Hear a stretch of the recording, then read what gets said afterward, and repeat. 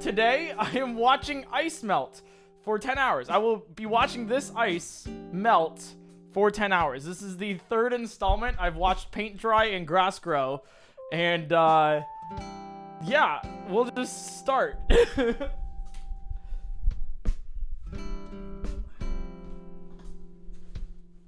Awesome, cool. So the special thing about this is that I will actually be watching ice melt for 10 hours straight. So this is the first minute, and yeah, I can't look at my Twitch chat at all. I'm live streaming this right now. You can see chat in the upper left corner, and yeah, I'm live streaming this, but I can't see my Twitch chat because I will be focused so much on watching ice melt. They can talk to me, however, through text-to-speech every now and then. So you might be hearing that pop up. But I'll treat this sort of as like a podcast because I don't really do a podcast. This is like an annual thing that we've done. So like every year, I've been streaming for now 3 years. I've been on YouTube for 2.5. And every year we kind of do something like this. It's like a 10-hour podcast where I talk about pretty much anything and everything over the past year. And just kind of vibe and chill, and yeah, and every now and then I'll turn TTS on so you guys can hear it. I'll take questions. It'll be sort of like that. And this one's a little bit different, right? Because we have like, you know, what was paint drying and grass growing, and you can't really see the progress. I mean, you sort of can with paint drying, but grass growing, it's just, you know, very minimal. This one, well, we got an ice block, and this will hopefully melt in 10 hours. So if you're watching this right now, and you're probably going to skip to the end, if you're watching the YouTube video of this, that's totally cool. No worries. But before you do, subscribe to the channel, you know? Make the big number go bigger, and we'll take over the world somehow. But if you want to stay, I'll talk about anything from relationships to how to make a YouTube channel, how to do it, things I have planned for the future if you want some insight on that, like Breath of the Wild multiplayer, and just general things that, I don't know, that come to mind. I normally go crazy over all of this stuff too. Like, I think I still remember this in the paint drying stream when I watched that for 10 hours straight. Like, I legitimately saw a face inside of the paint drying, and I made friends with a worm when we were watching grass grow.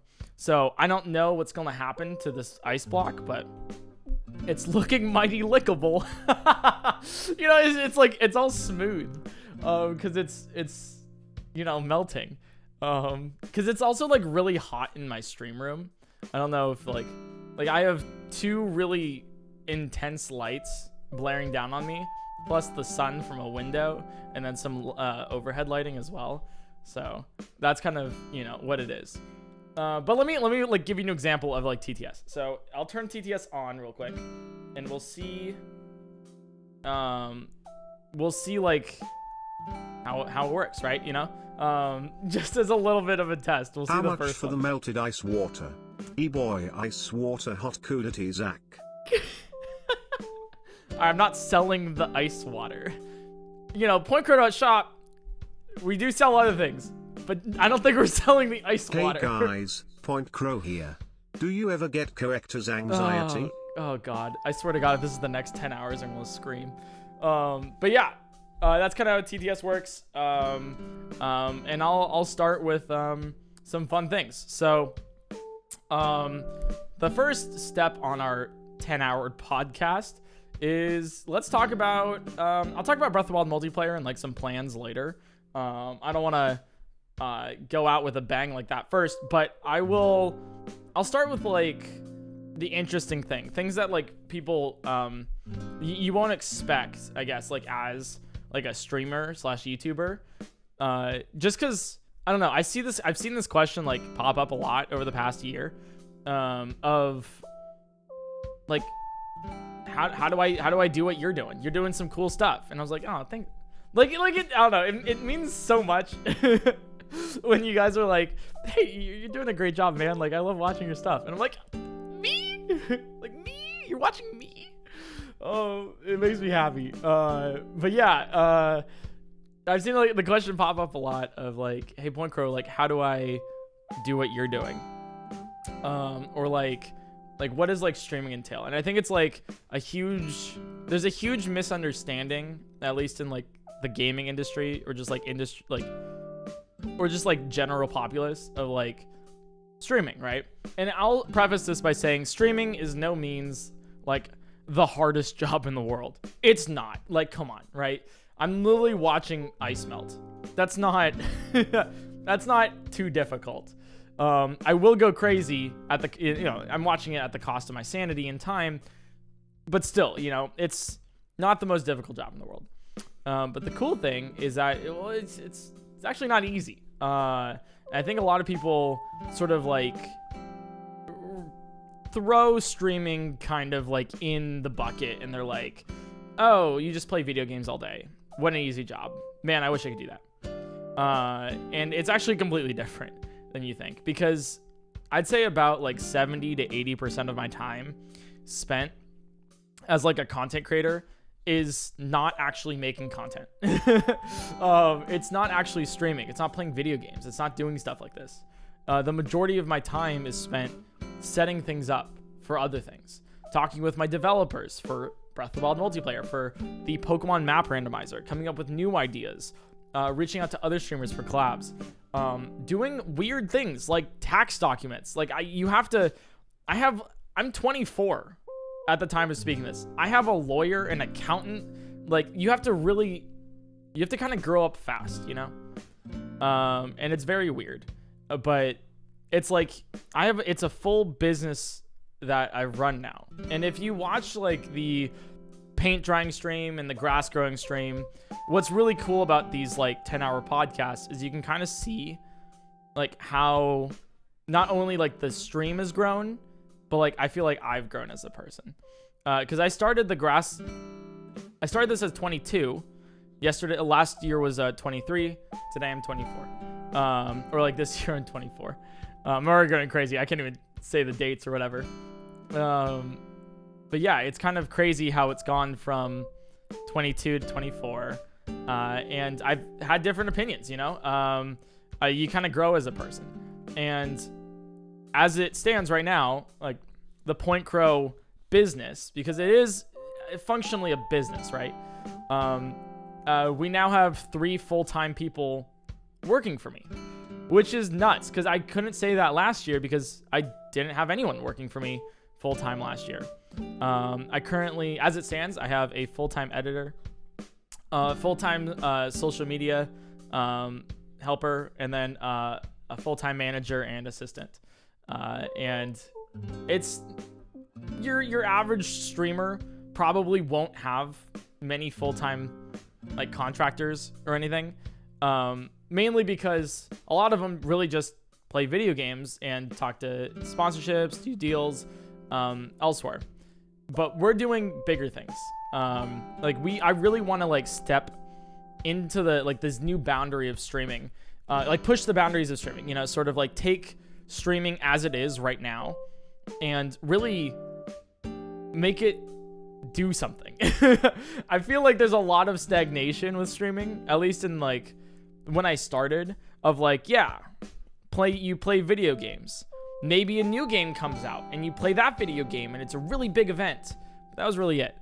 And we've kind of seen it this year with like the Streamer Awards, last year with Jerema's Dollhouse, with Pay Money Wubbies, the Price is Scuffed, Ludwig's Muggle Money. Like, people are making things now.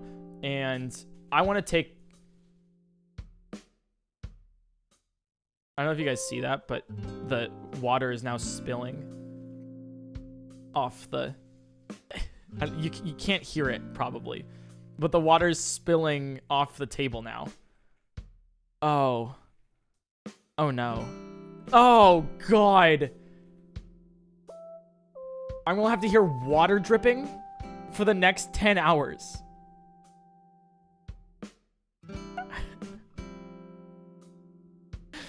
Oh, I'm actually going to go insane. Oh, that's actual torture. That's legitimately a torture method. That's... Okay. This is is gonna go great. Oh boy. But yeah, I want to also start off like the watching ice melt.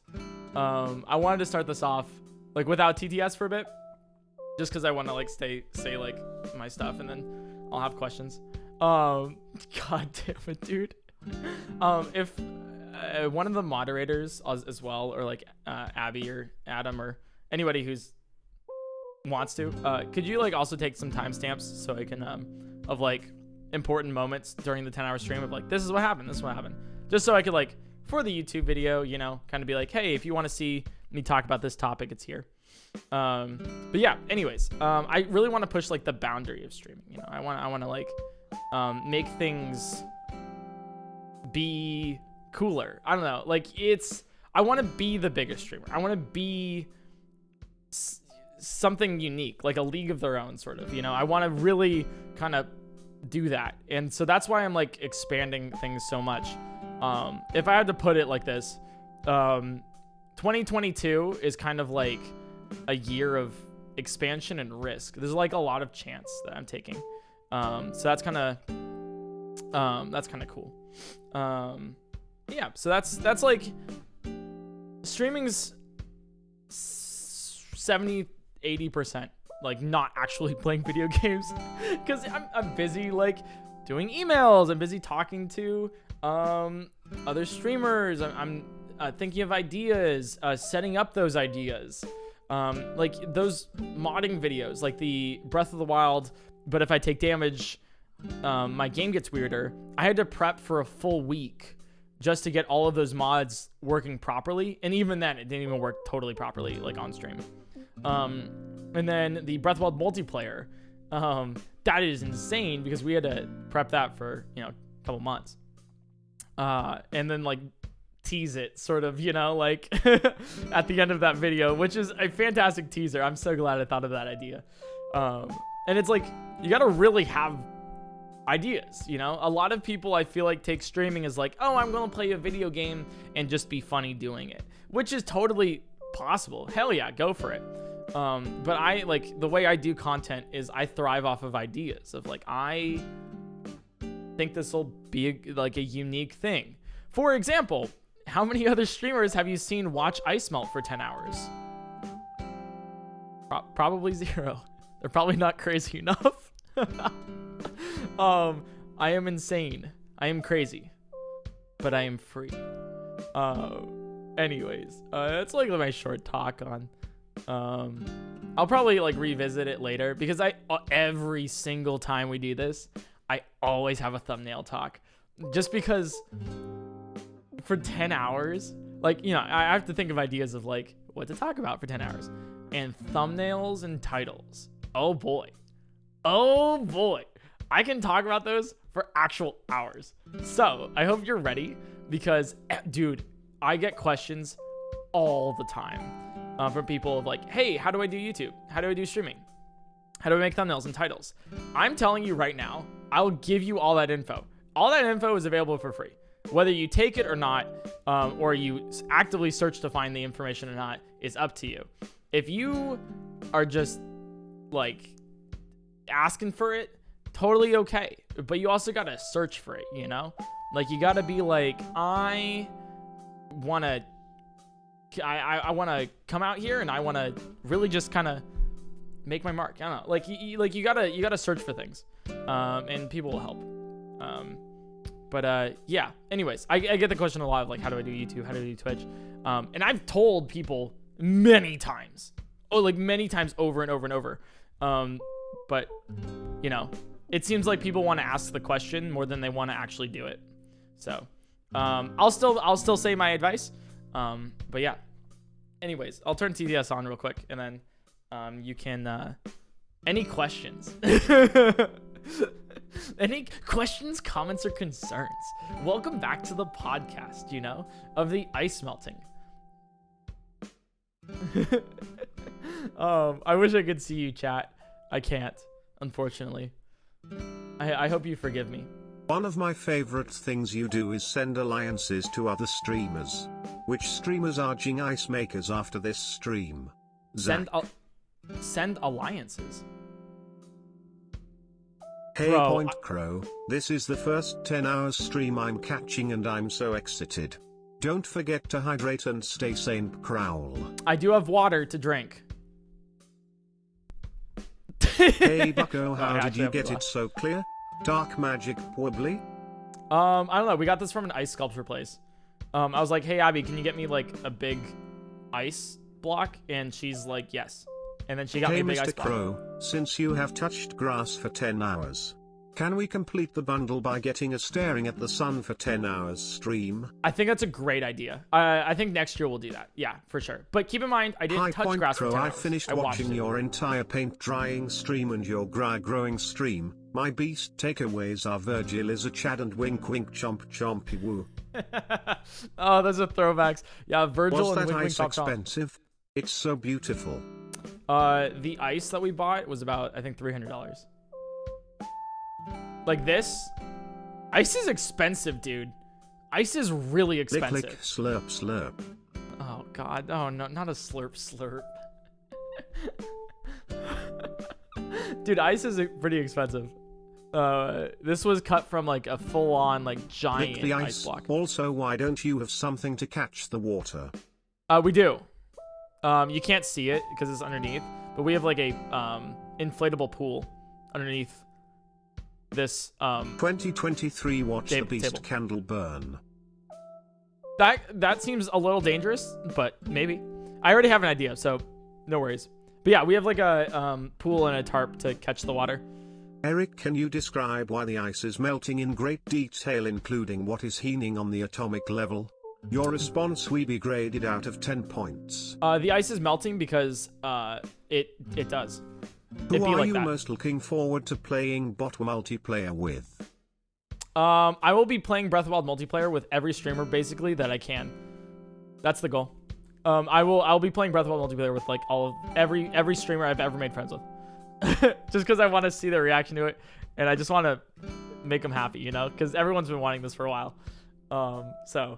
I can't get to everybody obviously, but I'll be trying my best. If it melts before 10 hours? I don't know. It probably won't. We'll see. That's the whole thing. You gotta watch it. Like if it melts before 10 hours, Since I don't know. you didn't answer in the Discord, smash or par on the mom from Phineas and Ferb. Love Big Frog Lover 69,420. No comment. No comment. High Point Space Crow. Hello. Your favorite mod here again for the 3rd year in a row. I wonder if you can mention all of your mods this time. Good luck, bestie. All right. So let me see. This happens every now and then. I have my Twitch chat's grown significantly. So like last year I think I averaged like 1.2k average viewers. I think this year I've been averaging like 2.2k, so about 1,000 more. So that means that we've had new moderators, we've had old moderators leave, and all this. This is for Twitch. This is, you know, so I have, I think, 18 moderators right now on Twitch. And the funny thing is that ever since we started this podcast, I think we always do a segment of me trying to name all of my moderators. Because it's a lot. It's a lot of names to remember, and I'm really not good at remembering names. And so I always miss one, and I feel bad. But they make me do it regardless. So let me see if I can name all of my moderators. There's 18. Okay. So we'll start with Abby, Birdo, Raven, Kuru, Niles, Eddie, Ikana, Lauren, Julia, Nance, Azure. Oh, I'm 11 in, and I'm not doing well. Oliver, Silver, Mina, Liz, start as Aegis. That's 15. Oh, God. Oh, I'm forgetting 3. Bro. Birdie. Birdie's different from Birdo. That's 16. already said Kuru. Oh God. I already said Niles. Oh, I'm forgetting 2 now. Oh, I feel so bad.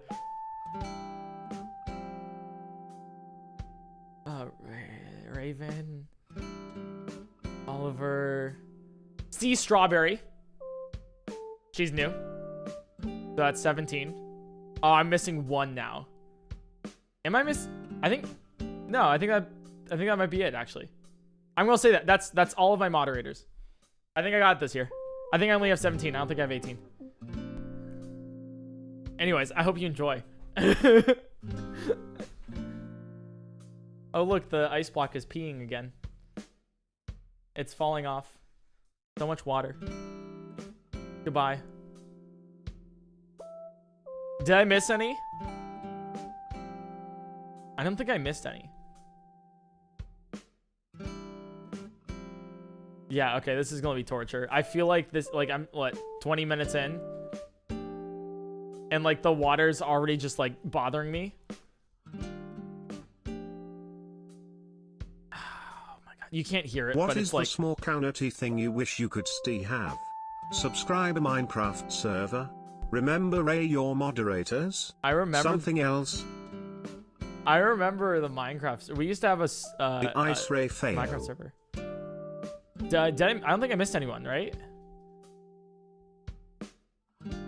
I remember I used to have a Minecraft server. For like PointCrow first live stream I've seen, definitely probably a great stream to watch for the first time. As a rising video editor, is there any advice you can give? Yeah, actually. I can.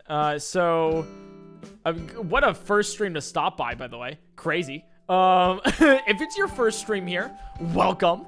I am crazy, but I am free. But also follow the stream if you're not. Any advice for aspiring video editors? Yeah, so I found currently my full-time editor is Zoe, and then I have another editor of the name Jeremiah. And I found Zoe because she did work for other people, and I commissioned her and I really liked her stuff, so I offered her a full-time job. And then I found Jeremiah because we were looking for video editors, and I had like a sort of like thing of like, hey, like a job application essentially of like, hey, I submit your work, all this stuff, and if I like it, then I'll hire you. You know, just sort of casual stuff like that. If you're looking to, like, the best way, I know this is gonna sound very weird, but the best way, as in like right now, if you're like, hey, I want to be a video editor for PointCrow, I want to be a video editor for Ludwig, I want to be a video editor for Linkus, whatever, right? The best thing I can say to you is you got to offer yourself in a way that nobody else is offering, because you get so many people. I get emails all the time of like, hey, I'd like to edit a video for free for you. Don't do that. Bad. It's just no. Because you should not do anything. You should not sell your services for free just to have the opportunity of working for somebody. Don't. That's just not a good idea. Because also, like, let's say I like have you edit a video for me for free, and then I'm like, I like it, so then I put it on my channel. You get 0 money, and I just exploited your labor. Don't do that. And it feels bad, it feels weird. And then also, if you don't pay somebody money, you have no control over the actual media that they're giving you. Like, you can't be like, hey, can you edit this back? Because, well, you're not compensating with them anything, right? They don't have to do it. So don't do that. Bad. I see that way too often. But I will say something that you can do for free, because that's the hard part.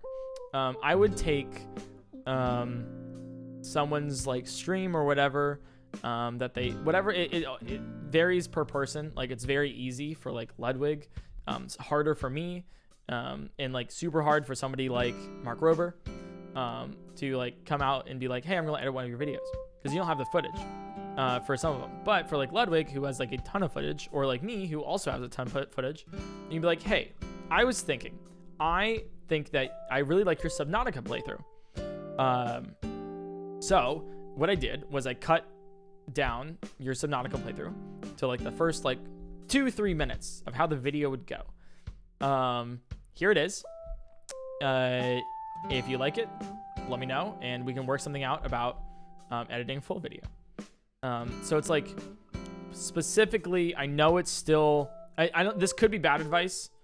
Keep that in mind. This is coming from like somebody who hires somebody else, at least like for streaming and video editing. It would just be like so much easier to be like, hey, here's my work applied to you already. Like it can be a minute too. It doesn't have to be long. Here's my work applied to you right now. If you enjoy it, message me back and we will work out something. Which is like, I know it's still like free labor. So it's like, but it's just like a really easy way to get your foot in the door. That's different from everybody else because I don't have time. I'm not actively looking for an editor right now. Most streamers aren't. You know, so if you're like, hey, I did this edit, and if I fall in love with that edit, dude, I'll find a way to hire you, you know? And yeah, so it's kind of like that a little bit. I don't know if that's bad. That's probably bad advice. But yeah, what makes like a video edit good? That's the second thing. So for a YouTube video specifically, like what makes it good is that like everybody has just the most like, I'll try not to curse too much, awful retention. Like your attention span is messed up.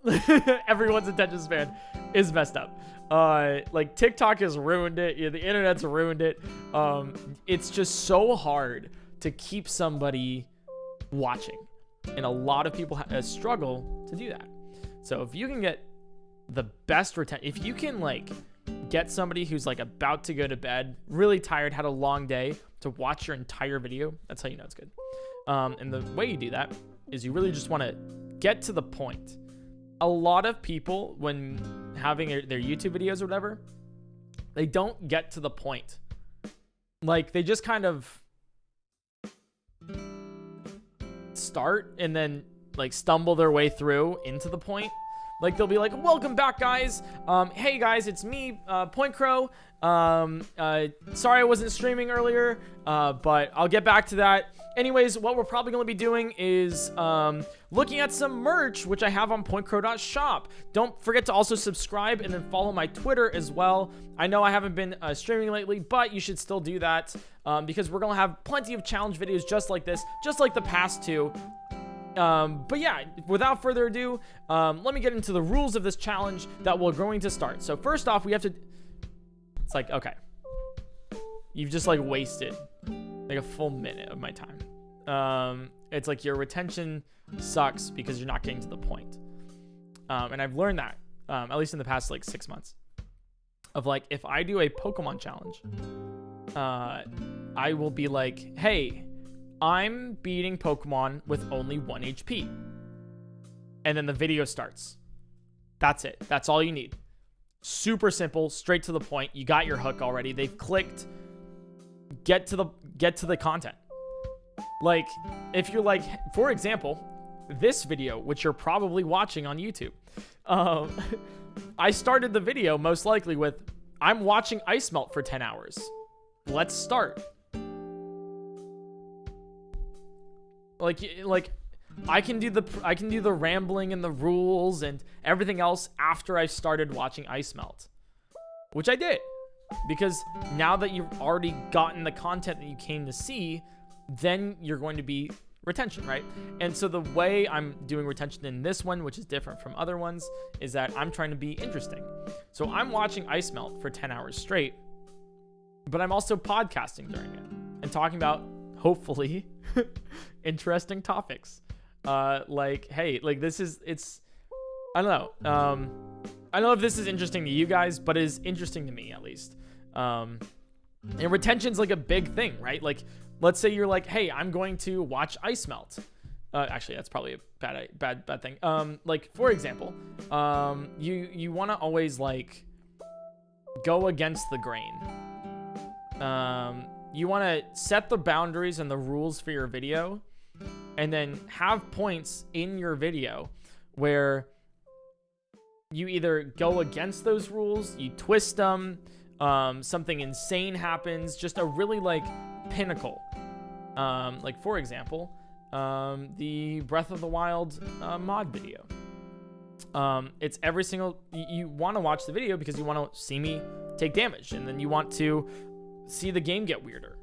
And so every single time I take damage, right, it's a new point of this game is changing now. The game is changed.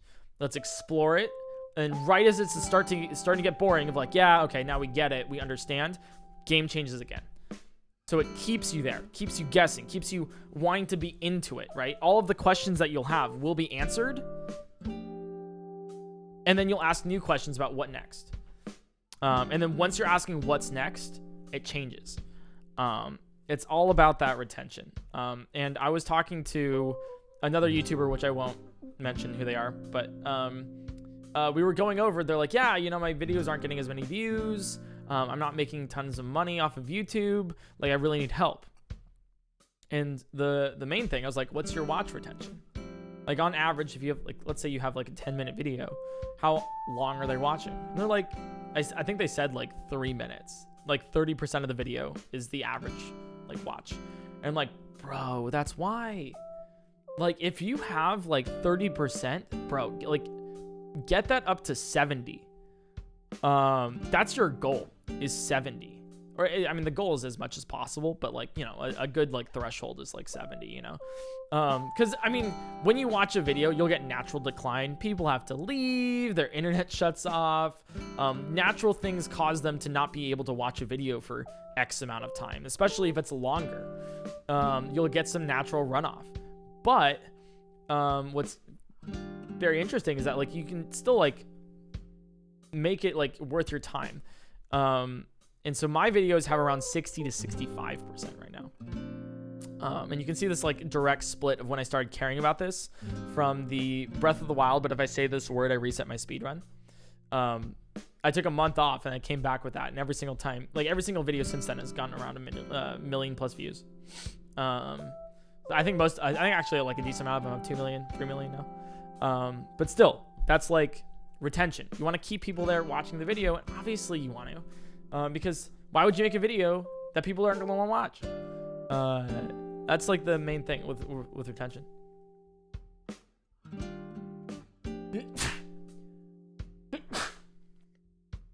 Nice. Yeah, anyways, that's like, so circling back to the video editor, question, of like,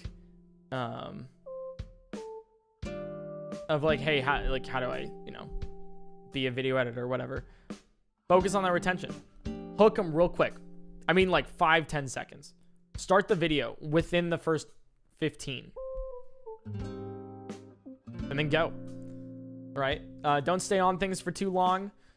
Create a narrative. Make it funny. And easy to follow along. Like every single scene, every single cut in your video has to have a purpose. Like if you show me a scene in one of my videos, I can tell you exactly why that scene is there. There's no scenes where I'm like, yeah, it was just kind of there, you know, it's whatever. Because once, like, I tell my editors, I'm like, hey, once you're done cutting down my video, cut more. Because there's a lot of bloat in YouTube videos these days, especially with streamer videos. A lot of them are like, you know, stream highlights number 42. It's like, come on, man. No one wants to watch that. You want to see the highlights? Yeah, sure. That's what clips are for. But yeah, that's kind of that. I hope that answers your long question.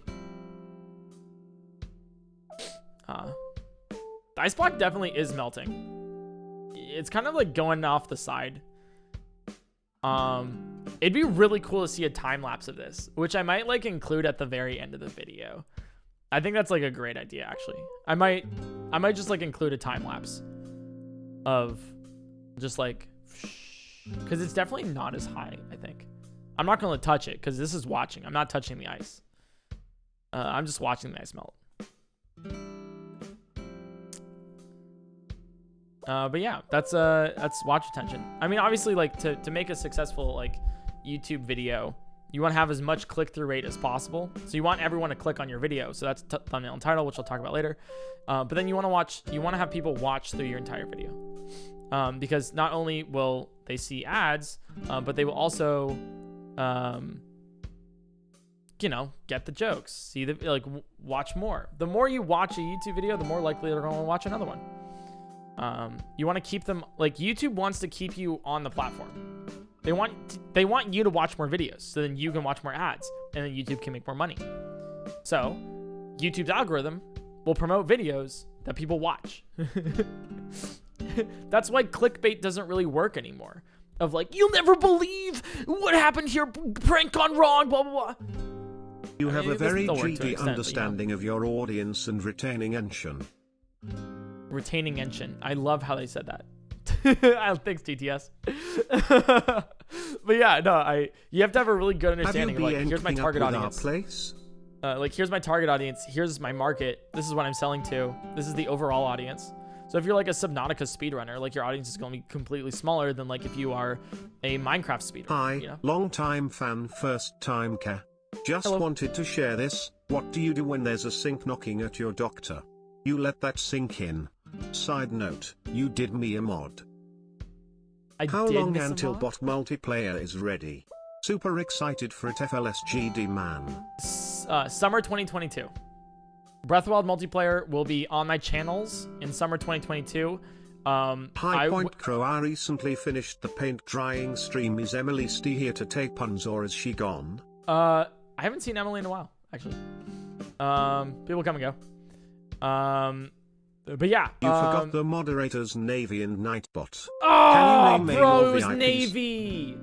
Oh my god, I knew I was missing someone. Oh, Navy's so cool too. Damn it. Hey PointCrow, what is your honest opinion on furries? Not for me, man. If it makes you happy, it makes you happy. But I'm not one. So, as long as you don't force something on me, then that's okay. But if you're happy, hey man, good for you. Yeah, Breath of the Wild multiplayer, summer 2022 to my channels. Public release. I can't say when. I want to make sure that whatever we release publicly is super easy for anybody to play. It'll be free, obviously. But I want to make sure that's ridiculously easy for UI, UX. And then also really fleshed out well, so it doesn't crash or anything. So, you forgot Stein, Navy, and Nightbot. Alright, Nightbot's not an actual mod. I did forget Stine. Damn it. Damn, okay, I forgot 2 mods. I didn't know we had 19. Did you know the Hulk is hosting a party tonight? Sounds like a real rager. Omega laughing. We have a whole doc of these less than 3 ha. Oh, lordy. Oh, you're gonna make me insane. Alright, yeah, I'm forgetting my moderators. The real question is, which is colder, the ice or my heart? My heart. We'll take that. It's a black void of nothingness. Are you excited for your subathon? Yeah, I can't wait for my subathon. It's April 10th, where I will be streaming an hour on April 10th, and every subscriber I get, the subscription I get, DD luck, dude. I'll add 30 I believe seconds. in you and try to have as much fun as possible. Cool. But yeah, I'll add 30 seconds. There's a twist to it too. It's not going to be like Ludwig's subathon, where it's very clearly clear cut. Do whatever. you feel like you're contributing to the short attention span by adjusting the pacing of your videos like you described? I missed the first half of that, but I do adjust the pace of my videos. Sometimes when it feels too slow, what I do specifically for my videos is if I'll give my videos to Abby or some IRL friends or some other streamers, and I'll be like, hey, tell me when you click off, or tell me when you look at your second monitor, or tell me when you text somebody, answer a text or whatever. I want you so glued in on my video that I want you to watch the whole thing and you will not click off. So I'll litmus test it. Sometimes I send it to people and they're like, that was the fastest 10 minutes of my life. Or I'll send it to other people and be like, yeah, you know, I actually just like clicked off around the 3-minute mark. I kind of got bored. And I'm like, okay, sick. Thank you for telling me. We'll fix it and I'll send it back. And then I'll send it to somebody else, you know? Like I'll take those moments and like fix the pacing. So sometimes like it does like slow down the video output like a significant amount, but it ensures that whatever video I put on my channel, regardless of the subject matter, and that's the goal, regardless of what it is, Breath of the Wild, Pokemon, I don't know, it could be me watching ice melt, but like anything, regardless of what it is, I want to have that PointCrow seal of approval guarantee that you will enjoy it. If you're like, man, I don't really watch FNAF or whatever, and PointCrow made a FNAF video, do I watch FNAF? Like, I don't want them to be like, oh, gross, FNAF, I'm not gonna watch it. I want you to be like, that's a PointCrow video. I don't watch FNAF, but I know it's going to be good. That's the goal. Regardless of what I put out, I want you to watch it because you will know it's good. By the way, I don't play FNAF and I don't plan on it. So, but yeah, that's kind of like the goal of it, you know? Hopefully that answers that question. Yeah, this ice is melting though, like a lot. It is slowly dripping, so I might like shake it a little bit. No, I don't know. It seems the same size to me as it started. We're like almost an hour in. What's your favorite game you played on stream for the first time? I played currently, I really like the Undertale playthrough that we did on stream. That was How phenomenal. Important do you think the move to LA was for your stream growth? Not that important. You don't have to be in LA to have a good stream. I don't want to dox people, but I know plenty of streamers that live in different states. It's a step-by-step guide. I mean, like LA's cool for meeting streamers and stuff, but you don't need to move to LA, you know. It's just nice to do it. Do you have any advice for smaller content creators about finding / reaching out to other creators for collabs? Yeah, just do it. Oh, that's such a good topic. Oh, that's such a good. Pin it for a second. Yes. Collabs. How do you do collabs? So it's like even if it doesn't matter. I'll be real with you. It does not matter your size of stream too much when talking to other streamers. If you come to another streamer and you're like, hey, I want to stream with you. All right, well, great, cool. Like what? Like there's nothing there. Like I don't go to, for example, RT Game and be like, hey, I want to stream with you. Like his next question is going to be like, all right, what do you want to do? You know, you have to have an idea, right? You have to have an idea and where they fit in your idea. Like if I want to say, hey, I want to do a Pokemon map randomizer, except we are racing to see who can beat the game first. I want you to be to be against me in racing this. You have an idea and you have their parts. Super simple, right? So you come to a streamer, you're like, here's my idea and here's what I'd like you to do with this idea. They can say yes or no, obviously, because they have their own stuff. I've done that plenty to friends. But that's how you gotta go about it. And it doesn't exactly matter your size of stream. Now, obviously, if you have a bigger stream or like a bigger creation, a bigger channel, then it will be easier to just get anybody to be on your stream. However, if you have a really, really good idea, then hell yeah, like you can collab with anybody. If you go to a streamer with a good idea and they're part in it, and they're like, yeah, that's a great idea, but your stream's a little bit too small for me. Okay, then I don't know if you want to collab with them in the first place.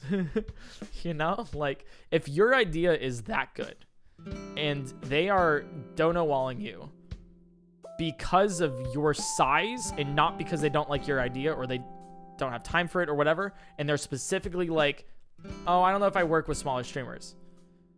which doesn't happen often, but it does happen, then don't collab with them. Find somebody else who actually values you, you know?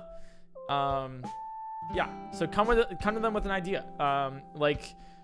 Every now and then, like Ludwig came to me and he's like, hey, I have this great idea.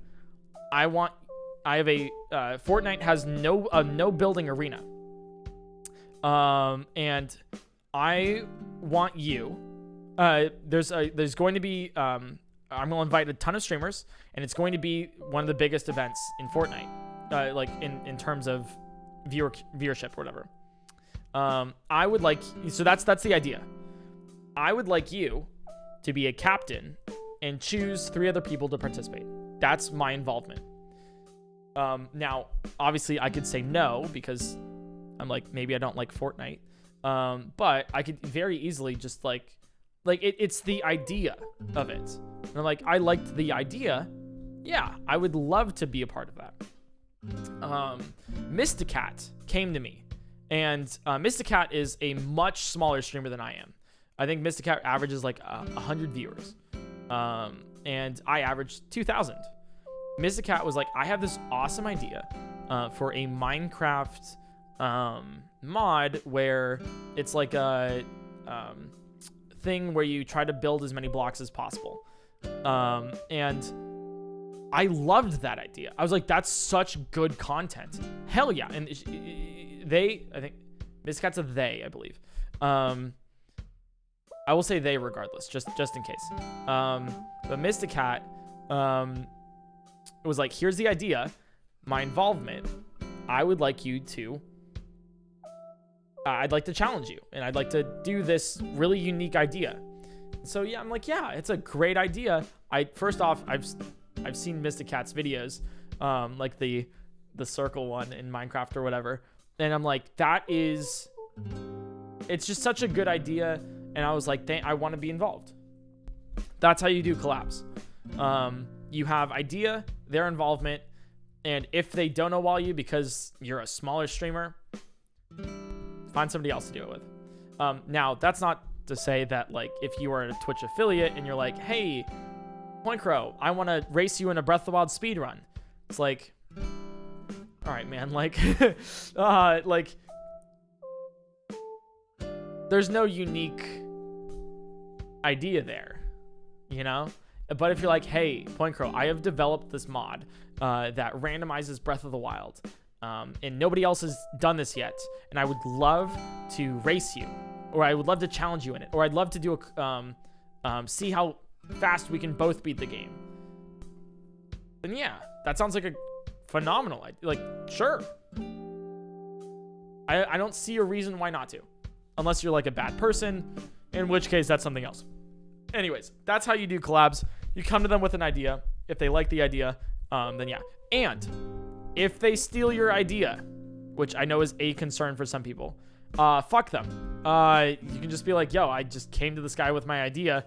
I was like, do you want to do a collab? They stole my idea. If they steal your idea, they are a very bad person. There's a chance of it happening. It has happened before to me. But they're just not a good person. So anyways, then you just kind of like at them on Twitter and be like, the fuck. So yeah. Anyways, that's collabs. In case you're curious. What happens when your foot pedal gets wet and stops working? My foot pedal is not in the inflatable pool. So if you're curious about like where the pool is, like right here, it's underneath the table, like right here. And so we have like books, like a book stacked on the feet of this table. So the runoff will go like that into the inflatable pool. And so the pool ends like right here. And so my foot pedal is, it's actually a stream deck that I'm have my big toe on. It's not even a pedal. It's just my stream deck that I'm using with my feet. So I mean, you know, hey, you know, my streamer, right? Hey, you can't blame me.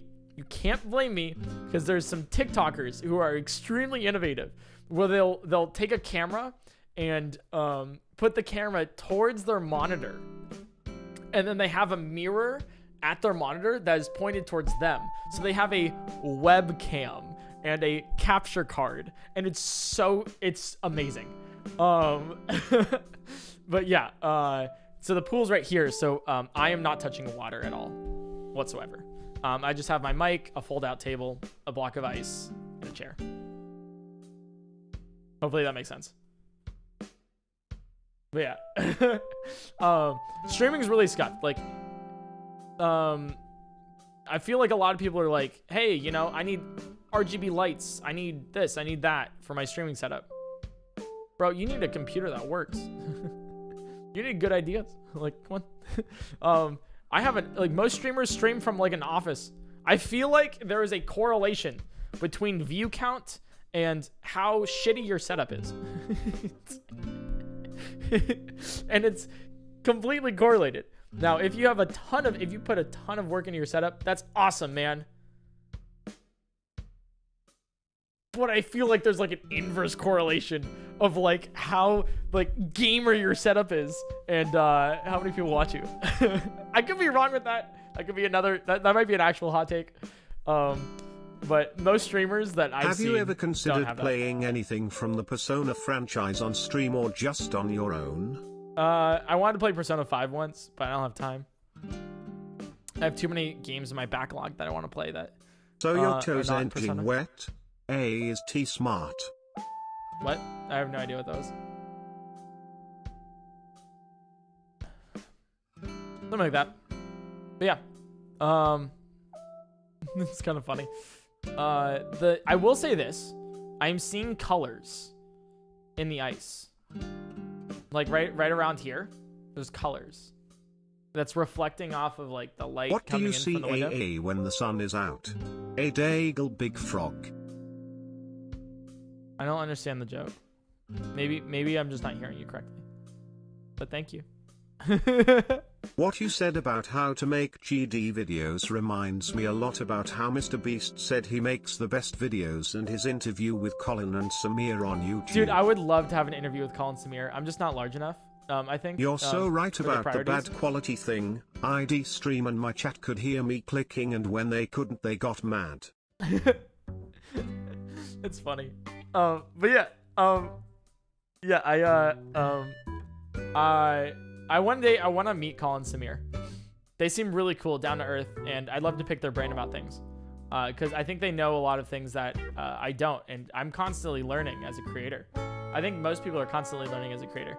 And I would, man, I think I'd love to pick. I think they'd also like to pick my brain, but because I want to be the biggest streamer. Like, I want to be a streamer that does things that no other streamer does. I mean, obviously, like. This is my podcast. It's a 10-hour podcast, and you're watching. Quality like right? when It's you a little used different. to prop up your webcam on a peanut butter jar.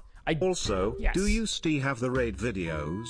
I do not have the raid videos anymore. Those have been deleted, unfortunately. But I used to, yes, have a C920 webcam, and the way I would hold the C920 webcam is I would have it on a peanut butter jar. Streams. So excited for my Doodle plush to Ivy. Yeah, the Doodle plush. They should come in soon. They've been delivered. Well, they've been shipped, which is awesome. But yeah, I used to have a peanut butter jar. It was super crunchy peanut butter. PointCrow. I would put have you been webcam keeping up with our place? I have been keeping up with our place. Yeah. I don't know. If you guys want to make a doodle in the top right corner, that'd be sick. But see how long it takes Eric to go crazy and say the ice is talking to him speed run. Okay, the ice isn't talking to me, but unsurprisingly to a lot of you, it's getting cold in here. It hates double ears and I'm not sure why. It's just not reading them. Sometimes I turn off TTS because I want to tell a story or like be really focused on something. So that's TTS will go on and off. So it's kind of how it works. Oh, I will say this. I have noticed that the ice, the corners are caving in a little bit. I will say that. I have noticed that. So I do see some melting happening, personally. So that's kind of cool. Yeah. Do you have Cinema 3D glasses? I think you'd see a lot more colors in the ice. I don't have 3D glasses with me right now. I do see colors in the ice though. There's a lot of blues and some I felt red. like because I go and most of my viewers from other streamers I've networked with that I do not have viewers of my own and can't stream at the same time as some others. How do I solve this? Bitch! Do Bro, they watch you already when are you're a streaming? streamer that does stew no If one they else watch you when you're does. streaming, And we they're your love you viewers. for it. That's it. If they're constantly like, oh, other streamers live, I'm gonna leave. Delete, time them out. Delete their messages. It's great. You don't want to see that. They're your viewers if they're watching you. Like, hey, chat, you guys are my viewers. Thanks for being here. No, it's just not reading any double letters, Eric. Oh, it's Can not I reading any double reW the letters? Streamlabs from my computer? From Oh. Bagel Manager. You know what? Even if it's not reading double letters, that's Can fine. we get a I think it's fine. back-to-back 10-hour stream? The next one should be watching the water melted from the ice evaporate. Not a bad idea. I think, you know, we'll keep the double letters being censored. So, I think it's fine. how big is the ice? How big is the ice? I think it's actually like kind of you know, average. You know, it's like average size. Actually, I think this would be like a really, you know, this would be like a really large piece of ice. You know, like, you know, I feel like most pieces of ice aren't normally this large. Like this is, you know, like giant. Like I feel like an average piece of ice is like still, you know, a lot smaller, more satisfying. Hello, this is the block of ice. This is cruel and unusual punishment. You will be hearing from my lawyers. Thin Ice Mr. Baird. Next 10 hours stream, watching your beard grow. I can't grow a beard. I wish I could. I do shave, but it's like every 3 days. And it's not even like a lot. How much to lick it? 0. I can't lick it. I can only watch. Maybe at the end. Maybe I'll lick it at the end. But yeah, I don't really grow a beard. It gets like weird, like shadowy, but I don't really grow one.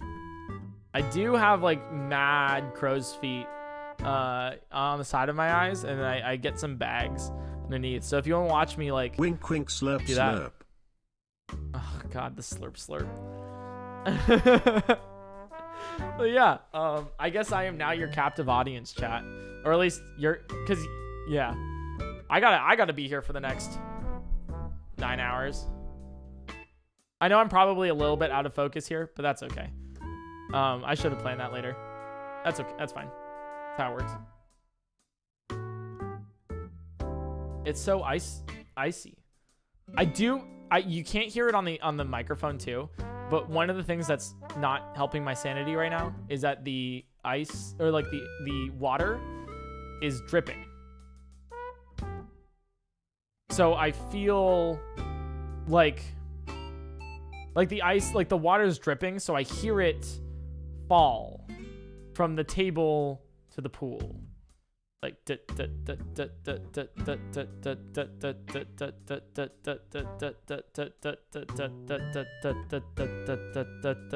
just constantly, you know? Imagine seeing that for like, you know, 10 hours straight. Something like that. But yeah, cool. How much for you to dye your hair a wacky color? 0. No amount of money will help me with my insecurities about my hair. I have bleached my hair on stream, and for the next like 6 months, I did just not feel good about myself. It was not pleasant. I would not do that again. 0 out of 10. I whispered, but I've been unbared. Can I get back into the Discord if I save up for the special Discord role? Bro, if you're banned, then fuck off. Yes, after Subnautica we are taking revenge on water Noahs. Dude, I've been actually so addicted to Subnautica. Like, I mean that. Like, I really... Like, after playing Subnautica for like I think 5 hours on stream last week, I can't stop thinking about that game. I don't know what it is. I heavily dislike scary games. I don't like it. Like, I don't like being scared. I get like, I guess rationally angry just when being scared, and it's just like I don't like being angry, you know. So it's like one of those things where I'm like, boo, and I just like want to like, it just anger boils up, and I just want to punch something, and it's like I don't know why that is. That's just like everyone. I feel like a lot of people have a different reaction. Like some people get scared and they're like, ooh, the adrenaline. Oh, that was so much fun. Oh my god. Some people will like cry. Some people will cower. You know. I just get angry, and I don't like being angry. Like it doesn't feel good. You know, it's just like not, it's like so contradictory to like who I am or like who I want to be too, that like I get angry and then I just kind of like shut down because I'm like, that didn't feel good. And so it's so weird because I love playing Subnautica. It's just, I think the horror of it, I think that's the reason of like the build up to being scared. Like being scared is fun, but actually like having that like adrenaline bump of like is not as fun. Anyways, Subnautica, good game. So I can't wait to play it this week. I post my YouTube, my schedule for my streams. I post that on YouTube, the YouTube community page. So if you're ever curious of what I am streaming that week, then it'll be there. It's like a general thing of like, sometimes I'll maybe like, oh, I don't really feel like playing that today, so then I'll play something else. But it's like generally that's what you should be able to find for the YouTube streams, or for on the YouTube channel for the Twitch streams. So we're playing Subnautica this Wednesday, this upcoming Wednesday. So I'm excited. And all of the stuff that you see, if you somehow are, if you're watching this on YouTube and I've uploaded this and like this Wednesday's already passed, most likely for you. If that's happened, then I post all of my VODs, my video on demands, my past streams, unedited, on my PointCrow VODs channel.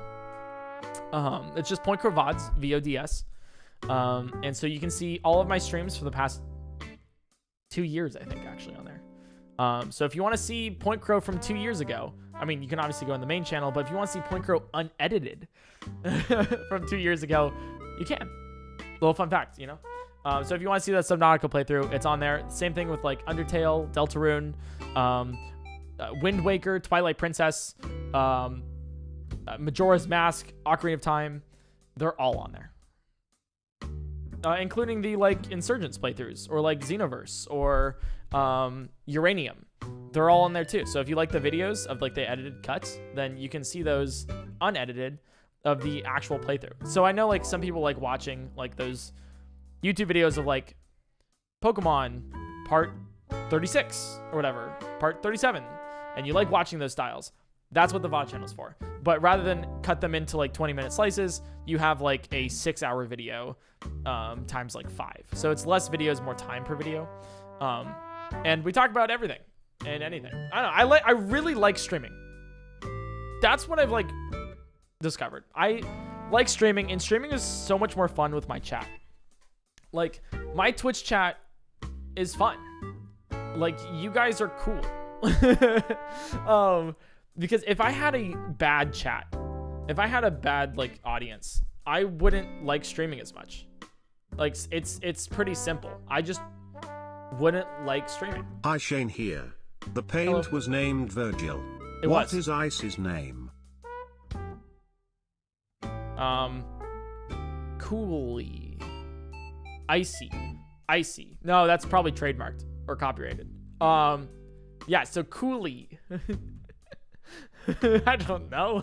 I'm not good on the spot with these things. Coolly it is, I guess.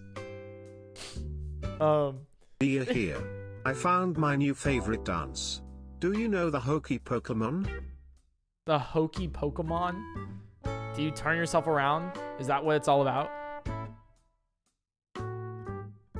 Oh, yo! Wait, that's so cool. Hey PointCrow, how has your skincare journey looked since watching grass grow? Oh, let me answer that in a sec. Let me pin that. It's skincare. Okay. I don't know if you guys can see it, but the ice has like veins like in it. Like you can see cracks inside of the ice, like small imperfections, and it's like a huge network. Okay, this is gonna out me as a weeb. But for those who have watched One Punch Man and know about the Monster Association and like the underground in City Z, that's how it kind of looks like. But yeah, that's kind of cool, dude. That's sick nasty. Oh, nice. Okay, skincare. The only thing I do for skincare. Okay, so after the grass growing stream, so I think we had like a whole skincare talk of like one of my moderators knows how to do skin very well, I guess. That's such a weird sentence. Do you know how to do skin? And I asked them for advice. I was like, hey, how do I like get my skin better? And then they sent me like 4 paragraphs, and immediately I was like, I'm not reading all of that.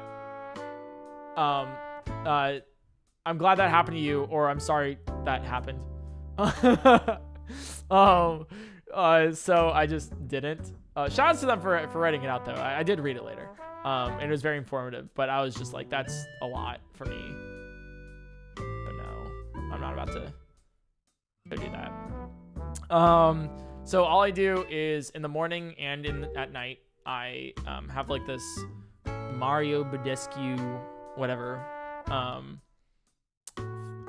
face thing that basically I wash my face, and it like clears the oils from my skin or whatever. And so I don't break out as much. And that's all I really do. I've also like avoided touching my face a lot, of like leaning on my, you know, kind of doing this, because that like will just make it worse. I've been breaking out a little bit more recently, like in the past like week or two. But I think that's because of stress, and like nervousness about like things in my life than actually like, you know, I think it's just stress, which I get a lot. Obviously I think that might be obvious. I don't know if it is. But I got some blood work done. Here's a fun fact. I got some blood work done because I went to the doctor. Here's this section. PointCrow reveals his medical info to his Twitch chat. So I went to the doctor.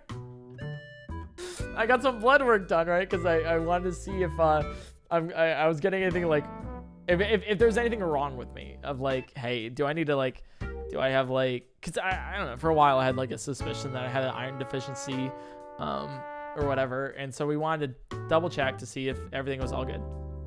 And it came back and everything was fine except for one thing. And so I come back from the doctor's appointment and I'm like, hey, Abby, they actually did find something in my blood that was a little bit different than your average person's. And she's like, dude, I don't know if I can talk about this right now. Like, I'm stressed out of my mind. Like, I have a lot of stuff to do. And I was like, yeah, I think you find this funny though. And she's like, okay. And I was like, yeah, they found out that I have slightly lower cholesterol than normal. And she's like, lower? You have lower cholesterol? You're what?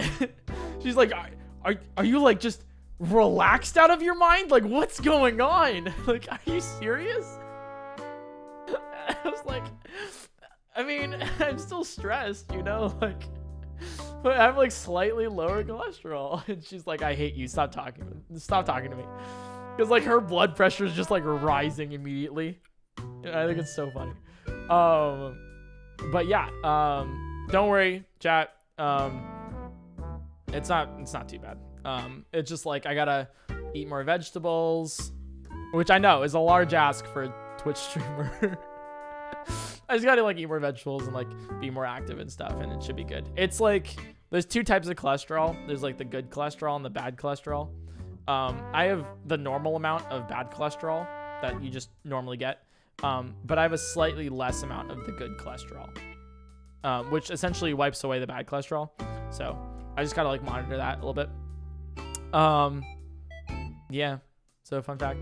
Also, apparently, here's a divulging more medical information. Apparently, I had shingles at one point.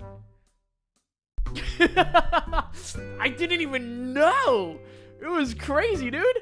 Yeah. So shout outs to Aiden, from the yard. We're basically brothers, right? By the way, I met the guy Aiden. I love him to death, dude. He's so funny and he's so nice to everybody he meets. Anyways, shouts to Aiden.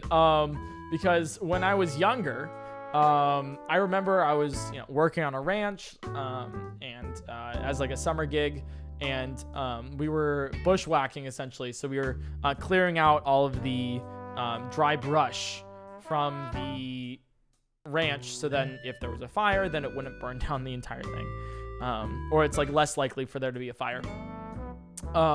So yeah, essentially, during that time, it was really, really hot. I was sweating and I was wearing jeans and it would rub against my thighs or whatever.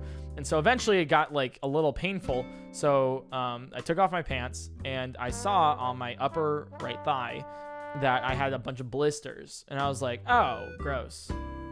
That's probably because of like a heat rash of like, rubbing against my skin constantly and all this stuff, whatever.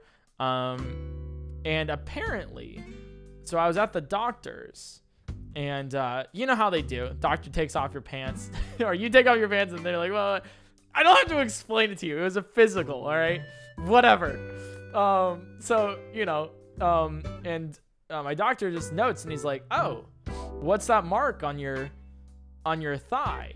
And I was like, oh, that's just like a scar from a heat rash that I got when I was like younger and doing summer jobs. And he was like, are you sure? And I was like, yeah, I'm pretty certain. And he's like, that's not a heat rash, my guy. My dude. That thing's gnarly. That's not a heat rash. Cause it's like spotted. It looks like camouflage, but if it was red. Let me weeb myself out. It's like a curse mark from Naruto. Like if you had Sasuke's curse mark, but on my upper right thigh and it was red. That's how it looks. It's actually kind of badass, I won't lie. But that's how it looks. And he's like, that's not a heat rash. That's shingles. Or it was shingles. Or like he said, that's shingles. And I was like, yeah, but I got this like a while ago. And he's like, oh, okay, good. Because I think shingles is like contagious or whatever. I'm not too sure. But apparently he's like, all right, how? Like, how did you get your chickenpox vaccine? And I'm like, yeah. Like your shingles vaccine? And I was like, yeah. He's like, okay. And then he thinks about it. He's like, oh, okay. I think I know what happened. Because this was in the days before the mRNA vaccines existed, which, by the way, is huge. I feel like a lot of people definitely overlooked that phenomenal breakthrough in medical history, where they're like, oh yeah, COVID, blah blah blah, and then mRNA vaccines, huge. Because beforehand, what they used to do, and you'll learn about this if you're younger, you'll learn about this in your biology class, if you have a good teacher. But what they used to do is, and they still do in some cases, for some vaccines, they will take a half dead or fully dead virus and they will inject that into you. And so then your body will fight off the virus, which is why you feel a little bit bad after you get your vaccine shots. And your body will fight off the virus and then sort of create this note of how to respond to it in the future. So it's like, hey, I got measles or whatever. And then you kind of like, your body fights off against the dead measles virus. And so it's not actually going to like affect you or whatever. And they're like, cool. All right. That's check mark. That's what we do against measles. So if you ever get a measles virus next time, we know exactly what to do. And so that's kind of how that works, right? With vaccines or whatever. And so with the shingles vaccine, it's like not exactly a dead virus. It's like a mutilated one. It's like half dead, So I had the rare case of like it actually activated, apparently. And I got shingles for a short time, which happens. It's not deadly, it's not going to kill me or anything. And it's like I would get the vaccine a million times over. But yeah, kind of cool, kind of fun fact, So Aiden, if this ever gets back to you, we're brothers. We should we should talk about shingles sometime. We got that in common. But yeah, that's kind of like a little fun fact of like this happened like 8 years ago, 10 years ago. And I've always been wondering I thought that scar was like a sort of like heat rash, but it turns out I had shingles for a short period of time. Because he asked me, like, doctor asked me, he's like, was it blisters, all this stuff? And I was like, yeah, it was blistering. And he's like, yep, that's it. You got it. And then I went back to the yard episode, like, recently. I kid you not. I went back to the yard episode where, like Aiden shows his shingles, because he had it on his, like, I think right side. I think it was right side. Like, right over here. And I was like, yeah, that's about right. That kind of makes sense. I understand. So kind of cool. Anyways, I forget how we got onto my personal medical information. Oh, because of stress, Abby, and skincare. That's where we got. See, tangents, Welcome to the podcast, the 10 hours of watching ice melt, where I talk about everything and nothing. And I hope you enjoy my stories too. I feel like I have a lot of them, and sometimes I just forget to say them on stream, or I just get too tired during stream.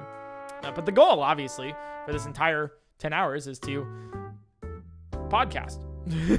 to not stop talking. To make this be the most entertaining ice melting stream there ever was and ever will be. I hope you are entertained by my commentary and me talking about how there's just so much ice to melt. So many things that we're melting. And it is melting. Like, you obviously see the stuff dripping to the side here. But yeah. Also, the edges are getting really smooth. So that's kind of cool. That's pretty neat. It's working. It's doing its work. I see there's like a concave too. You can't see it, but like on the top, there's a little valley being made. And then on the back right here too. So kind of neat, The whole like things on the middle are still like in existence. Like, like the imperfections and all that. They still exist. Same thing with the side. And yeah, apologies too. I keep getting distracted by you guys because you asked me a question on like TTS, and then I immediately just kind of go on a tangent of it.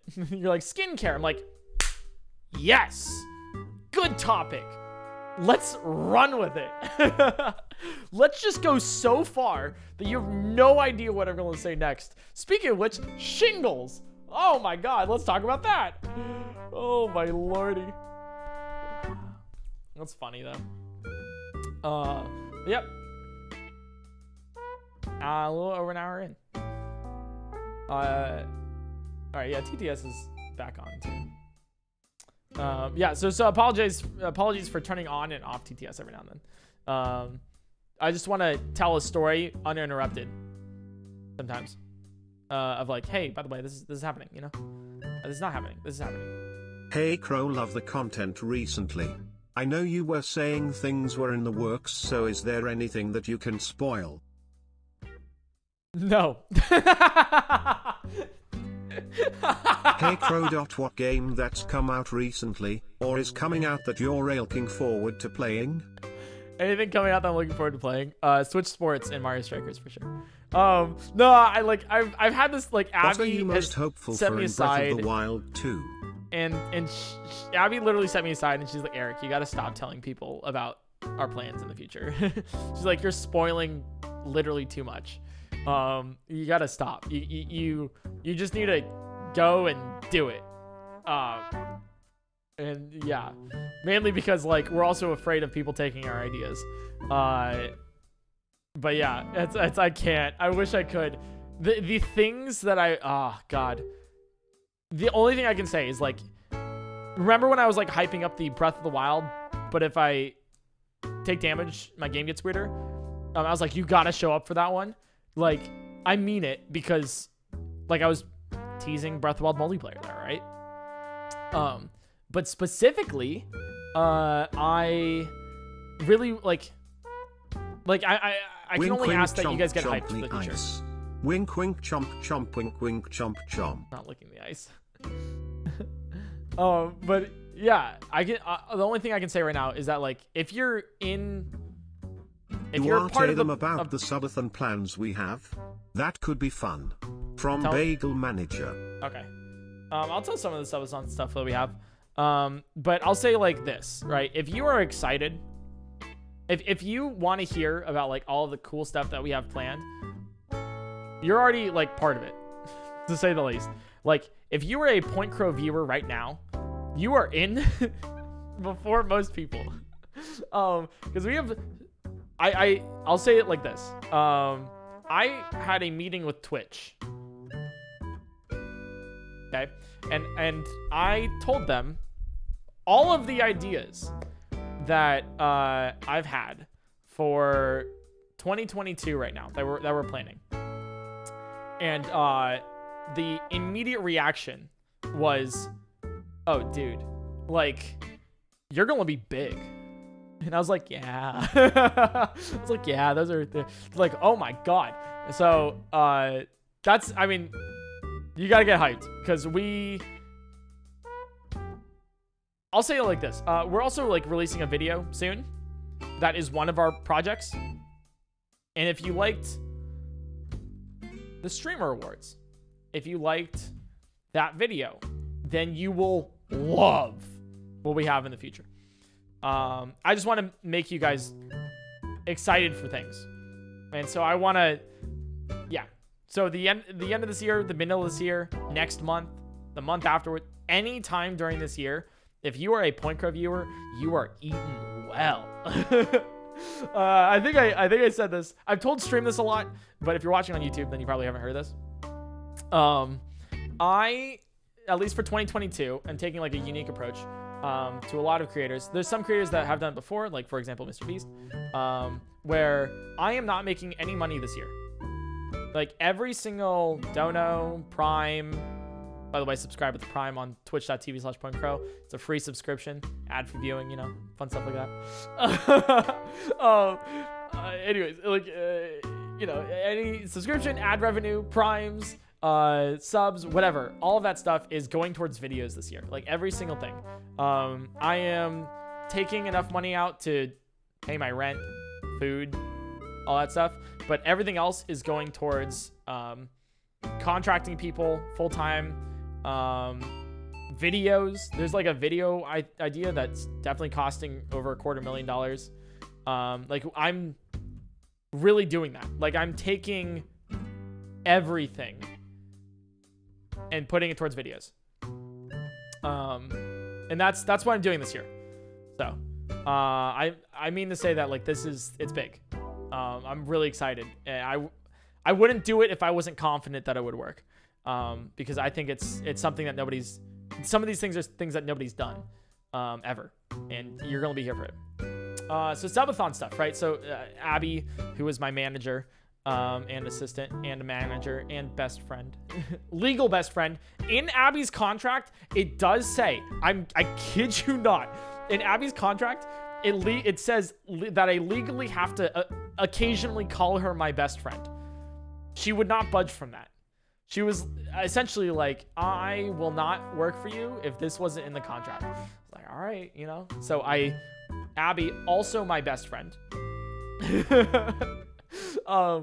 She said I could leak some stuff for the subathon.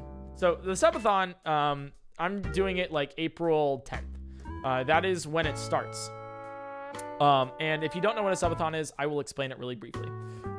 So on April 10th, I will stream for 1 hour and 1 hour only. However, every subscription that I get will increase the timer by 30 seconds.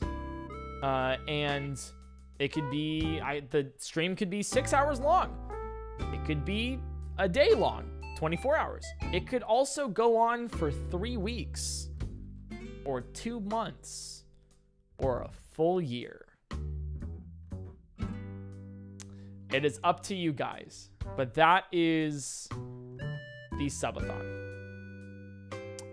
That is essentially, it's uncapped.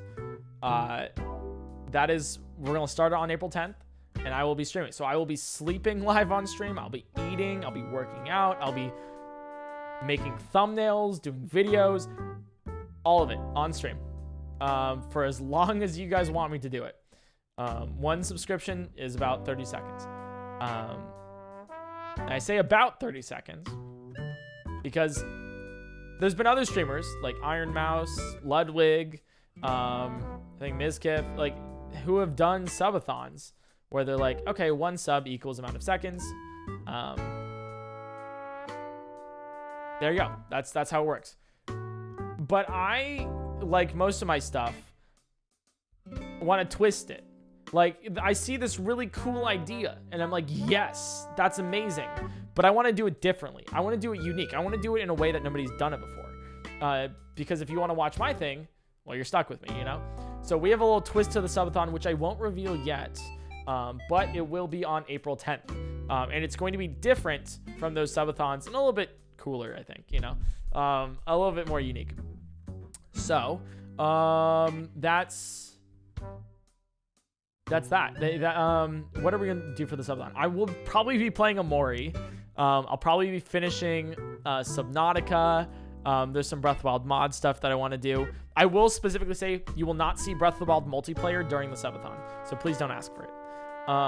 Please. Breath of the Wild multiplayer will not be featured during the subathon. What else?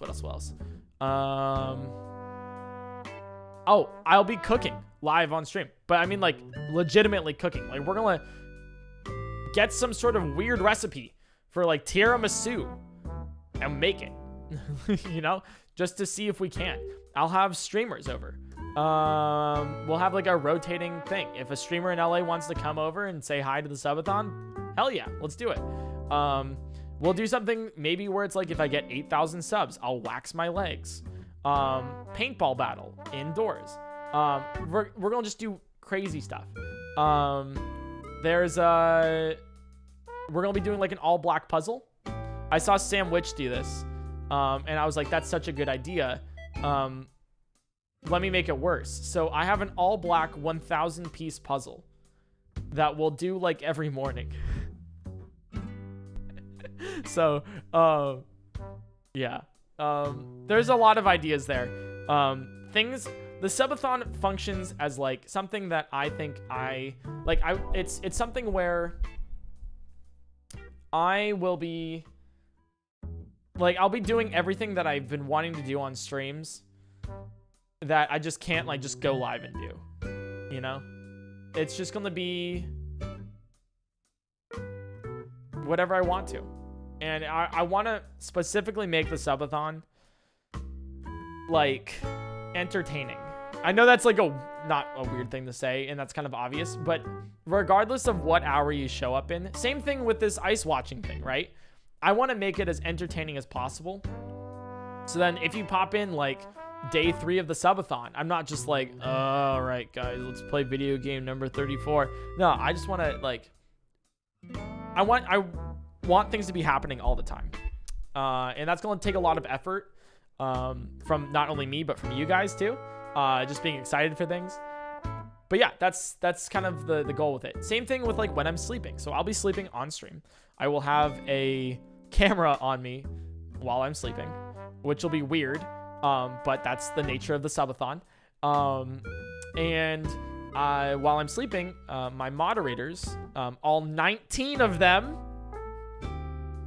who I can't name, so don't ask me. Don't ask me again. They will be doing like a modcast. So they'll be doing a podcast, but with my moderators. And so they'll be talking about like whatever they want to talk about. They'll be chilling, having a fun time, and maybe playing some video games, maybe doing some stuff with you guys. If you're a streamer and you want to be on the modcast, just pop in and be like, hey, I want to be on the modcast. And they'll drag you in. If you like, you can be a guest on the modcast if you want to. And that's kind of how that's going to function. So I hope you guys enjoy it. That's kind of yeah. So that's the subathon. Hopefully they didn't leak too much. But yeah, and we might make a video of it. Like I live streamed for 300 blank hours or whatever. And this is what happened. So we might do something like that. I don't know. We might make a video of it. Might not. Oh, the top of the ice block is all water too. That's crazy. I don't know if it's melting. Well, it is melting, but I don't know if it's gotten like noticeably smaller. You can see at the bottom though. Like at the very bottom of the ice block. Like it's like there's some pockets of melting. Like on the very bottom. I don't know if you guys see it. But there's definitely like one of them looks like Mickey Mouse ears. Disney don't sue me. And the other one looks like the continent of Asia. Minus Europe. Like you can see India right there and then all of Russia. A little bit of China there. Although minus Japan as well, you know. It's getting kind of cold in here. A lot of people crazy. Asking where the water is going. I'm laying under the table drinking it up. Thanks for asking. From Bagel. Yep, that's true. Abby is literally drinking it. Modcast should interview Cherik. Oh god, that'd be funny. Hey, Abby, can you drink faster? Thank you. Hey Eric, forgotten mod number 2 here. Now that you know how to pronounce my name, you forget about me, huh? I see how it is. I love how I know your name just by forgotten mod number 2. Because forgotten mod number 1 is Abby are doing well. Can't wait to catch the next Pokemon Infinity streams. Your Pokemon-based streams are my favorite to tune into. Yeah, we're doing Pokemon Infinity tomorrow. I think the insanity is singing. I know my sanity is like dying when my brain starts to go to mush, and I start to stop focusing on things. Obviously, like talking while doing this PointCrow doesn't help. I have watched the Gragro stream recently. How do you not go crazy watching something for 10 hours? I do. Simple answer. How do you not go crazy? Well, I do. So.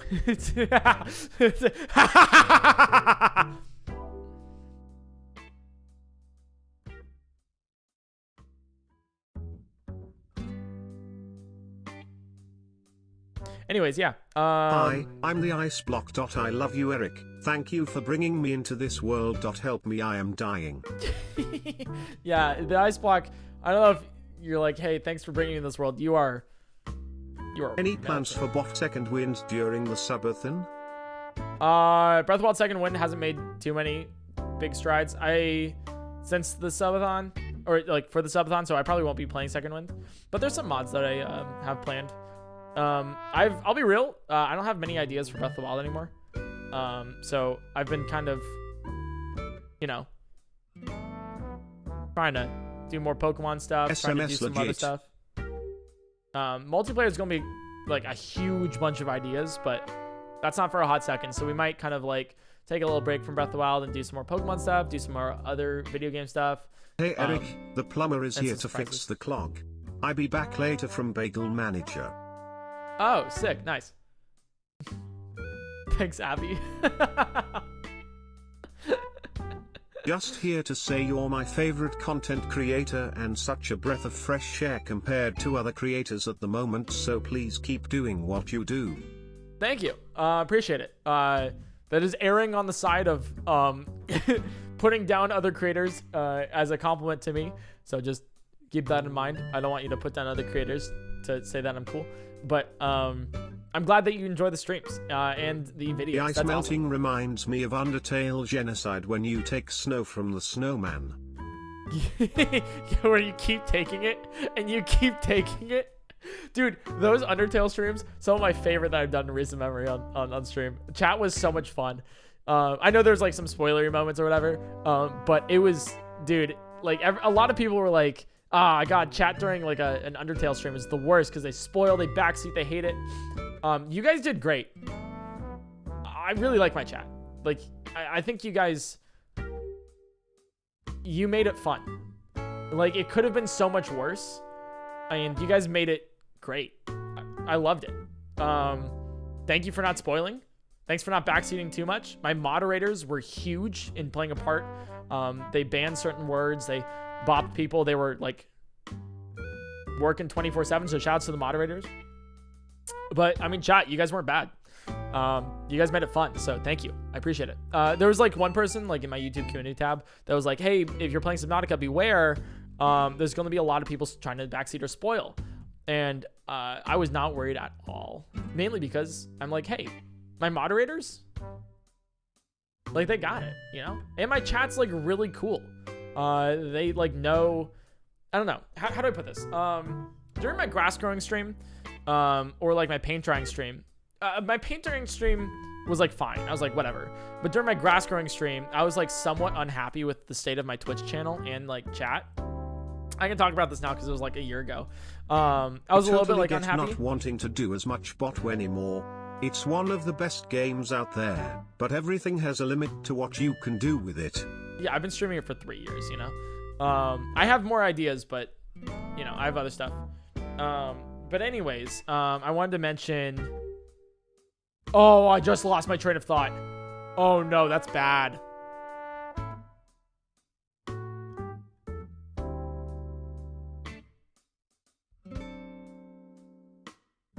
Right, so my grass growing stream, right? So the state of my Twitch chat. Back when I was doing grass growing, I was like somewhat unhappy with the state of my chat and like my viewership and everything. Because it was a little bit toxic. It was a little bit like, hey, PointCrow, when are you doing this? When are you doing that? And I still get that every now and then. But it just wasn't like fun. You know, it wasn't like we had jokes like sync. It wasn't like we had big events or like, you know, things that like just were funny. I don't know. It just wasn't like, it was just regular. And I was like, whatever. Yeah. So I wasn't exactly like happy. It was like fine, but sometimes it would be a struggle to go live. And I wasn't like looking forward to things. Like I'm looking forward so much to Subnautica right now because Twitch chat during Subnautica, you guys are fun. And you guys I just have fun. Like Pokemon Infinity tomorrow. I'm looking forward to playing Pokemon Infinity tomorrow because you guys are so much fun during Pokemon Infinity. Like I don't know. It's just great. It's just a lot of fun. But yeah, one of the things I realized, and I'll only talk about it briefly because there's some tea to this, and I don't want to talk about the tea. But I'll talk about it a little bit. But your Twitch chat, for any streamers out there, or any viewers that are curious about it, a streamer's Twitch chat is a reflection of the streamer in a way. And I think ever since, like, over the course of the past year, I've changed a lot, like, as a person. I've gotten some thicker skin. I've had priorities. I've had a better work-life sort of balance. It's not amazing. It's not great. I still work 7 hours a day. Or sorry, I still work 7 days a week, sometimes 17 hours a day. But I've been able to talk to friends, meet new people, go out sometimes, you know? What I'm trying to say, though, is a Twitch chat is a reflection of a streamer. So if you see a very, very toxic Twitch chat, that reflects on the streamer. I think a lot of people underestimate how much control a streamer has over their Twitch chat.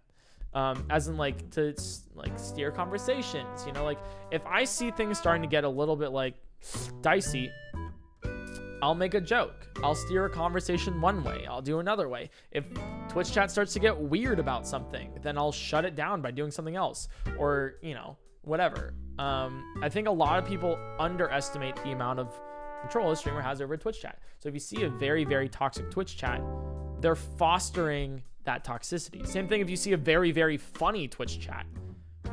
Like, that streamer highlights, like, you have, like, a streamer can highlight and like sort of help their chat along by highlighting like a joke that they really like. And so then Twitch chat will start making more of those kinds of jokes, you know? So like, for example, Atrioc has one of the funniest Twitch chats I have ever seen, because the man is naturally hilarious, you know? And if you make a genuinely funny joke in his stream, he'll highlight it. He has all of his memes, all of his jokes. He has history with his channel. He's just fostered a fantastic Twitch chat because he's funny, you know? And it's like similarly with you guys, or like Maya. Like, Maya is one of the nicest people I've met, and her Twitch chat reflects that. Like, I'll go into her chat and say like, "Hi, Maya," and then it's just a wave of just like, "Oh, hey, PointCrow, how's it going? Like, hope your day was nice," or like, have a good day," you know, all this stuff. And I'm like, thanks, guys. Like, I don't know any of you, but it's just like very clearly an extension of them. So I don't know how I got into this. Oh, so with the grass growing stream, I was like somewhat unhappy with my Twitch chat, and I think I've kind of learned that, you know, a chat is a reflection of a streamer in a way. So I think I was unhappy, which fostered some toxicity, which also, you know, I was complaining a lot on stream about certain things. And then that kind of went back and forth to like kind of cyclical of like, okay, now that I'm complaining, my Twitch chat's complaining. If I call this person out, then my Twitch chat calls them out too. And it's like a huge like deal. Hey, look, the water's falling again. Goodbye, water. You can't hear it, I don't think. But it just made a huge spill. Goodbye, water. I'll miss you. Because it pools up and then it all goes down because of surface tension and adhesion to the table. But yeah, that's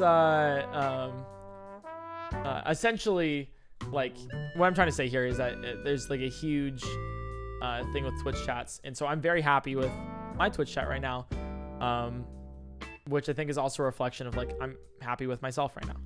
You know, I really like who I am. I like who I'm becoming as well, and the things I have going on, the people around me. But not only that, I think I'm just generally happier, which I think reflects in my streams a lot. I think one of my moderators talked to me. I was talking to them for a bit because I was really concerned over the state of my Twitch chat. And also just like my streams. I was like, why aren't my streams more popular? Like, why isn't like, you know, this happening? Why is that happening? And they're like, it's really obvious, Eric, when you're not having a good day. And I was like, yeah, I think you're right. So if I cancel this stream, it's because like, hey, you know, the stream's not going to be fun because I'm not having fun, you know? And I think I've like really kind of like helped that out. Also, Abby, if you're listening, can you turn on the heater? It's kind of really cold in here. It's freezing. I mean, it's an ice block, obviously, you know, like, so you would expect it to be freezing, but it's like, dude, yeah, so if you could like turn on like the heater, that would be sick, because my microphone is freezing. I'm starting to shiver. So that would be so sick if you could. Anyways, yeah. Hey, Twitch chat, if you're ever like, hey man, I want an AC to turn on, but my AC doesn't work, just buy a $300 block of ice. Easy. forehead. Just do that. Come on.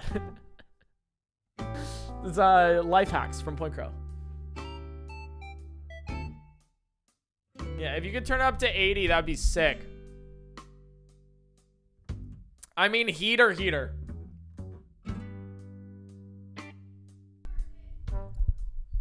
Yeah. Anyways, kind of cool because this whole corner used to be white and now it's not. Just realized that subathon means you can't be late and I can't smoke Pepe smoke. At least I don't have to make a free copy paste to everyday Crow 7. If I'm streaming 24/7 for my subathon, I can't be late. So, big brain there, you know?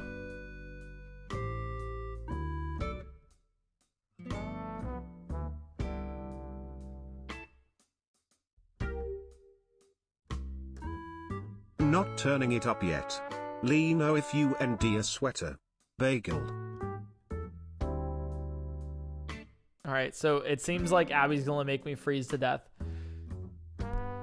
Drinking water in front of the melting ice to show dominance. Yeah. Yeah, this is gonna be you.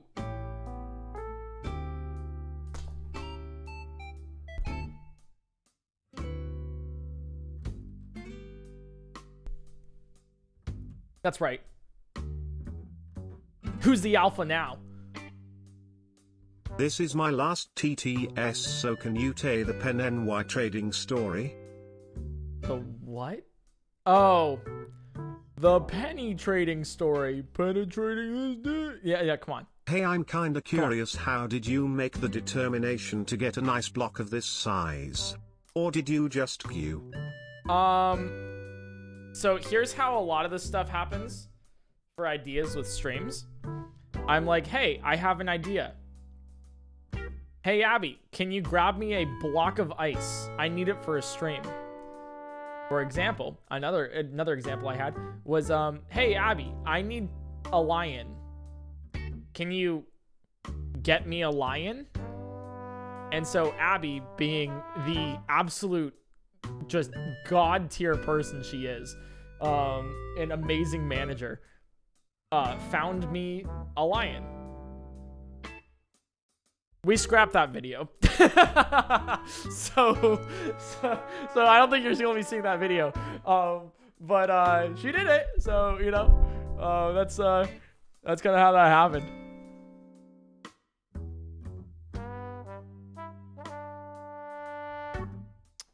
But yeah, so I was like, hey, give me a block of ice. Gather it from the ice. At least it will be cold. Smile. I wonder, it's probably drinkable. I mean, it's water. Anyways, you know what? I just realized too, like the water dripping obviously constantly is like kind of torture, but also it makes me need to go pee. You know? Does that make sense? You guys can't hear it.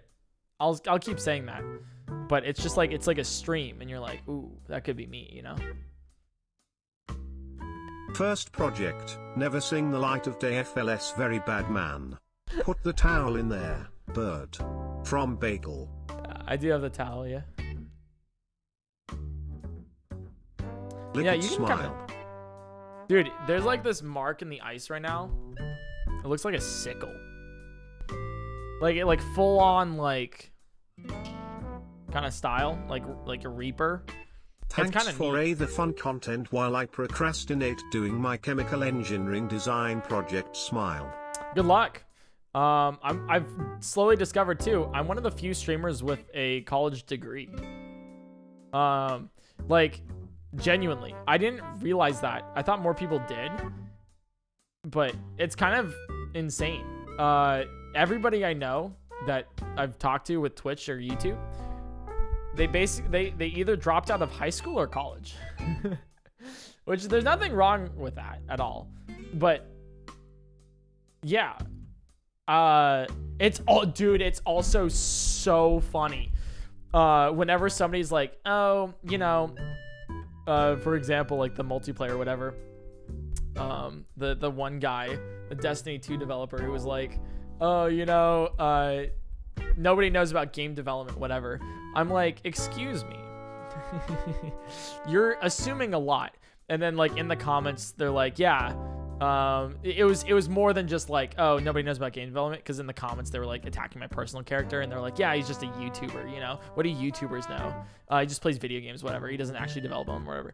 I'm like, first off, I've taken many a coding class, right? Second off, I don't want to dox myself. I have cousins who work for game development studios. I very much know what goes into game development for AAA games. I've talked with them at length. And third of all, you're making nobody knows about streaming, I guess, you know, like you're making gross estimates about streaming and YouTube. There's this weird connotation that all YouTubers are stupid and they're dumb and they just play pranks on each other. And I'm like, no. Like, I also have a college degree in material science engineering, focusing in chemical engineering, which actually requires a lot of knowledge about it's not too like I took a game development class. Like, what do you anyways, it's what I'm trying to say here is that, you know, you can I think there's also like a really connotation about like bigger streamers of like XQC's dumb, or like this one person's stupid or whatever, you know, Pokemon's actually just plays video games, whatever. You genuinely have to be a very smart person to get that far. Nothing but respect to everyone like that, because there's so much that goes into streaming, business-wise, management, network, all this stuff that you just don't expect. There's a certain like, you know, obviously there might be like one or two people where you're like, oh, they just got lucky or whatever, which is not true. But there might be one or two people where you're kind of like, oh, you know, they're just entertaining. They're just, you know, the lights aren't there. But the majority of people are incredibly intelligent. I've met them. They're very smart. And, you know, you don't need a college degree. But I have found out recently that I am one of the few with a college degree, which is why I'm mentioning that specifically, is because I'm one of the few people who does have a backup if streaming doesn't work, which it has. But let's say my streaming career dies tomorrow somehow, like for some reason all of you guys stop watching me, I have a backup of engineering, which is a very, very unique thing. But yeah, dude, nobody knows about game development. I'm like, come on, man. I know a little bit, at least. I thought that was kind of funny. So I'm totally okay with L plus ratioing them. Because not only, you know, if they didn't like attack my personal character, I'd be like, yeah, all right, understandable. Have a nice day. But they were like, essentially really just, there was a lot of people shitting on me and like dragging me through. Name a better duo of PointCrow existing and people randomly trying to, people just having a problem with me existing. Name a better duo. I don't think I've done anything to receive like any hate. Maybe like one or two things that'll like piss somebody off, or like maybe a take that I have. This is for Zoe. Hell yeah. But yeah, that's name a better duo. There's yeah. It happens. Also, the mark underneath the ice block, it's changed now. It's no longer a Mickey Mouse and then Asia. It's just now like a crocodile with a jetpack. Exclamation mark Heo, ice block here. Want to become CL? Try licking ice, wink wink. I'm not licking ice. I'm not licking it. Like, all the respect, but this thing will not be licked. it is melting, right? Probably. If you probably go back through the VOD and like scrub it a little bit, you could probably see it like going down.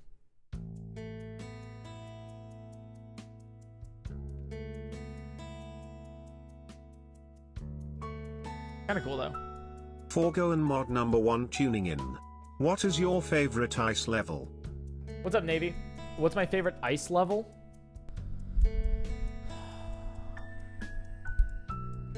I like the Pokemon ice puzzles a lot. They're really fun. I love those things. They're actually like great game design. Personally, I like them a lot. I find them easy.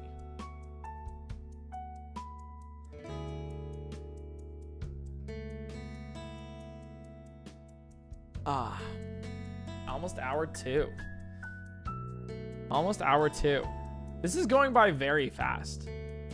That has me scared.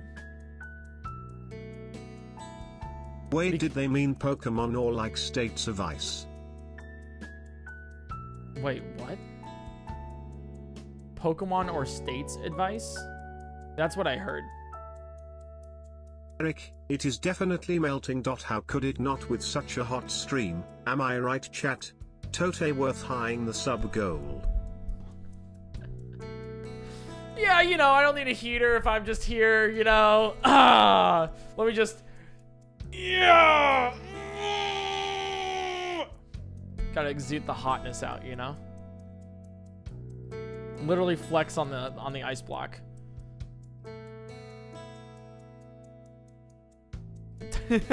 Look, it melted significantly.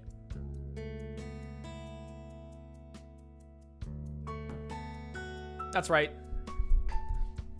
This poor ice block, it's received so much abuse. It's been spit on, flexed on, talked down to.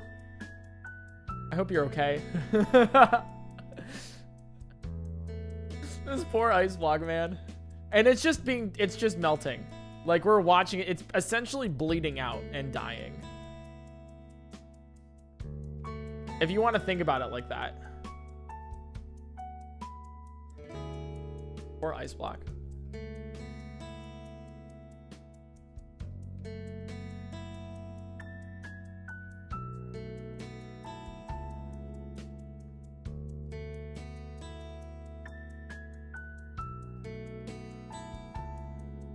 Yo, wait, I actually see a face in the ice now. It's like a weird pepper. Like right here. He's a weird pepper. And he's like holding a flower. The flower's spawning right there. Charizard, spawning Pikachu. Spawning ice block. And he's like looking longingly at the flower. It's like, yeah, it's a pepper, like holding out a flower like this. People like, continue to ask where the ice is from, but I legit got it from the ice store. This is not a bit. From Bagel. That's true. That's actually real.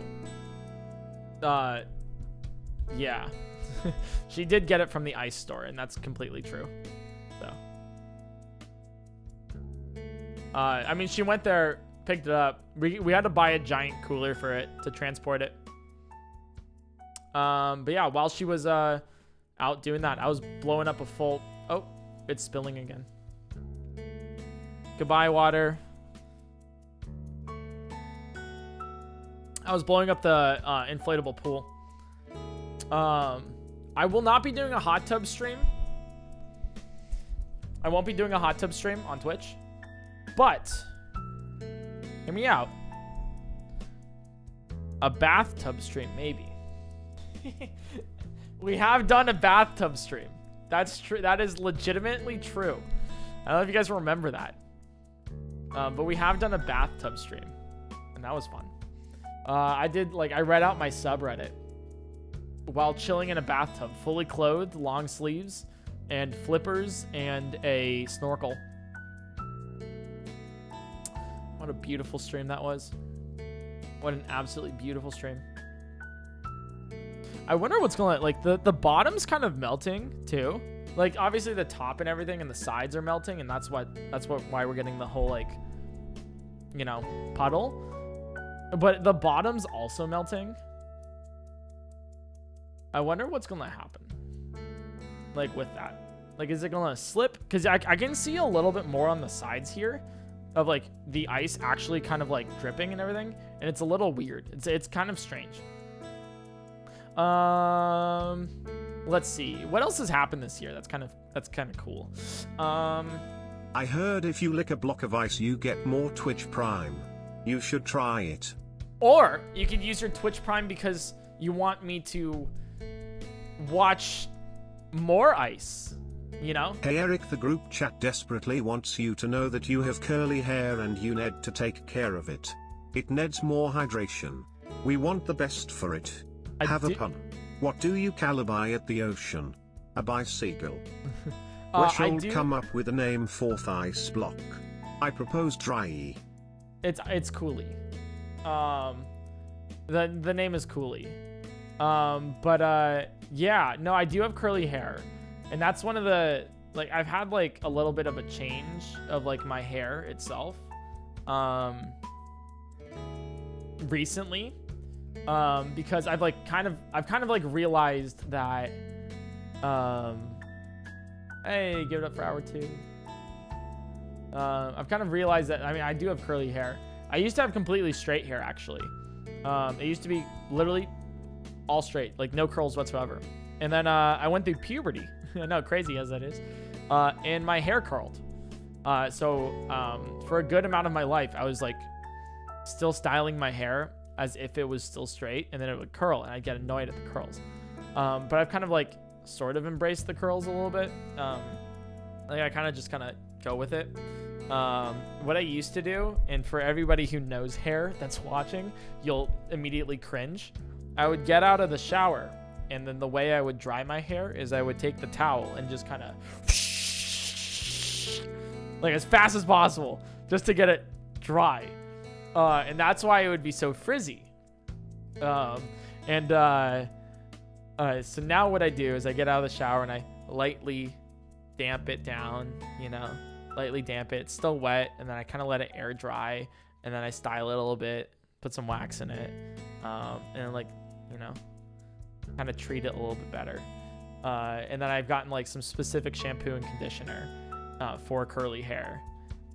So I've like, this year I've been like, at least for 2022 and like the end of 2021, I've really just like been focusing more on like taking care of myself, rather than like 2021 was all about content, you know. It was like, I want to get all this stuff out. I want to really just like go for it, like have the best things I can do, you know, do everything, whatever, for video gaming at least. That's what 2021 was. And so the second half of 2021 and the beginning of 2022 has just been like, hey, content's great and all, but like, are you good? Like, you good, man? So I've just been doing like more self-care, going outside a little bit more, working out a little bit, getting my hair under control, you know. Soon I'll be, you know, going out, actually having like clothes that I enjoy wearing, and just kind of like exploring more of all of that. So yeah, that's kind of what that's been. Going out, meeting friends. I mean, the content's not stopping. The reason why I haven't uploaded like a ton on YouTube is because of that like new philosophy that I talked about a while ago, which was that I want to get out a video that I'm proud of, and a video that you would like to watch, no matter what the subject matter is, just a video that's good. And so that's like one of the reasons that I am not uploading as much, because I am taking more time per video to make sure it's like the best video I can put out, like something that I'm proud of, something that I'm like, yeah, I can see that getting 1-2 million views, maybe even more. Like that's why it's taking so long. Not because I'm like, oh, taking more time out in like healthcare, or just self-care in general, which is part of it. And I am taking more time out to do something like that. But that's one of the reasons why I'm hiring full-time people. So that's why I hired Abby. That's why I've hired Adam, Zoe, etc. Right? and maybe more in the future, because I have been offloading a lot of the work that I do for streaming, because it's just a lot, you know, like working 17-hour days. While it's fun, you know, you always get the messages from your family, from your friends, constantly like, bro, like I haven't talked to you in like ages, like what's going on, or you know, stuff like that. And it's like, it's funny the first time, but then, you know, after the 10th time, it's like, I'm sorry. Like I feel very bad. So I've been offloading a lot of that stuff to the people that I hire, because when you think about it, a lot of people think about like, oh, I'm going to hire somebody for my work, and it's because I'm going to spend $100,000 on this worker, and if they make me more than $100,000, then they were worth it. But it's not always the case that way. It's like, if you hire somebody for $100,000 and they save you time that will de-stress you and make your life just better, then yeah, that's worth it, you know? Like, time is also a commodity that I think a lot of people don't. Like, a lot of people are very much like, money is a currency. Time is also a currency that you got to realize. Like, the time you spent doing one thing is time you could be spending doing something else. And so I have like, and I think Abby can attest to this, very tight schedules, because we need to spend the least amount of time doing the most, essentially, in order to like maximize what we have. Because I mean, I only have like 3 people working for me full time. I have some other people, you know, like I have 2 developer teams, one for the Breath of the Wild multiplayer, another one for the map randomizer. Sucrose does all of the VOD channel stuff. Jeremiah's not full time, but he still does edit my videos. I'm missing like a lot of people here. I have like artists like Lysol, Trinity did my profile. I'm trying to think of more. I have a lot of people who like technically work for me, but you know, with full time where I can, you know, expect their time, more so. It's like, it's very nice because I can like offload that. So that's kind of like self 2022. So bringing it back to curls and everything.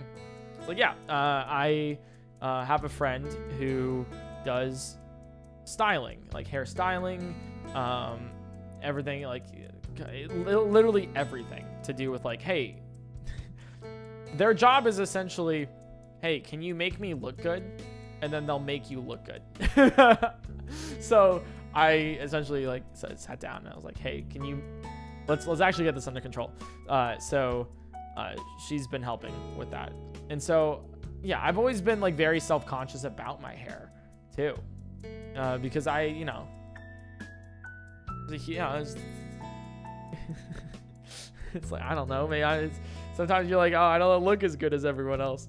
But that's like, you know, that's insecurities, you know. So it's like nice to kind of like conquer that a little bit. And while I'm still obviously working on it, my haircuts and styles are not like amazing. I'm trying my best out here, and I think I look pretty decent. So that's like the little story of my curls, I guess. I got it through puberty, and I've been dealing with it since. And I think they look good. I do like curly hair, like at least on me. It's much better than like just bleh, straight hair, because it has like some volume. It has personality to it, you know. And I think that's like a pretty cool I guess thing. how your hair feels. I stopped being straight when I hit puberty too.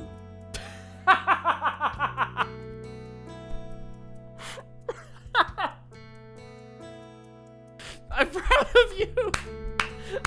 Let's go. Unlike my hair, I'm personally straight. But that's so funny though. Mad props. Oh my god, I can't even imagine the burden that, you know, that would have on some people of like, yeah, you know, I'm non-conformative to society's, you know, expectations. That must be nuts to deal with. But yeah, let's start the PointCrow relationship advice corner. Do you guys have any questions? Hey, you know, I want to ask out this girl. Don't.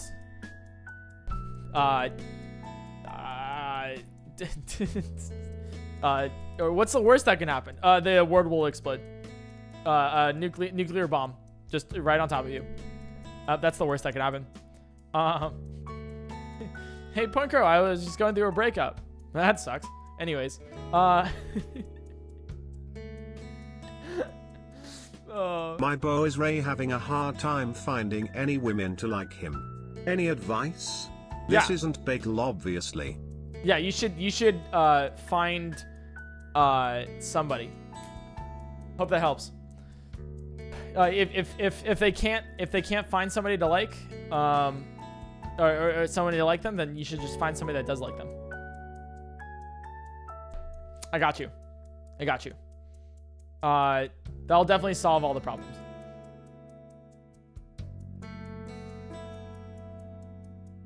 This is too fun, dude. Why is watching ice melt fun? Why is this fun? Welcome back to the podcast where Eric goes insane and thinks watching ice melt is just a fun pastime. Hey guys, what should we do today? Go to the arcade? Throw around a ball? Maybe play some soccer? No. Hey guys, let's just all watch ice melt. Now that sounds like a fun endeavor. Hear me out. Just hear me out. It's not as bad as you think.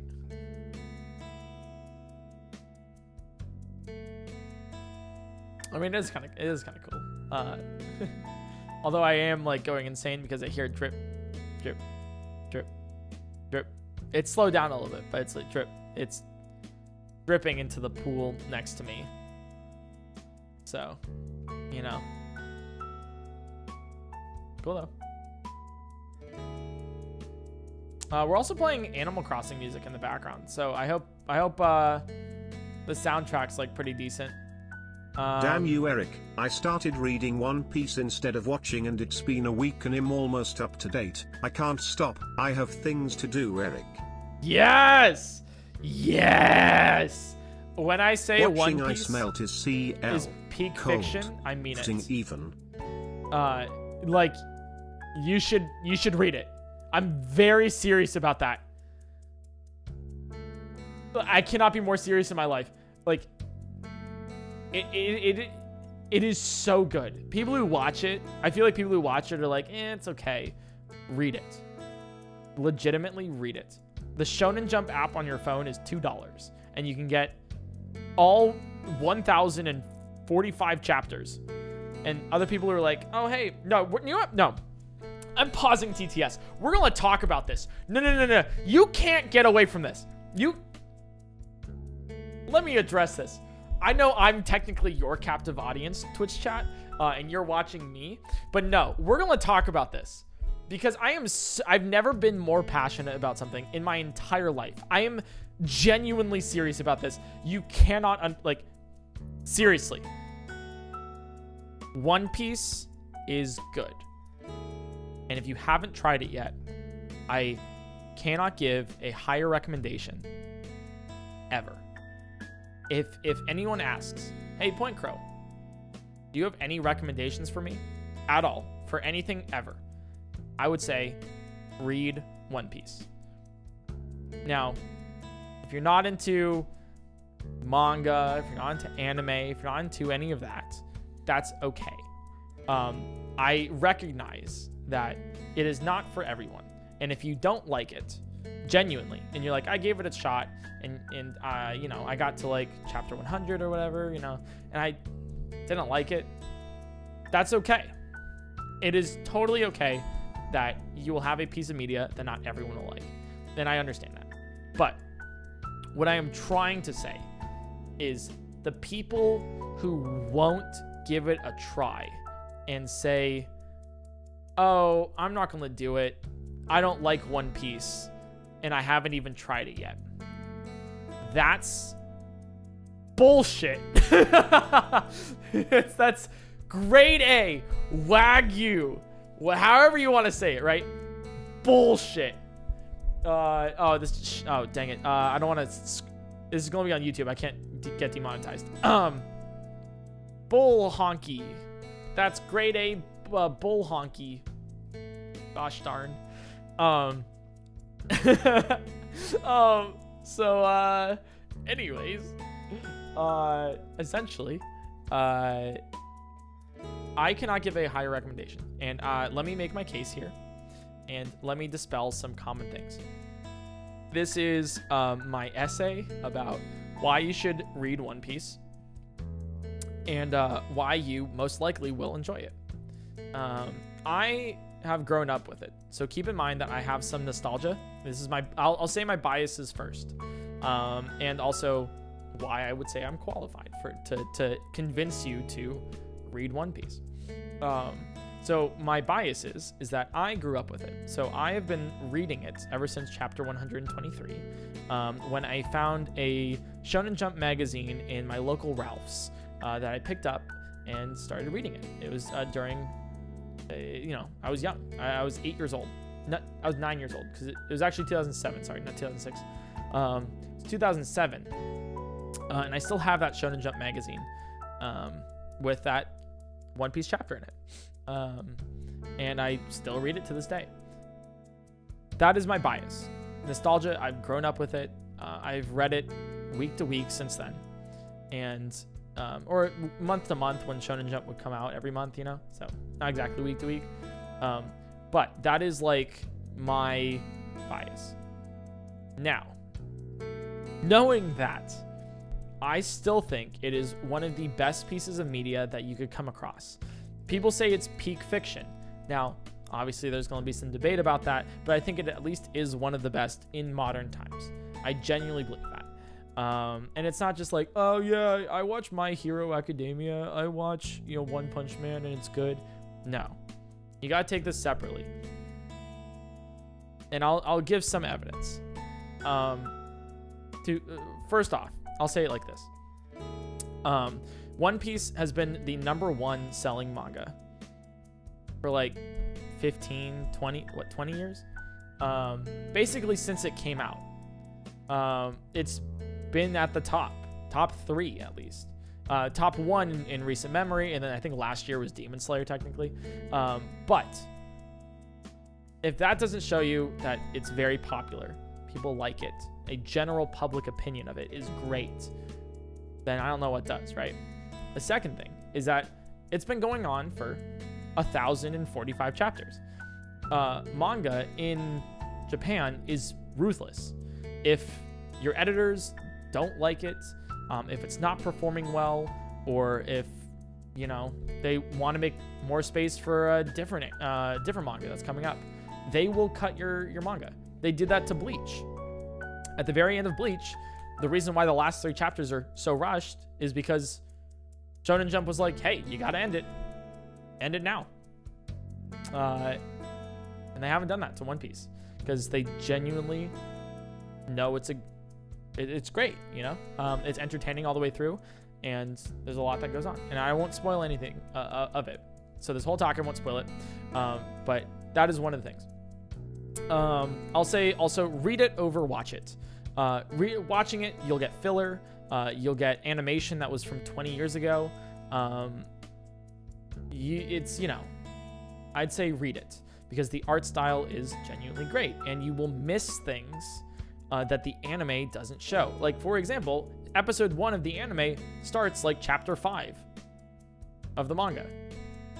Like, you miss the first chapter, which is one of the most important chapters, genuinely, of the entire series. So read it. Don't watch it. Read it. Reading it also will take less time. That's one of the arguments that I get, and I'll address these arguments before I go into exactly why, because I think a lot of them are just like barriers of entry that people are like, oh God, it's so much time to spend on something. And you're correct. Watching 1,000 episodes, because there are 1,000 episodes of One Piece. Watching 1,000 episodes, dude, that's going to take forever. That's literally going to take like, it's going to be so long. You have to go through the first like 200-300 episodes of like early 2000s anime, you know, like it's not the best.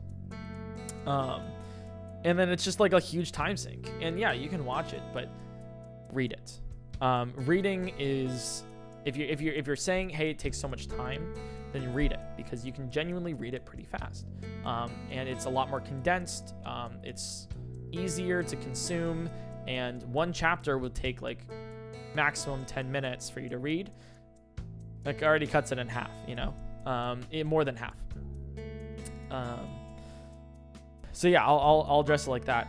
I'd say read it. Second thing is like, hey, PointCrow, it's just like so long. Yeah, it is long. It's because everything's good in it. There's like maybe like, there's not much filler in the manga either. There's like maybe like one arc where you're like, you know, it's kind of like not exactly, you know, up to speed, but, or like maybe one that you don't like as much. But genuinely every arc, every chapter has its purpose. And if you don't recognize it, that's okay. But it's genuinely has its purpose. It's long, but once you get to the end, you'll wish it was longer. And that's how I know, that's how you know it's good. That's how I kind of know it's good, you know, where I'm not like trying to see the end of it. I just want it to be longer because I want to be a part of the world more. And let me get into why it's so good. Specifically, why I believe it's so good. And why I like it. I've never cried during like reading something until One Piece. Dude, there's some moments where I have sobbed uncontrollably because of things that have happened to these fictional characters and drawings on a piece of paper. That is a lot. I don't cry easily. I don't get sad easily. Sometimes I'll be like, ah, God, but then I'll let myself wallow in it for a bit and then get over it and try to fix it, right? I don't get sad easily. And this has a lot of emotion with it. It makes you care about the characters. All the characters you will care for because they aren't one-dimensional. There's multiple reasons for them doing things. There's rarely the case of the one-dimensional character of like, oh, I'm evil because I'm evil. Every hero has a bad side, and every villain has a good side. Of reasons why they're doing something. Circumstances that made them the way they are. It's very good character detail, and there's a very good character arc for basically every single character that the author introduces.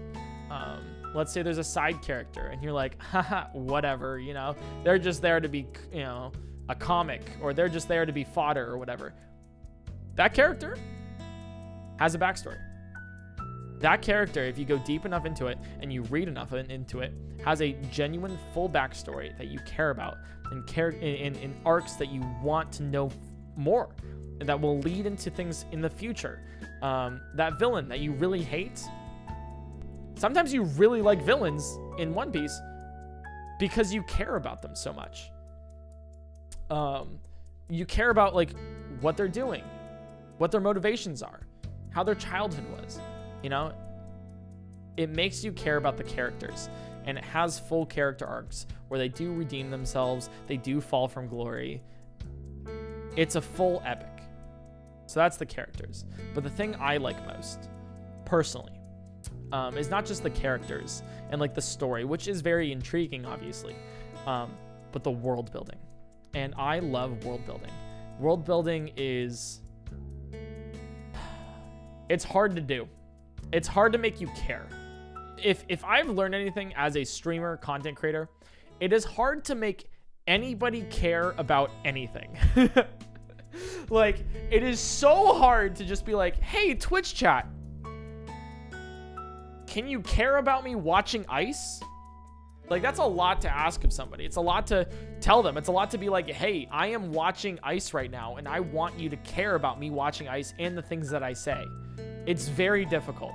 And if you've ever started a YouTube channel or a TikTok or anything else ever, it is hard for people to care about you or anything you say. Like Twitter, you tweet something out, it is hard for people to start caring about that. So the fact that you can make people care about the characters is already phenomenal, but the world building, caring about things that are not the characters, that's genuinely difficult.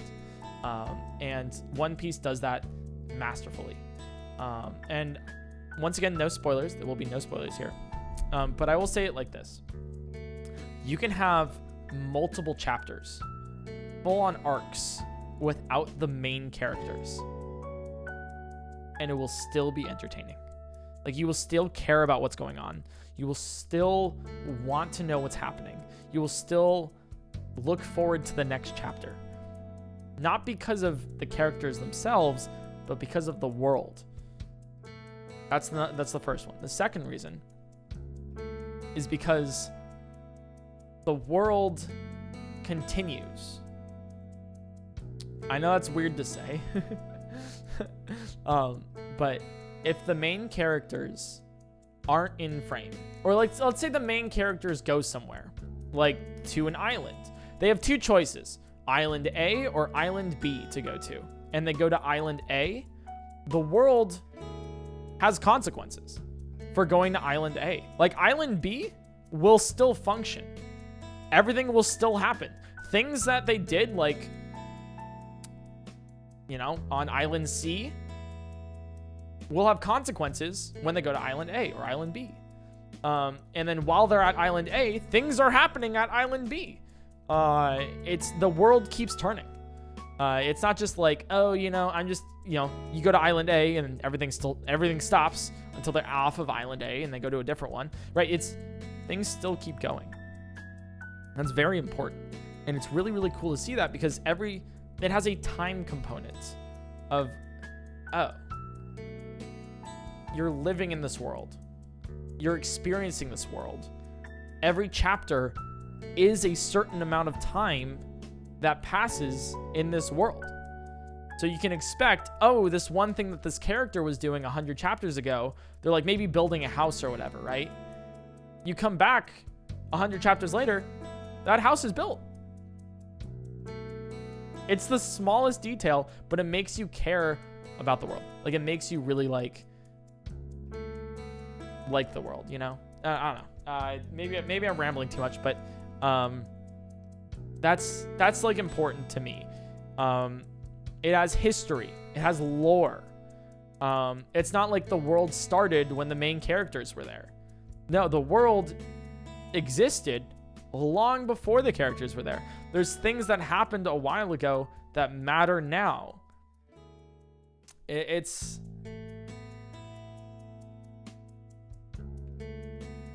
I'm trying to put this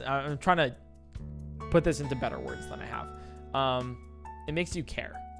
And that's the one thing I think really happens. It makes you care a lot, and I care deeply about it. And so if anybody's like out there and they're hearing this and they want to get into something and kind of just give it a shot, I just implore you guys to just give it a shot. You know, like just try it. And if it's not for you, it's not for you. You know. But I guarantee you, every single person that I have personally said, hey, you should read One Piece, they've enjoyed it. They've sat down, they've read it, and they have agreed with me. It is one of the best things that they have done.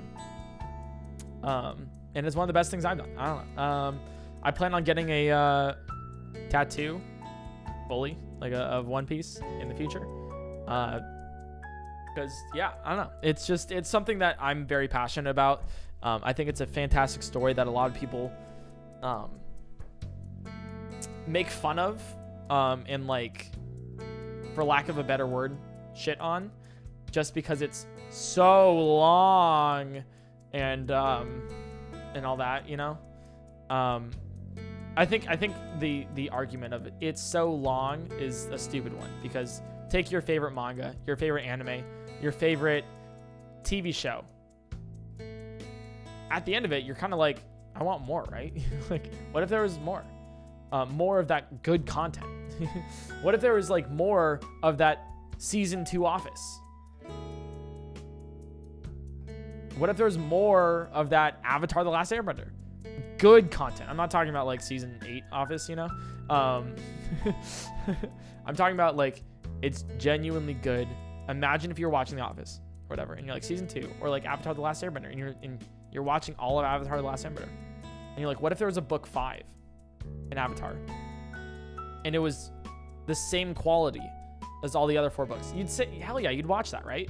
It's the same thing with One Piece. It's just long for a good reason. Like, it's just great. I don't know. Maybe I'm talking about this too much. I've ranted on about this way too long, but give it a shot, chat. Give it a shot. The Shonen Jump app, I'm not paid to say this. I'm not sponsored or anything, but the Shonen Jump app on the App Store is $2. And you can read it for that. It is the best $2 I've spent. I've already read it way before that. I've read it like I think 12, 13 times now, because every single time I read it, there's so many intricate details about the world, about the characters, that I end up learning something new every time. So yeah, please give it a shot. I know this is like a weeb talk or anything, but yeah, I don't know. It's something I truly deeply care about, and I recommend it to all of my friends. And the few who have actually given it a shot have liked it, but the others constantly dismiss it as too long, or they don't have time, or all that stuff, which are valid. But yeah, anyways, you should. I'll turn TTS back on after my rant about One Piece. But for those who have given One Piece a shot because I recommended it, then I hope you enjoy it. I hope you enjoy it. And yeah, I know like Jaden Animations got recommended One Piece. She read it in a week. Doesn't take too long. I mean, I'm also like a fast reader, so I can do it in a week too. But if you're slower, that's totally cool. Take it in.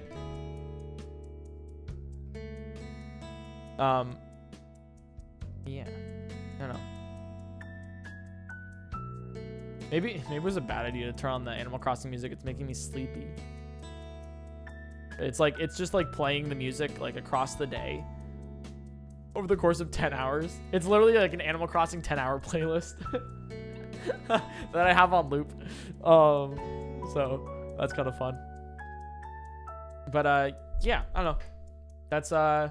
That's One Piece. There's other recommendations that I have, like Chainsaw Man, which are really good, and JJK, which are also really good. Jujutsu Kaisen. But One Piece. There's nothing like One Piece. My little One Piece talk. Let me nudge that. So I don't know. I hope you enjoyed my little ramblings about that. I don't know. I'm always open to talk about it more, but I feel like I always talk people's ears off whenever they ask about One Piece. Sorry, I was driving, so this is late. What was that hand-holding pickup line thing you told before? I do know it. I don't know if I want to. All right, I'll say it anyways. I don't know. Oh, dude, because I might use it. I don't know if they're how do I put it? How do I put this properly? I might use it, and I don't know if I want to spill my secrets to a group of Twitch chatters. Wanted to share some love for a content creator who shares an interest I care about. Robin's I want to live moment still gets me every time. Yeah, no spoilers though, dude. How much for licking the ice? $0. All right, so I'll tell you the weird hand-holding pickup line, chat, because you're probably wondering. Anyways, so I've done this like once, and I've been wanting to do it again.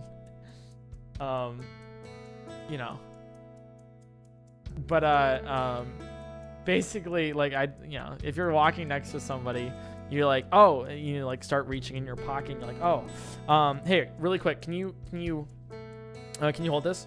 And you're like looking busy, and so they'll take like out their hand to hold it, and then you're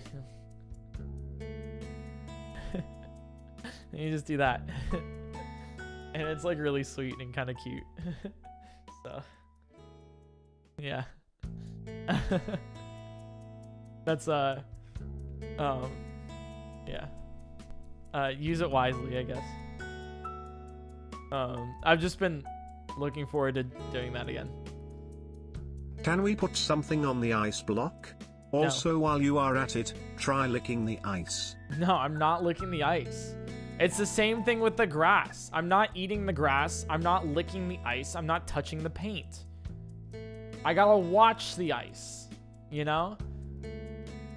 It's not how many licks of ice does it take to get to the center of the ice. But what if they don't spread their fingers? Oh, well, if they do this, then you kind of like, you know, put your hands like, it's like natural, you know, 'cause, I mean, if they like push their hand away, then obviously fucking don't hold their hand. I've been watching since I believe November of 2020, and I'm so glad I joined. Like, no, Who knew a gamer playing Majora's Mask would bring me this far? Hell yeah. Hey, I thought of a new idea. I'm glad you thought of a new idea. Nice. Let's go. How would you go about recommending One Piece to someone who doesn't enjoy pirates? It's a story. It's an epic that, I don't know. You just like, what I try to say is a story not about pirates. They just happen to be pirates. Like, I don't know how to put that properly, but it's. I've never read One Piece, but I'm writing my own, several hundred-page long book about the events before Bot Calamity, from the perspective of the Rito, and these tips are very helpful. Thank you for the rant, lol. Yo, good luck with it. Have fun with it, too. That sounds amazing. Yeah, that's just, yeah. Just for this, you know, if they don't want to hold your hand, then don't hold their hand. But licking the ice would melt it faster, car. Yeah. But I just need to watch it melt, you know? I need it to naturally melt, which it seems to be doing very well. It's very cold in here, by the way. Lick the ice. No, lick the ice. I'm not licking the ice. Chat, I'm not licking the ice. The same way that you're never getting a significant other or friends. Splishy splashy in I'm the so water. sorry, that was so mean.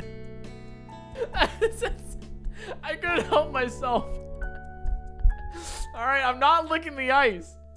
Oh, if anyone's watching from YouTube, that's totally a joke, by the way. I'm not mean to my Twitch chat. Oh my, genuinely. I realized that like this is gonna be like, because I'm putting this VOD straight on YouTube, right? Like just like I did with the other ones. All 10 hours of it will be live for anyone to watch. And so there's gonna be like a subset of people being like, wow, this guy's really mean to his Twitch chat. It's like, no. It's like as a joke that we kind of like do that. My streamer's so mean, this is 100% real. Stop.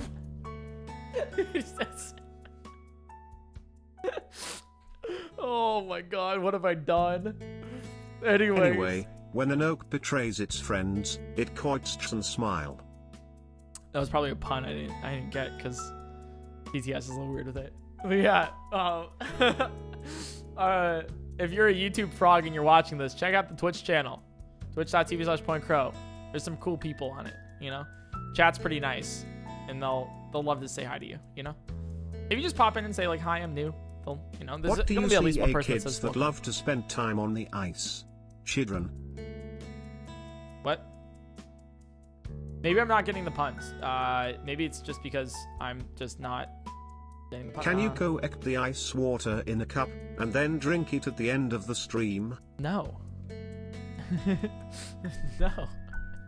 The ice is not for licking, eating, drinking. The ice is for watching. I am watching this ice. There's no consumption involved with this stream. Since you're done One Piece, are you currently reading or watching or playing any other media that you're excited about? I've been really looking forward to playing Subnautica again. On stream. But I already said that. Fine, I try that hand-holding trick with myself. That's so sad. It's so... I hope you're okay, man. Lick, keep at the ice. Oh my god. Oh god, what was I gonna say? Oh, it's things I'm looking forward to. I don't know, I like keep up with a bunch of other manga. Mean boy. Ice licking apologies are accepted. I'm not apologizing for not licking the ice. What? How? When did this get into me apologizing for not licking ice? How That's does that what make you said sense? about the gra, but then you ate that. So lick the ice. I did eat grass at the end of the... But I'm not licking the ice at the end of this one. Since ice is scientifically a rock, and molten rock is lava, would molten ice also be lava? Yeah. Yeah, I agree with that. Have you SN when you put weight on the end of fishing line and put it on the ice it we cut through but also reseal itself? It's neat. That's sick. Yeah. Was Hey, it Abby? Crow, why are you hiding that lovely smile from me? What? Yeah, Abby and like some others that I mentioned, like some other streamers. Why does text-to-talk skip characters when there are double letters? Letters. Because I set it up wrong, right? Shut up. I set it up. All right, I understand. Yeah, I talked to like Abby and like some others, and they were like, hey, you should have some sort of carving that you look that, you know, it kind of goes down or whatever. And I'll be real, I just wanted it to be a genuine block of ice. Because I was like, the clickbait of this, I say clickbait, it's like marketing or whatever, because it's not clickbait, it's real. I'm watching ice for 10 hours straight. Was like, I want it to seem as boring as possible. So it's like, they'll be like, you're literally watching a block of ice melt for 10 hours straight. You know, rather than like, ooh, this intricate design or whatever. But I was like, yeah, I want to have like this, like just a block of ice, and then have a statue, have the in the shape of a doodle or something, you know, like block of ice, as boring as possible. Because then they'll like start to realize, oh, he's like podcasting. This is like kind of interesting. Strangely watching ice melt. Anyways, it's kind of cool. We can go into like more podcasting topics later, like thumbnails, which we still haven't talked about thumbnails and titles. I am waiting to spring that, because I will talk for a full hour on those. And if there's anybody wanting like stream advice or anything, this is the one. You gotta watch this. You know, watch this. You know, if there's anybody like, hey, I want streaming tips. I want tips. I want tricks. I want entertainment. Tell them to watch this. Seriously, like if you have a friend that's like, I want to do YouTubes or something, just link them this stream. I kid you not. Just be like link them and then just give them a timestamp or something. Like I think it's actually like a good idea. So share it if you want, you know, the stream or the video when it comes live, you know, whatever it is. Something like that. Apologies. It's kind of fun. But yeah, that's the ice block lore, I guess, of like, I was like, Abby, I want a block of ice. And if I don't, you know, just to make it seem boring. My friend said you look like the type to enjoy drinking carrot juice. What is that supposed to mean? I do like tomato juice. Does that count? Lick the ice, mlum mlum mlum. No, I'm not licking the ice. I do like tomato juice though. Does that count? Carrot juice is okay. Are we gonna be seeing more pictures in this block of ice like we did with the paint on paper? Is there a lion in that ice? No, I do see there's a rainbow right here of the light refracting off of the ice right here. So there's a rainbow right here, and then you can see there's like imperfections in the ice that, you know, I said earlier there's a pepper holding like up to 90 in the last hour. Get that bad baby dripping. What? It is dripping. But yeah, there's like images that you can see here. I'm just starting off and am having trouble reading affiliate. Getting average viewers to 3 seems to be an impossible task. Any advice? Get your mom to watch you, your sister. Love your tips on making good content and videos, but do you have any tips on how to slide in your DMs? Oh. No. That's funny though. That is funny. But no. All right, let me talk about that one thing first. All right, let me give you the tip.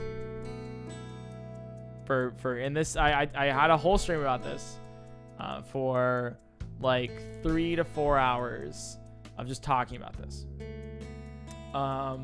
And I'll speak on it now. You want to stream? Let's talk. Buckle up, chat.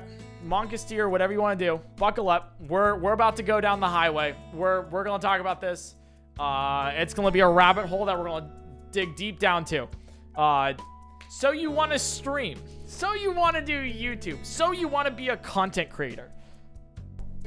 What is my advice in 2022? This is the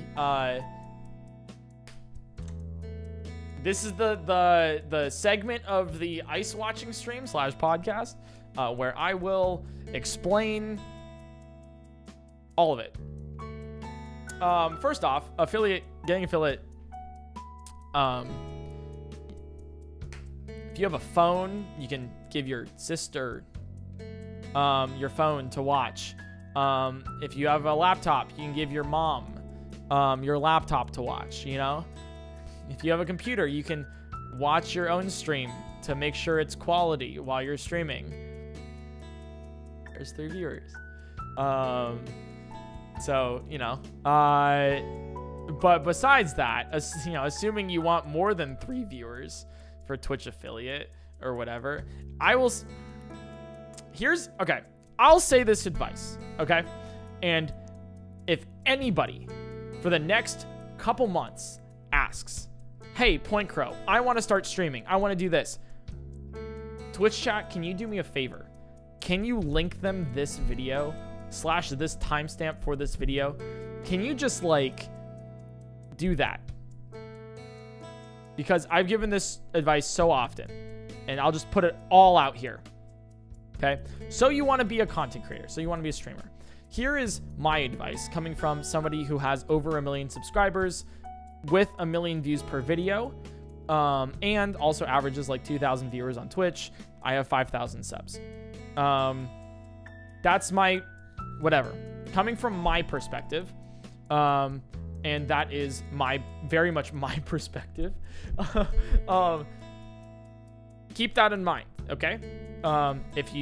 If another streamer disagrees, that's okay. That's a prerogative. You know, it's allowed. Whatever. This is my advice.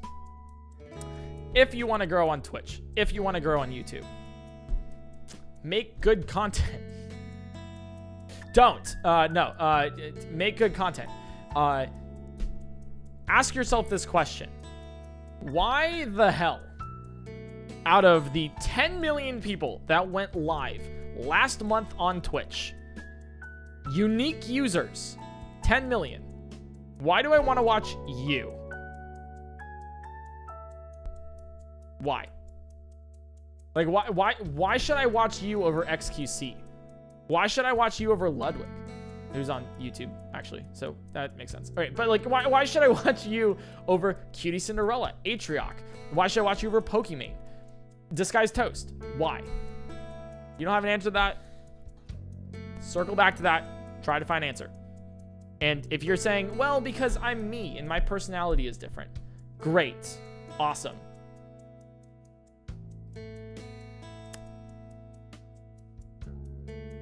How do I put this properly? You might want something else in conjunction with your personality. Okay, you guys are all unique. I no doubt some of you are funny, and no doubt some of you guys are amazing, because obviously you're part of my Twitch chat. But still, your personality is one thing, but what else? Okay, so you gotta start with that. Like, what else? Also, what is this music? This is a weird time of day, I guess.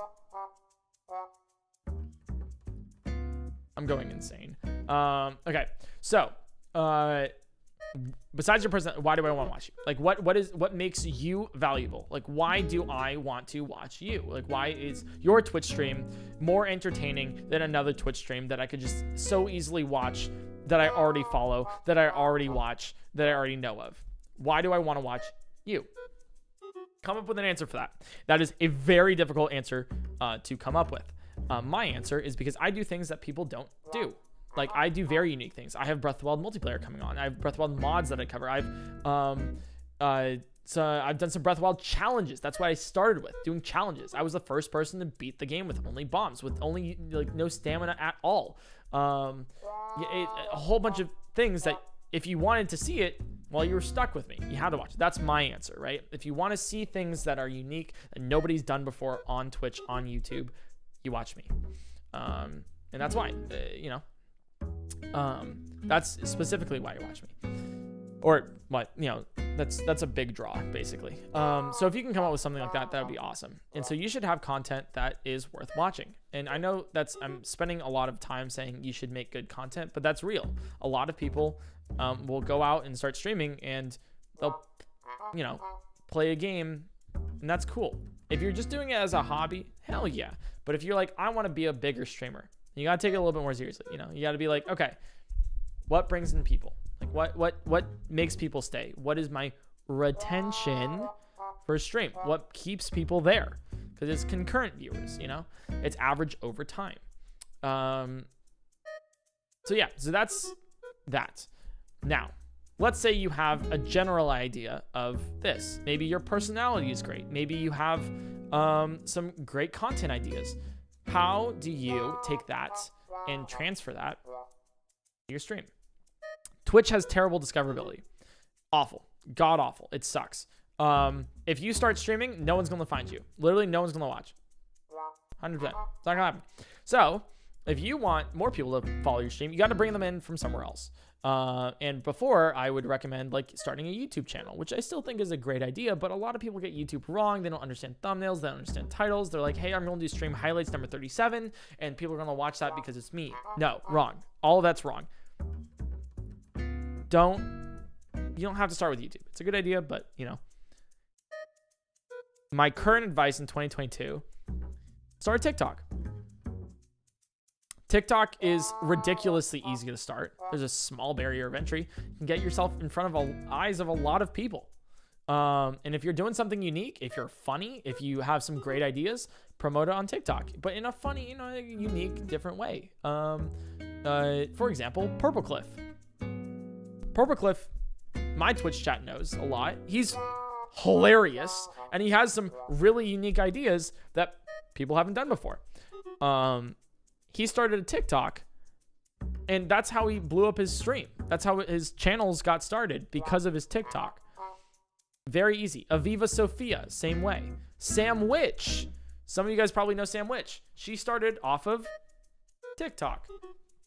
Her Hired or Fired series is just doing numbers because it's funny, it's unique, and it's promoted on TikTok. And so people will find those TikToks and then come to your stream because they want to watch it more. They want to watch it live. Maybe they're already, they watch on streams. That's actually how I found Sam myself. I saw some of her stuff on TikTok and I was like, this girl's really funny. Let me check her on stream. Checked her on stream. Very entertaining. And I was like, oh my God, she's like the next big thing. So that's start on TikTok. Make good content on TikTok and then direct it towards your stream. That's not to say hey, start a TikTok where it's hey guys, I'm going live. Watch me on twitch.tv/noobpropoggers123. No. It's more make a skit. Do a really funny clip on your stream that's been edited with subtitles or something like that. do that. And then if people want to watch you more, maybe drop like a link in the comments of like, hey, I stream on Twitch, or like direct it to your Instagram or YouTube channel in your profile. That's what I would do. As like, sorry, I have something in my eye. Jesus. That's what I would do for like YouTube, or sorry, for Twitch. If you want to start streaming, you got to bring in people from somewhere else. Now, if you're going into YouTube, it's a little bit of a different story. It's the same way where you got to bring in somebody else to your stream. It's a little bit different in that case, but you should bring the point of this is you should bring in other people from other platforms to your stream, and then they'll start watching you because you're entertaining. You can't just grow on Twitch. There's smaller nuances like turning on VODs, you know, turning on low latency, disconnection protection. Like there's settings that I could like go over on Twitch, but you know, there's plenty of people that do it. There's a lot of help online for how to stream and how to do it. You should go look for it. One of like, you have the tools at your hand. You have the internet at your hand, and you probably have some time. I would take the time out, if you're curious about one thing or another, to go and look it up yourself. There's plenty of resources out there for helping it. But I say don't get too lost in the sauce. Don't get too lost in the sauce, though, right? I've given you this advice of make entertaining, good content that people really want to watch and that you specifically, you know, have, and then promote it on other platforms to drive traffic to your stream. I say that, but don't get too lost in the sauce. It's very important. There's some people that will get too lost in the sauce of like, oh, I need to have this one specific thing on my stream to bring more people in. Or it's like, ooh, what if I have this bit boss thing that will make people... What if I, jump up and dance 15 times every time somebody follows? Gimmicks are fun. Gimmicks are great. That's all I'm talking about. What I'm talking about is getting too lost in the sauce where you're like, hey man, like what microphone do I get? I'm still confused on whether I should get the Audio Technica 2020 or if I should get the Shure MV7 or something. You know, it's like, calm down. Calm down. There is objectively like a better option for your setup. However, Abby streamed off of a microwave and got partnered in a month. like literally, she had I think she like turned over a trash can or something, and then like put her laptop there, and then like had her stream chat on her phone, and then had like, you know, her webcam or like her headphones was like literally 2 tin cans with like a rubber band between them. Like, you don't need a good setup. You don't need all of these bells and whistles. You don't need a next level webcam. Like, if you're like, PointCrow, what webcam do you use? I want to use it for my stream starting up.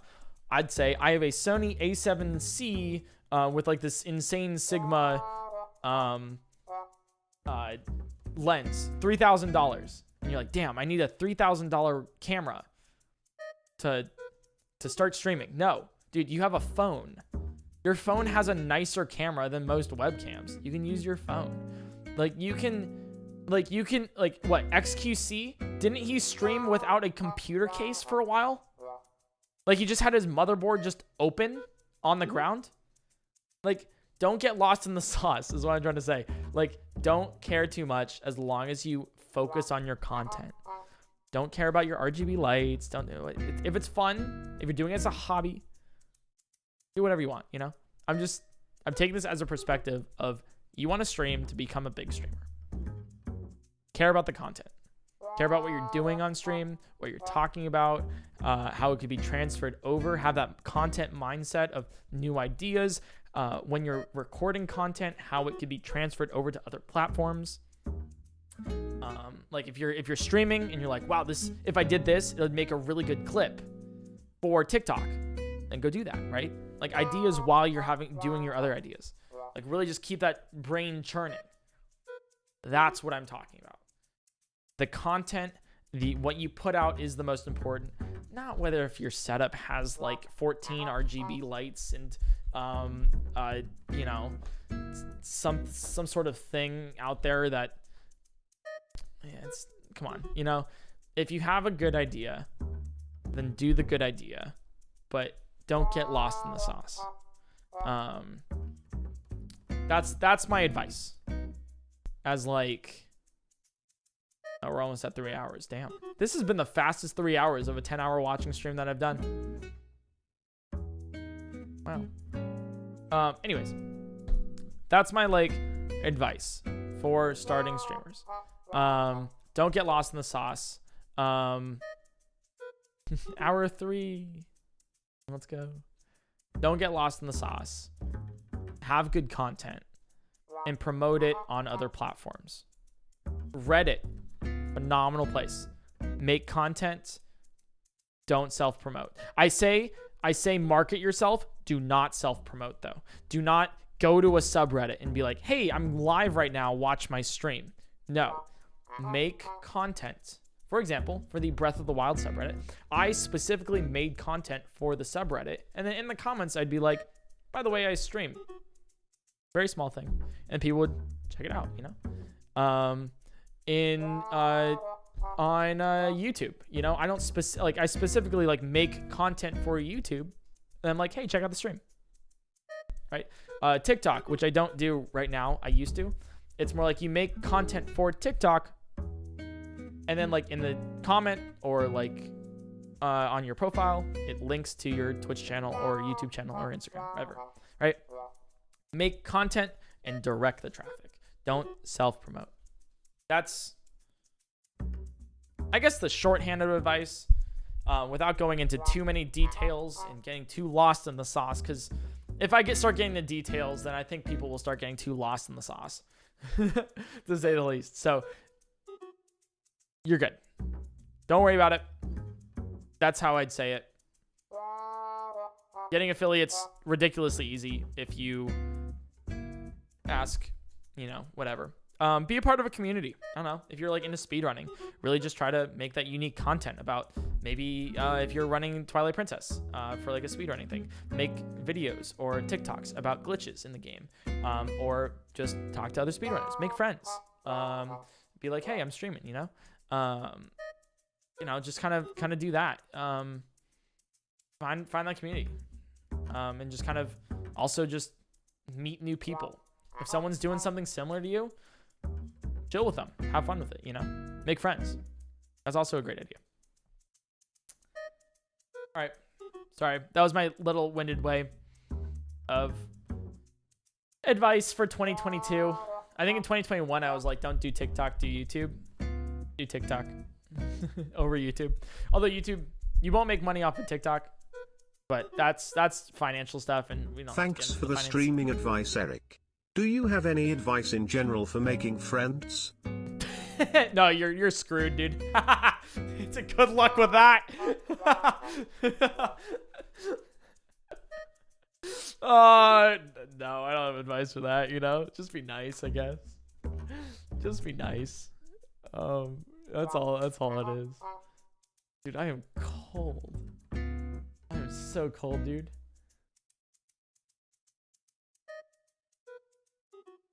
Yeah,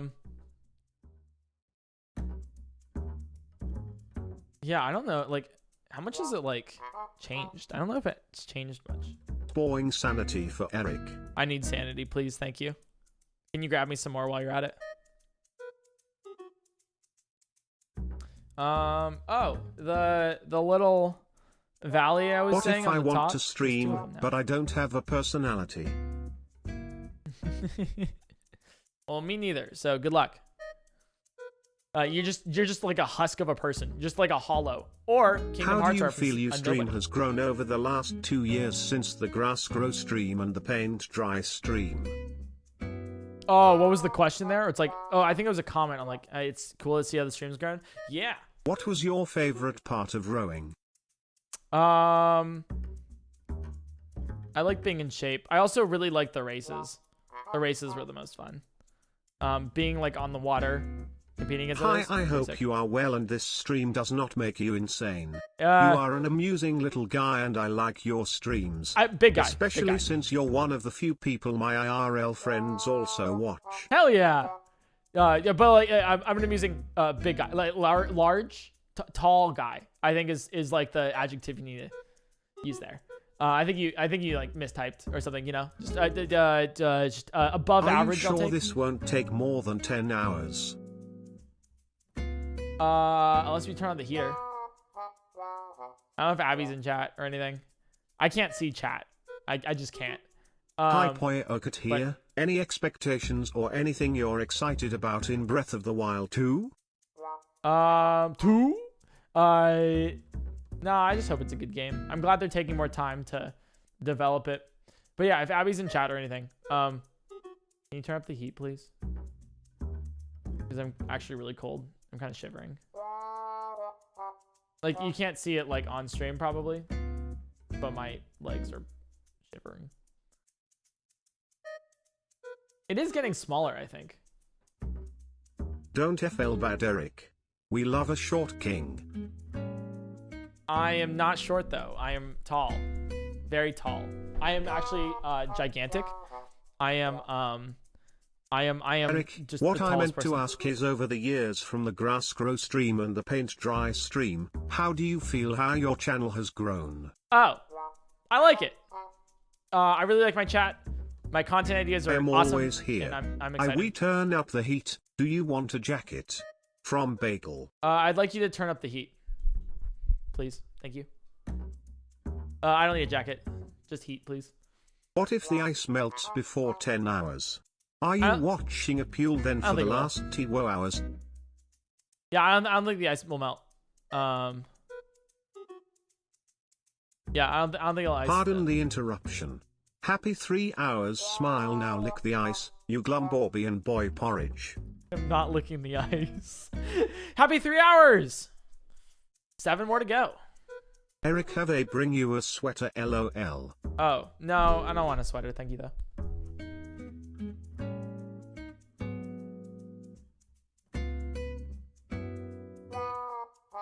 Hey Eric, I'm a big fan. This is my first time using S. Would it be interesting for the next 10 hours stream to watch the link flowing into the void glitch? PS hi mods. I like to do physical stuff. Well, I'm glad you're enjoying. Nah, I'd like it to not be related to Breath of the Wild. Yeah. I think the corner's weird now. Yeah, the corners are definitely like a lot more rounded. Your streams are great. My faves are when you're reading lots of dialogue like with the Pokemon fan game and Undertale. Yeah. It's like story time with Big Bro Crow. Yeah, kind of. I'm really liking the Pokemon Infinity series that we've been doing recently. That's a lot of fun. It's really cool. And I was talking to Arex, who recommended it to me.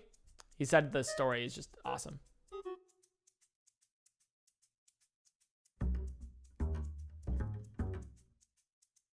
So I'm like really excited. If you are not gonna lick it, can you smack it? Smack it with your speedrunner hands. No. Please speedrun smack the ice. No. I'm not touching the ice. I'm not licking the ice. I am watching the ice. That's all I'm going to do. Is just I'm gonna watch it. 10 hours. Me watching it. This ice will not be licked. It will not be touched. It will just exist as ice that I will be looking at. You're over 30% through watching the ice melt, but do you think the ice is 30% melted? No, I don't think so. That's why I'm like turn up the heat, you know? So I'm not freezing too. Also, the sickle right here on the side, I don't know if you guys can see it. Actually, you probably can't because it's like half on. It's disappearing. So obviously it's getting, you know, more melted.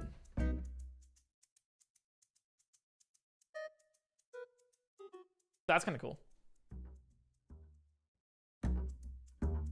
I'm like Yeah, it's, I don't know, it's a cool block of ice. I can't believe it's like so clear. That's the cool thing about it. It's like how clear it is.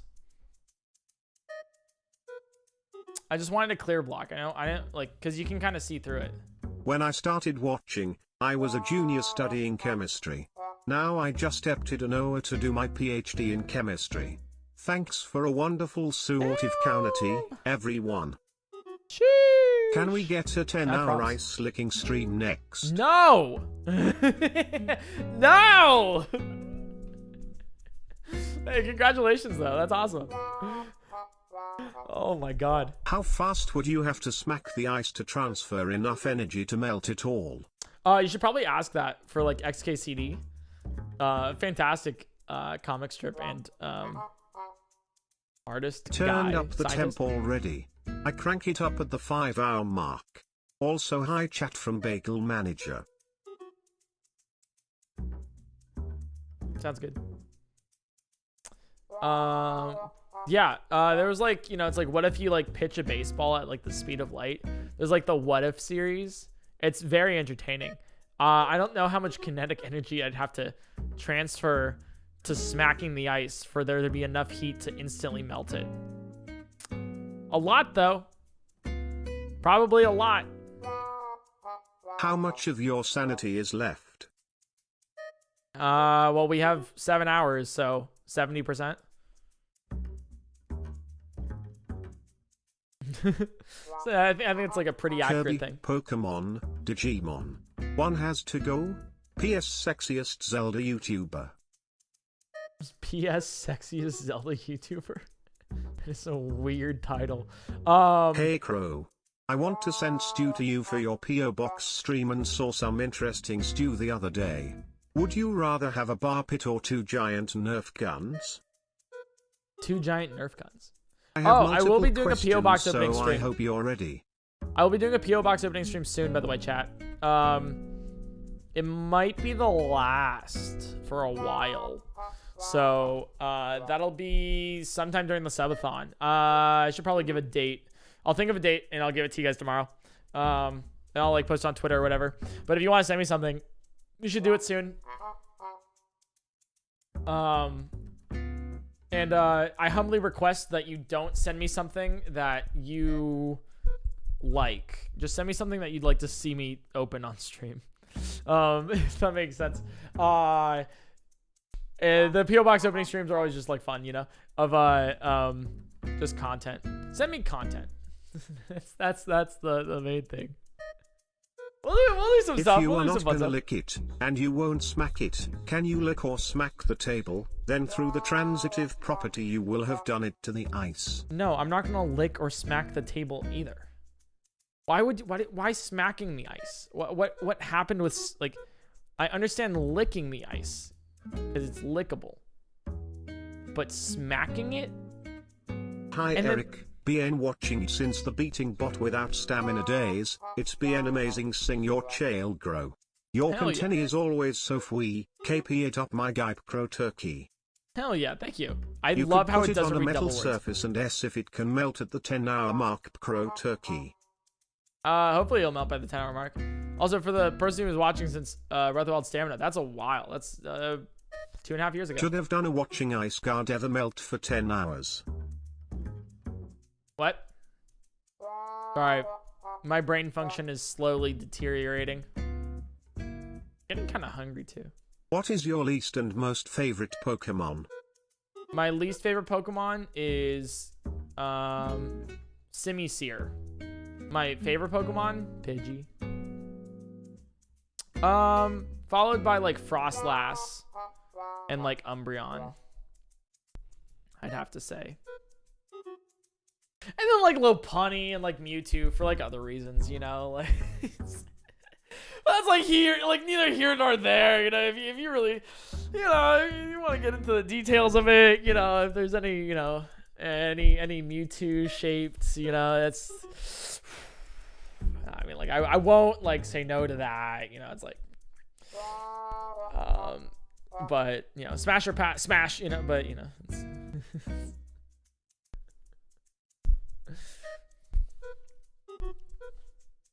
It's Hey, what can I say? What's PointCrow? What's your type in women? Mewtwo. is that a type? Down Can absolutely whore /endus. I think that's a type. I think I'll take it.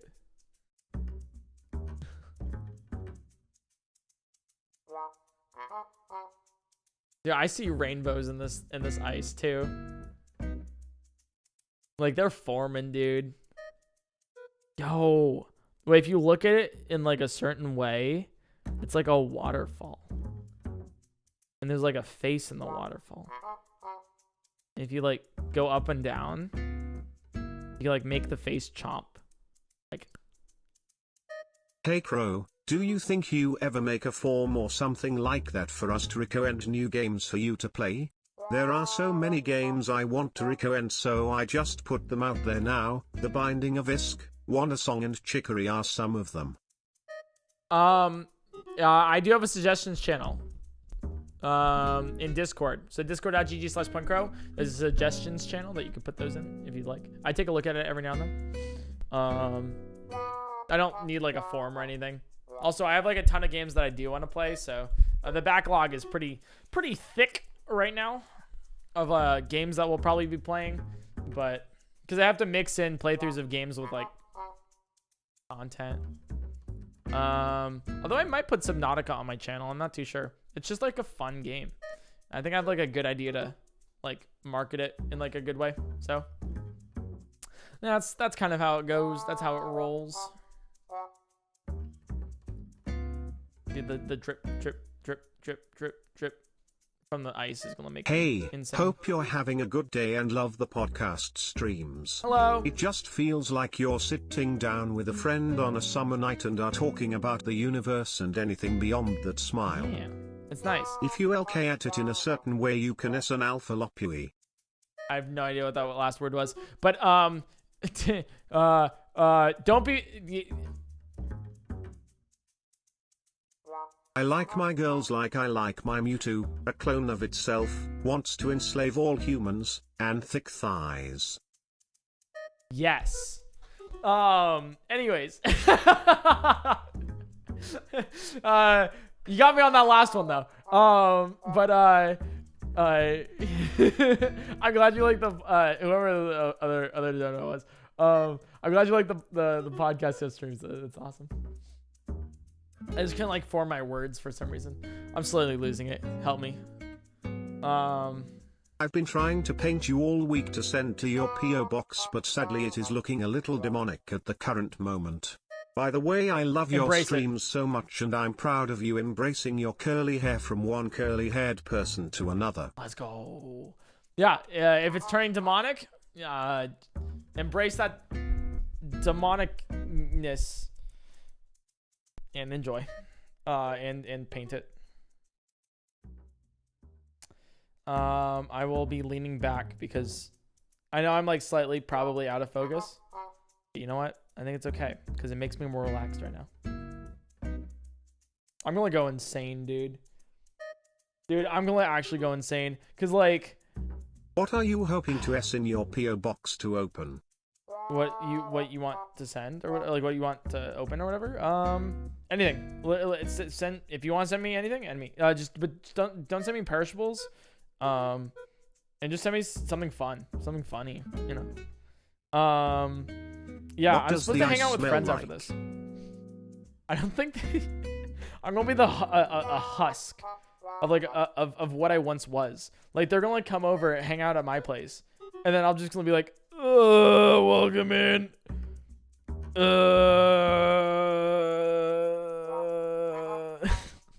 Like my entire like being, my soul is going to be just like sucked out of me. Plus stretch. Also, when you want FD, just ye in case I have you muted. From Bagel. Oh. Yeah, Abby, can you order some food, please?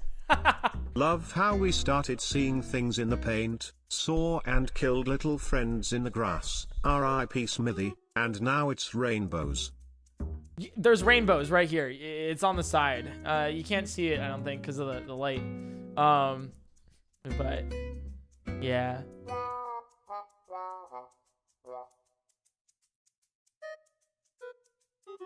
Rip Smithy though. The worm that died in the grass. Rest in peace. I'll miss you forever. Let's see. What else could I talk about?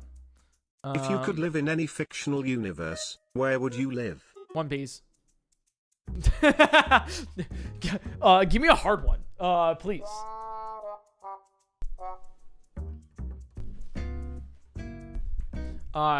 It just sounds like fun, right? Let's see. All right. Any fun stories that over the past year that I can tell? Let me think.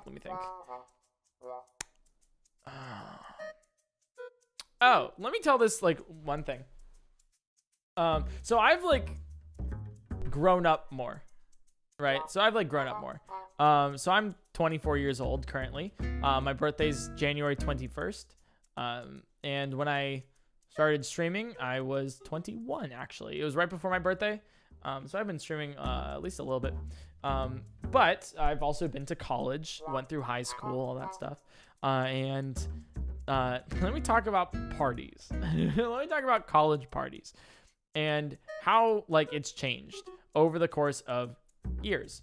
Mainly when I say years, I mean like, actually, Abby, can you turn up the heat? I'm actually like dying. Like it's actually really cold. If you're listening to the stream, please like turn up to 80 or something. That'd be awesome. Please. But yeah. What?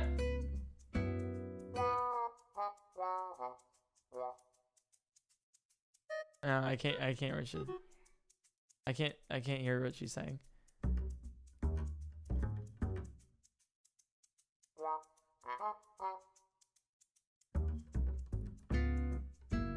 No, I mean like Abby, could you turn up to 80?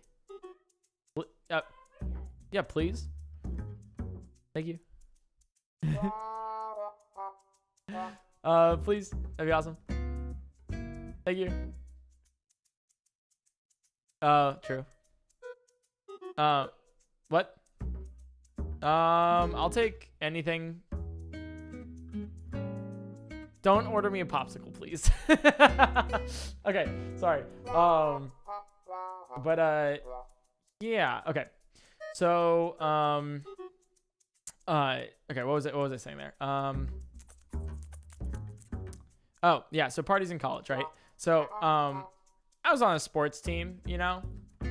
I did rowing. A lot of fun, you know, every now and then we'd like have parties with like frats and sororities and all this stuff, you know.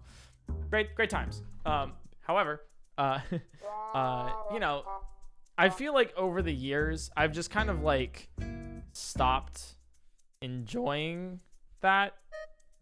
Because like, I don't know how I did it, but in college, I would be a full-time engineering student. I streamed on the side. I had a girlfriend at the time, and I was in a sports team for said college. So I don't know how I had time and or like mental capability to go out like every weekend and party just like constantly. I have like zero idea. Because like now as it stands, as I've like grown older, it's like, man, like I'm just like, I would just rather just like have like a couple friends come over and just, I don't know, play Mario Party or something, or just like chill, maybe have like a beer, rather than just be like, yeah, let's get crunk, like, you know, let's party it up, dude. Like, you know, like it's not, I don't know, I just can't, I don't have the energy or like I'm 24, I'm not even old. I just haven't had like the energy or want. I just like rather just chill and just be like, have those like small fun moments, because like also just like getting drunk is like, it's fun, but man, dude, like it sucks your energy so much. Like you'll just like be dead the next day. I don't get hungover. I just get tired. Like, it's just like, I like to think of it like this. If you're drinking, then you just like take the happiness from tomorrow for today. So like, you're like, oh, I'm gonna have such a fun time tomorrow. I'm gonna drink so I can transfer that over to today. And then tomorrow is not gonna be as fun because you're just the entire time. So it's kind of like a transfertive, like, magical liquid. That's how I like to think of it. So the more drinks that you have, the more you transfer over. Although it's not 1-to-1 because it's diminishing returns, obviously. But still, that's how it kind of feels like. At least to me. It's also 3.5 hours in. And I've drinking almost a whole glass of water. And the ice is still melting.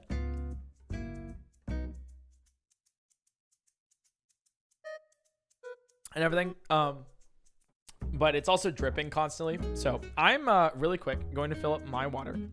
And I'm gonna go to the bathroom real quick. So if you guys I can't see you chat, but if you guys could like do bedges real quick, if you guys could veg, go to sleep, and then wake up when I come back, that'd be sick. All right, I'll be back for like I gotta go fill up water and everything, so I might be back in like 2 minutes or so. All right, I'm a human. What can I say? So apologies, but I'll be right back.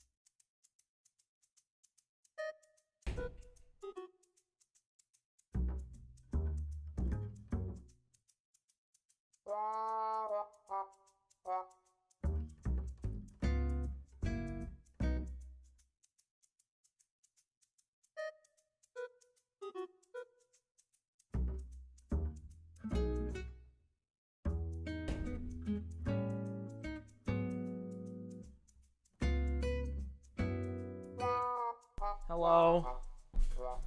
I'm back. Oh, is my TTS is off. Okay. I'm back. Sorry, I need to go to the bathroom and get some more water so then I can rub the water in the ice block's face. This is going to be used soon. Welcome back. Thank you.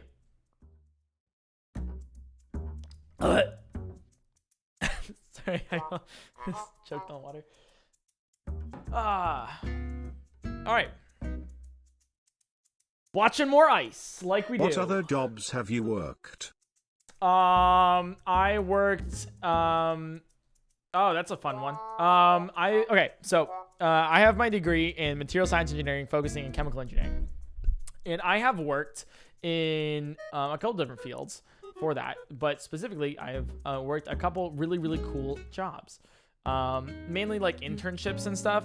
I haven't worked like a service job ever, so I either A, lucked out, or B, just haven't done it. I don't know if you would consider that lucking out or whatever.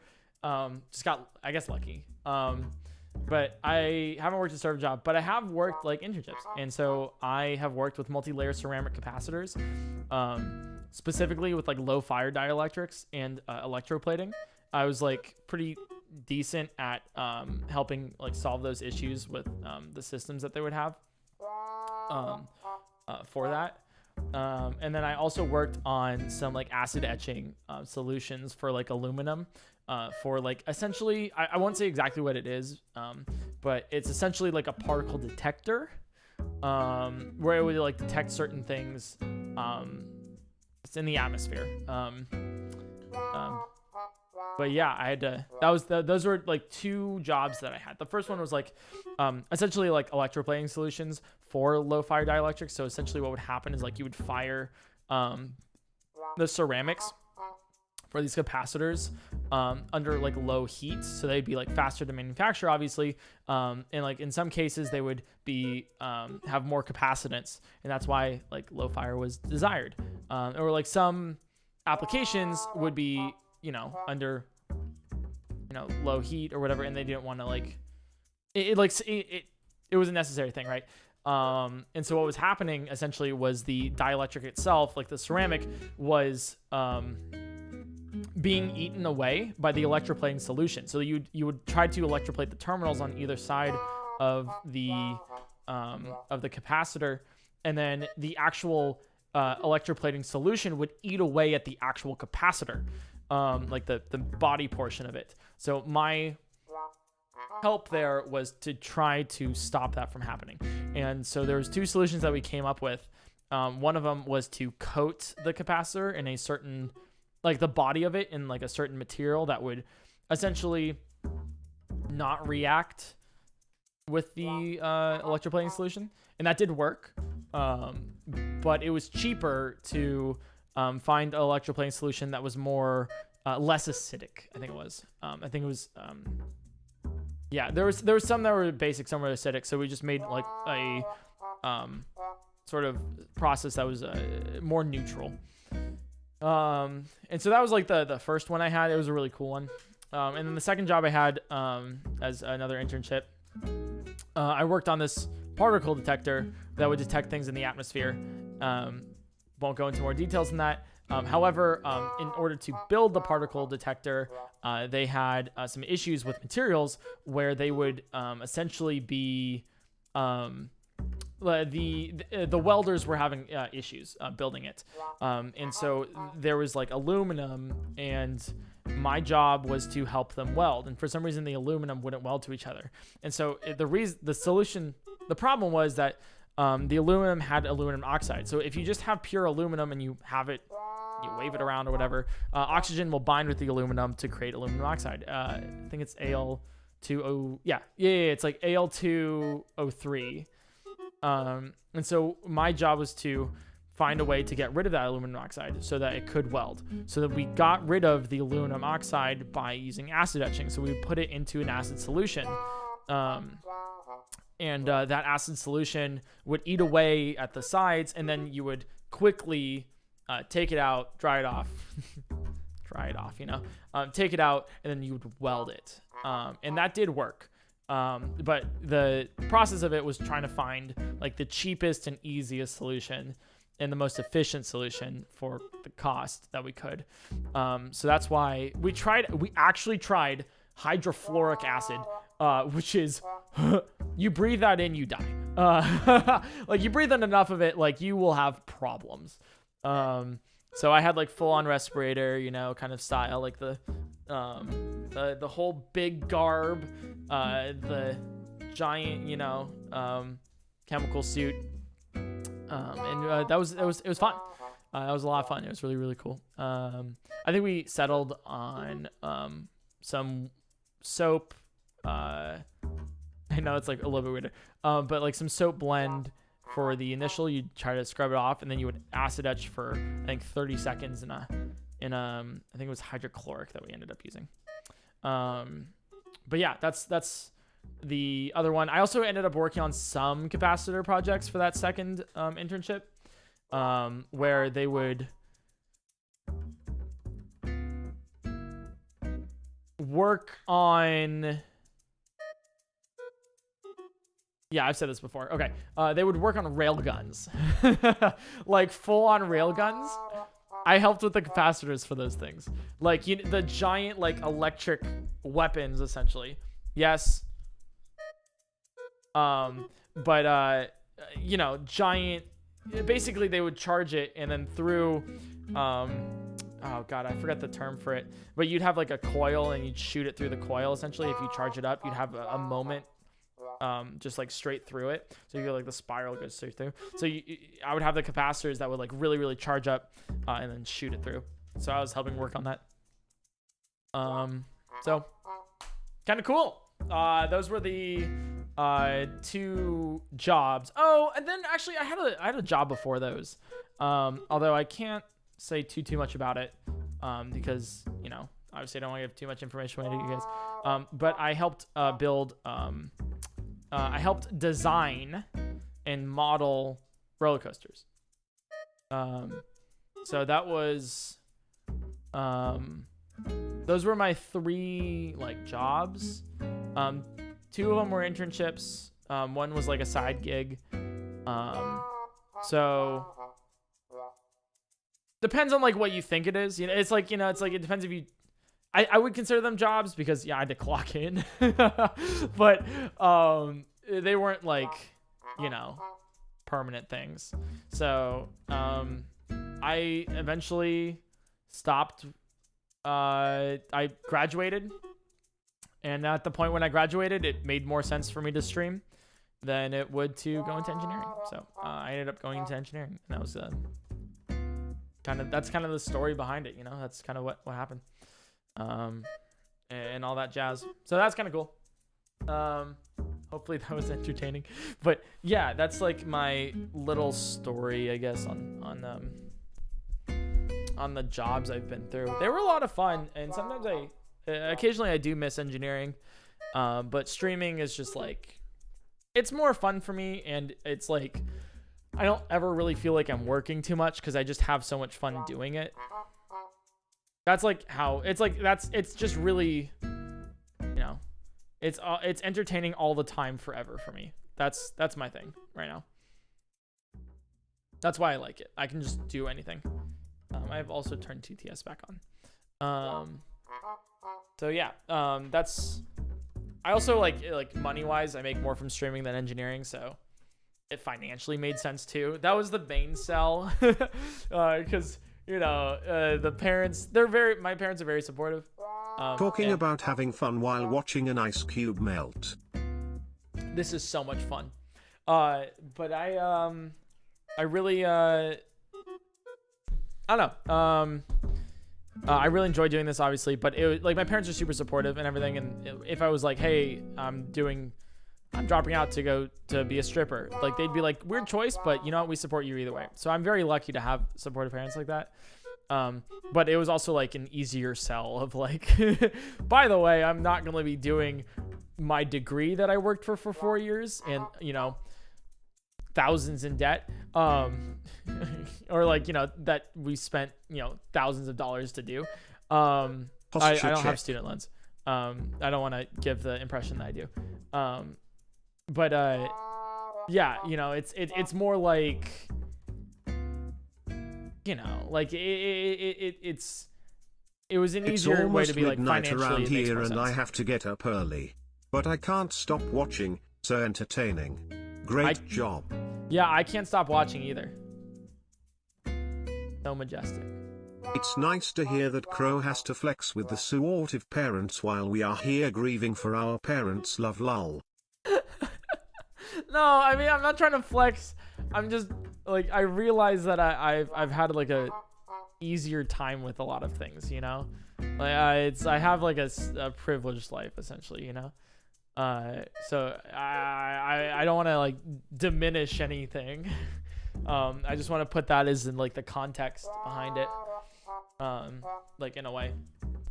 So yeah, that's kind of sort of, yeah, it was like an easier sell of like, by the way, like, not only am I not doing engineering, but I'll be playing video games, which financially makes more sense than engineering. And they're like, yeah, you know, it's a little weird. We still don't understand how you make money, or how you do this as a job, but you know, good either way. Cause at the end of the day, you know, like what can they do? You know, like,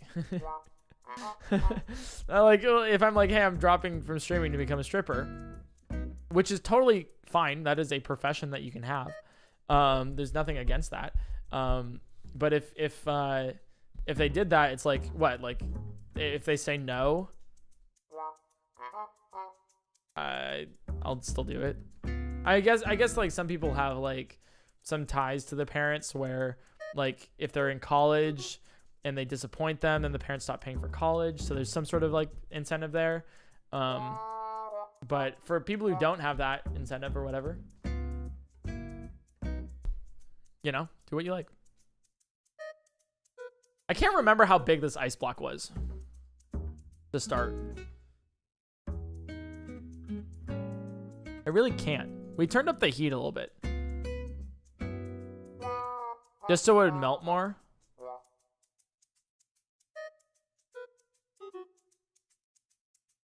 But I don't know if that was a bad idea. If what do you you think, ever Chad? go into streaming, you've already got a chat audience that would sue you. I mean, what? Crow eyes. God damn it. All right. I recognize that you have, here's some water for your thirst.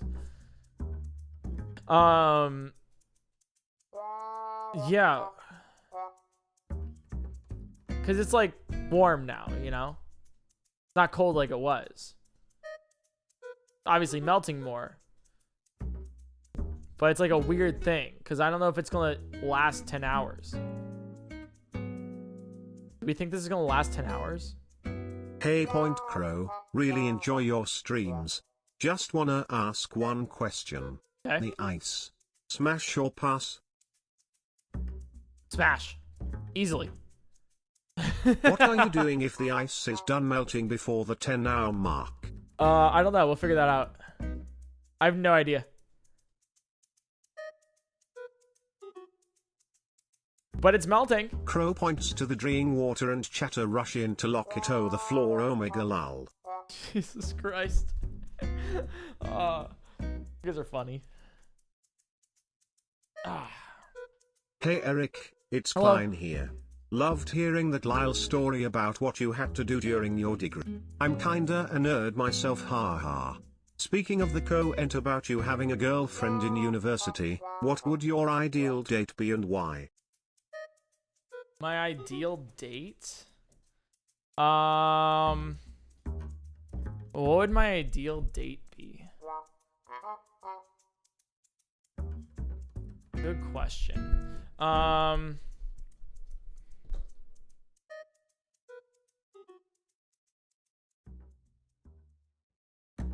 trying to think here. Because it's like, I feel like it varies per person. It depends on like who you're seeing too, and like what's around you, what's available. But assuming none of those are factors, I'll say something simple. Like an ideal like date is just like hanging out. Like I don't want anything where it's like, oh, we got to go to a 5-star restaurant and then go to the beach, and then on the sunset you take my arm. No, I just like a nice, like, I don't know, like delivered Chinese food while you watch a movie on the couch. I don't know. I'm very, like, I would just enjoy the company of somebody who also likes the company of me. I mean, obviously there's like a really cool thing would be to go to like Tokyo or whatever and see the cherry blossoms. Like that'd be sick, right? But that's like a vacation, and like that'd be a nice date. But the ideal like casual sort of thing was to be like chill. And just, yeah, you know? Sorry if that's like not what you were looking for, but you don't, you know, I feel like a lot of people are like, I gotta spend money to have fun. It's like, no, just chill.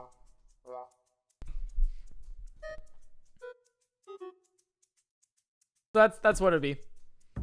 That's my ideal date. I haven't gone on a date in a while. Oh, yeah, you know, hey, business is booming though, you know, stream. It's so sick, dude. My Twitch chat, amazing. Who needs a significant other, right? When you got a Twitch chat. Let's go. Ayo. Oh. No, I haven't got a date in a hot second. But basically, it's mainly because I'd actually like to say that I've been like really just focused on work. That's like a genuine thing. I haven't really been out there looking for something. And so if you know, when something comes along that's just natural and just kind of like makes sense, you know, that's when things are fun. So I don't I speak on behalf of chat when I very kindly demand that you lick the ice. I'm glad that you're very kindly demanding it. However, I will have to strongly say no as my response. Hope that helps. Ideal date is a tough one. I'd have to say April 25th, because it's not tea hot and not tea cold. AUND is a light jacket. Yeah, Hey no, my Crow, favorite date are is you like, planning you know, to do a media July share 2nd. stream anytime SN? Those are super fwee. Fwee. A chess stream, is that what you said? Me doing a chest stream? I don't know if I do a chest stream. I don't know if I do a chess stream again, actually. I'm not too sure. Chess is fun and all, but it's just too much strategy and too much work. It's a lot. It was fun though. I recently met the Bowtez sisters. They're really cool. They're fun. Yeah, I don't know. I'd probably casually play chess, but I don't know if I'd stream it. Not for me exactly. Kind of cool though. Dude, there's small imperfections in this ice. The sickle's gone now. It's clearly like gone off. I really want to touch it, but I don't want to like touch it too much just in case. But it's melting. It's melting all right, you know? Yeah, there's small imperfections, like just like through it. How did you mount A? How did I mount A? I don't know what that means. It's the TTS is kind of fucked up. I mean messed up. Sorry, I gotta stop cursing. What's your best icebreaker? And we it work on CLE. My best icebreaker is probably the mint flavor. I like that one a lot. Give in. Touch the ice. No, stop. I'm not doing it. It is like, it's so like, okay, it's like the ice right now looks soft. Does that make sense at all? It just looks like soft. Yeah, I'll take food. Yeah. Hello. I will take food. What'd you get me? What the hell is this?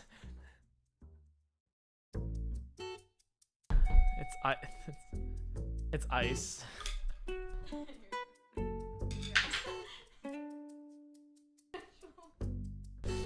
Thanks for my actual food. Hey, wait, Abby. Are you fling thirsty? That Buell sure does LK like it could use a GD lick. Sea salt, please. Thank you. God, she's the worst. Oh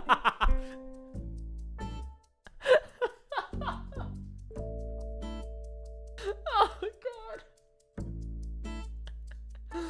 I was like, because I feel the plate, and I'm like, what's? Crow's it's so going light. to reach Nirva from talking to the ice. I'm not gonna talk to the ice. The ice can't talk back. We are like slowly torturing it technically though.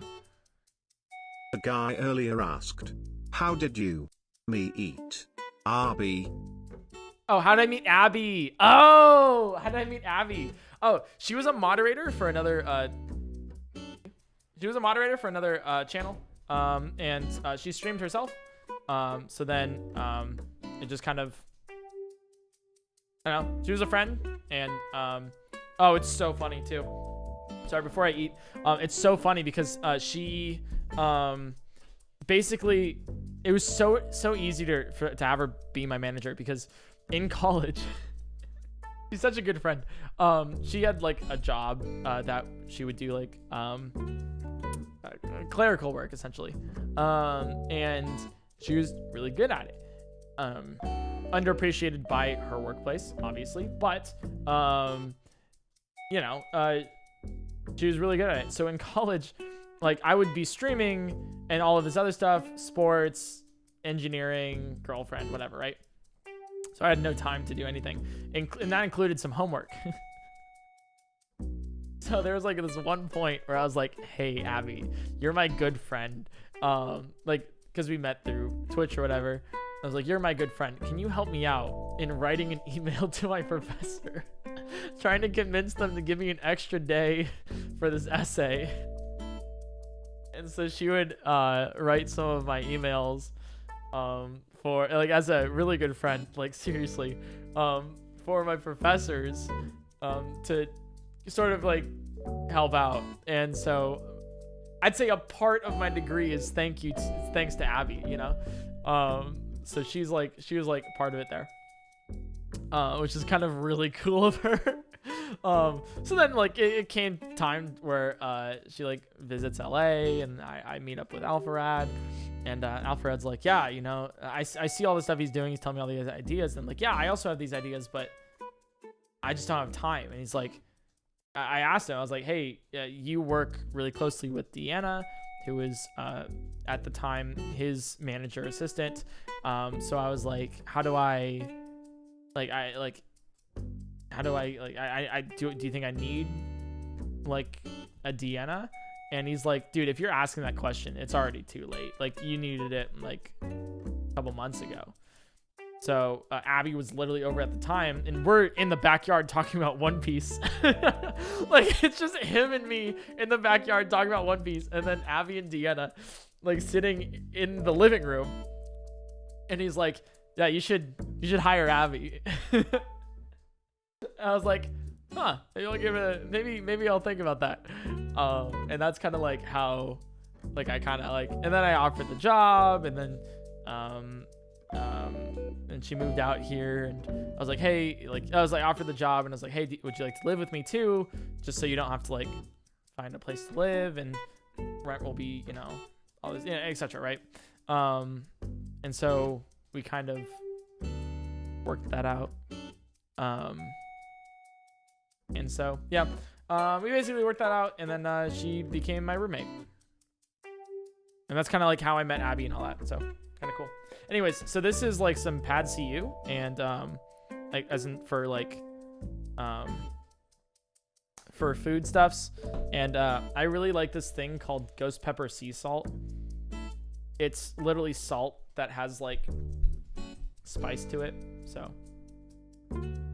that's what I'm eating right now.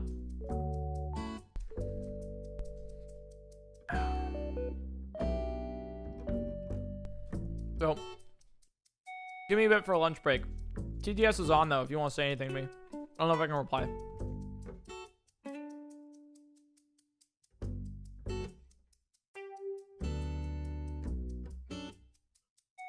I still will be watching this ice melt though, while I'm eating. So I hope you guys enjoy watching me watch ice melt while I'm eating. How does it feel to be a chatter? What? Oh! Thanks, Abby. Illimation apparently raided. Thank you for the raid, and thanks for the gift subs. You're awesome. Thank you so much. You're pretty cool. You're pretty poggers. I hope you enjoy watching ice melt with What me. is your favorite game that you don't play on stream? Risk of Rain 2. Fantastic game. Really confusing to explain quickly to people who don't play it. Hard to stream. Unless like, because like last time I streamed it, I think my entire chat was just filled with, so like, when's Breath of the Wild next? I was like, all right.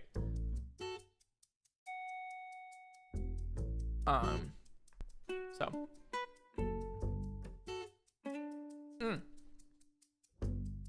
That's one thing I want to work on for 2023. No questions here. Only appreciation for A. It's always really fun when people are excited for what's to come. But I think for next year, we'll work on the whole like, I noticed you forgot to perma sub Nightbot earlier, so I gifted a tier 1 to it again per smile. You're welcome. Thank you. I haven't been able to perma Nightbot ever. But yeah, I've been like, rather than keep asking, hey, what's happening, what's gonna happen, what's gonna happen, what's gonna happen, it's more like enjoying what is happening right now. I think that's like what I'd love to work on with Twitch chat, you know, which there's obviously, hell yeah, healthy, there's a healthy amount of like excitement, but a lot of it is like, hey, I'm bored of Pokemon right now, can you just play Breath of the Wild, or vice versa, can you play Pokemon instead? So there'll always be like that, but I think it's what I want to work on for the future, if that makes sense. So because I see a lot of other Twitch chats just be like enjoying what's happening on stream rather than like what's happening like tomorrow. What if the ice completely melted and there was a caveman inside? Bro, it's clear. You can see through it. What do you mean? What if the ice just don't doesn't understand. melt?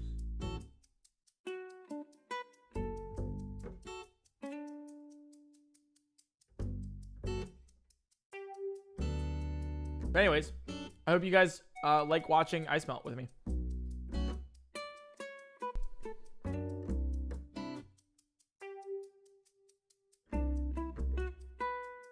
You should owe us some FT to the ice. It LKS hungry.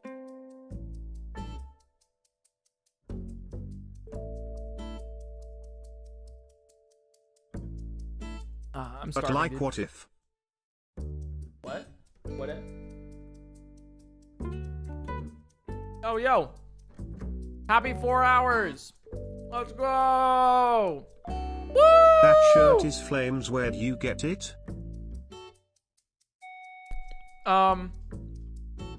The shirt I wear, you should not buy because it's fast fashion. I didn't know what fast fashion was before I actually like bought it. I got it at Zara. Buy sustainable stuff. Would not recommend. Great shirt, right? Hey Crow, have you Not meant heard to last, about though. House these nuts fit in your mouth? Haha. I Love haven't all seen your anything. streams, You they can't- keep me No, entertained no, no, throughout no, my no, no, entire no, work shift. Nope. Lick the ice block. You can't. This mod is crazy. What is it, could? That's true. You can't just like D's nuts me and like have the same, like you can't be like, hey, say hi to my friend Candace dick fit in your mouth. Like you can't, you have to, you can't just put the punchline next to the joke. That's not how that works. You know, you have to like, be like, hey, have you started penny trading in stocks yet? And then I would be like, oh, no, I haven't started penny trading. And then you come in with the punchline, right? You have to get the person to say it. You can't just be like, hey, I got ligma balls. You know? Got you. It's comedic timing. Did you use Cryonis to make that block? It is surprisingly clear. Mm-hmm.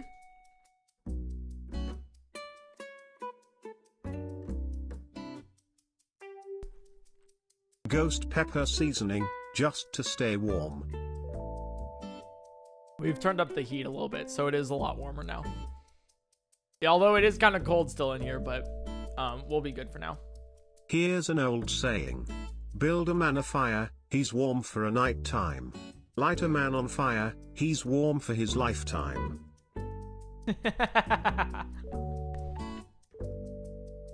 Oh god. Oh, I hate how I laughed at that. Oh god.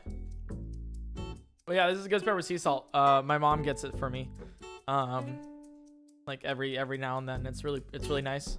It's called the salt and tea exchange. I think it's called. Yeah, the spice and tea exchange.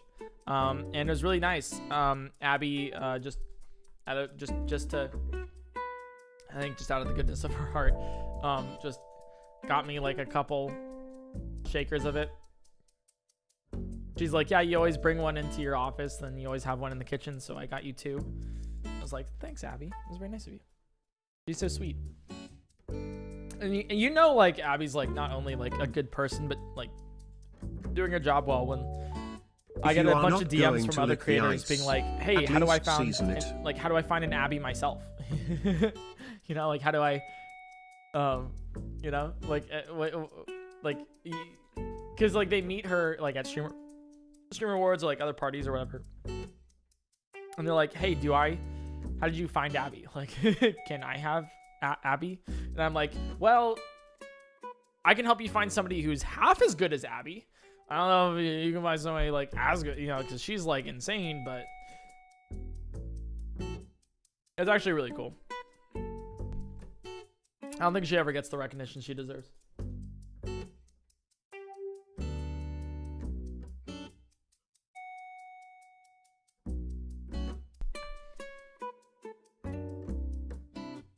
Yo, there's like a bubble in the middle of the ice block.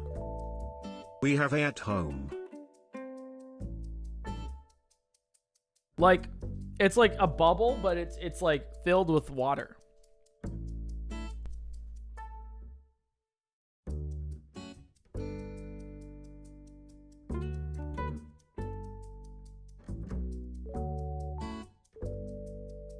Yo, wait, that's actually so sick. Wait. The corners of the ice, like it's melting. Like the block is like this. It's like bowed.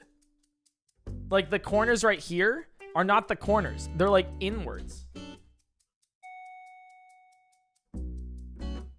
Abula is so the caveman can breath. Okay, that's like there's no caveman inside of the ice. That's not how the there's not. This was made at the ice store. That's not a joke. Abby went to the ice store to grab this. That's real.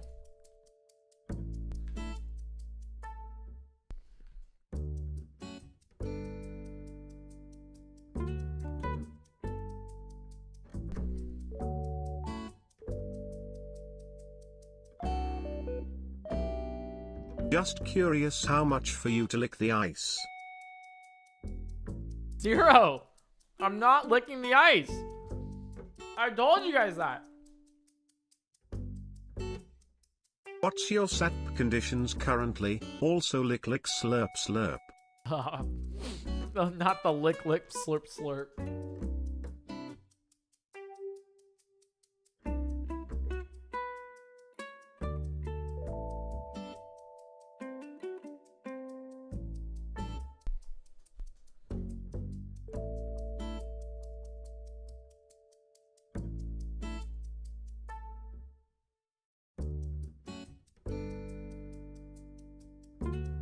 Sick though.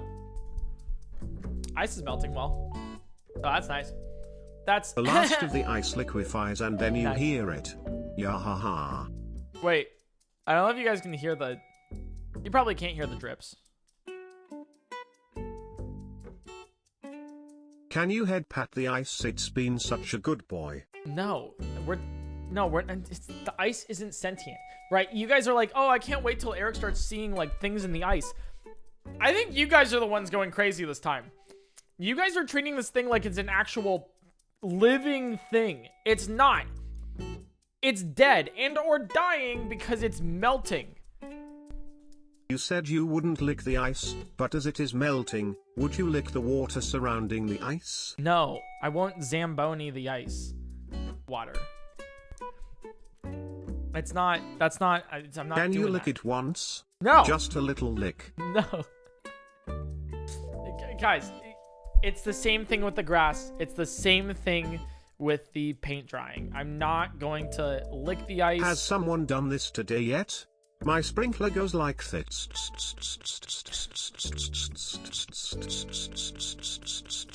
And comes back like key. No. No one's done that yet. I think I could really quick fix. I think I know how to do it. I think I'm gonna fix TTS real quick.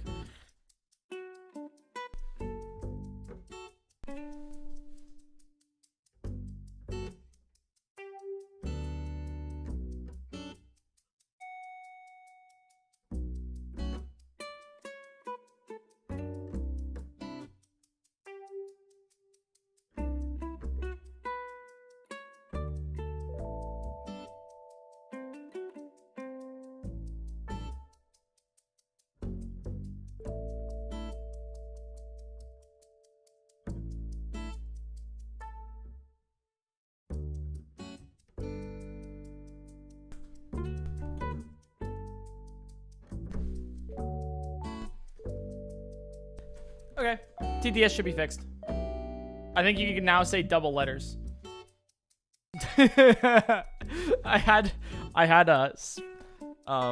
a certain setting on that would like for some reason silence double letters.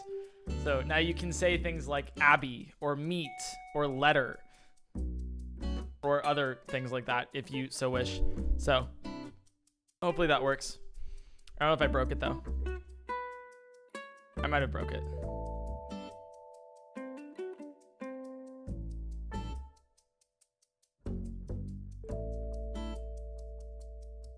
Dude, this is like Chinese water torture, but not on my forehead. Did it break?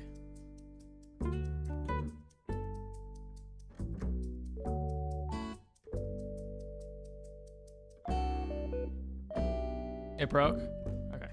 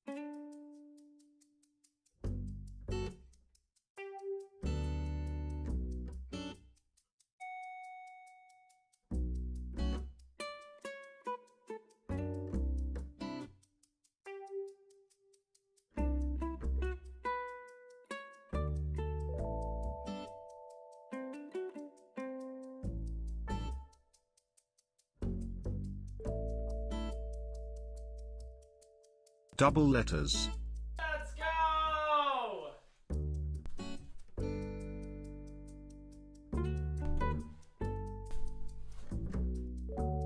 Apologies, chat. I have now fixed it.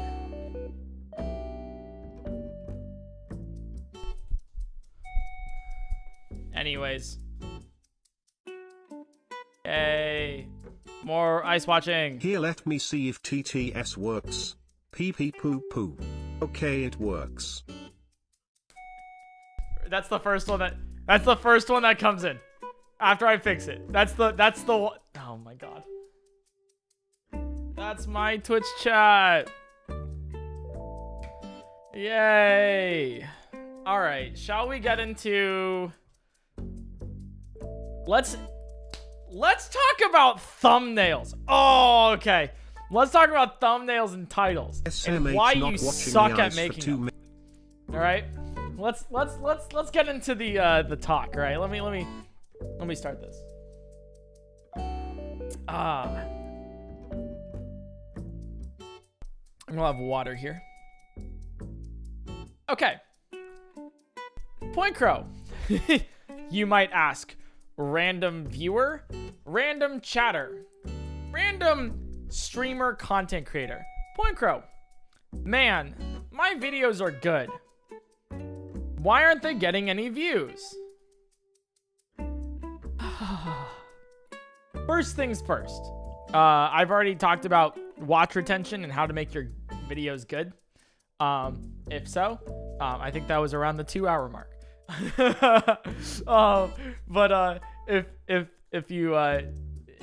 we're talking about purely clickbait, I say clickbait. It's not bait if you're not really, it's whatever. It's marketing. We're talking about purely marketing. Let me introduce you to thumbnails. How to do thumbnails. It's actually, when you think about it, it's very easy. From a very easy standpoint, how to make videos do well. So you gotta think about motivations.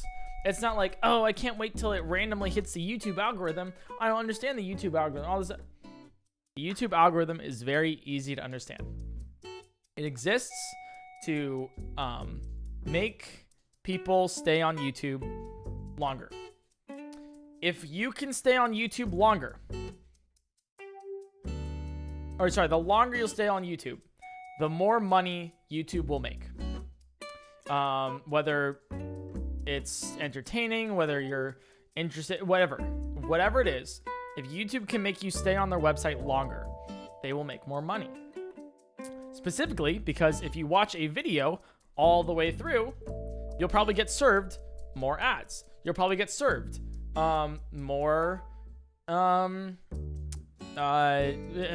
You get served more opportunities for like merch, YouTube merch, or like you'll get served a lot of stuff. And so if you're served more of that, YouTube will make money. So if you essentially, sorry, I'm going in circles here. I'm distracted by this movement right here. Do you see this? Do you see this right here? It's moving. Like there was water going this way. That was so strange. I don't know if you guys saw it, but I saw it. Oh, there it was again. Oh, there it was.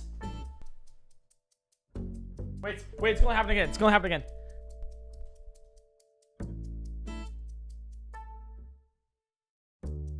I don't even know if you guys can see this, but I might be going crazy. Wait for it. Wait for it.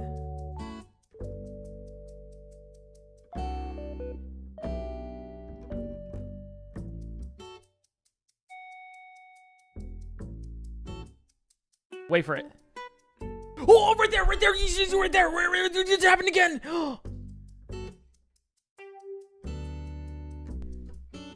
The ice is moving.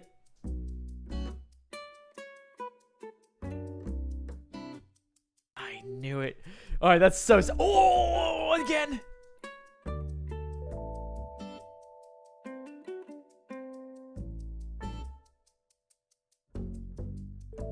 All right, sorry, I was distracted. That's why I was like going. Okay, let me start from the beginning. Okay, YouTube thumbnails, how to do them, how to make your videos work, YouTube retention, all this stuff, right? So YouTube, the way that YouTube makes money and the way that YouTube algorithm functions is very simple. They want you to stay on the site as long as possible so that you can be served more ads and therefore YouTube gets more money. Or, and actually it's very simple. That's it, right? So if your video, a lot of people click on your video, which makes them stay on the site longer, and then watch your video as long as possible, makes them stay on the site longer, then your video will be recommended more to other people. Very simple like that. Very, very simple, because YouTube recognizes it as something that helps a viewer stay onto the YouTube platform. It's that easy, right? That's that simple. So what you gotta do I already talked about watch retention, but for click-through rate, aka the percentage of people that will click on your video divided by, well, it's the amount of people that click on the video divided by the amount of people that the video is shown to, is click-through rate. And so you want to maximize that as much as possible. You want to have people click on your videos as much as possible, and that's what thumbnails and titles stand for. Now, there's different over the course of my 2.5 years on YouTube, I've learned that there's different like types of thumbnails and titles. There's different like sort of ways to go about things.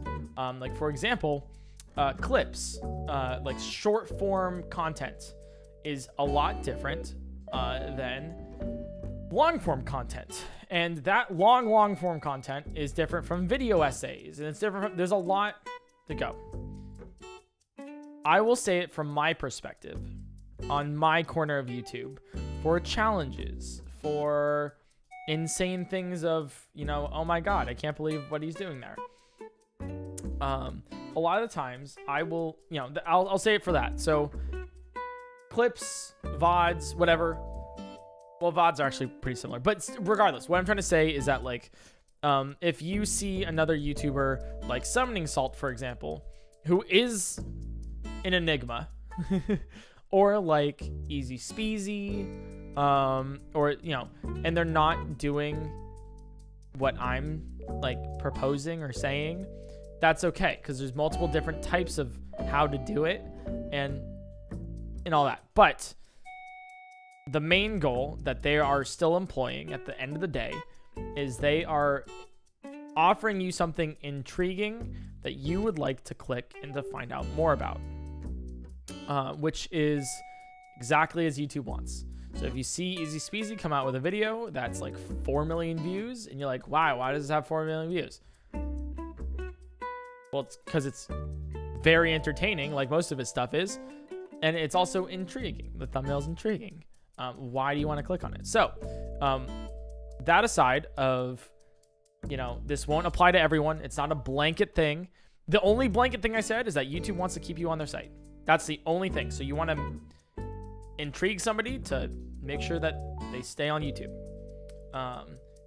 Besides that, we're going to go into a little bit more niche category of how I do my stuff and why it works. And there's other people that do it similarly. I know like Link7, Purplecliff, every now and then will do it. CJ does a great job with it. And this is like what I've learned for like my corner of YouTube.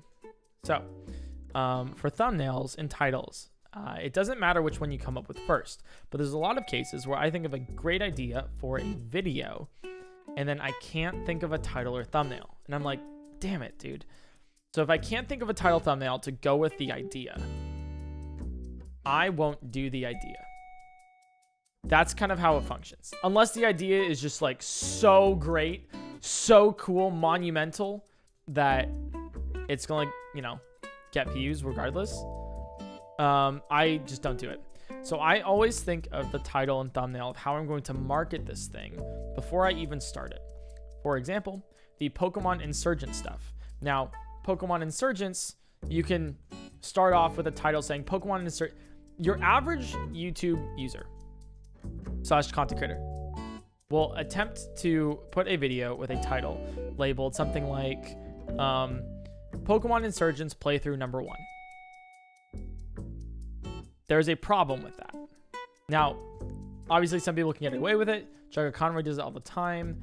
He's a Let's Player. It's different. I'm talking about generally, okay? There is no intrigue whatsoever to whatever playthrough, Pokemon Insurgents playthrough number 1. There's no intrigue. You're like, maybe the only intrigue is like, what's Pokemon Insurgents, right? But let's say you're offered a video, Pokemon Insurgents playthrough number 2, you're not gonna watch that, right? You're so much less likely to watch that because you haven't seen number 1. That's the big deal, right? You haven't seen number 1, so you're only going to see number 2, and then so you're not gonna, you know, it's a thing, right? So that's a main thing with titles. Like, you want to make it intriguing. So when Pokemon Insurgents comes around, I'm not saying Pokemon Insurgents at all. It's actually not in the title whatsoever because nobody knows what Pokemon Insurgents is. No one, generally, no one knows what Pokemon Insurgents is. You can go up to somebody on the street and ask them, hey, what's Pokemon Insurgents? And they'll have no idea. But you can ask them, what's Pokemon? And they'll know. So why would you click on a Pokemon Insurgents playthrough number 2 when number 1, you haven't watched number 1, and 2, you don't know what Pokemon Insurgents is, and you don't really care? So when I came up with Pokemon Insurgents to do a playthrough of it, I wanted to do something that's intriguing. I think it's the Pokemon game where you sacrifice your friends to cults. So much more intriguing. Like, first off, you have a couple questions. What's the Pokemon? Like, what's the Pokemon game? Is this something I didn't hear about? You sacrifice your friends to cults? How does that work? What does that look like? I want to know the story behind this. And like the cult aspect. It's like, is this like dark or whatever? That's the title of it. You want to make it like very intriguing. You want to describe it in a way that markets itself to a core general audience. Like, I'm not about to put out like, trying to think of it. If I did this, all right. I think I like, for Relics of the Past for Breath of the Wild, a very hard mod in Breath of the Wild. See, I had to explain what that is. I didn't do Breath of the Wild Relics of the Past playthrough number 1. Because first off, you have no context on what Relics of the Past is whatsoever. You have no idea what it is. So I didn't clickbait it like that. I had to do like the hardest Zelda mod just got harder or something similar around there. And that's like, you want to describe what it is in a general term. So rather than be like Relics of the Past, I was like, okay, you have to have context of at least Breath of the Wild for this. So I'll say the hardest Breath of the Wild mod, which is Relics of the Past, right? The hardest Breath of the Wild mod is harder than you think. Which has a little intrigue because it's like, wait, how hard can it get, you know? But it also like explains, like, this is very difficult. So you want to know, what's the mod? How is it difficult? And does he do it? So there's a lot of intrigue there. You don't give like the title of it, like titling things of like our first playthrough, what's gonna happen. Bad idea. It's like, even if you have like a good like idea of what to call your episode, like an episode name, nah, it's like no one's really going to care. You want people to have intrigue. Like for example, the Pokemon game where you have guns. What? You know, like that's like intriguing. It's like, what is this? And it was the fan game by Dragon Dev. So it's like, rather than be like, I acquired this fan game from Dragon Dev, where you shoot Pokemon. That's actually, I mean, that's wordy, but you know, still, it's like you wouldn't just go out and you want to be very literal in an intriguing sense. I challenged blank to do blank. Like my map randomizers, right? It's so hard to explain what a map warp randomizer is. So, or like what a warp randomizer is. So it's like I randomized the map. So you're curious about what that is, what that means, and it kind of describes it a little bit better than like a universal warp randomizer. So that's like with titles, right? You want it to be very, general and intriguing, but specifically, you also want it to be as short as possible, easy to understand. Like you want it to be easy to understand on what's happening, like what this video is about, and then immediately make it as short as possible. So rather than like Breath of the Wild Relics of the Past playthrough number 1, where playthrough number 1 dash we begin exclamation point, and then the little bar that people do, and then PointCrow streams highlight number 2. That's a lot. Like that is a lot, and it explains nothing. Things that people don't care about. I don't care if this is your highlight number 2. I don't care if this is the first part of your playthrough. Like, I just want to know Breath of the Wild's hardest mod is harder than you think. It gets the point across, easy to understand, and it's short and concise. The Pokemon game where you have a gun. You don't have to say where you shoot Pokemon. You get the kind of repetition there of like, it doesn't sound right, with the Pokemon game where you shoot Pokemon. So if you just have a Pokemon game where you have a gun, it's like short and concise, and it still gets the same point across as the other one, if not better. So it's like you want to make it short, concise, understandable with some intrigue. There's a little bit of an art to it with titles, but that's essentially how it is.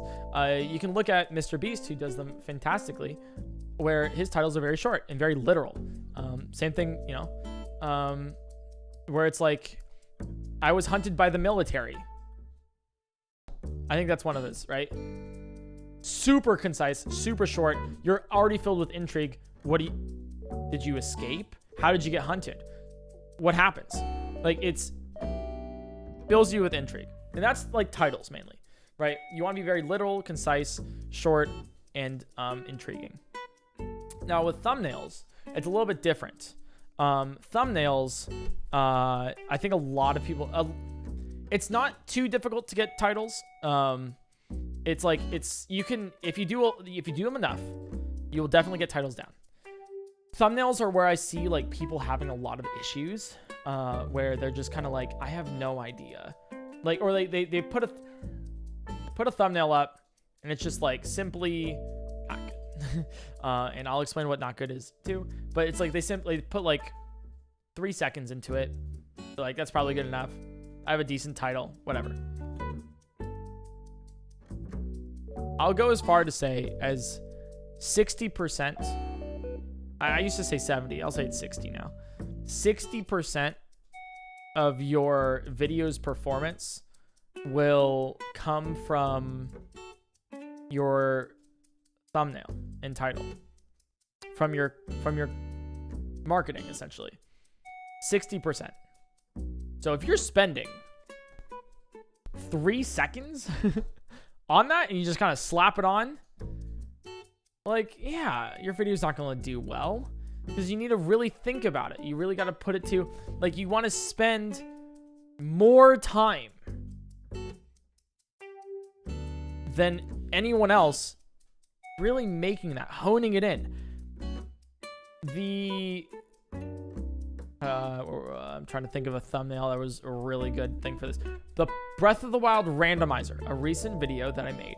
The Breath of the Wild randomizer video on the main channel, that took me 7 to 8 hours to make. I made like 4 to 5 thumbnails before that. It didn't look right in places. I wanted to get the point across. I had this idea, but it didn't work as well. I had to scrap it and then do it again. I spent way too much time, and that, part of that time could be because I'm inexperienced in Photoshop and very self-taught. But the majority of it is like, dude, like it's like the majority of it is like, I really want to make it work, and I'll tell you how to make it work in a second, but it's like, you need to spend more time. I think a lot of people just don't spend time on their thumbnails or titles because they're like, yeah, my video is good enough. It's not about your video. It's how you market it as well. It's the same thing with your stream. When you're starting to stream as a beginner, like, nobody's going to watch you, even if your content's amazing, because you need to market yourself. You need to bring in people from other places, tell them that you're streaming, you know, tell them that you're doing things. Yeah, so for a thumbnail, a lot of people get it wrong because they don't put in a lot of work to it. But then they also don't realize a couple core things. You want to grab their attention. So if you go to YouTube right now, and you just like look at your recommendeds, just your home page, what I do, and this is like, titles and thumbnails have ruined YouTube for me forever. And I'll ruin YouTube for you too, real quick, if you don't mind.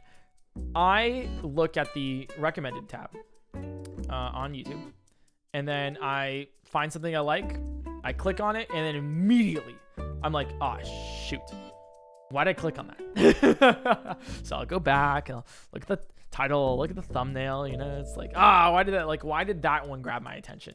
And so I just constantly think about that whenever I'm using YouTube. I'm like, why was that? Like, why did that make sense to me? Why was this intriguing? Why did I click on it? And if you go to YouTube right now and you look at a thumbnail, and then you look at your own thumbnail that you made, are they like, I think a lot of people will make a thumbnail or a title and treat it like 2013 YouTube,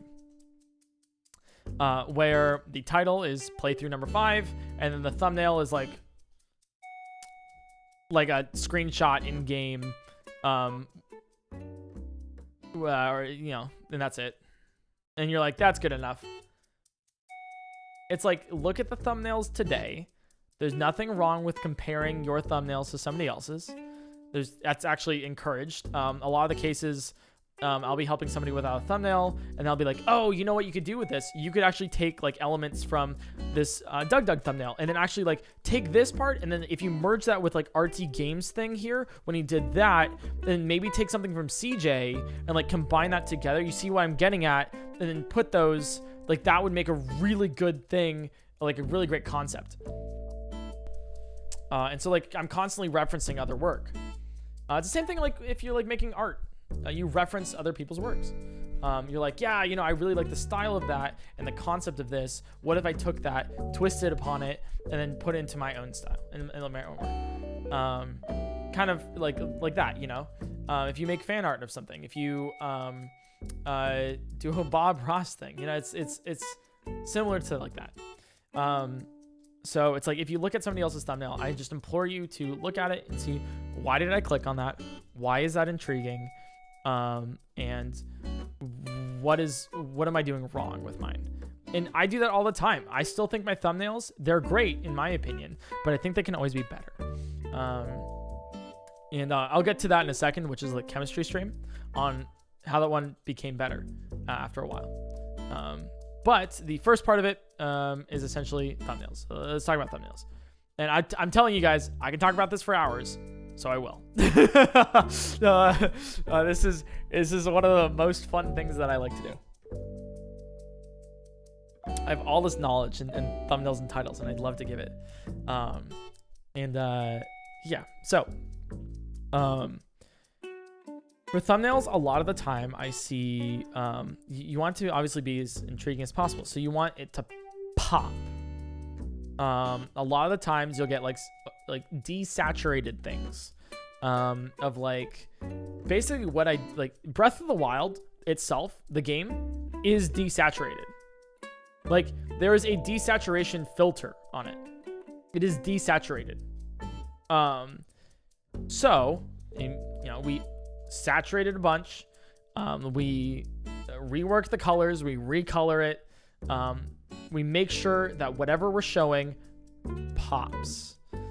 Same thing with the Pokemon Platinum. In some cases, the sprites will look a little bit desaturated because of snow, right? Because it matches more of the white. And so what we do is crank up that saturation, crank up some of that brightness, and just really make sure it whenever you see it on a page, that's the first thing you see. You want to make sure it pops.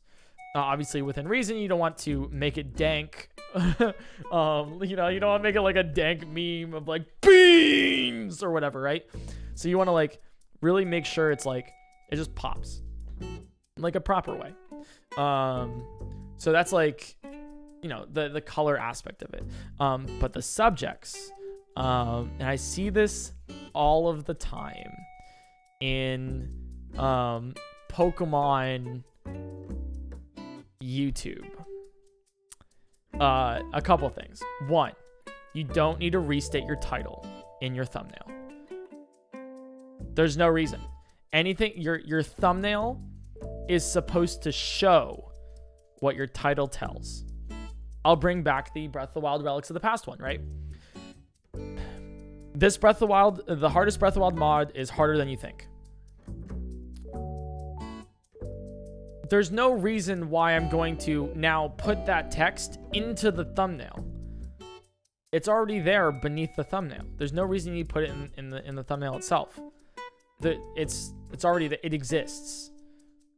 So you need to show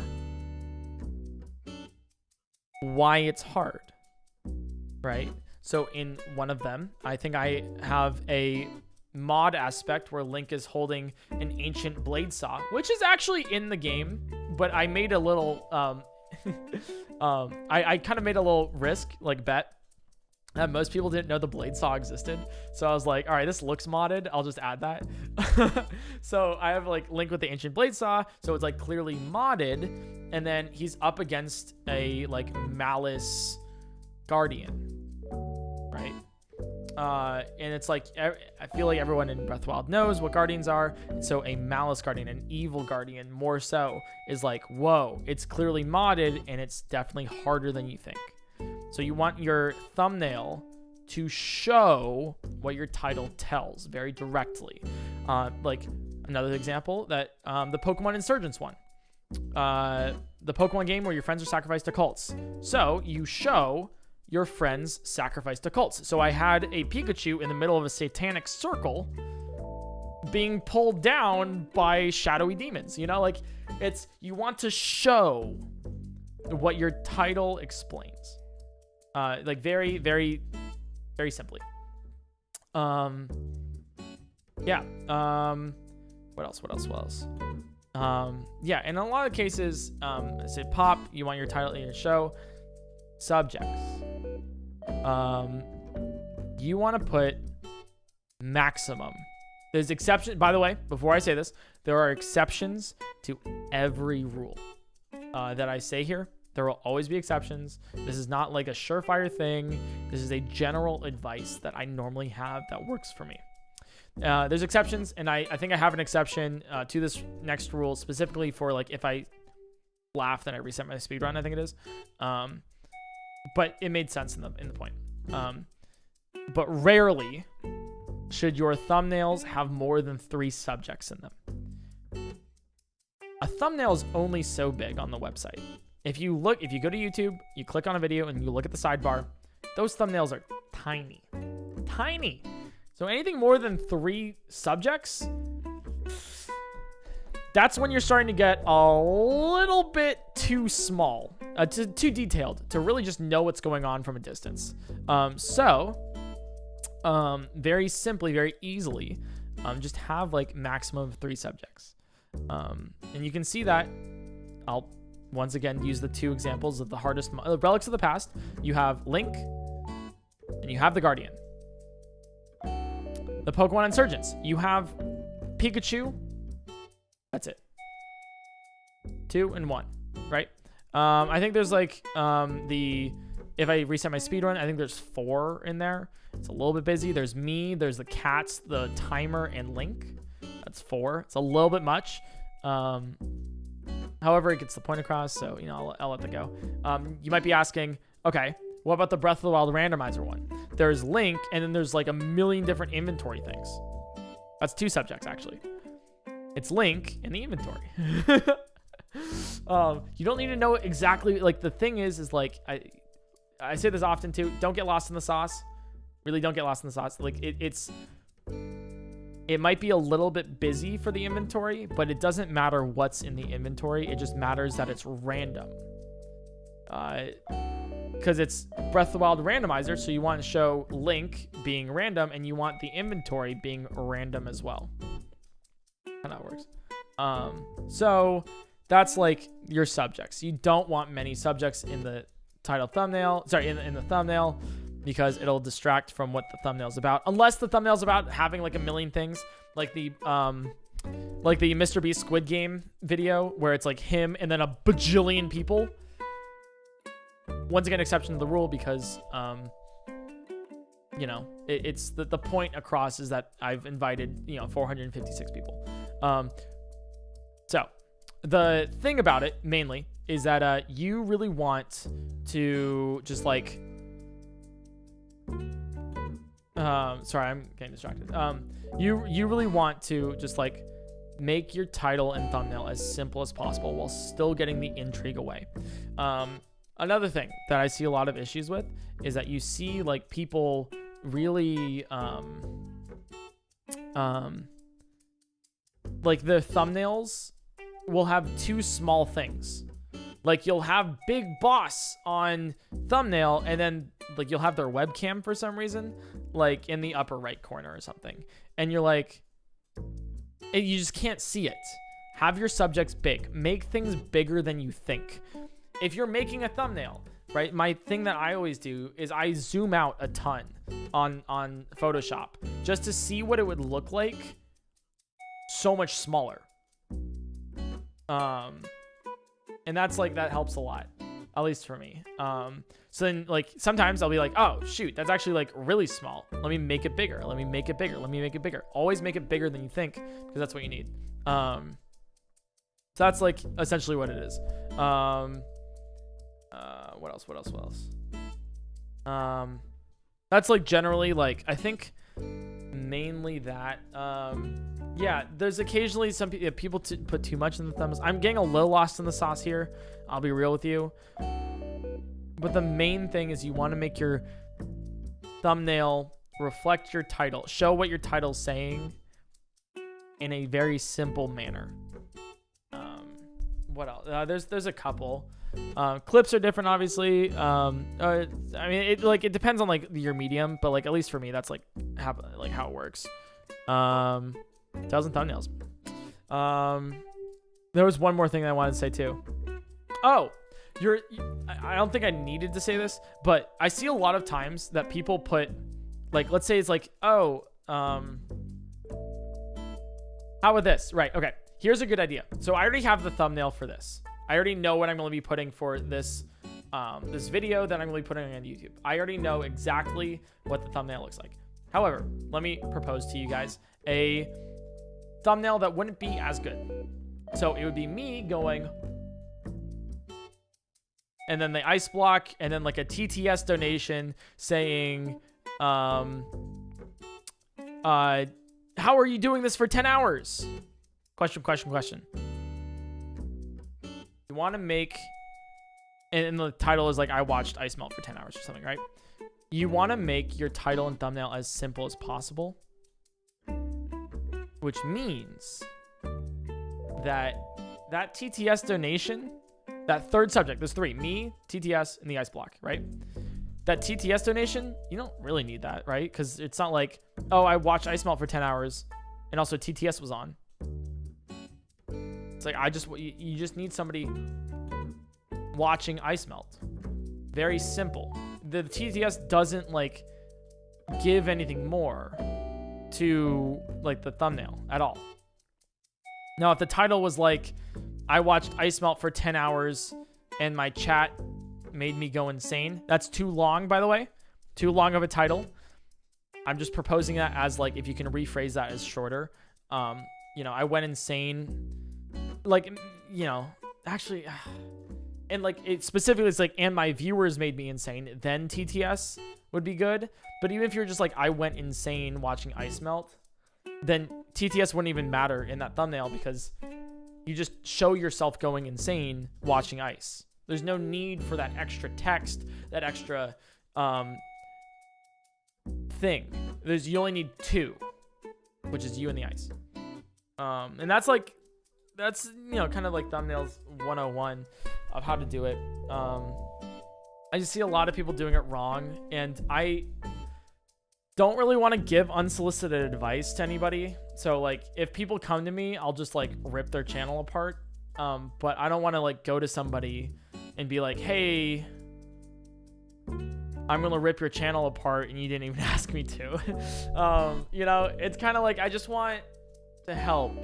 I have a lot of content creator friends, and sometimes I see them messing up a lot.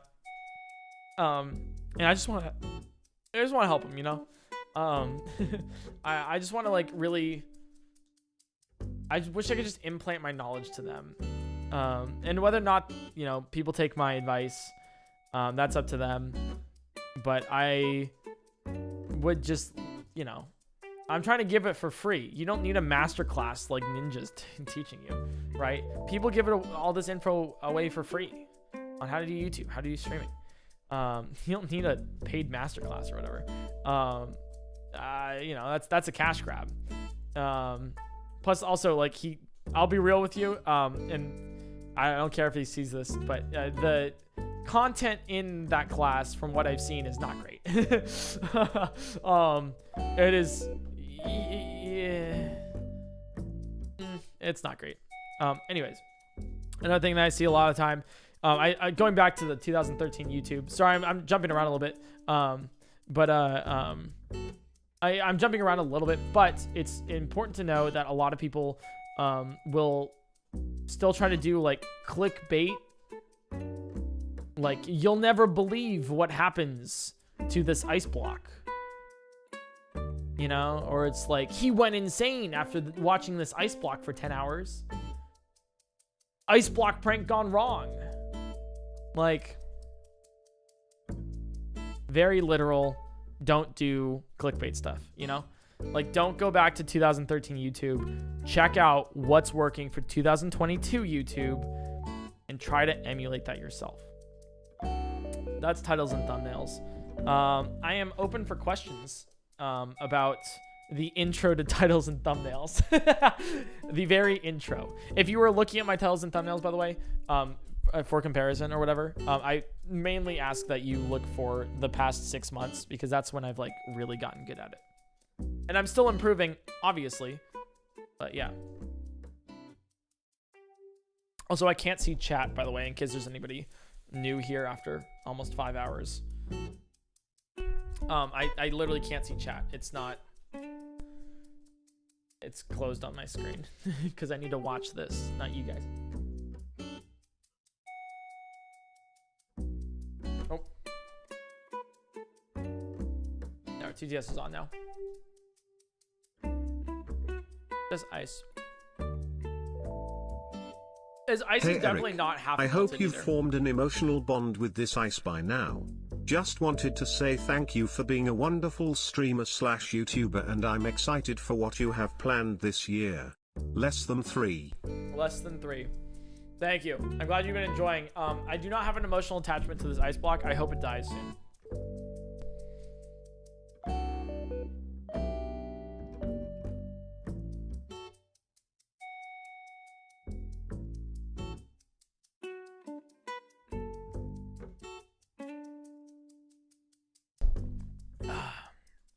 Sending again because TTS was broken last time. Hi Eric PointCrow, how many licks does it take to reach the center of the ice block? Asking for a friend. 0. It's actually 0 licks because all you need to do is wait. Takes a little bit longer, a little bit slower, but we're not going for a speedrun record here. How fast can you watch an ice melt for 10 hours? That ice sushi is getting real wet. Did you just call it an ice sussy? Like ice suit? Did you just call it bro? Bro! Stop. Touch grass. Get a time machine. Watch me watch grass grow and then touch it. Please. Oh my lord. Dude, there's like, it's like pointy at the ends here too. I'm not gonna touch it, but it's kind of pointy at the ends. It's kind of interesting.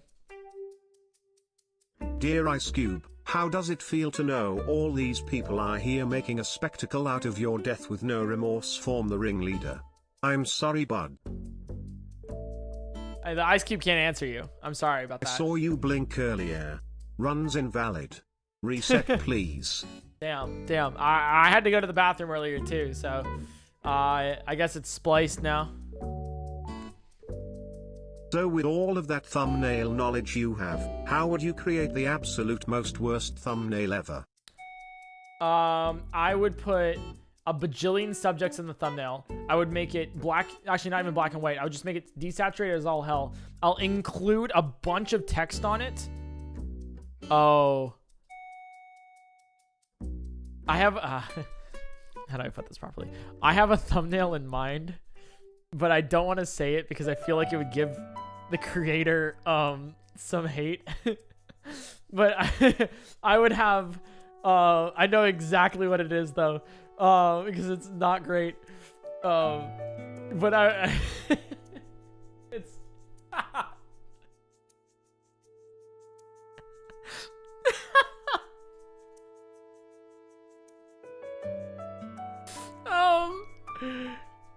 I'll just put it like this.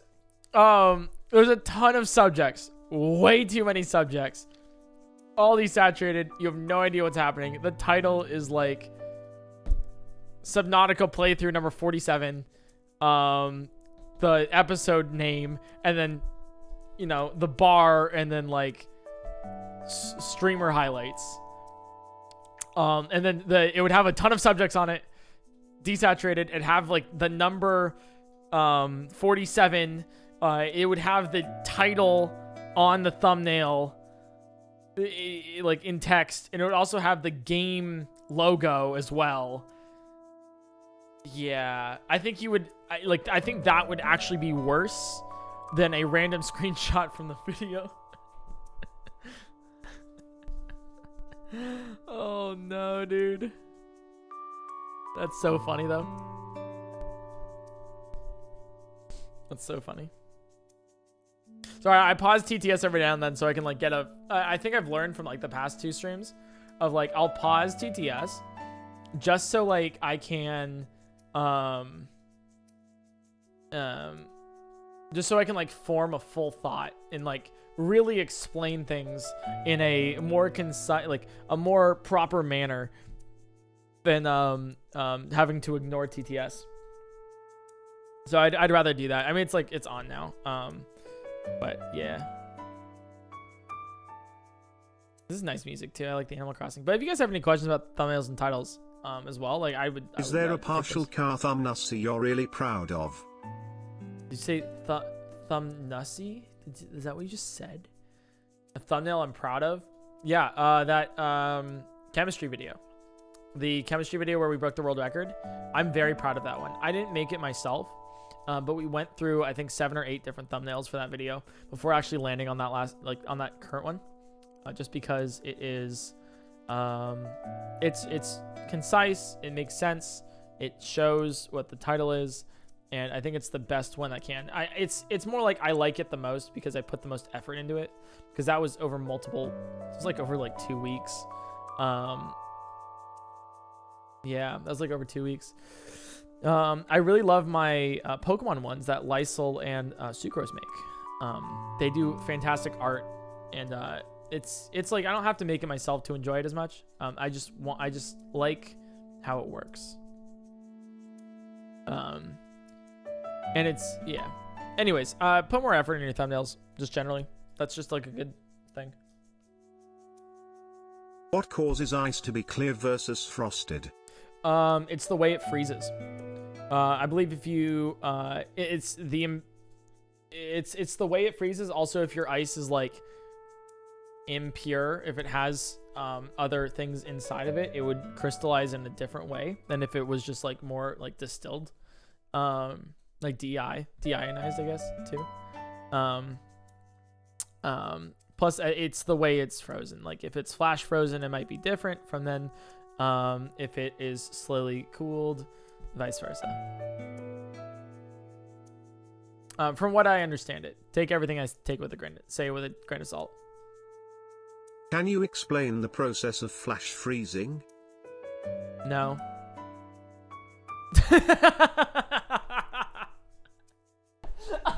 No, I mean, it's mainly like I don't know exactly enough about it to just tell you immediately.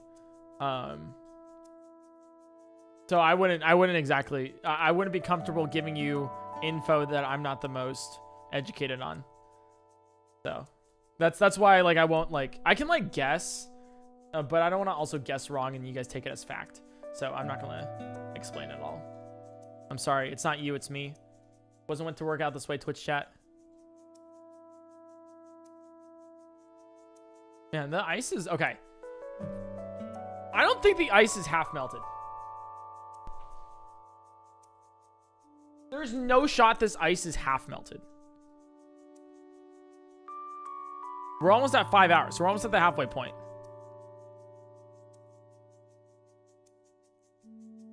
There's no shot. Are you doing to talk to the other side of the ice? He's a little slanted on the side you've been speaking to. Oh, really?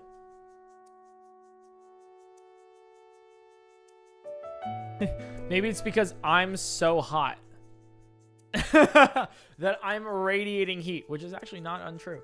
That does happen to all humans. But yeah, maybe it's because I'm just so hot and, you know, like that it would be slightly more slanted here than over here. Ka-chow. Nah, that would be Cherik, as Cherik is hotter than you 100%. Untrue. My chair cannot be hotter than me. That's not how that works. Maybe we should turn up the heat around the halfway mark. I don't know. I don't want like Abby to live in a sauna for the next 5 hours. But I also want this ice to melt.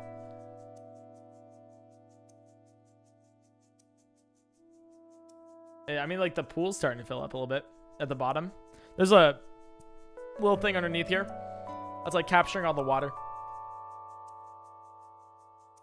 Interesting. It's very cool just seeing like this ice too.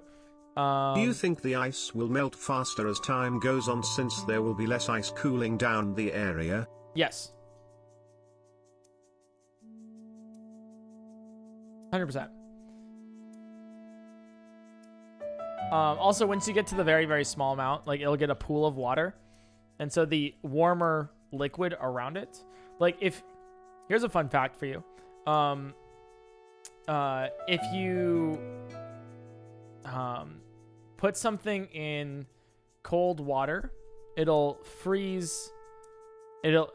Cold water, it will be colder faster than if you put it in like a freezer. Because of the way it works. Because of the way it is. So if you put this around warm water, that's like it would warm up faster than if you put it next to warm air. Yeah. Did my TTS break again? I don't know if my TTS broke.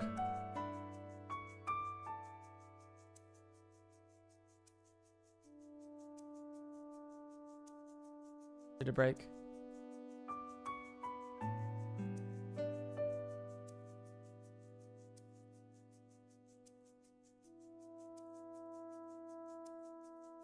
I can't hear anything.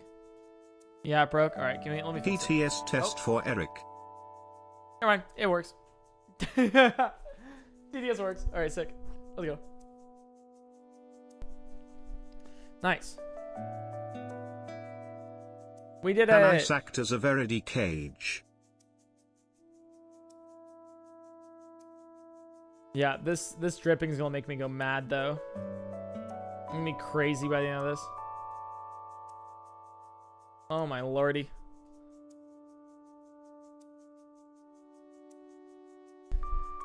Maybe if I yell at it. Melt! Melt! Melt! Look guys, it started to melt a little bit faster. Hey, halfway! Let's go! Favorite Pokemon gen and why? Let's go! My favorite Pokemon generation? Ooh. You see, I'm partial to Gen 3. Mainly because of Fire Red was like my first actual game that I ever owned. And then I really love Emerald. But as in terms of like replayability, Gen 4. Pokemon Platinum, I think was my favorite. Is my favorite. I think I'll have to like nail it down there because I had Pokemon Fire Red and I had Emerald and then I had Put the Diamond towel in the pool Platinum. to make the drips quieter, Eric. Do you want me to turn up the heat more? Yeah. Dink donk 5 hours. Yeah. From Bagel. If you're not gonna die, Abby, in the apartment, When I visit my mom, then yeah, I if you have could to turn up the drive heat, 10 that'd be great. hours. Also, Now the I have some white noise dripping to will play make in me the go background. insane, and I think that's Thanks, content. man. So I think it's Also, huge fan of your Pokemon content. Oh, thank you so much. I'm glad you're enjoying Hey the man, Pokemon been content. playing Kirby and watching you on my phone. Been really cool and interesting to see this podcast-y type stuff. I really like it and hope you can make more of this stuff. I More do it than annually. Just sub goals once a month. I liked learning about how to do YouTube and stream. No, I'm not doing it once a month. I'd actually go insane. This is like a yearly thing, I think. We started it with paint drying, and then we went to grass growing last year, and then it's the 3rd year. So this is watching ice melt. That's kind of how we're doing it. So it's like once a year kind of thing. Sprinkler. TSS TSS TSS TSS TS TS TS I think that's if your sprinkler sounds like that, I think you need to fix your sprinkler. Yeah, sure. Yep, that's good.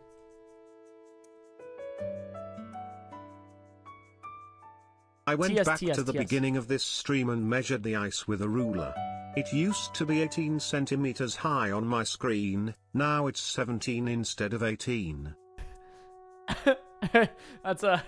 How can you tell, like... I could, like, do this. If you want to see, like... We'll have that as, like, a reference. If you want it. See how much it's gone?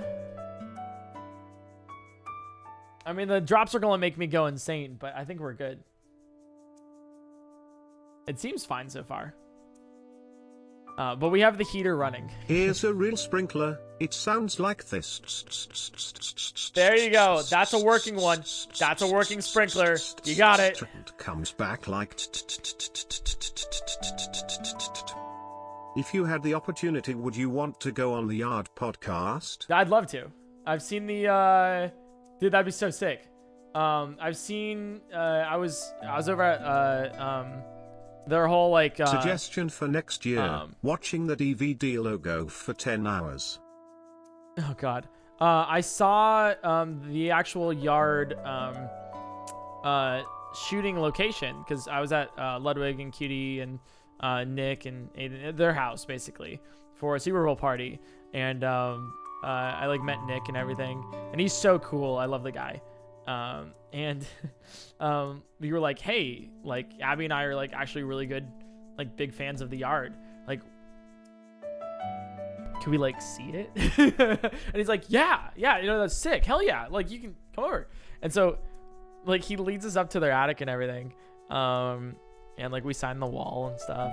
And it's like really cool. But yeah, we saw like the actual podcasting for the yard. I don't know what I would talk about. I don't know what they would ask me, but dude, that'd be so sick. I don't know. I guess I could talk about really anything. I mean, I'm watching ice melt for 10 hours. I've been talking about everything for like 5 hours straight so far. But that would be so sick. If there's like anyone who wants me on a podcast or whatever, dude, I love being in people's videos and podcasts and stuff. It's so much fun. I think like I talked to Jaden Animations a while ago, and specifically about being in videos. I was like, hey, thanks so much for being in one of these videos. I appreciate it a lot. And she's like, dude, I love being in people's videos. It might be any time. I was like, dude, I also like being in people's videos. It's like so cool. It's so sick. I'd love to do it more. Like in person, not in person, whatever, you know, like in video games. It's just so cool.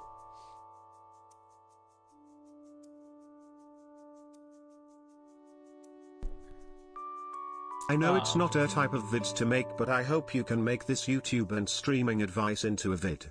Many people would find it useful. It's, I think this is the, it's going to be, this whole thing's going to be on YouTube, unedited, for anybody to watch. I also have a full, more detailed guide on my VOD channel, which, got some people mad for some reason. So I was like very confused about that. So I was like, interesting. I think a lot of people were like, what makes you qualified? And I'm like, I feel like I have some qualifications here. I was like, what the hell? Once again, name a better duo. PointCrow doing absolutely nothing and people hating. Literally, I'm watching ice melt. This is next to nothing as possible. At this time of day, at this time of year, in this area of the country, localized entirely within your... Yes. Can I see it? Yes. I would totally listen to the Crow Pointer Experience podcast. The Crow Pointer Experience podcast. Oh, that's funny. That's funny. Hey, at least I recognize that COVID exists. Hot take. But yeah, no. I noticed you and some other creators capitalize their titles like sentences instead of the usual standard. Is that just personal preference, or is there a reasoning behind it? I think as in like capitalizing the beginnings of their words. I think that's preference, but capitalizing the whole thing versus not the whole thing. I don't capitalize the whole thing because if I do a caps, it adds more emphasis. So if I do, like, for example, I think Breath of the Wild, but if I take damage, I think it was Zelda, but if I take damage, my game gets weirder. I capitalized weirder, so it has some emphasis on it, so it allows you to, like, another tool. I think I don't know, it depends. It's like a style, I guess. I know you've been doing a variety of games recently. Would you ever consider playing more indie games soon? If you count, like, a Mori indie, yeah. I mean, Undertale was indie. We played Deltarune, somewhat indie. Subnautica, not triple. I mean, indie's just basically not AAA, right? I think Subnautica is somewhat indie. Damn, you're really indies nuts.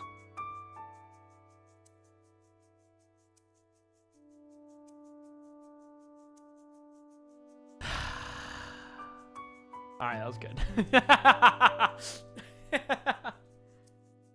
All right, that was good. All right, I'll just wanted to say I love your content and it's been amazing to watch you grow and just be you. That was a good one. Also, lots of love to the mods. Oh, yeah, my moderators are awesome. God damn. All right, that's how you do it. Sell the melted gamer water. Melted gamer water? I'm not selling the melted gamer water.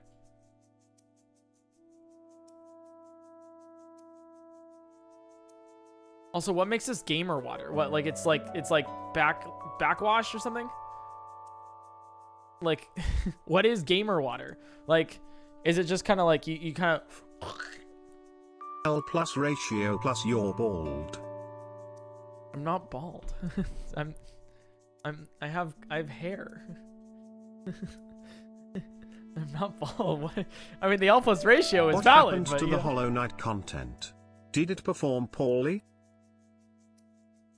Wait, where's the Hollow Knight content? Did it perform poorly? I don't know. I tried speedrunning it. I didn't have fun doing it, so I just stopped. That's why.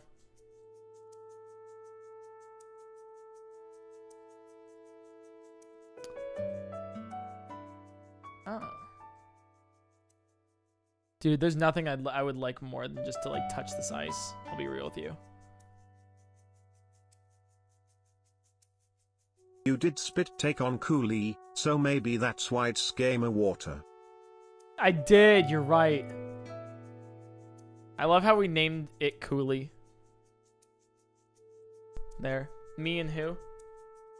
The hover hand. Every middle school relationship ever. Why are you doing this? It's just torture for yourself. Correct. I'm glad you realize. I don't know. It's fun. It's cool. I have fun. I have fun doing it. Does that make me insane?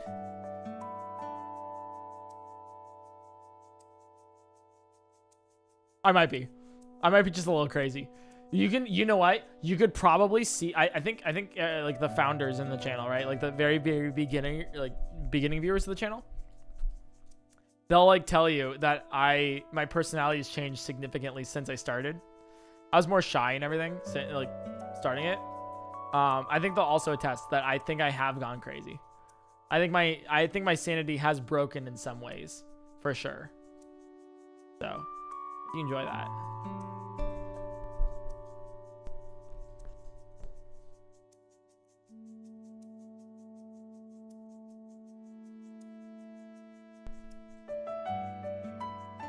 Dude, this Animal Crossing music slaps, Yes. though.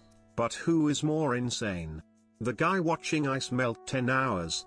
Or the people watching a guy watch ice melt for 10 hours? Yeah, you're not even watching ice melt. You're watching me watch ice melt. Who's more insane now? Think about it. Like, you're willingly, right now, Touch as the it ice, stands. Eric. What could possibly go wrong? I mean, look at that block. It's asking for it. Warm regards, Ikana. Yeah, no, Well, this is a cult, so we all are a little insane. True. But yeah, you're watching me watch ice melt. And you're voluntarily doing this. Do you think Pokemon could reboot/rebrand My Pokemon Ranch?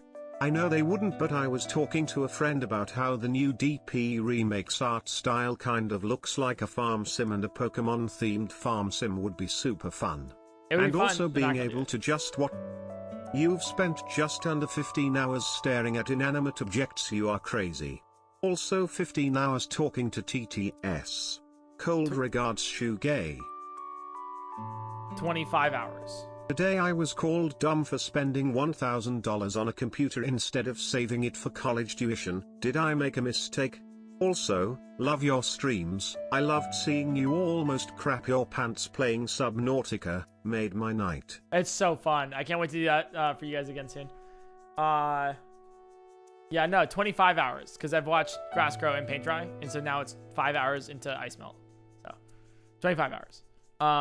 And then for the computer, $1,000 versus student loans. Someone called you dumb. It's your money. Why do you care what else? You know, if your computer makes you happy, and or it'll make you more Not money only for am I student willing loans, to watch this, then yeah, I've been waiting get the for this computer. one for a while. You're stupid. Also, don't care so much about what other people think, unless it's like extremely detrimental to your mental health. You know, like I need to obviously take my own advice, but still, you know, unless they're gaslighting you, that's totally different. But still, you know, at some point you got to realize, hey, am I doing this for me or others? like you know, buying your computer and all that stuff. It's like 5 hours in, right? We're a little bit over halfway. If you're you know, somehow here, either clicked on the YouTube video, which this will be a YouTube video for those in stream, or you're in stream right now, watching me watch ice melt, feel free to follow the stream. You know, we're getting one step closer to world domination, and it seems like a lot of you guys enjoy me doing this, so fine. You know how it is. What if they're gaslighting you but they also have a strong jawline? Is it okay then? What does that mean?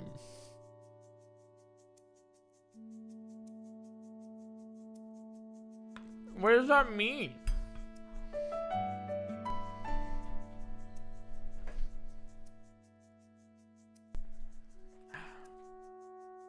I think it is funny that you call us crazy, when we all know the ice block is actually CG. Need proof? Where are the speedrun splits for the melt, huh? Yeah, it's all CG, what if guys. The ice falls off this the entire table? stream is faked. Little did you know. This has all been pre-recorded, and anything past here is just not real. I've just been... What's in the bowl, Eric? Oh, it's pad CU. Ordered food. I'll be eating it for the next couple hours.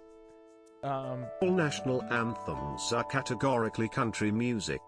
Also big love to the mods.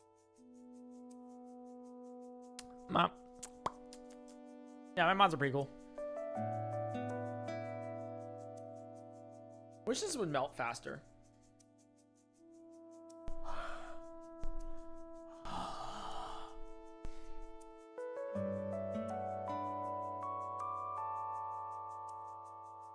I wonder if I have a space heater. Dude, I would totally gladly sweat for the next 5 hours if it made this melt faster.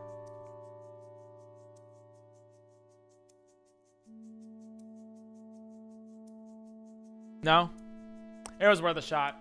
Yeah, I gotta flex on it more, you know? Oh, yeah, yep.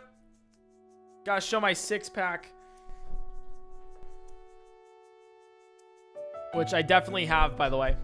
I definitely 100% have a six-pack. I just want to show it off right now because, you know, I don't want to... You know, that's a little bit much, but I do have a six-pack, rippling biceps.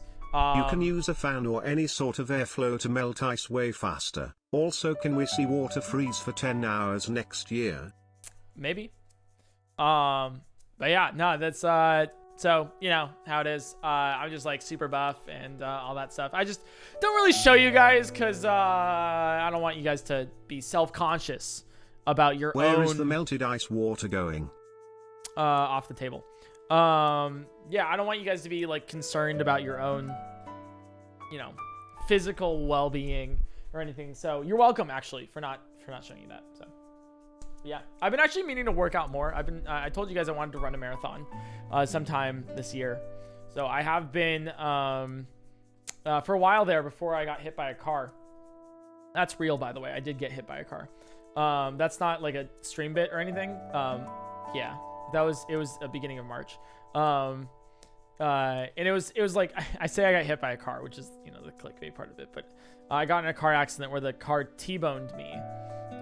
We were turning left, and in the middle of the intersection, there was a car that ran a red light and rammed straight at like 40-50 miles per hour into the driver's side of our car, which totaled the car. I don't have a car anymore, unfortunately. But yeah, that's ever since that I haven't worked out as much. Not because, I mean, for the first week or so, it was because we were so shaken up. I still have a scar on my arm right here. I don't know if you can see it. I think you can. I still have the scar right here of the driver's side door essentially impaling my skin. Because I was driving like this, and so it hit my my arm. We got really lucky with the car accident, because if I stiffened up at all, I could have broken my collarbone because of that, or just my arm, tear it out of its socket. That's ever since then we were kind of shaken up for like a week or two, and then I just haven't worked out since because I got busy and all this stuff. So I've been meaning to get back to it, but beforehand I was, and I was running like 5 miles a day. It was like 3 to 5 miles a day. Wild accident. And ever since, because I live in Los Angeles, ever since we're just so terrified of driving. Like yesterday we were a little bit out, like late out a little bit last night, and I felt really bad because I start turning left and there's a car that's coming towards us on the passenger side, for turning left, and I felt really bad because Abby got really anxious about like a car coming towards our car, even though it was quite a bit of ways. And it's just like, we've seen so many accidents recently too. It's not just like after we got in our car crash, before we got in the car crash, we'd only seen like one other. I've only seen one other car crash in my life, and in the past month I've seen 4 now. And so it's just like imagine getting into a car accident and then every week you see another car accident, just reminding you of it. Like the week of the Streamer Awards, we were in an Uber, and then we saw a drunk driver like hit a bunch of parked cars, and one of the parked cars was stacked on top of another parked car, and right in front of us, literally right in front of us.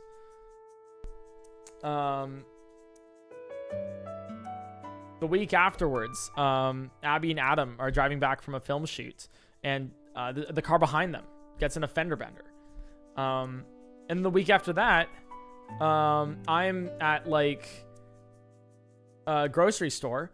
I walk out, and right in front of me, right at that intersection, 2 cars head-on collide.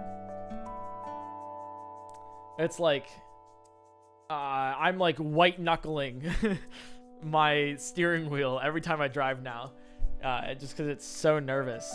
I love driving too, and it's just like, man, dude, it just sucks when I'm not the problem, like I'm a very good driver. The car accident by all means was not my fault. And it just sucks to, that people are so unsafe driving motor vehicles that this happens. And accidents will happen even if both peoples are being safe, to an extent. But drunk driving, that's just no excuse. Like, you're actually an idiot. Like, screw you.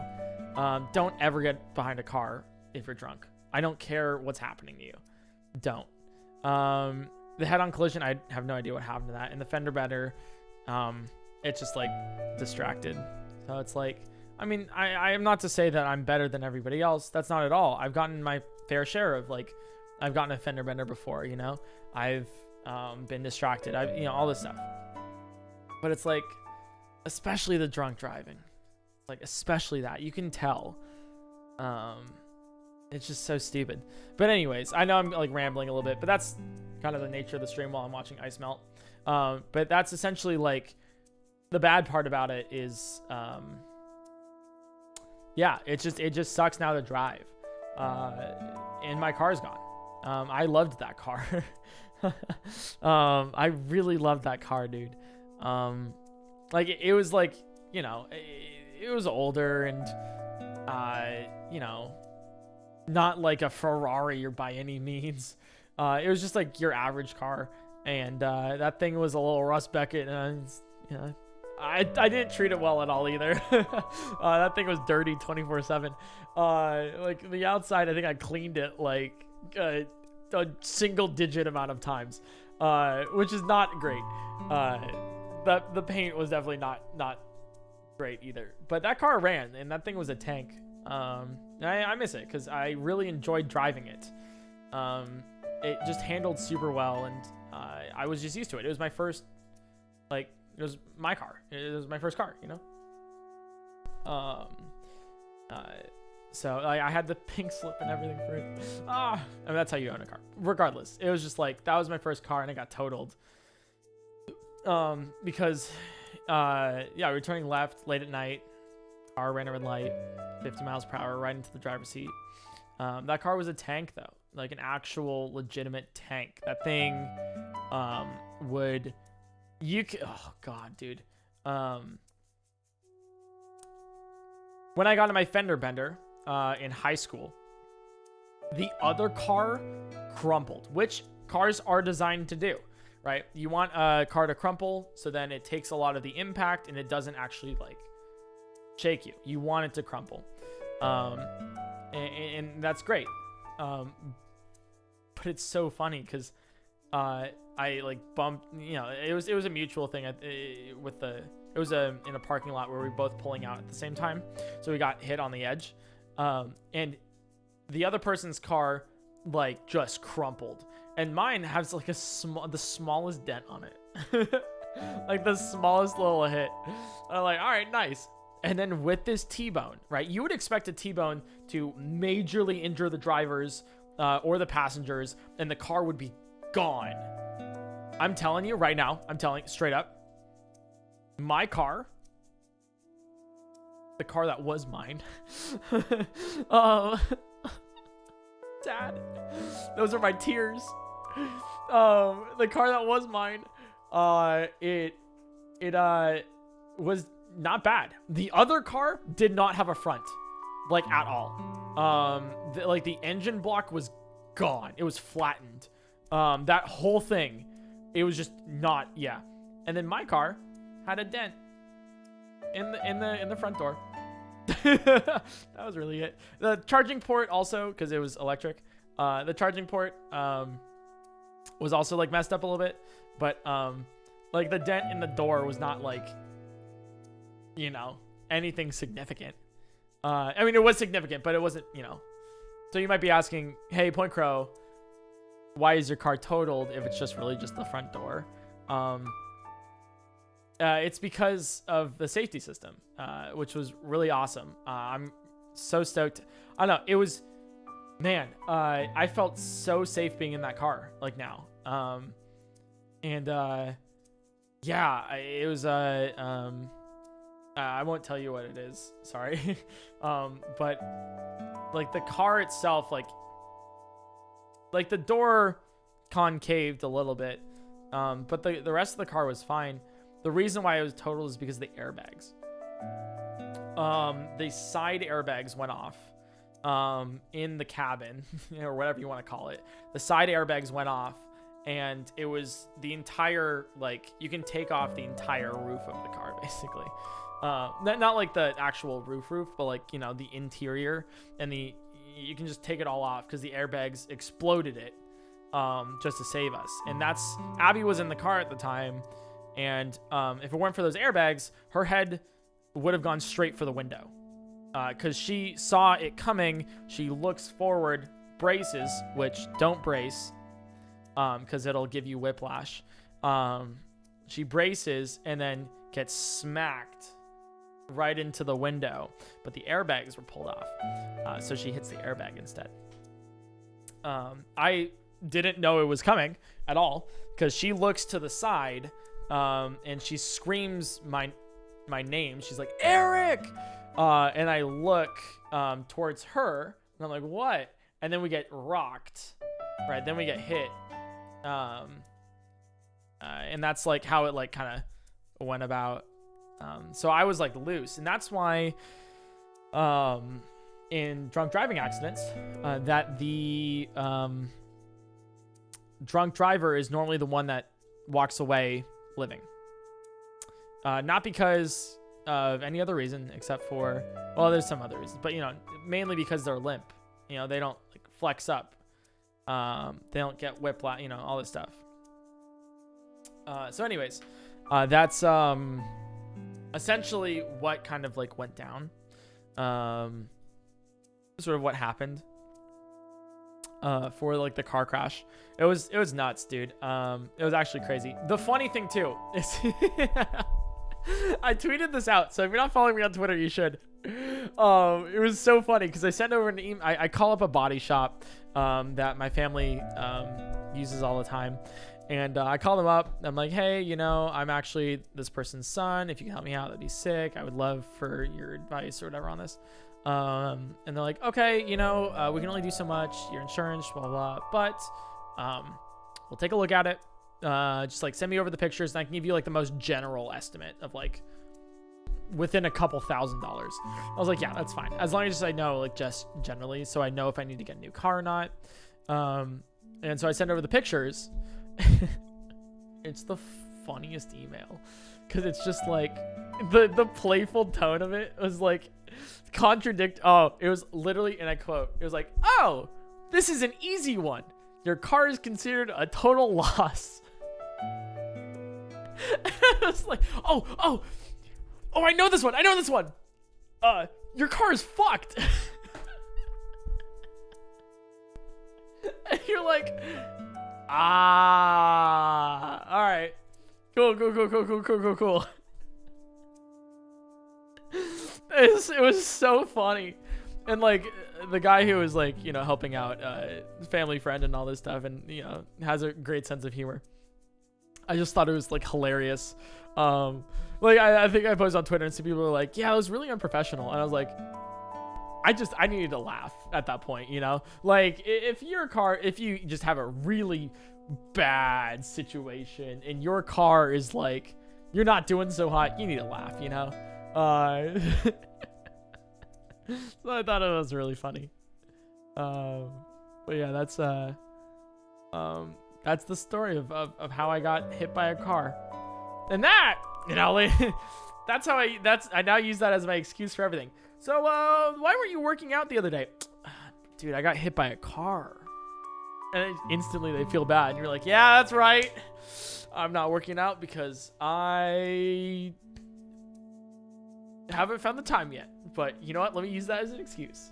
Like, you can use it as an excuse for like a couple weeks, you know? But it's been like a month now, and it's definitely not affected our lives in any way other than like transportation, which I have to. My aunt was very nice. I love my family so much. They're literally the best and the nicest people you could ever meet. My aunt was like amazing, and she's like, oh, I heard you got in this accident. Actually, if you need, you can like borrow one of our cars, because they had multiple, because one of her sons moved away, so then, and they couldn't bring the car, so she and her husband had like more cars than they needed. So she's like, it works perfectly. You could borrow our car real quick, and just use it until you need it. So I won't like impose. I'll find a new car when I can.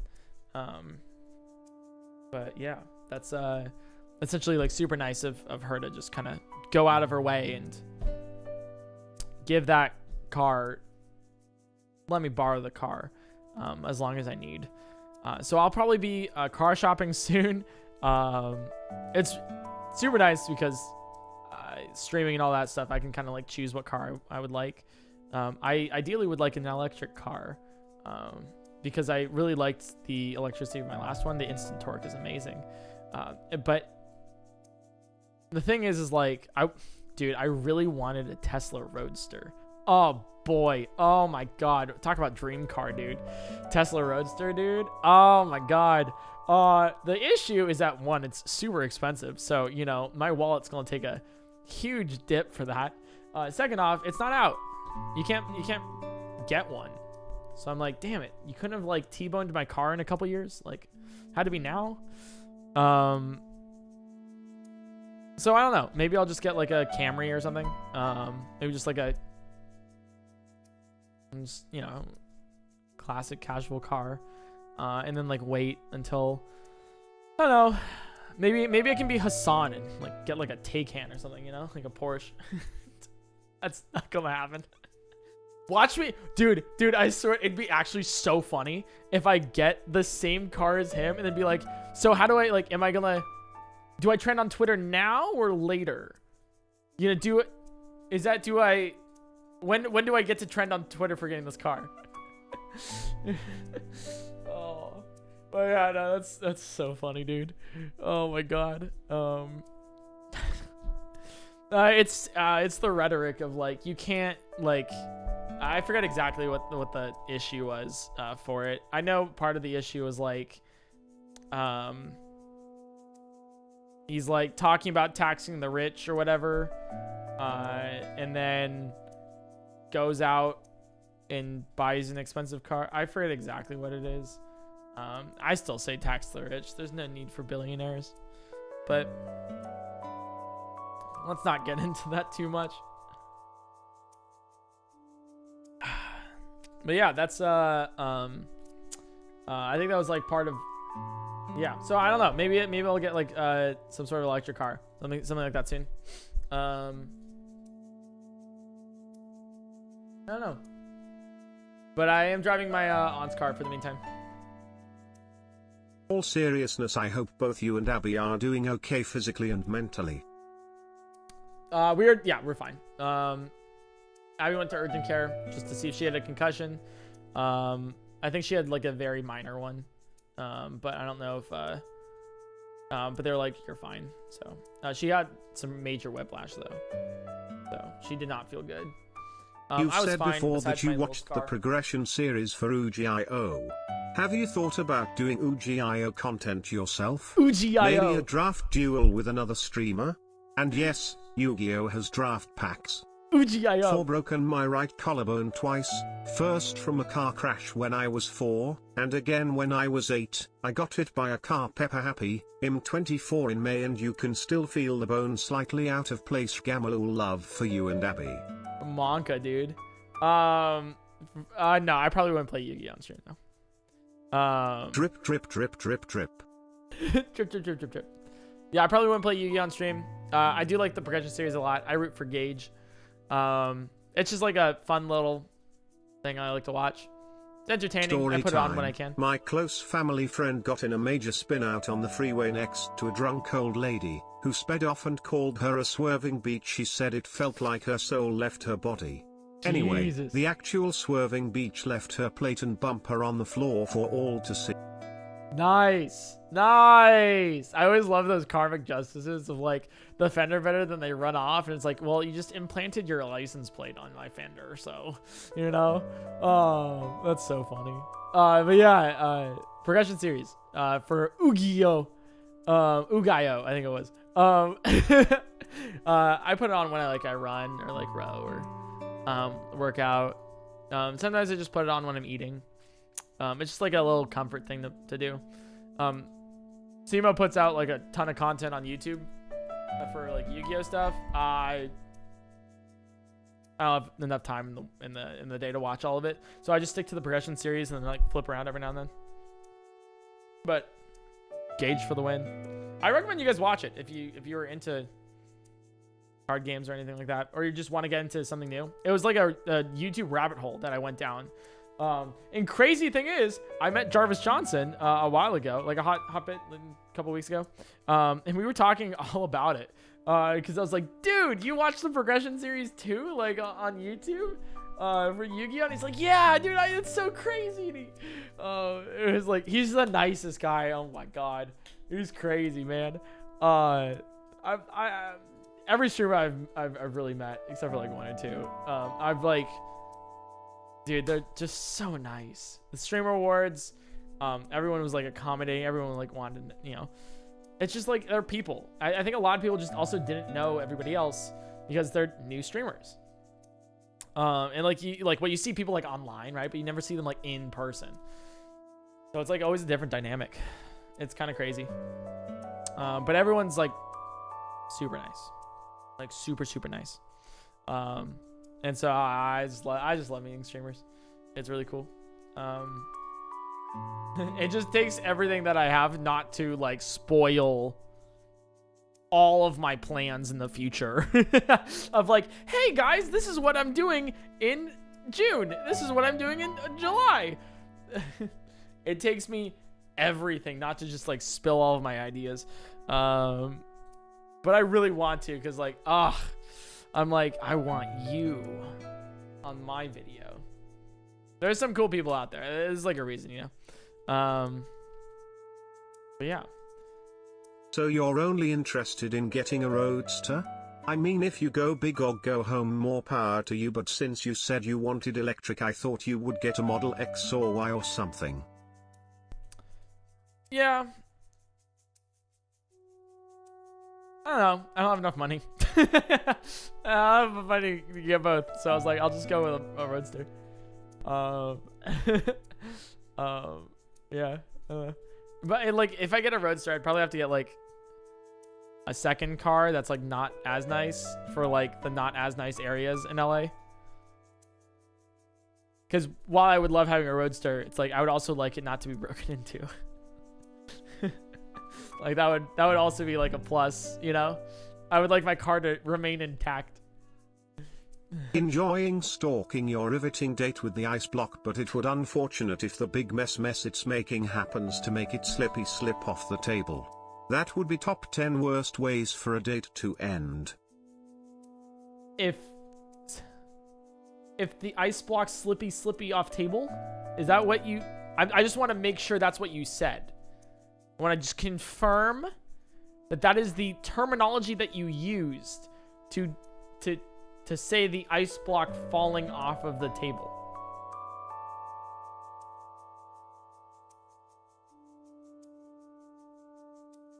Hey, you do you, you know? You do you.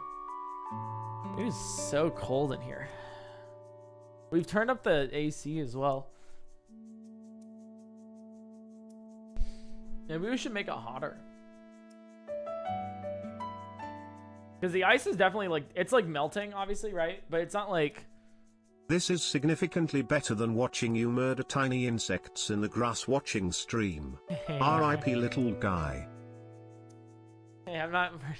Hey, alright. They died themselves. I didn't murder them, okay? In the grass growing stream. They perished on their own accord.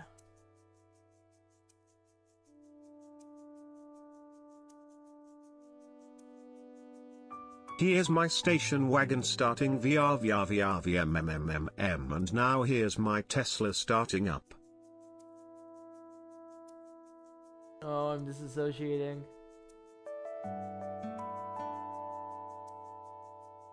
In second grade I got hit by a car. The very next day, total coincidence I'm sure, they decided to put crossing guards out. Give me a second. Have you tried any icebreakers to speed up the process?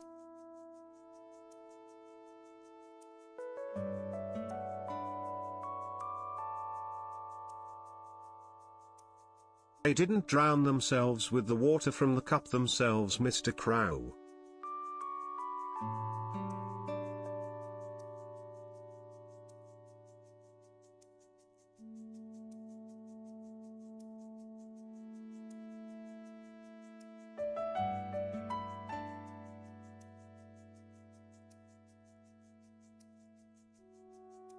I'm good.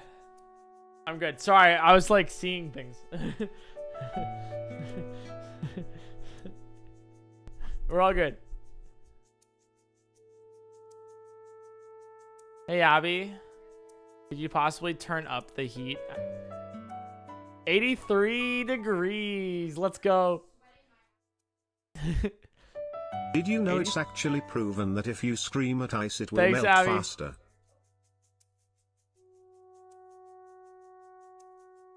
Yeah. There. Yeah, that's good.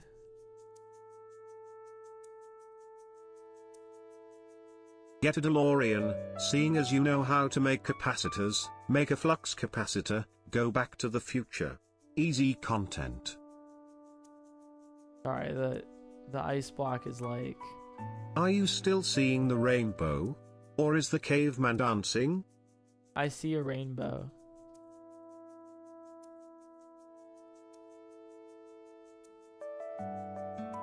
Oh no. The murder is happening again.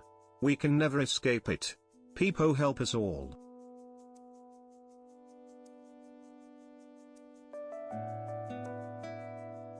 My car is in the shop right now, fucking Subaru head gaskets. It did make it 12 years and 135,000 miles though.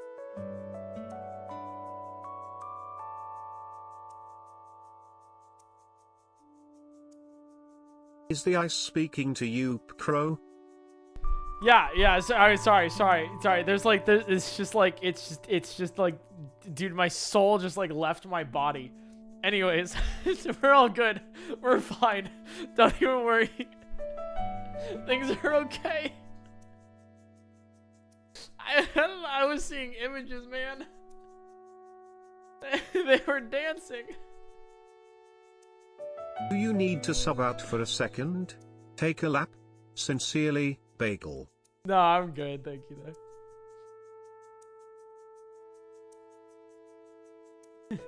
Abby walks by. How many liters of water is this ice brick? I have no idea. Abby walks by and she hears the dripping. Like, it goes, it's literally like drip, drip, drip, drip, drip, drip, drip, drip, drip, drip, drip. Virgil moment. She hears the dripping and she's like, oh my God. And I was like, yeah. Like, you don't hear the dripping that I hear. You don't hear it. But it makes you like insane. One of the things I like to do in my free time is spread positive vibes.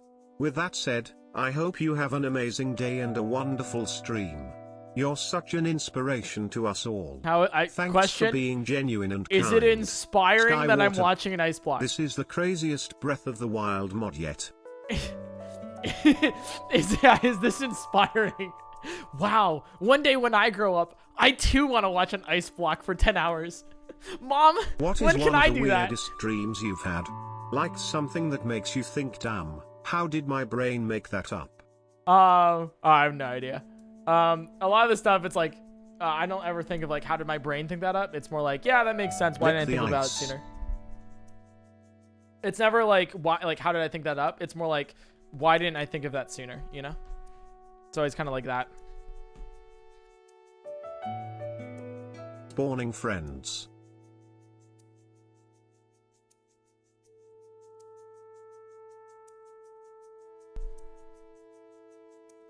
Alright. Sick.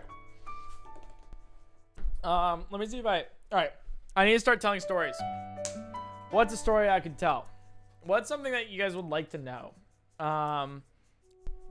Sorry, I gotta do it so I don't go insane. With all this time inside, are you getting your daily iron intake? All your nutrients? No. Well, are you? Because no. iron D's nuts in your mouth, Lamau. I didn't even say ion. I didn't even do Please that. lick the ice. No, I'm not licking the ice. I'm not, no, it's not happening. I'm not licking the ice. I really want to lick the ice though, but I'm not licking the ice. Ice block melting makes a good stream, and a long stream, but not a very wide stream, and not a very deep stream. More like a trickle. Like a drip, drip, drip, drip, drip. You drip, could drip, roll drip, up drip. a towel so it doesn't make noise. Or I can go insane for content. Haha. Haha. Here, vlog number 32 from the Insane Asylum. You'll never believe what was in my food. Ha ha ha. I think it's great. I think it would be great.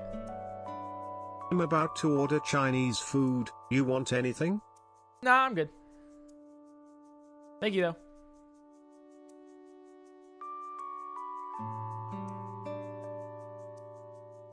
Favorite high school moment? High school moment? Favorite high school moment? Oh, dude. I don't know if I have a favorite high. Is it bad I really wanted to slide off the table? Would you cry? I would cry, yes. High school favorite high school moment. Just lick it. I'm not licking it. Dude, high school sucked. High school's, dude, like, the more I think about it, I don't know if it's like you guys, high school was like not great. Like, dude, it was like there's like maybe one moment or two moments where you're like, yeah, that was so sick, you know? But there's no like one moment, which I'll tell you guys about like one of my highlights of my entire life, which was in college. But high school was bad, dude. You know, people are kind of cliquey. People want to make you, how do I put it? People take advantage of you. They'll bully you. It's like not great. Like high school sucked. You know, how do I like, I think bullying is just like rampant in schools to an nth degree. I think it's not talked about a ton. It is like, I think it's not talked about enough, right? Like people are like, oh, bullying, punch, punch, kick, kick. But like there's the emotional side of it, of being like the punching bag of a joke. Like for 4 years straight, you know? Of like, oh, haha, you know, at least we're not Eric. Like, you know, it's like at some point, if you're the punching bag of a joke, if you are the punching bag of don't be a punching bag. You're not. You have value. Don't take that shit. Like, don't do it. Like it's better not having friends than having friends that do that, because those aren't friends. Like at some point, you know, that happened to me. At some point, you start to believe it, you know? Like I know we joke on stream and everything, whatever, right? But like, that's totally different. What I'm saying is that like, if you don't have that support system, if you don't have like whatever, and you're just constantly being told that like, oh, you're ugly, you're ugly, you're ugly. Dude, I went to college. My first week of college, someone was like, dude, like, you're attractive. I was like, I did not believe them at all. I looked in the mirror and I was like, that's an ugly guy. Until like a couple months into college, for my first time, I was like, holy, like, damn. Wait, I look good. What the hell? Since when did that happen? Like, don't, like, you know, high school sucked. To say the very least. High school sucks. And it will suck for most people. Nobody cares about where you go to college. Nobody really cares about your stuff. Do things that you like to do, and hang out with people that make you feel good. If you're hanging out with somebody because they're I'm cool, or you're hanging out with somebody because they're I don't know, like, because you have nobody else to hang out with, and they're just like emotionally wrecking you or physically or anything, like, I know it's easy to say just don't hang out with them when like that's not everyone, like that's not apply, that doesn't apply to everybody. But it's like, you deserve better, basically. Like, you just deserve better. Anyways, that's high school. High school sucked. Like, I didn't really have like any like, oh yeah, that was the moment, you know, kind of things. And there was obviously like some good moments. And I did make good friends in high school. But generally not a positive thing. College, I will say like one of my favorite moments just in my entire life came from college. Man, I don't ever get the people who are like, yeah, you know, high school was my peak of my life, so, you know, you should enjoy it while it's the peak of yours too. Or like, college was the peak of my life. Like, bro, imagine peaking in college or high school. It's like what, like not even a third through your life? Not even a quarter through, like not even, and you've peaked? Like, damn, that sounds kind of sad. Like, you know, it's like, I remember the good old days. Good old days is fine, but it's like, remember the best days of my life? It's like, yikes. Why aren't the best days of your life right now? So essentially, in college, I was a part of rowing. I played rowing. No, I was on the rowing team for my college, and it was We had like some regionals, we had some national stuff, we had a whole bunch of races, and this happened to be one of the most important races of the year, and this would like determine a lot of things to come for later, and so it was like very, very important that we did well, and it was very nerve-wracking. We were somewhat practiced. It just, we weren't as good as some other people, and we tried our best. And so if you don't know about rowing, the cool thing about it is that every race in rowing, I say every, it's not, most races in rowing row 2,000 meters. So unlike running, for example, where you run a different amount of lengths, like you'll ride the 100 meter, the 400 meter, the mile, whatever. The cool thing about rowing is that it's all 2,000 meters. Every single race, 2,000 meters, aside from like head races or stuff, but that's different. I'm talking about like spring stuff, 2,000 meters.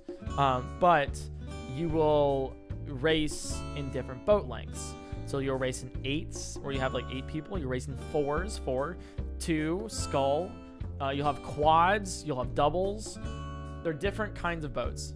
So we were racing in an 8 at this big race. And we had a couple different 8s for our beginning years. And we were the second best 8. We weren't good enough to be in the first 8, but we weren't bad enough to be in the, or slow enough to be in the third 8. So we were in the second. And dude, I kid you not, like, we get to the start line. And if you don't know anything about start lines for rowing or running or anything, it's dude, the butterflies hurt, because you stay there, you line up your boat by like sculling and all this stuff, and then you kind of like have your coxswain, who's the person who essentially steers the boat, tells you what to do, etc. Kind of line up the boat, and then you wait like just ready.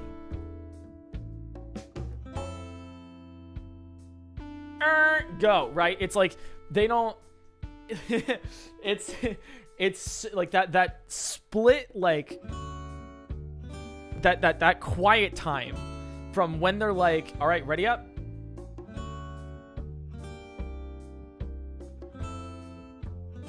and then the right is the most nerve-wracking experience I've had in my life. It's just like your heart starts beating, because you know in about like 6-7 minutes you're going to be hurting. Like imagine if I'm like, hey chat, in 5 minutes from now you're not going to be able to walk because of how much your legs have burned. Enjoy. Like it's just like it's the anticipation for that, but it's also like the joy of racing, where it's like, I can't wait for it to start. So it's one thing of like pain, like, oh god, we're gonna feel pain, and this is probably where you guys can kind of see my masochistic tendencies to come in, but it's joy. like that pain feels good. I'm like, it's like when your legs don't work like they used to before. No, sorry. It's quoting Ed Sheeran. But when like you're like tightened up and you're like, oh god, this is the worst thing, and you have the adrenaline pumping through you. You have someone yelling at you, and you're racing across that line. Like there's nothing quite like that feeling, and it's just pure joy. And it's just absolutely just amazing. So we start on the line, and this is like a very important race because we needed to help qualify for like places in like nationals and all this stuff.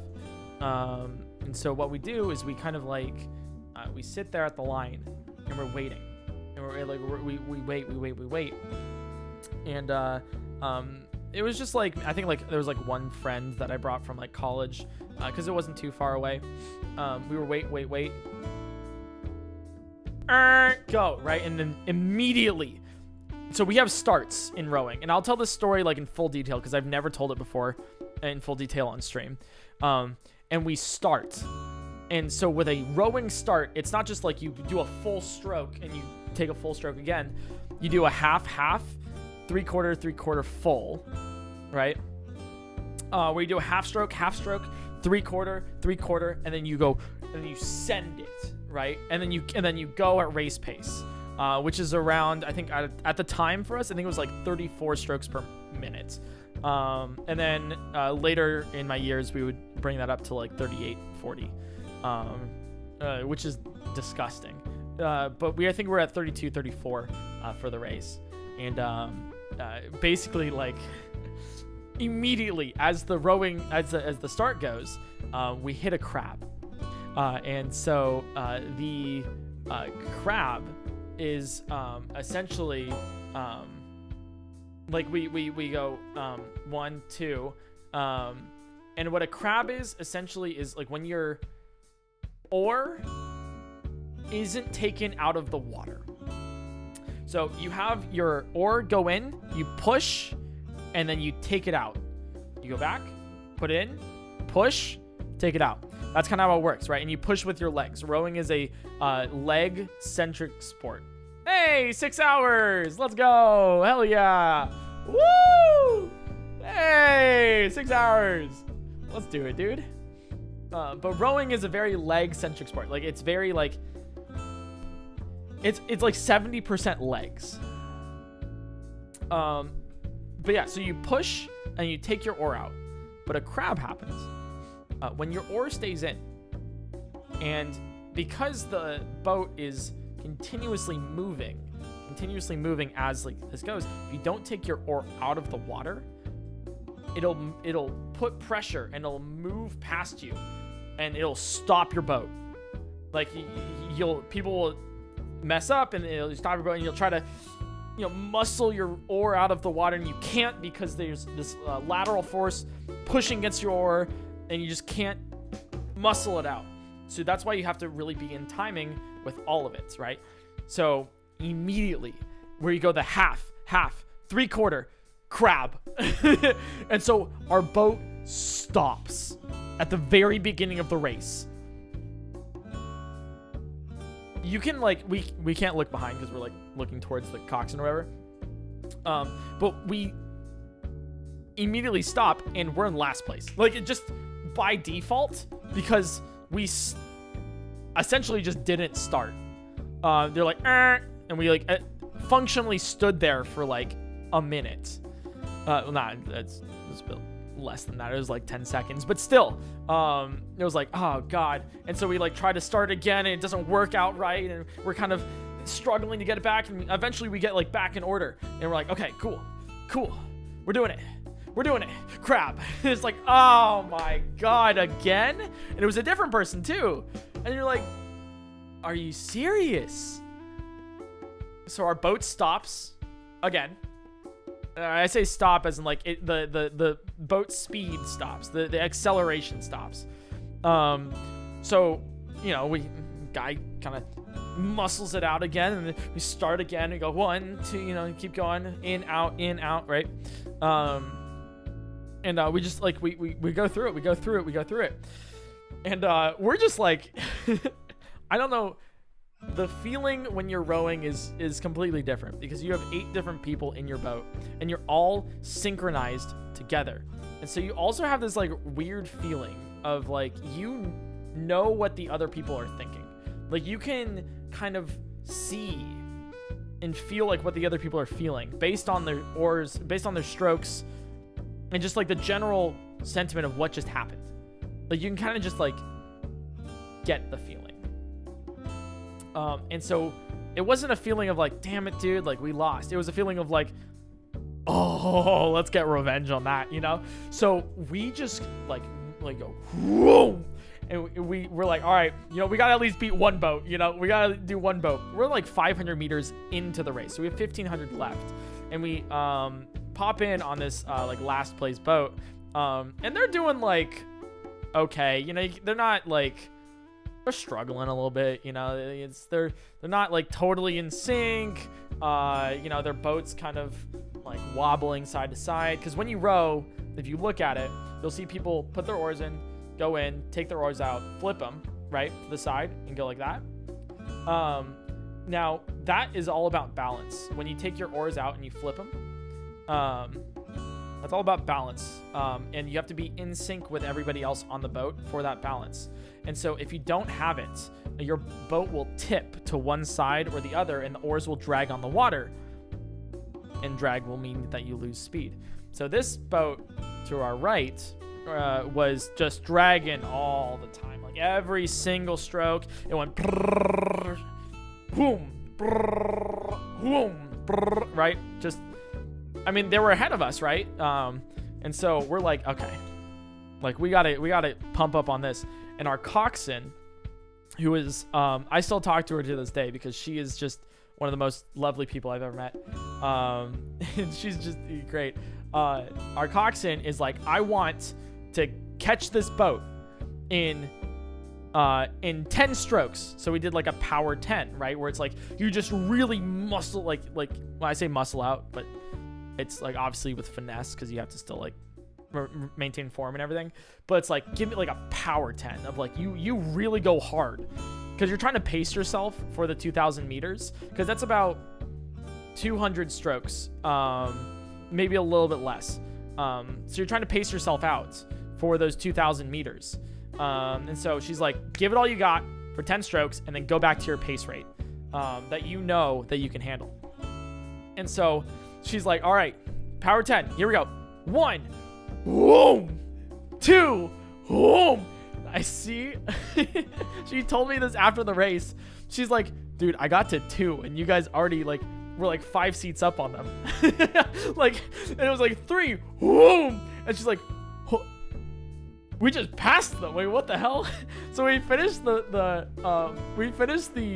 power 10, and we're already like a boat length ahead of them.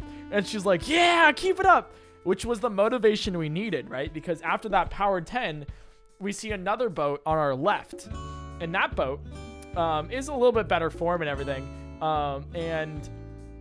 But like, we've already had this momentum of like, we got this, like we have this. So we just kept it up. We go back to pace, obviously, so it took us a little bit more to catch up to that boat and like pass them. But we're about like the 1,000 meter mark. We've already caught up to 2 boats. We've already passed 2 boats after having basically a non-start. So it was so cool to just like have that, like just like literally power 3 pass a boat. And then we crab. 1,000 meters in, another person crabs, right? Just, it is the worst thing, especially, it's demotivating, it is unsynced, it is unprofessional, it is just, it very solidified, because this is the first year of rowing at the school. And it really solidifies that, like, yeah, you're still learning. And so it's just like not great. So we crab and we get back in line with that second boat. It's like, damn it, dude. Like we're going for medals here, right? Like we want a medal. Obviously, who doesn't? So we're like, damn it, dude. So we, eventually, like, we keep going, and we get slightly past the 1,000 meter mark, and we're back up on the boat. Like we passed them a little bit on that second one. And immediately, that means I think there were 6 boats in the race or something, 6 or 7. I might be missing 1 or 2. But I'll say 6 for now. There were 6 boats in the race. We're in 4th place right now. And up above us, the other 3 boats are just like so far away. Like they're just like not even in contention. They're multiple boat lengths away. We're not even close to them. And we have 1,000 meters left. We're halfway through. And it's like, yeah, we'll keep racing.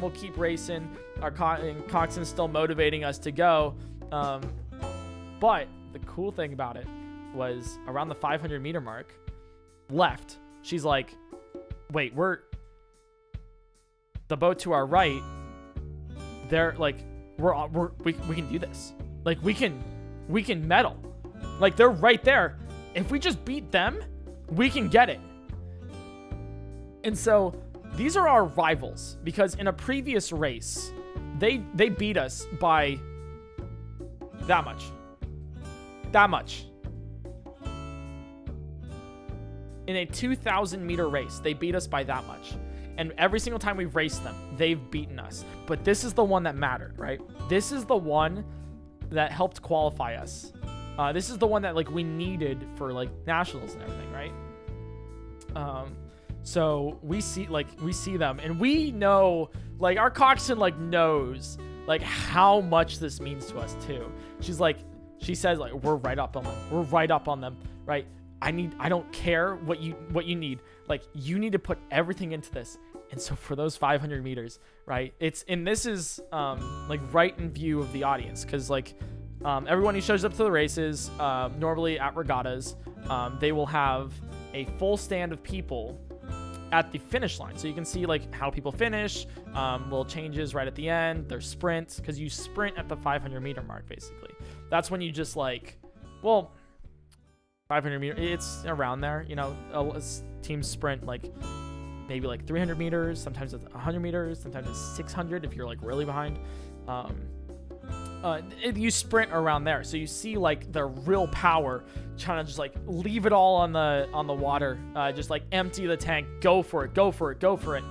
And she's like yelling at us. She's like, we can do it, you got this. And we're very much behind this rival boat that we're next to, and she's like, power 20, power 10, you got this. Hell, we just whoosh. I kid you not, I've never been more like in sync with like a person's mind than those other 7 people. And we just muscle out, we push it out. It wasn't pretty, it wasn't synced up as much as it should have been. But we push it, and we slowly catch up to the boat. We're right next to them. A couple of us, you know, you're supposed to keep your eyes in the boat, right, to focus. A couple of us like look over at them, and they're like clearly like confused on where we came from. And we have like 100 meters left of the race. We're right up on them. It's who's gonna win, and we just leave it all out. We empty, literally throw out everything and the kitchen sink, right? Throw out everything, muscle it out, which is, once again, you're not supposed to literally muscle out, but we really just kind of put it all there, and we win by like a seat, and we won. We got 3rd place, which was the first time the team has medaled in that specific category and everything in years. And not only that, here's the best part of it, right? Because that's like a race. The best part is that, you know, we finish, we're like, yeah, let's go, smacking the water and all that, you know. Our stern gives our coxswain a big hug and all this stuff, and it was amazing. And we're just dead. Like, we're purely just like, you know, like lying down, just like, oh god. Bad form, by the way. This is because we were like newbies to everything, that we were just kind of like, but yeah, we end, and we're just like, oh god. And so we turn our boat into the docks, and who do I see except for my dad, who was watching. Fuck. Don't get emotional. Who do I see with my dad? He was like just there watching, and he's like clapping. He's like, yeah. He's like, because he showed up to the race. He was nearby my college for some work stuff, and he stopped by to watch the race. And he's like, yeah, let's go. It's my son. And like, get off the water and give him a big hug, you know. And it was just like that, like perfect ending of like seeing, like finishing that race in like the best way it could have after such a disastrous start. Like putting that all, like leaving it all there, and then just like my dad making it to there, and just seeing probably one of my better races. Was like one of the best moments of my life for sure.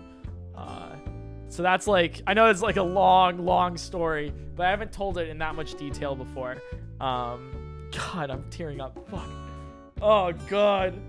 But yeah, that has to be one of my favorite moments, like, of all time. Just to see like that. yeah, rowing was a really fun, really fun sport. Incredibly difficult. I've done a lot of sports in my life because I like to try new things. You know, it's like soccer, football, volleyball, all this stuff, right? I would say without a doubt, rowing is one of the hardest sports out there.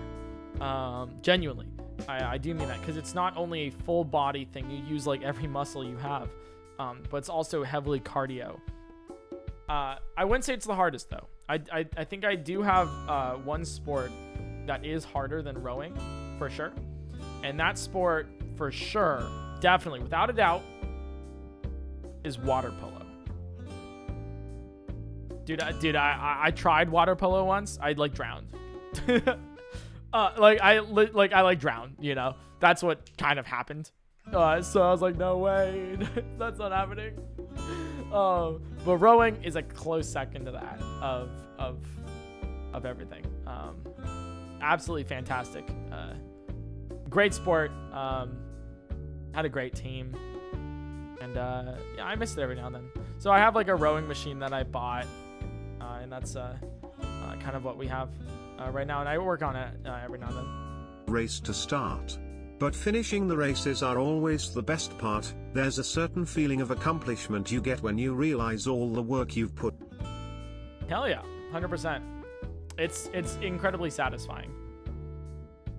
It was really great. Yeah, pretty neat.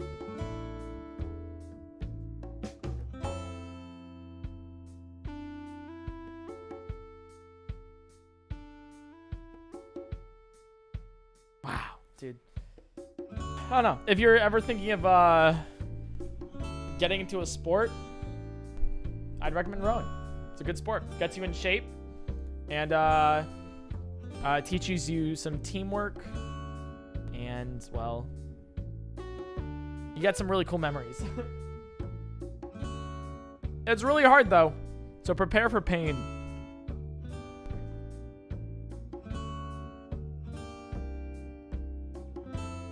You need like a certain kind of like joy for pain.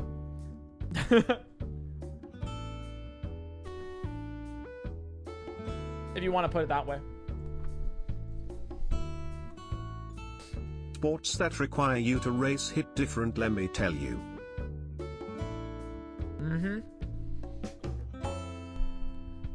Racing sports are crazy.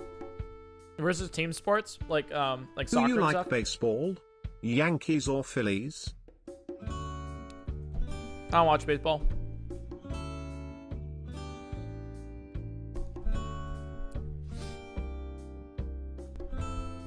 Dude, the block is definitely curved now. Like the sides. It's like 84, 85 in our apartment right now.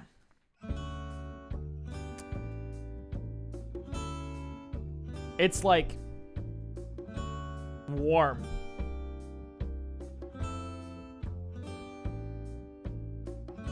Who was melting ice from our eyes?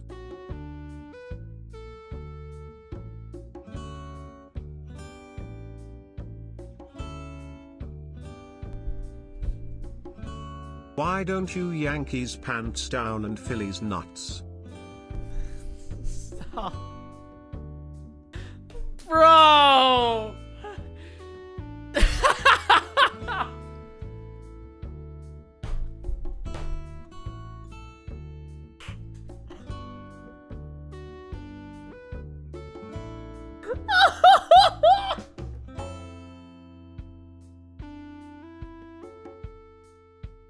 That was a good one.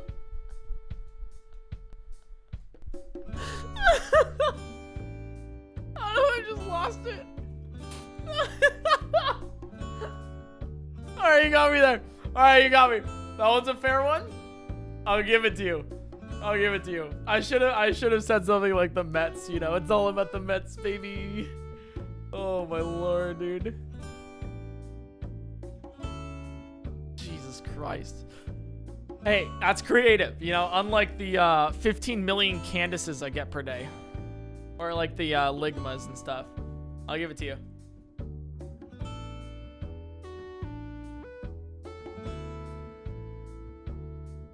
What do you think of horse riding as a sport? It was my sport for 8 years and I loved every second of it, even the broken bones. I'm not a fan of equestrian personally. As in, like, I don't like to do it. Because horses... I don't like horses. Hi, it's the Vex person. Going to robotics worlds has the same hype feeling for sure. Pretty cool. Robotics is pretty neat. But yeah. Hey Eric, I have a question. Have we named the ice yet? Also, how low do your balls hang? Its name is Cooley. Because it's cool. But yeah. Question's okay. Not for me, but I have respect for it. You know. If you like it, then hell yeah. I just don't do it myself.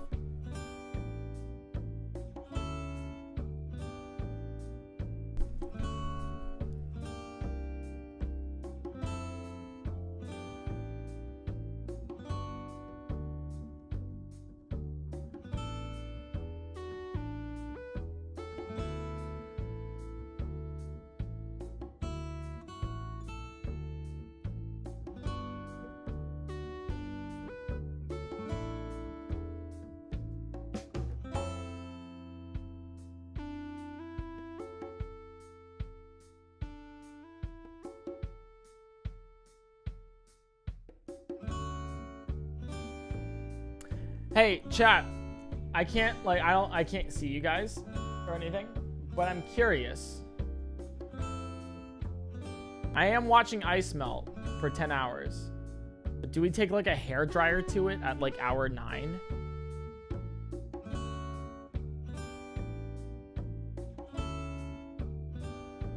Or do we just like let it like melt still? Maybe we do.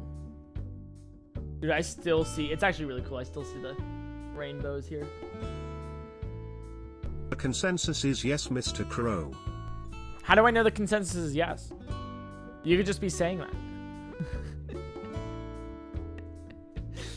you could literally just be... Like, everyone could be saying no, and then you just... And then you just TTS that everyone says yes. And then I have to, like, believe you. This is not a good system.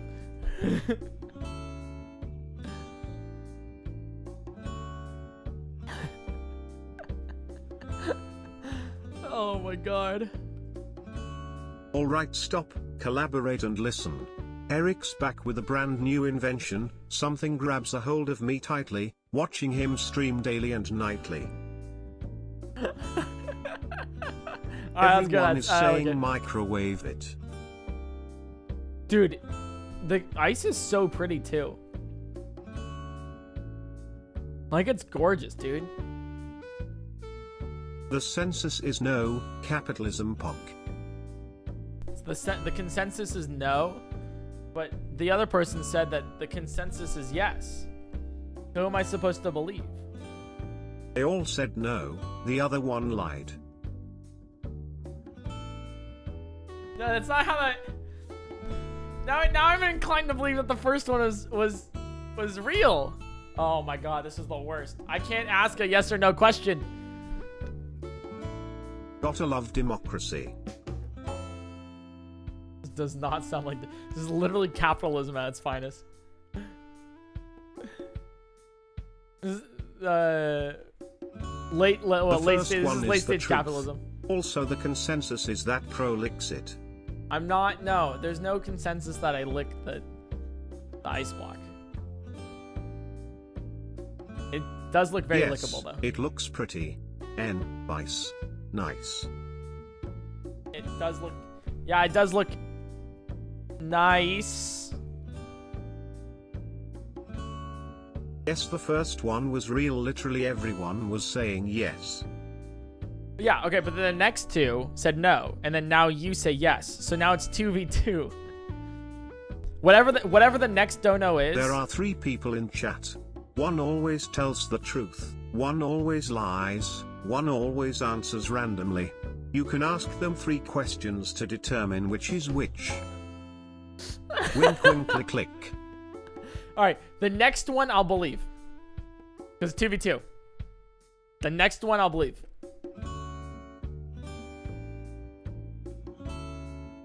They said no because they want to see you use the flamethrower instead. Okay. That's not real. Like, that one's not real. Because, like, you know, I wouldn't take the flamethrower out. M underscore M underscore M underscore M. Ooh. M.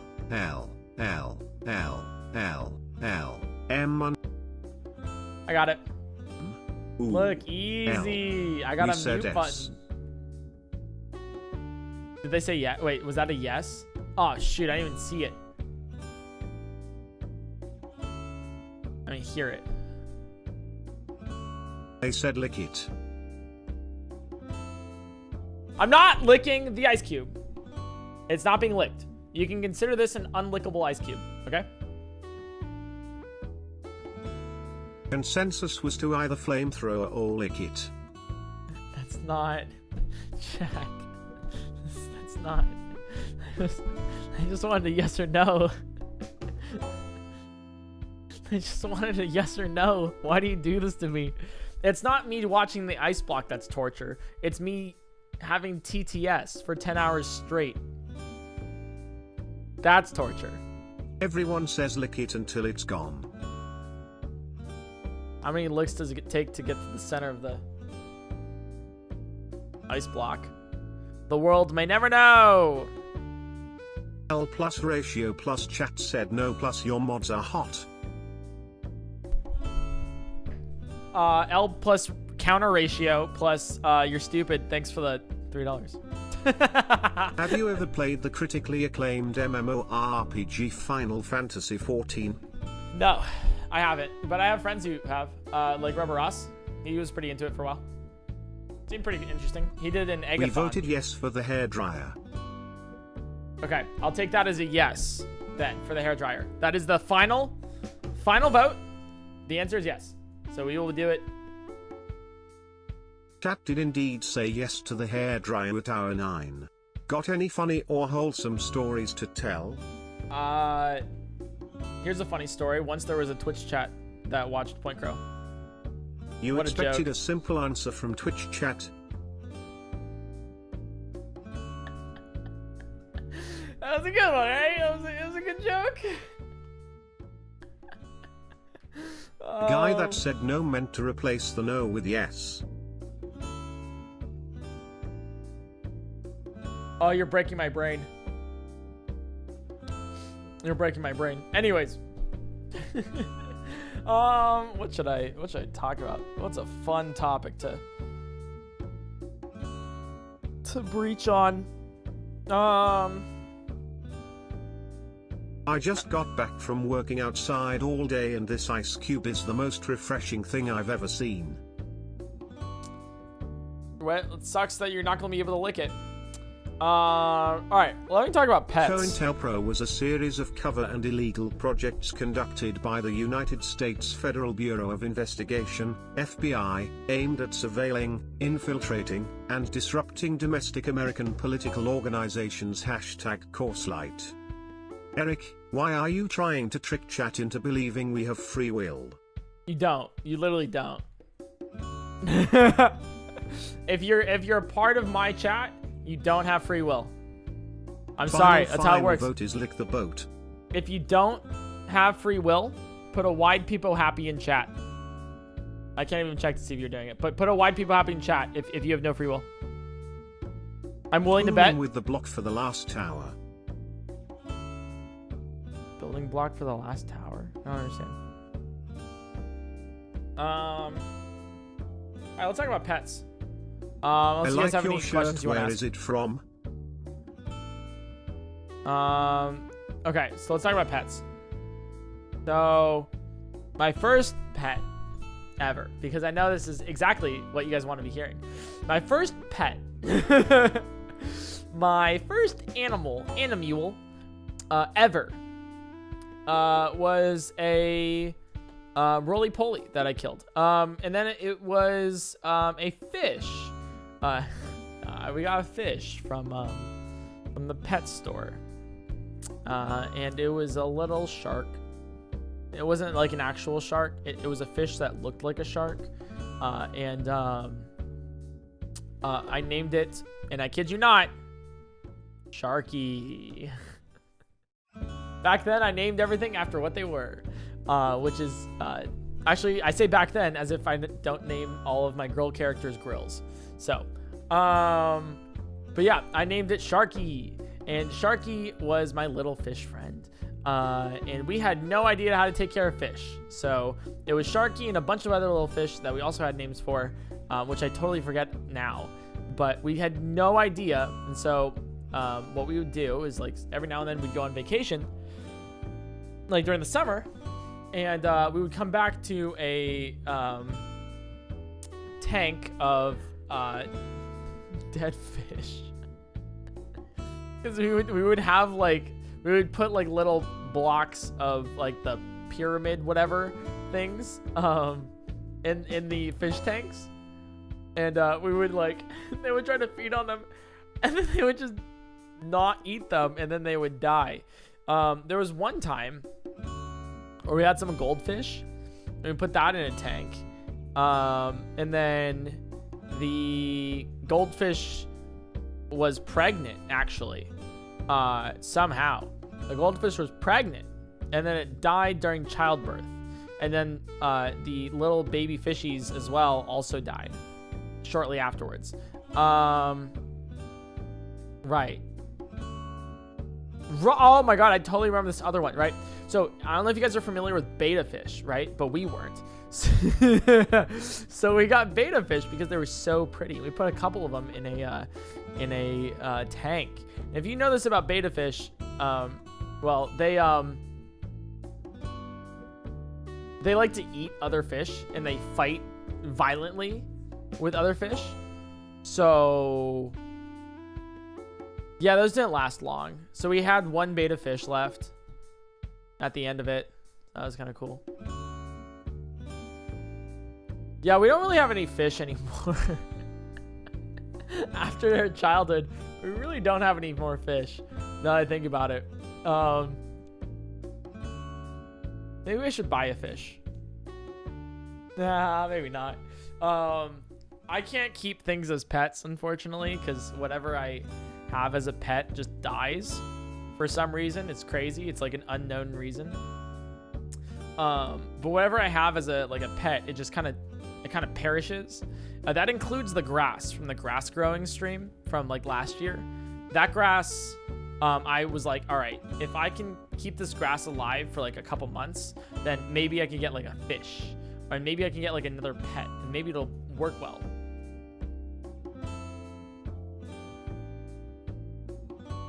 Yeah, the grass died.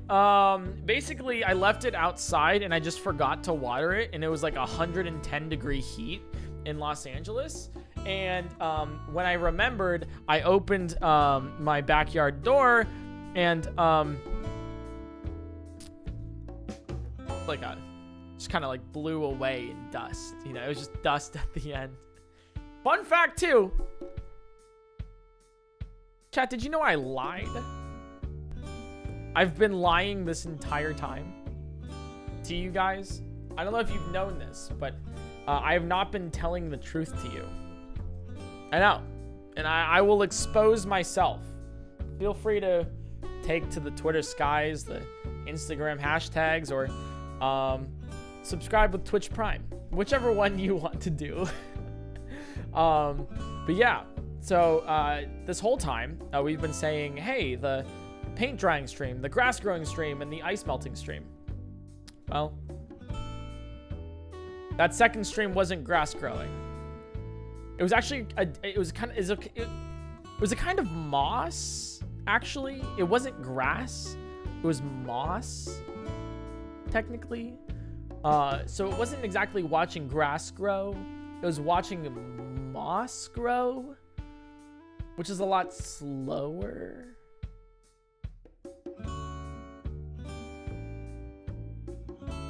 So, yeah, it just looked more like grass than actual grass. because the actual grass just didn't look like grass. That I went to like, I don't know, like Walgreens or something. And the actual like in the grass that like they had at Walgreens just didn't look like grass. So just like for optics, I got moss instead. Hopefully that doesn't ruin your excitement about anything. I had 2 dogs too afterwards. After the oh, here's a fun story. Let me bring up the vibes a little bit. So we had 2 dogs after the fish. They died. Of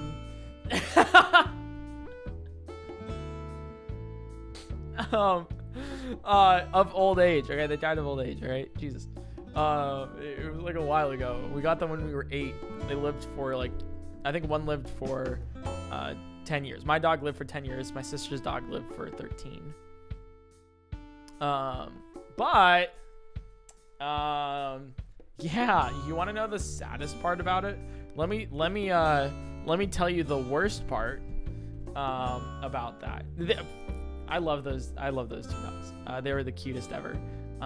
They were Cavalier King Charles Spaniels. And they didn't know how to hate anything. They loved anything and everything. Any person that you would bring up to them, that was their new best friend. And they would just, you know, they were 2 peas in a pod, and they would not go anywhere without each other. They were just the cutest things you've ever seen in your life. But let me bring down the vibes a lot and say, there was like imagine this, right? You're going to college, and the first day of college, you move into college, and then you get like literally that same day, and you get a call, and you're like, yeah, so your dog, you know, isn't around any longer. So imagine that, you know. Fun fact. I don't think I've told that story on stream before, but yeah, my first day of college was like,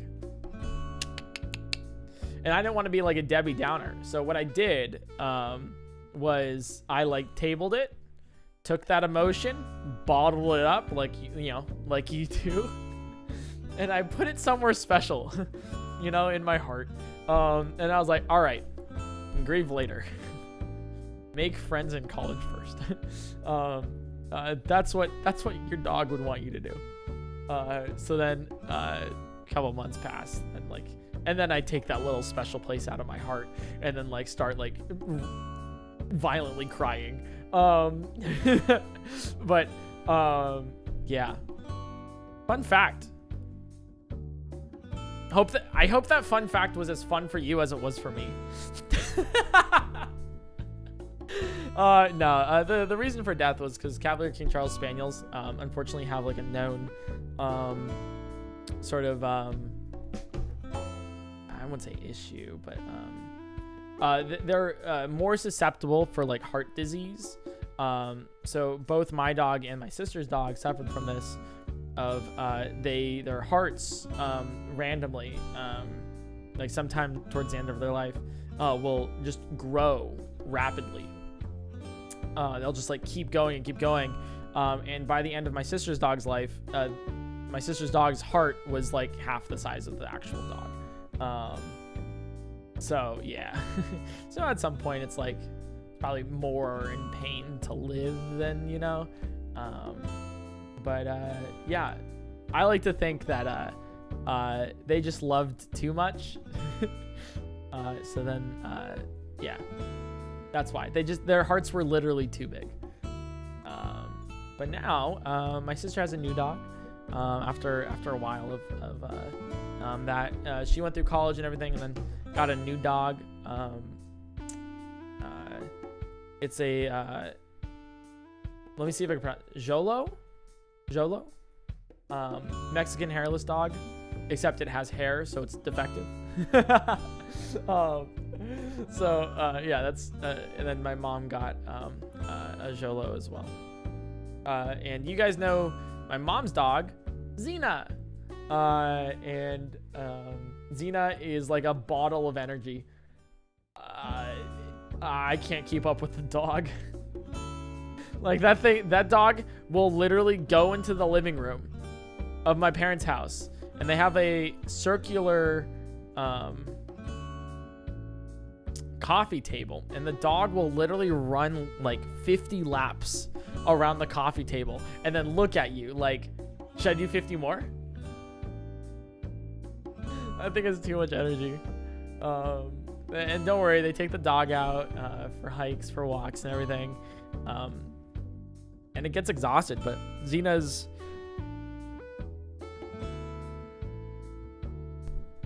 great. The cutest thing too. Well, yeah, that's the story with pets.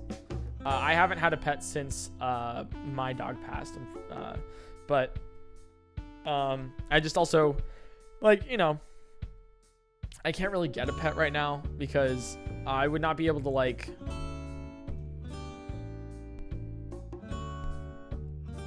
do anything with the pet. Like, I wouldn't be able to, like, make it survive, to say the least. Because I just can't. Like, I don't have enough time in the day to not only take care of myself, but to take care of a fully functioning dog. I mean, hell, Abby helps me live my life. Like, I can barely live my own, let alone, like, you know, having somebody else is, like, you know, dog. It's unfortunate, but yeah, that's maybe eventually I will get like a pet, but for now I will settle for visiting my family's house, my parents' house a little bit more, just to see their dog and live vicariously through them, and have a dog without the responsibility. So I'll just, like, visit. Yeah. That's my little story about pets. I hope that was a fun story. Hell yeah, let's go. Look at him go. Telling only bangers. Only so fun what's stories. your favorite Pop-Tart flavor? That's a great follow-up question to the stories about my dogs dying. I'd have to say brown cinnamon. Like the brown, like the cinnamon sugar one, you know what I'm talking about? Something like that. Or like strawberry. That's also really good. Pop-Tarts are great. Would recommend. Although not too much, because they're bad for you. Anyways. Sub goal so we can get a pet PLS bird. No, From Bagel. No. You can, Abby, you can get a dog. You can get a cat. Whatever you'd like. I just cannot be responsible for taking care of it if you want it to survive. That's not a threat. That's a fact. Oh. No, we'll have a sub goal though, during the subathon. For waxing my legs if you want. Or shooting me with a paintball gun. Sound good? Sounds good. I saw CJ do it on his stream. And it looked like so much fun. I was like, screw it. What if I did that myself? Personally, an aquarium plus fish as a part of stream setup would be the peaceful and cool to look at. Michael Reeves recently came out with a video where he had his fish choose stocks from the New York Stock Exchange versus cryptocurrency, I think it was. Or it's not, no, it was like meme stocks or whatever. No, it was like Wall Street bets versus his fish. That's what it was. So maybe your fish could make you millions.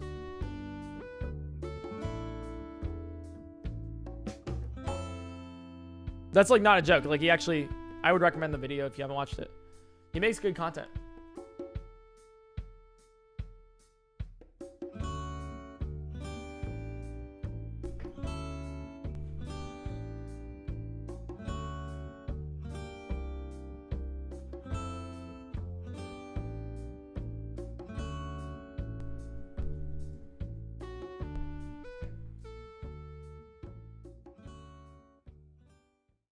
It's definitely melting.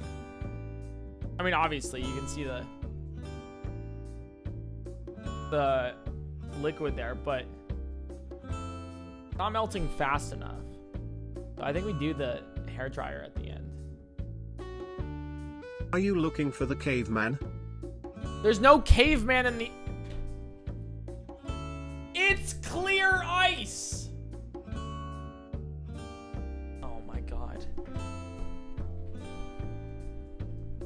Yeah, it is more rounded though. For sure.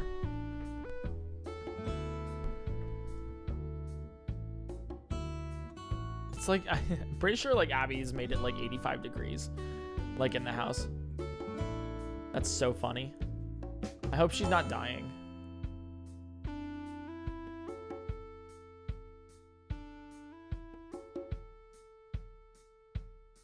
She just comes out of her room and says, I am.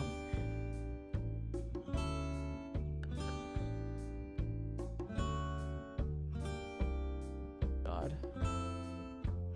Do I have a space heater? More like it's clear I suck D's nuts. My office is probably cold today because I have a giant block of ice, Abby.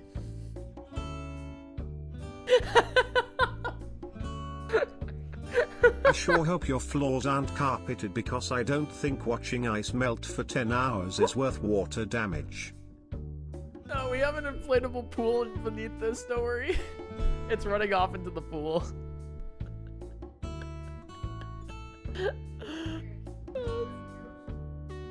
I can't look. I'm looking at the ice block. Yeah, it's okay.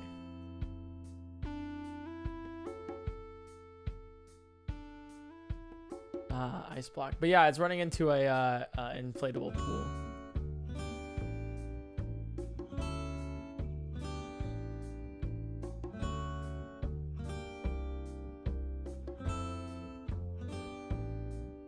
So nice, so relaxing.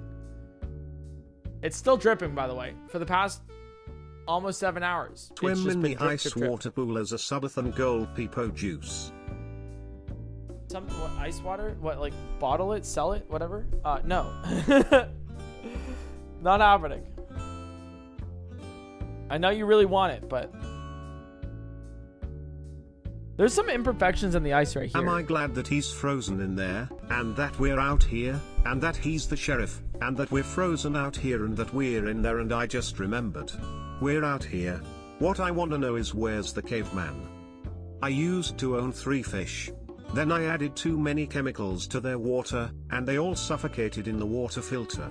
Had to flush them down the toilet while sobbing aggressively blubbers.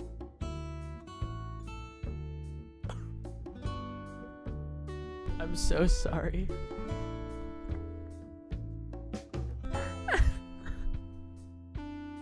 That's not funny at all.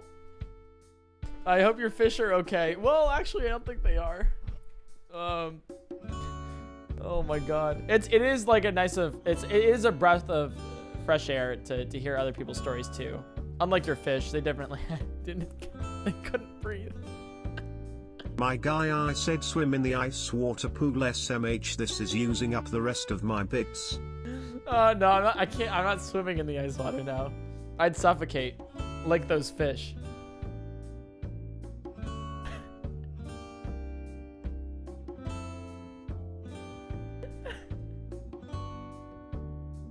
What is behind the curtain? It's a mirror. The reason why the curtain's there is because there's a mirror and it would look very strange on stream. Of course they're not okay. They're dead SMH. Hey everyone, let's make fun of that one guy's dead fish. No, I hope your fish are okay. Well, actually, I had a better fish last year who jumped out of his tank and died during the night. My mom in town visiting, and I cried like a little kid about how much I missed my fish. I was 29 years old. Oh, oh, that's so sad. Why am I laughing? Hey, you know, he just wanted to, your fish just wanted to be with you, you know? So much so that they jumped out of their tank to get one step closer. Too bad they died. I'm not good at condolences. I hope you're okay. But yeah, this is a mirror, so you would see like the stream setup here reflected back. So we might move the stream setup to be like that, so you can kind of see over here. But we're like figuring it out. That might be for like season 4 or something, because we're still in season 3. I like to, it's like season 3 PointCrow, like 3.0.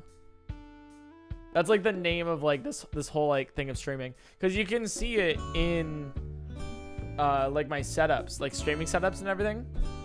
Of like, here's, I've raised the thermostat to 88.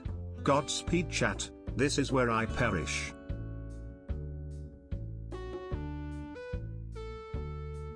You mean to tell me it's 88 degrees in our apartment right now?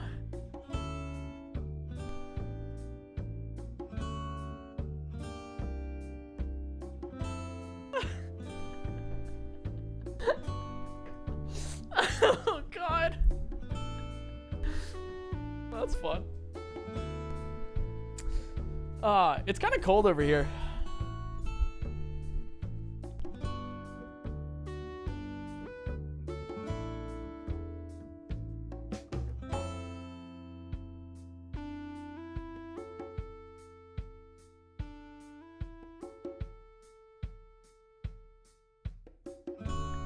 I used to have a pet dinosaur, but a huge asteroid came and killed it. Damn it, mold. Damn. Did you know Atrioc? Or Stans, I went actually, on vacation once. It turns out hamsters need food when you are gone. Did you say turns out hamsters need food when you're gone? Did you just... Your rowing story was really cool. Do you have more rowing stories? I do have more stories. Ask me anything. And then I'll probably take a line and then run with it. It is cool that one side of the ice looks smooth and curved and polished, and the other side is very wavy. Yeah, I can't really see the difference from here, from this perspective, but they're kind of bowing. My in grandpa like once took care of my sister's bird and accidentally crushed it in his hands. Lamau, he had to tell her it flew away.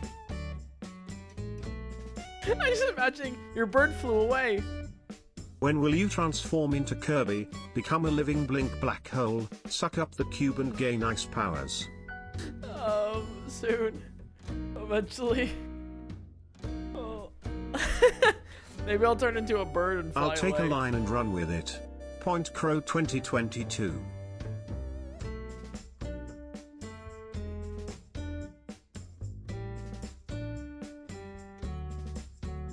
Dude, no matter how good or bad life gets, and no matter how rich and or famous you become, remember you will never be as famous as SpaghettiOs and cheese.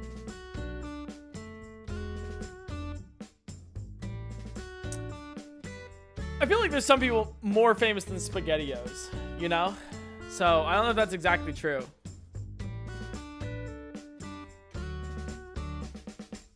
PointCrow, I raised enough money to lift the mirror for a second. What?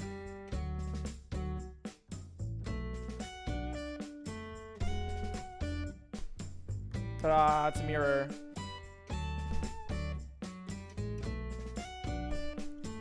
Hope you enjoy.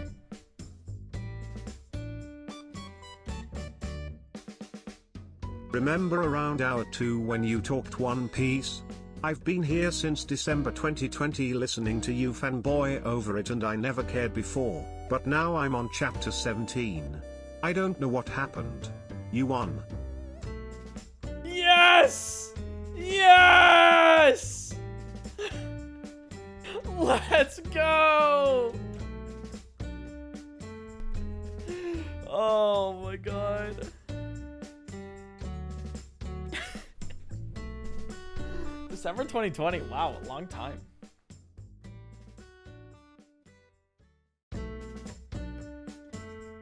It's about a year and a half. Dude, there's some subs in my channel that are just like get it. We're almost at 40 months. I think Lev was one of my founders, first subscribers on the channel, is at like 39 right now. I think Trey's at 37. Adam's 36. I'm only 34 in Trey, I think.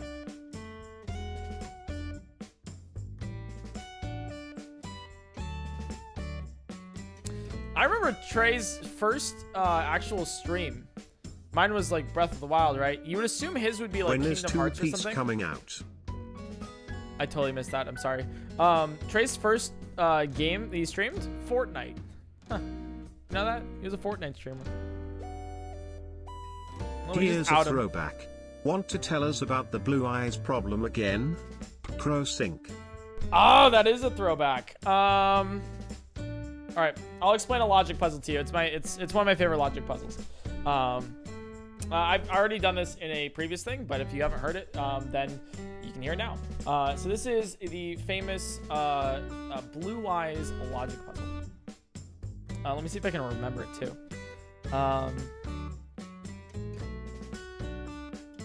Okay, so you are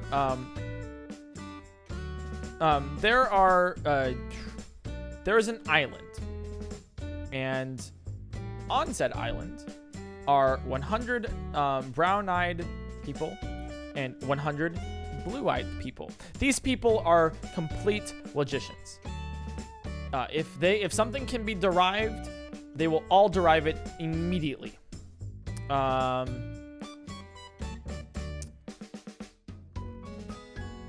There's a fairy as well that comes to the island every day. And if you can tell that fairy guy your eye color with definitively, then you can leave the island. So, I mean, obviously, nobody leaves the island initially, right? Because nobody at all knows. Like, how do you know your eye color without, you know, somebody is telling you, or your mirror or whatever? But these are all mute, right? There's no tricks here. This isn't a riddle of like the horse's name was Friday, right? There's no like shiny rock. There's nothing like that, right? You have to logically deduce your eye color based on everyone else's, right? And so nobody leaves the island indefinitely, because you can't logic out your own eye color by looking at everyone else's, right? I say there's 100 brown eye, 100 blue eye, but what if there's 101 brown eyes and 99 blue eyes, right? Just to make it easier. But one day, a green-eyed mage walks up, gathers everybody together, and says one sentence: I see somebody on this island with blue eyes. Who leaves the island and on what day? Good luck. In like 30 minutes, I'll probably say the answer if you want to like try to pound it out yourself. But that is, unless I've missed anything incredibly important, yeah, there's no trickery. There's no thing. It's a logic puzzle. It's not a riddle. It's a logic puzzle. So this can be logically deduced, rather than like a trick of like, once again, the horse's name was Friday, or like you feel the bulb, and if it was warm, then you know, or like he was standing on a block of ice. Like, no, which is funny. But no, it's not like that at all. It is purely logic. So, in about 30 minutes, so like 7 hours and 30 minutes on the timer, I will say the answer. Good luck. Try not to spoil it for anybody else in chat, by the way, if you know the answer. It's just a fun one to, you know, TTS is on. You don't have to ask about that. We can go into something else while you guys are putting it out. But yeah, I'll say the answer, and I'll it's a fun one because it's pretty fun to deduce.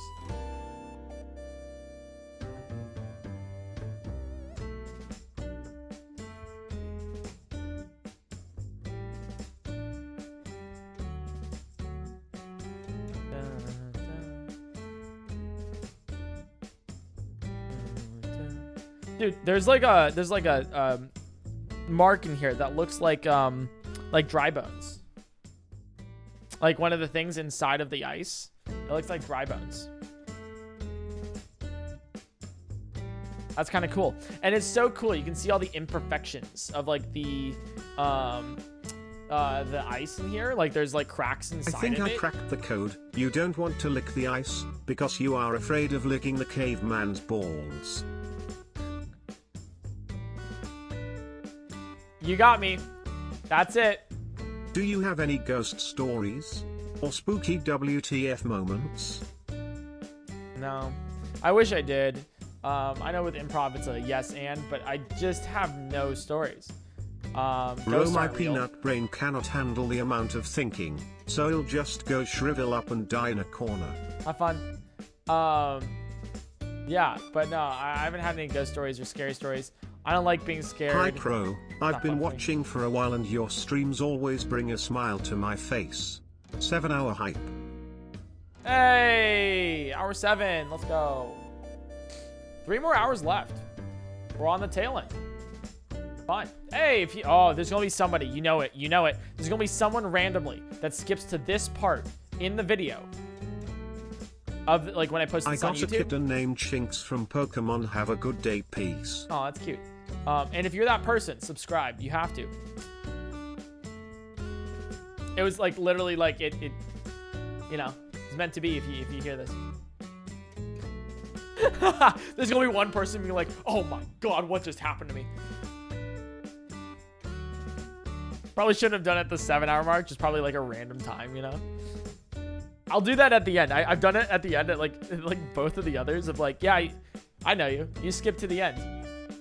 You should watch the rest of it, but if you don't, subscribe anyways.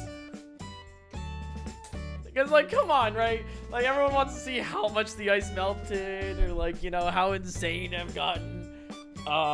Like towards the end. What, you want my Joker moment? You know, it's like, you want to know? You want to know how I got these scars?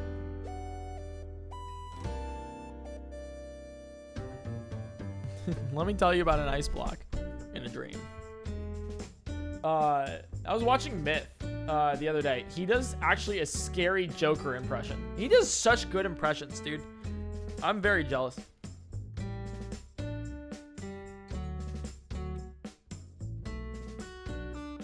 Like the man can really just do anyone.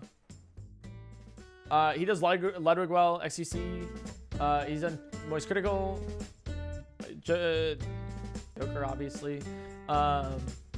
He's done Batman too. Have you heard of the Prisoner's Balls logic puzzle? I don't know if TTS has enough characters for me to tell it, but if you don't know it, would you like to hear it? Yeah, I know about the Prisoner's Dilemma. Anyone watch Survivor? Never make a slurping noise like that again. Please.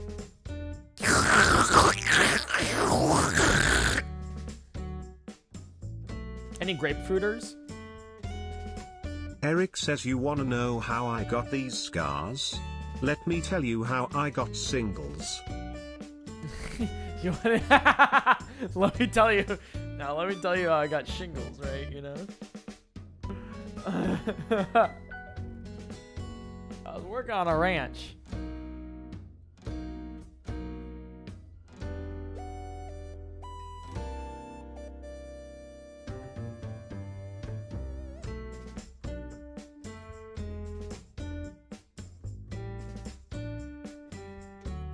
Hey, the table is so cold.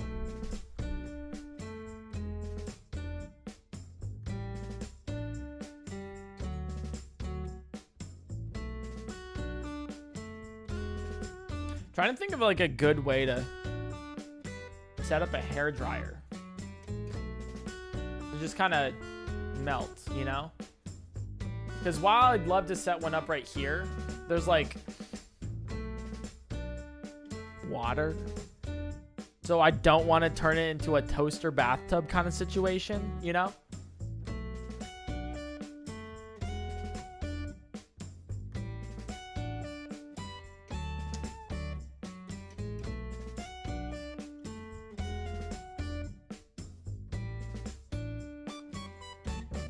Did you notice my name PS of fun and chill? I can't read chat. I'm not reading TTS. I can't see anything except for this in my timer.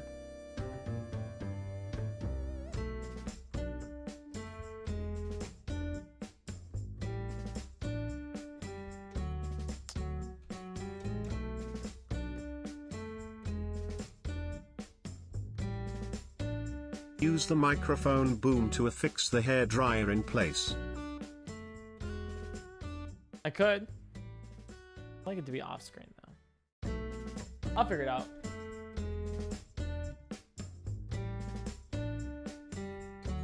Plus, like, I'm not in water, so, you know, I'm not going to be electrocuted. Even if it does fail. It's probably fine. Yeah, I have friends coming over later tonight, too. So, I can't wait for that to happen. And then they're like, hey, Eric, you seem a little different tonight. And I'm in me being like... Is your property slanted? You want to know how I got shingles?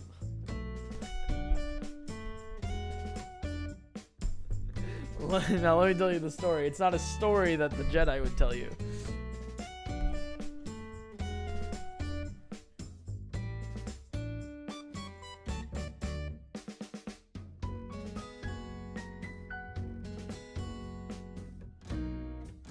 So what happens with the ice at the 10-hour mark? We probably like melt it all because we don't need a giant block of ice. Or we just kind of like put it in our cooler and just like let it melt on its own over the course of a couple of days. Probably. It's really cool though. I wonder like if you go back through the VOD. I got a couple of questions. What is a country you would like to visit, and the other, is the ice block sitting on top something or just solely on the table? It's just solely on the table. In a country I'd like to visit, I mean, I'd love to go back to Japan. I've been there twice already, but I'd love to go back. As like, I've gone twice with my family, but I'd like to go back with my friends, just so I can like chill with them, have fun. Maybe one day go with like a girlfriend. That'd be nice. But yeah, probably Japan. I've always wanted to go to the city of Amsterdam.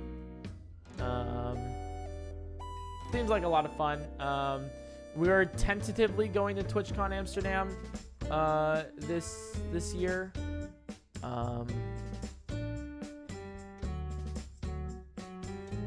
It depends on like COVID regulations and like how safe it is, and also like the whole Russia situation. So if that's good and everything's fine there, then we'll still go, but it's up in the air basically. But yeah, I would love to go there. Love to go to Japan. One of these days I'd like to go to the UK just to see it. Maybe visit London.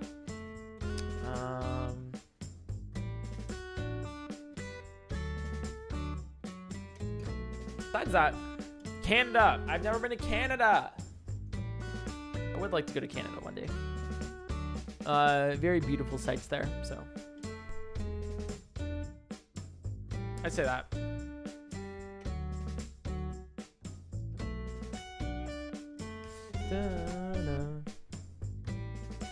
It is getting kind of hot.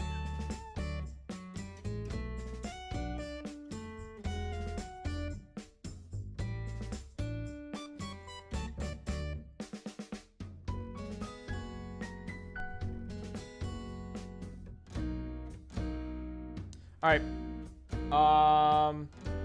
Chat, I need more water. Do you own any pets? Or would you like to? Who's gonna tell him? Who's gonna tell him?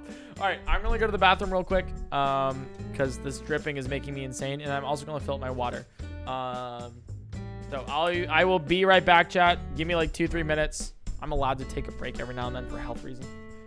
Because you know, while I would absolutely love to just pee right now, I'll be right back. All right. So good night, chat. Veg for me, and then I'll be back in like 2-3 minutes.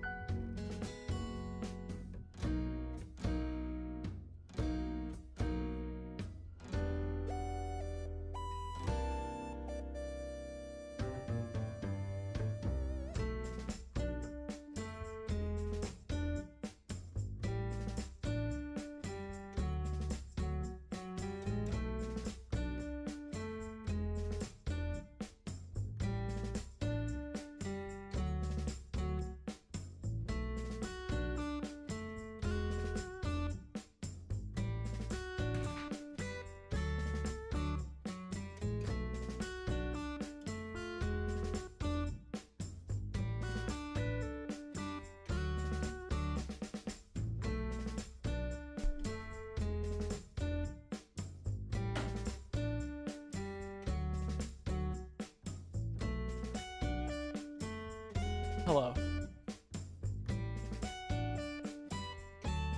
It's like 90 degrees in our apartment right now.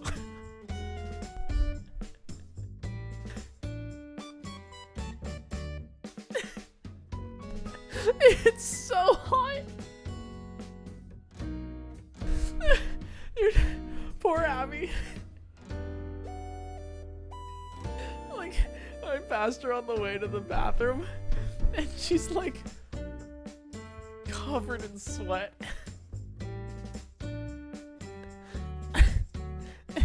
Like her whole face is red.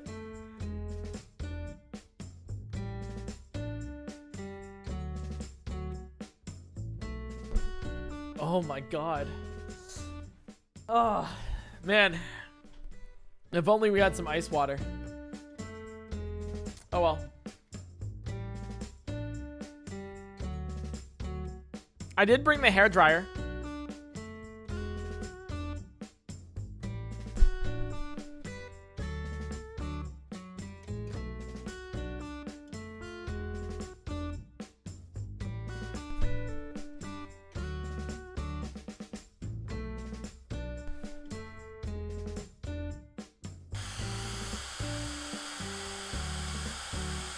Is that okay?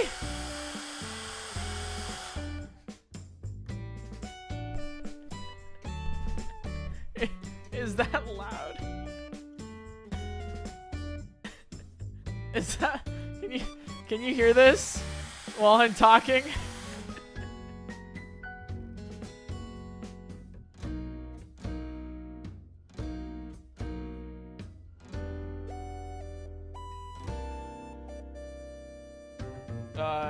Here.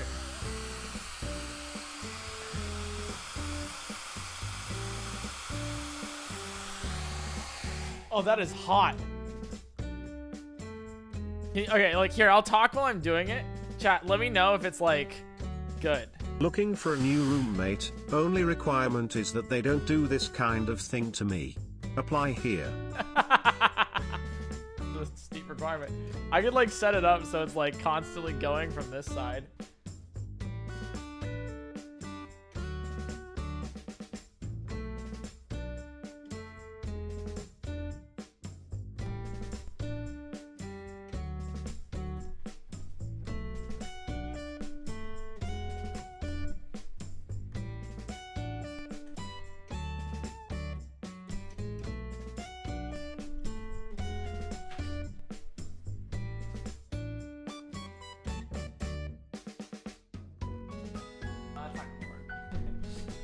That'd be cool if it did. I'm trying to jerry-rig something here. Are you gonna go swimming in the kiddie pool when you're done? No, I will not.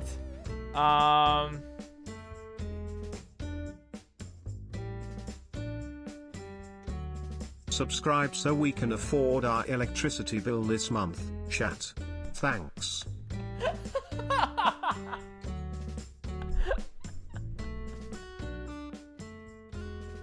We're going to be melting down one of the rinks where I work later this week. If you want to see more of this,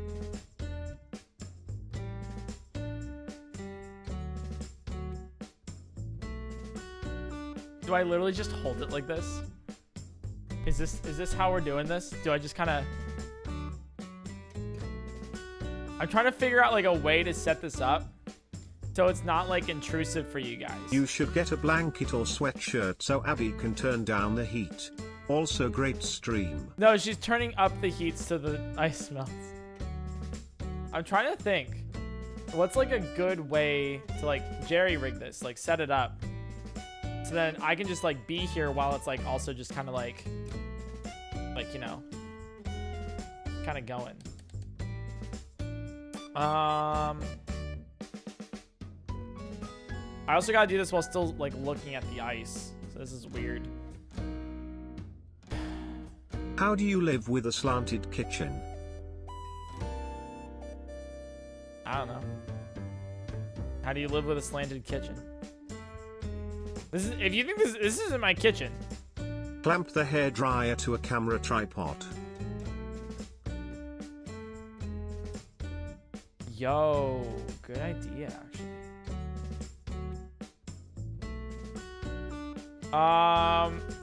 Hey, Abby, do you want to come in here and help?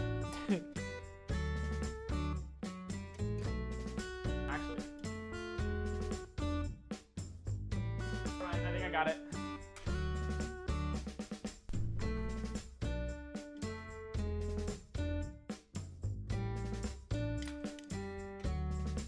No, I got it.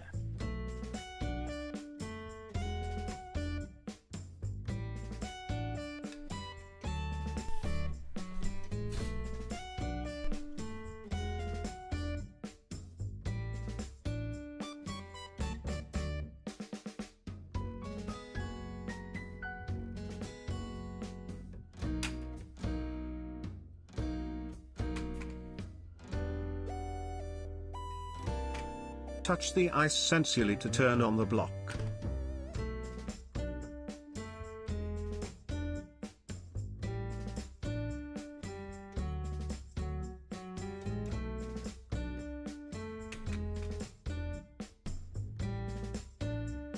Pause.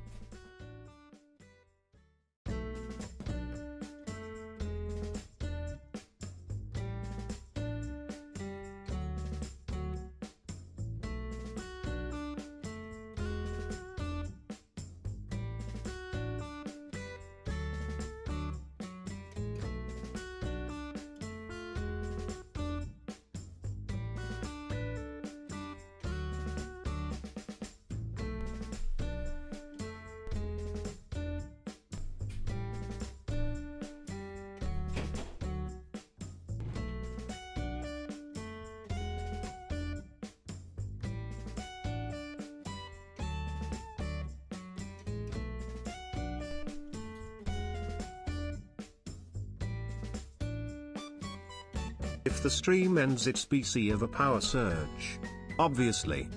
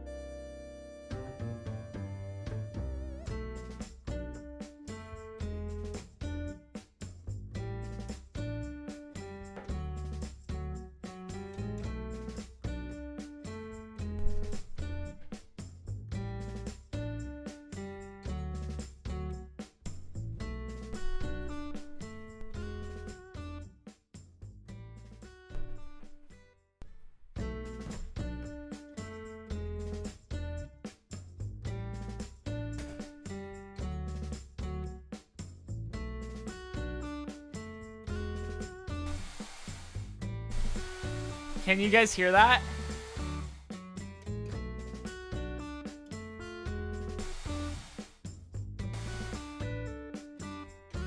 All right. Is it... I opened up chat so I can see for a second. Just a little bit? Okay. Anyways. Ice melting. Let's get back to ice melting. And, my stupid ideas.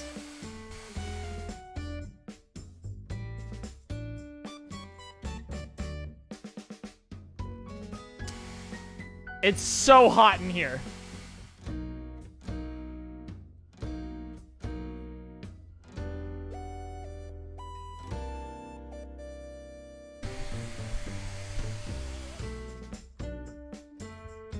So, how's it going, chat? I can't really hear. The camera is focused on I the can't ice hear block TTS at all.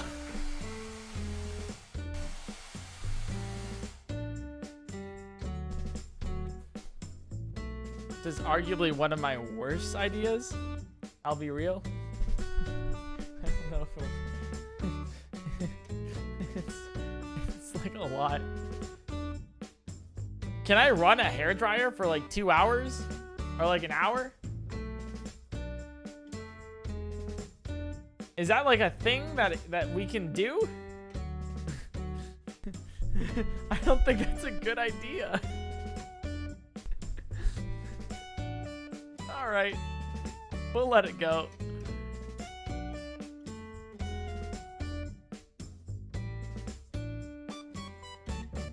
It's going horribly, thanks for asking.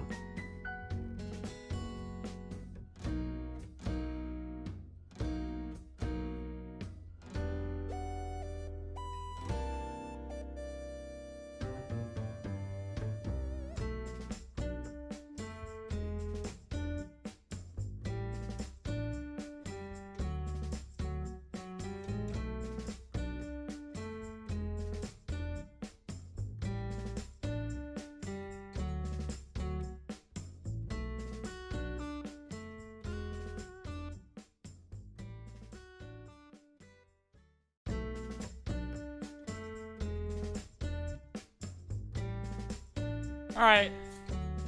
Well, there was an attempt there. All right, I can hear TTS again. I guess we're just gonna continue watching it.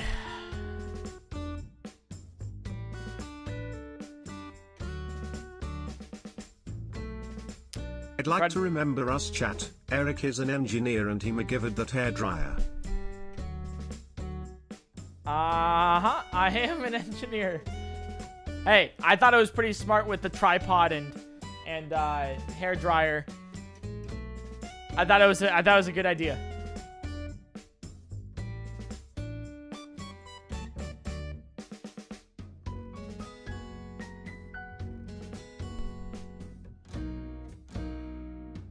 It is so hot in here. Oh my god, I'm sweating. Yo, I'm gonna take a cold shower after this. Oh my lordy. Don't you have a flamethrower? Yes. I do have a flamethrower. But I will not be using it in my house.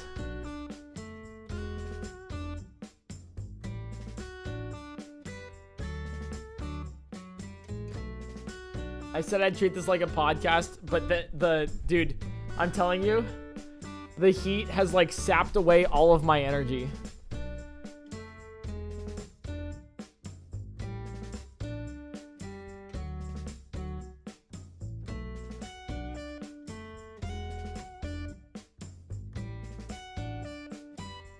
Oh my god.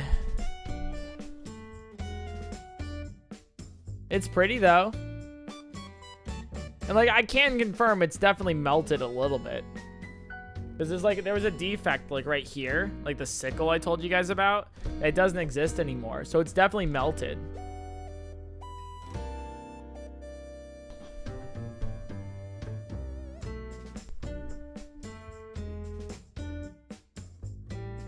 If it's hot, just ask the room to chill out a little.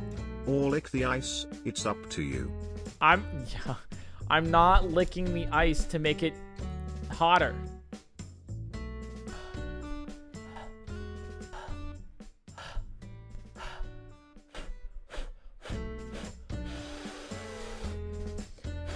You can always surround it with candles and start a demonic ritual.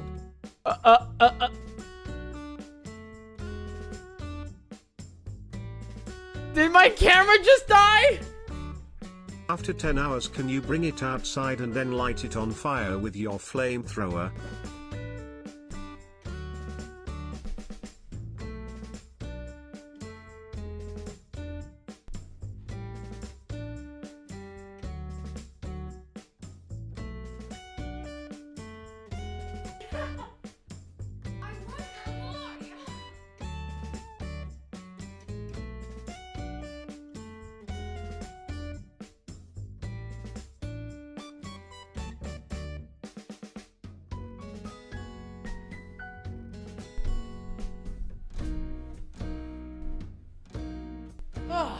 we're back. Sorry, the camera died because it overheated. Let me get back to assuming the position.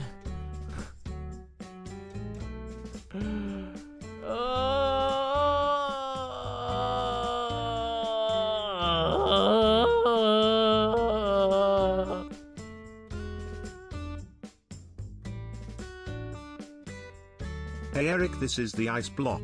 It's getting kinda hot in here. It's so hot. Dude, it is so hot.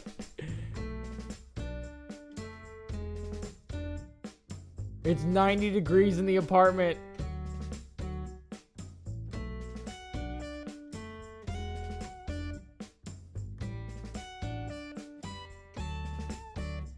And it's not melting any faster.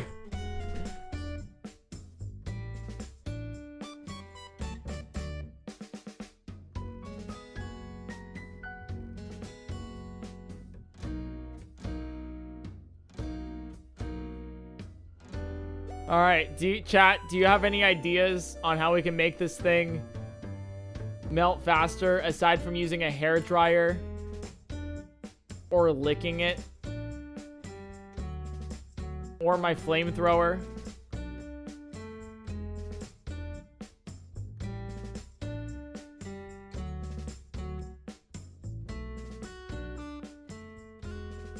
Riddle answer. Oh, it's 7:30. Oh, sick. Alright, the real answer. The riddle. Time for the answer to the riddle. Oh yeah, the real answer. Yeah, we'll have the real answer. Okay. So the answer to the riddle. Use that ghost pepper stuff. Okay, the ghost pepper stuff's not gonna work. All right, so the blue eyes riddle, essentially, I'll re-say the. Why do they call it Eric's room when you have in the cold food of out hot heat the food? True. Okay. So let me tell you the riddle again. It's not a riddle, it's more like a logic puzzle. But let me tell you the logic puzzle again, and then after that, I will tell you the answer. So, you're on. There's an island with 100 brown-eyed people and 100 blue-eyed people, and there is. They are all complete logical people, logicians. If one can derive something, all of them can derive something.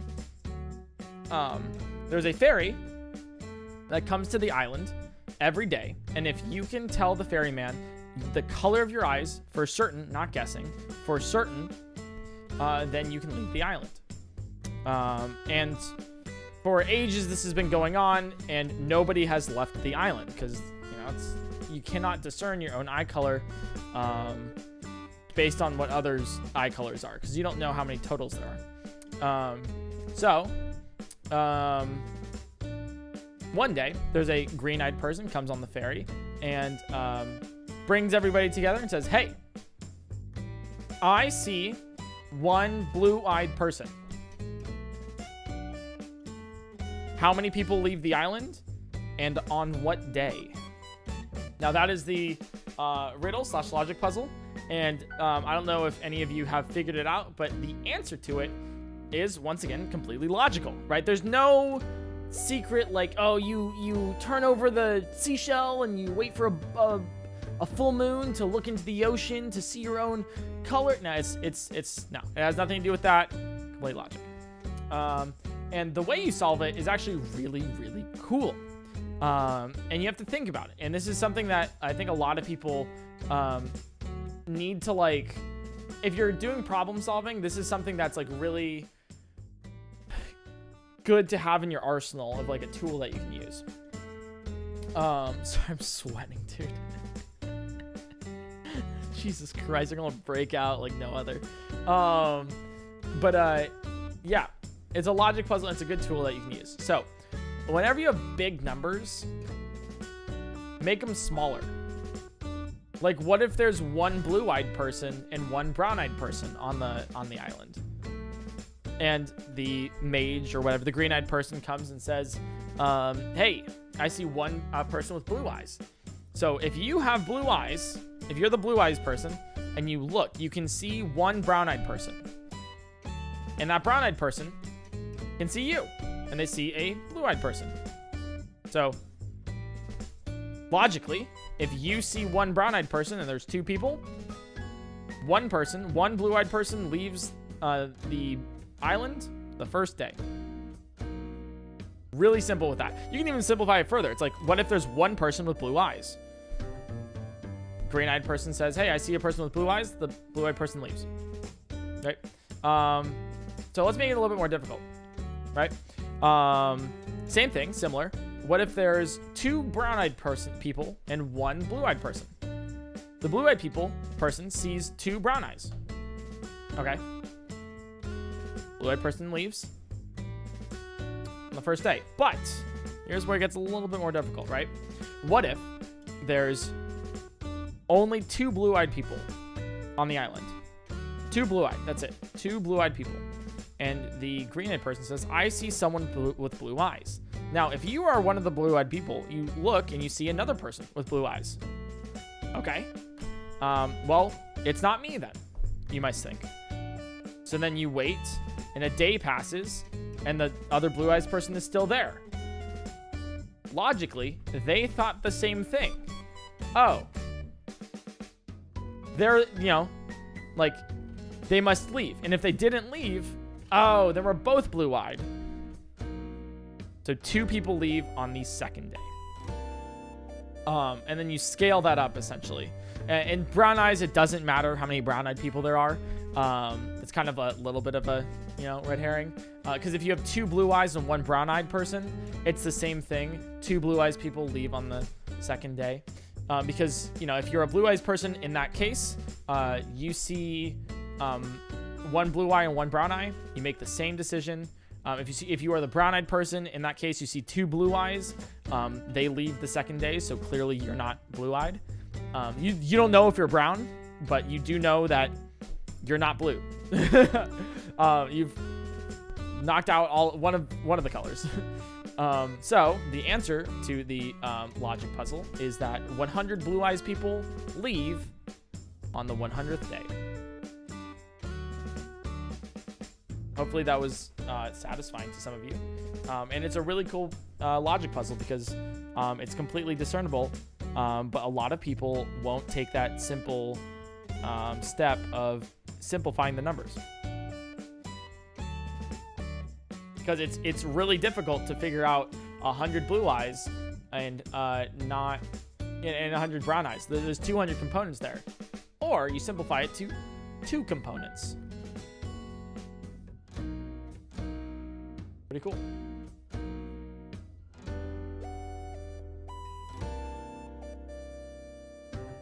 Sorry, I was walking my pet rock. Can you repeat that whole thing again? Yeah, you're stupid and your pet rock's gonna die one day. Hopefully that helps.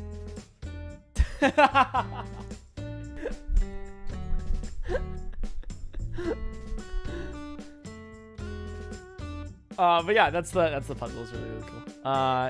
I was told that when I was a lot younger, and that kind of helped me through problem solving through high school.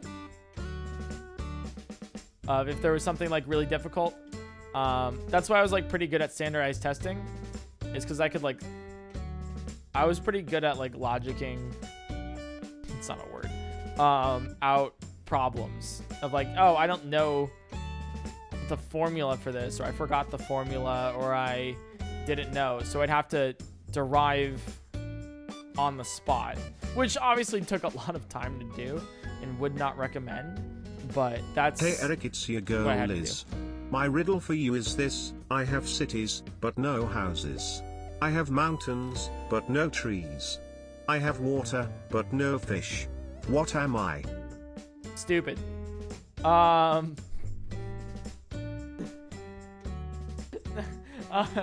I have no idea. I personally don't like those riddles. Joke's on you. My bedrock is already dead. just in denial, so I'm walking a dead rock. Oh, God. Oh, that's morbid. Jesus Christ. Oh, my God.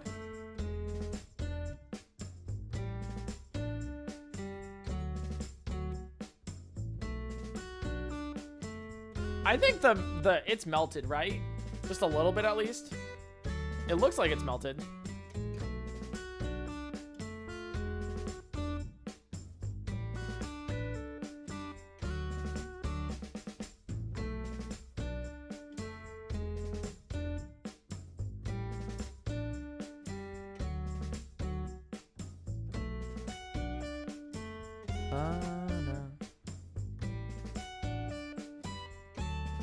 Anyways, I'm trying to think of stories to tell you guys in the meantime to pass the time.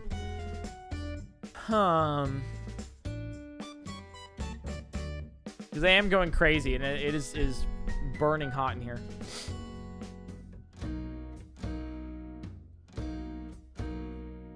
Opinion on see-through coffins remains to be seen. Oh, God. Oh, Jesus. Dude, it's so hot. Oh, what I would do to touch this ice block. What if I blow on it, do you think it would melt faster?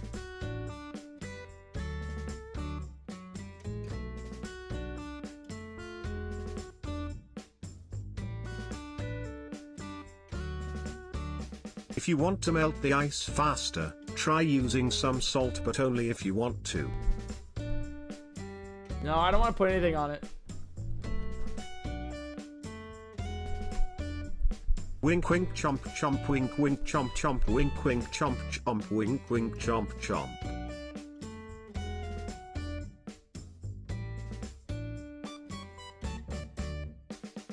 You said you wanted your friend Thray to play Undertale, right? What if you play Kingdom Hearts and he plays Undertale? Sounds like a fair trade. Oh, no. I've already, like, made a deal with Trey that he would play...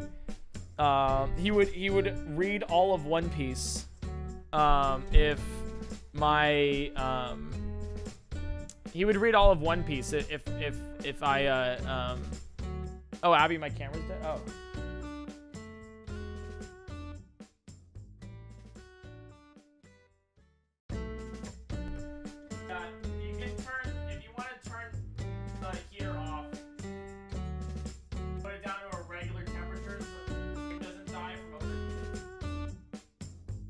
Lamau noob.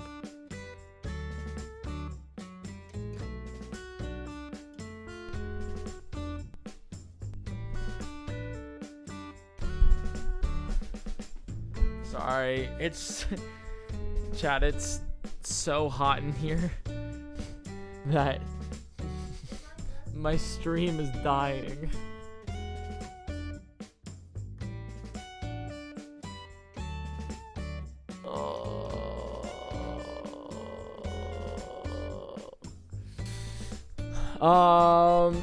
Okay.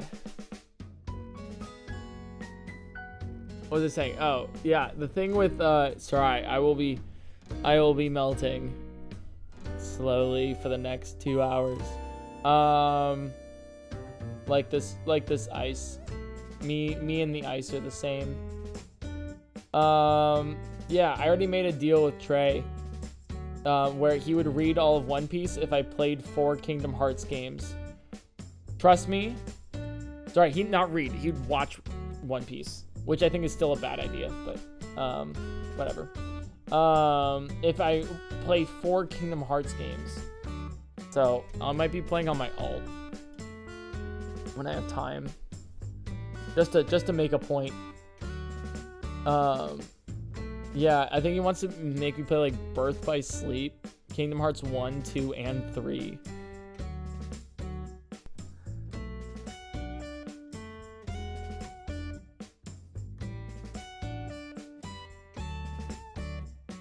So yeah.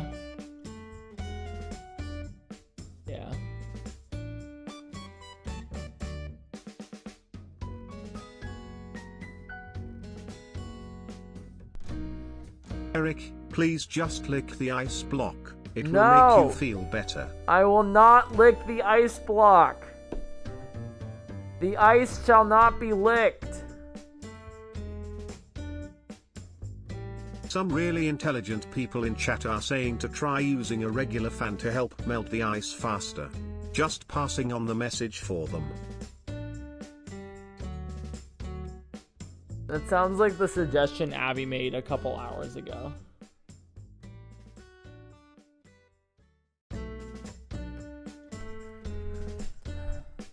Here. You 100% could made the ice block from yellow Gatorade. Piss block.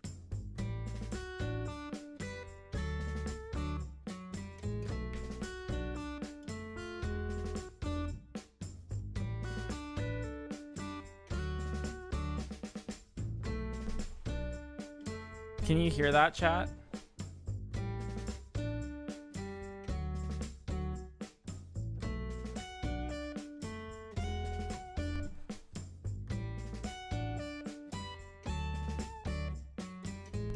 Sick.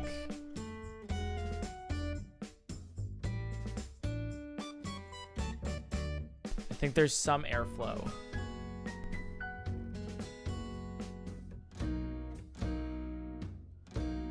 There seems to be some airflow here.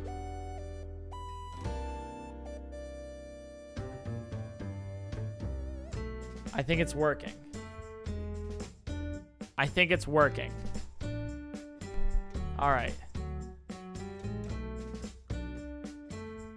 It's dripping faster now.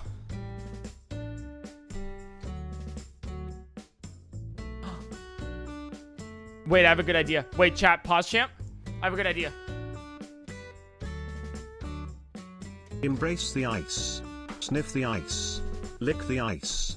Wash the ice. Date the ice. Be the ice.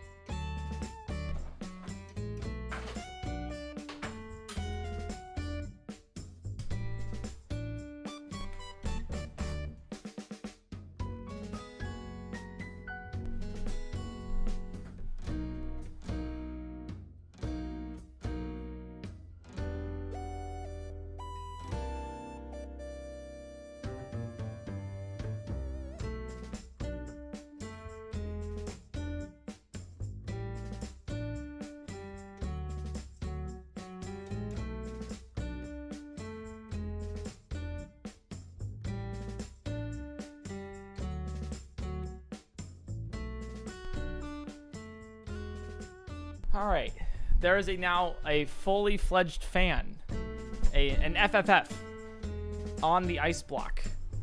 So it should be melting more now, and faster. There's direct air right here. So sick. We'll do it like that. Awesome. Are you the ice now? I am not the ice. The ice is not me, and the ice is, we are not together as a whole. Ice is ice. Yeah. Yeah. Oh, it's dripping. It's dripping.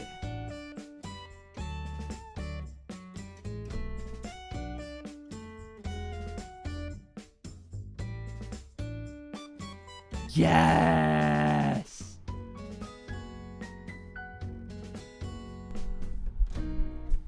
Nice. Eric, how about you boil water in a tea kettle and then pour it on the ice? Because I don't want to touch the ice or lick it. Licking or touching the ice is not allowed for me. It doesn't seem like fun. This is fun. Yay, that's what ice does when it melts. Obviously. Yeah, wow, it's melting all right. It is melting all right. God damn. Woo! Could have done this from the start.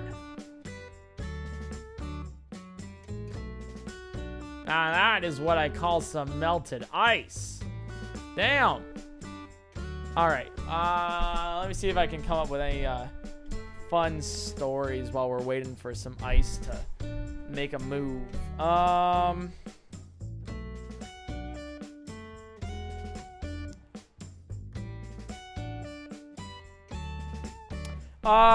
guess like I kind of already talked about like streamer awards and everything, but like meeting streamers, it's kind of crazy to be like a streamer or like YouTube person now, because like my stream has like grown so much over the course like of the past 2.5 years. I have like 1 million subscribers. Like that's crazy. Like I have 1 million subs on YouTube, and what, like I average like 2,000 on Twitch, 5,000 subs. Crazy. And it's so weird to now, like, I watched Northern Lion when I was in 6th grade. He follows me on Twitter now. Like,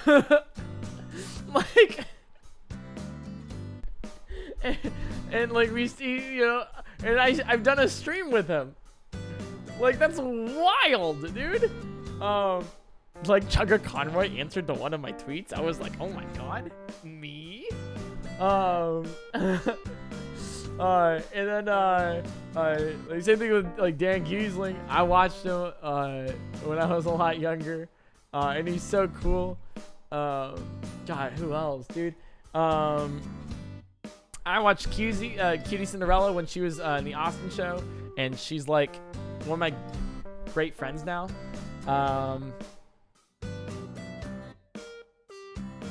Dude, it's just like nuts to like, like Moist Critical. Since he's been young, I've been watching his stuff. And then I was like in a tournament with him. He's super cool. Basically, it's so weird to like now be like content creator, and then also still like have people like they know me now, you know? I don't know. It's just crazy like meeting them, because they're also like so nice. They're like, streamers are nice people, and you know, it's just crazy to kind of like see that and kind of notice it. I don't know. I'm very new to the industry, so I don't know if it's like just like a face or a mask, or like if there's actually like a bad thing happening, or like maybe I shouldn't talk to who, or I don't know. I'm still like very new. I've also been already burned, and I'm still like a new streamer. But it's like so crazy to just kind of like have that sort of experience, you know, of like, yo, hey, this is really cool. I think I told Northern Lion. My kids wanted me to tell you hi. Hello. So, hi PointCrow. Hello.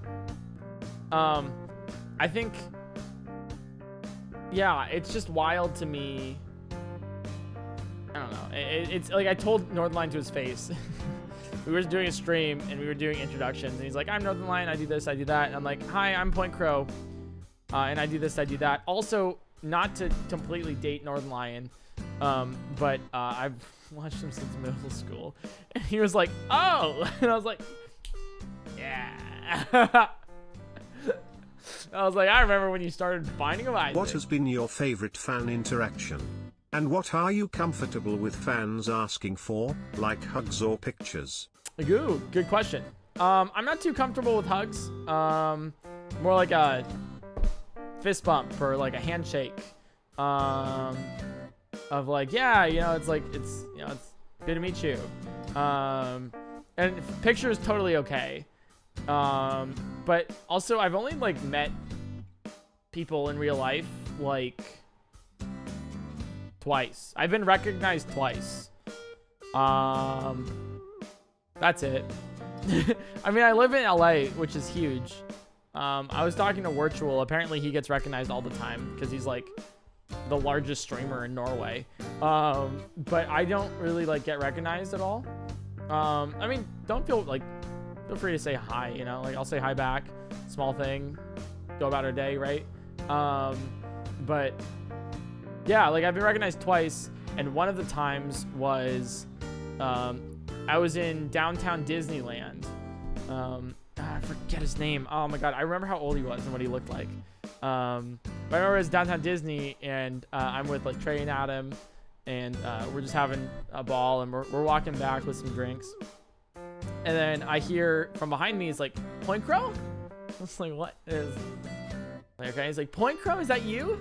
So I turn around, and there's this guy, and he's like, oh my god, I watch your stuff. Is that... I was like, yeah, that's me. And so I was like, yeah, that's crazy. What do you like the most? He's like, oh, I really like this video. And he's like, it's my lucky day. And I look down, and he like points to his shirt, and it says, happy 16th birthday. And I was like, what a shitty birthday present, but yeah. No, I'm kidding. But I was like, no, that's like actually awesome that you get to like meet a creator you really liked like on your birthday. I was like, hey, well, happy birthday. I hope you have a great rest of your day. Yeah, it was like really sweet. I think I like tweeted at them like afterwards. You can probably find it in my tweet logs. But yeah, so that was like pretty neat, pretty cool.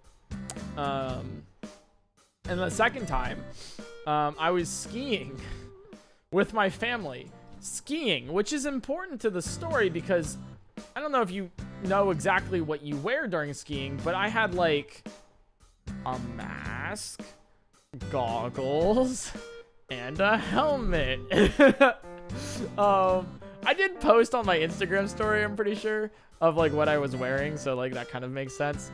But if you didn't know that, then it's like I'm like I go down the slope and everything, and I'm waiting with my cousins, and I just get a guy like that comes right down, and he's like, PointCrow? I was like, yeah, and he's like, yo, no way, what are the odds? And I was like, hey, have a good trip, and he goes into the chairlift line, because we stopped for like lunch, so we weren't going back up the slopes, and I was like, that's crazy. And it was like in front of my family too, which is totally okay, by the way. Yeah, I was just like, yeah, if it's like in front of like family or whatever, then like maybe like a shorter interaction, obviously, and like a little fist bump, and like, yeah, but yeah, but like if it's like friends or whatever, it's like totally okay. But I was like, it was really funny because there's like, I think my cousins afterwards were like, are you the PointCrow? No way. And I was like, all right, come on, guys. Because like beforehand, I was like, because they're asking questions, and it's very nice of them because they're really curious. They're like, what do you do? Like, how do you, like, what is streaming? What is YouTube? What is all this stuff? Like, can you like enlighten us? And so I was telling them about like how the business runs. I was telling them about you, Twitch chat. I was telling about a whole bunch of stuff, right?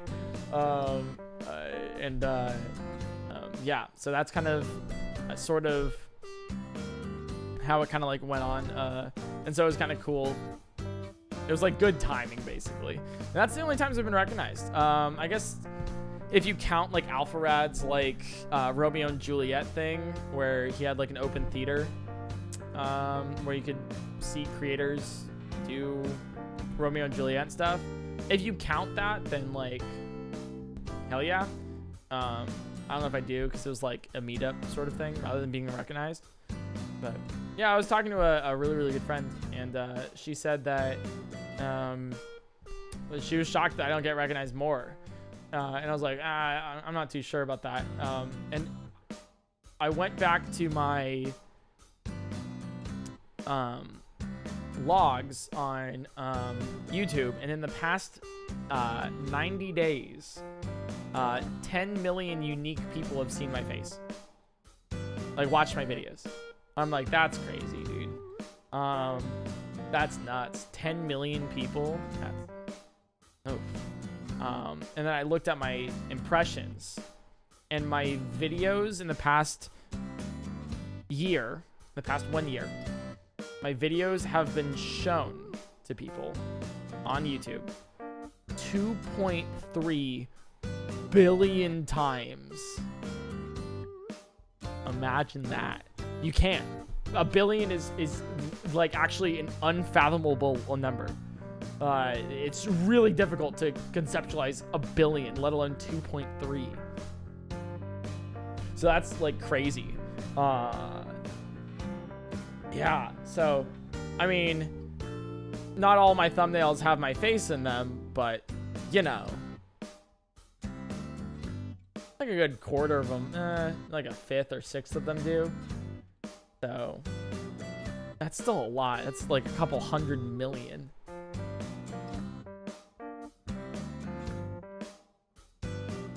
So I mean, that's times too. It's not unique users, so it could be like shown a couple 100 million times to like 10 million people. But yeah, that's crazy, dude. I wish I knew how many more unique people watched, because the data only tracks 90 days for unique viewers on YouTube. It doesn't track longer for, like, you know, healthy data sake. And like also space storage. It's a lot to keep track of, especially with millions of people.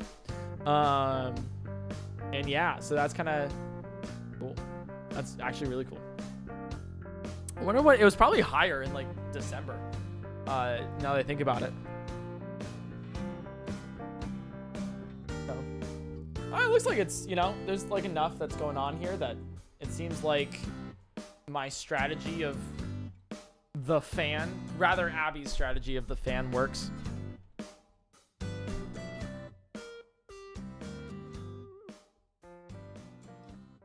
Probably should have started it from the start though, on hindsight. So maybe maybe next year. Maybe next time we do this, right? We still also have 2 hours. Anyways, I'll turn on TTS again. Kind of cool though. Really Do you have a space heater by chance? I imagine don't. both that and a fan will move things along faster. I know. I wish I had the space heater still. I think we...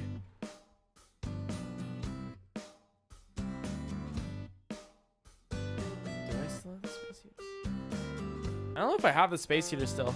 I don't think I do. I used to have one for college. It was really funny. But I actually have a story about a space heater. Let me tell you this. I used to have a space heater in college, specifically because the house that we lived in college was very much a college house. I don't know if you know what college houses are, but at least in the US, a college house is a house that it's just not well maintained. Like for example, ours had holes in it, which I think doesn't pass like any health inspection or inspection at all. Ours had holes in it that like actual holes to the outside, and the insulation just didn't exist in some rooms. Like for example, they had an illegal converted garage, which you're not allowed to do without insulation and other things. But it was a rec room, but it was a garage, you know, that was actually a bedroom.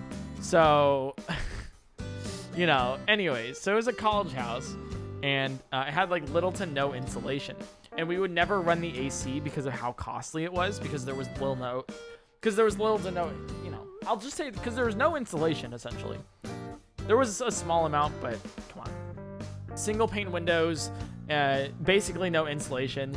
So if we ran the AC, it wouldn't do anything besides run up our electricity bill, so we just never ran the AC or heater. So,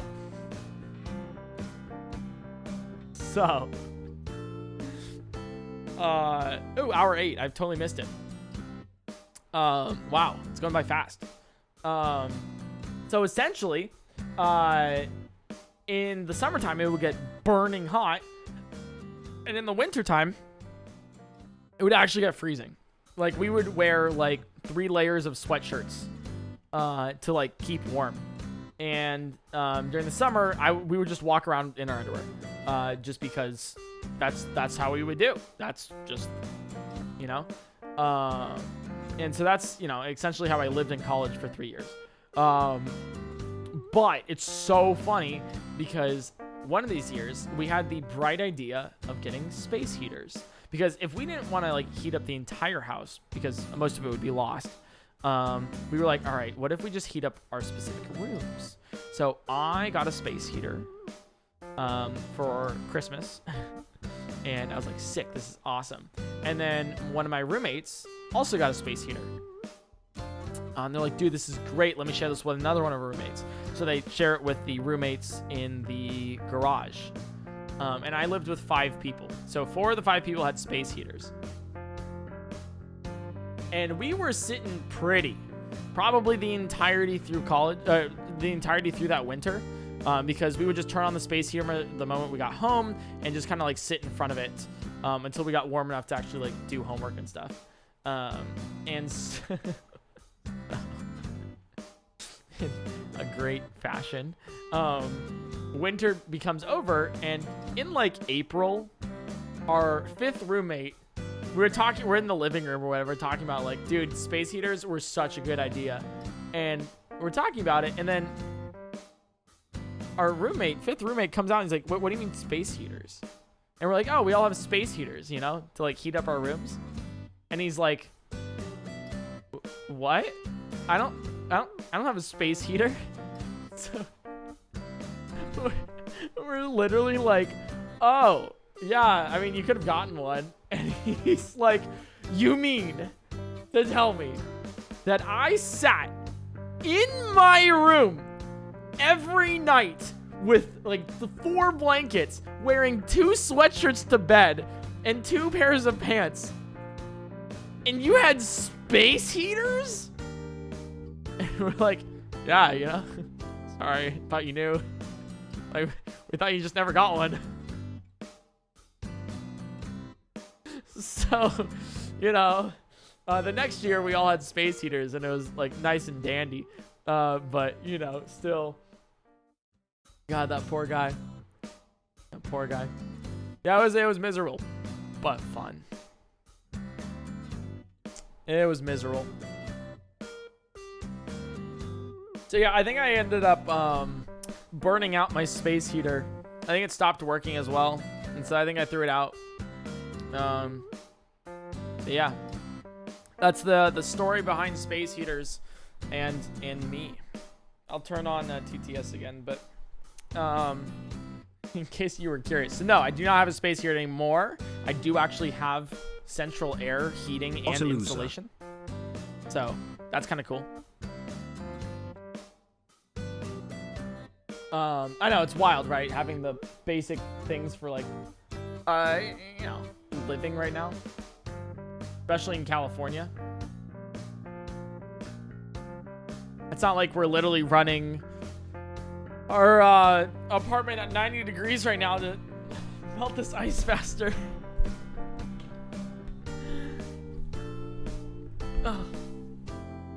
Oh God. I am sweat. For a bit of perspective, 1 million seconds ago was March 24th, 1 billion seconds ago was July 1990. Yep. That's like whenever you see those like TikTok people of counting to 1 billion, you're like, yeah, I'll see you next millennia. Or next century, sorry.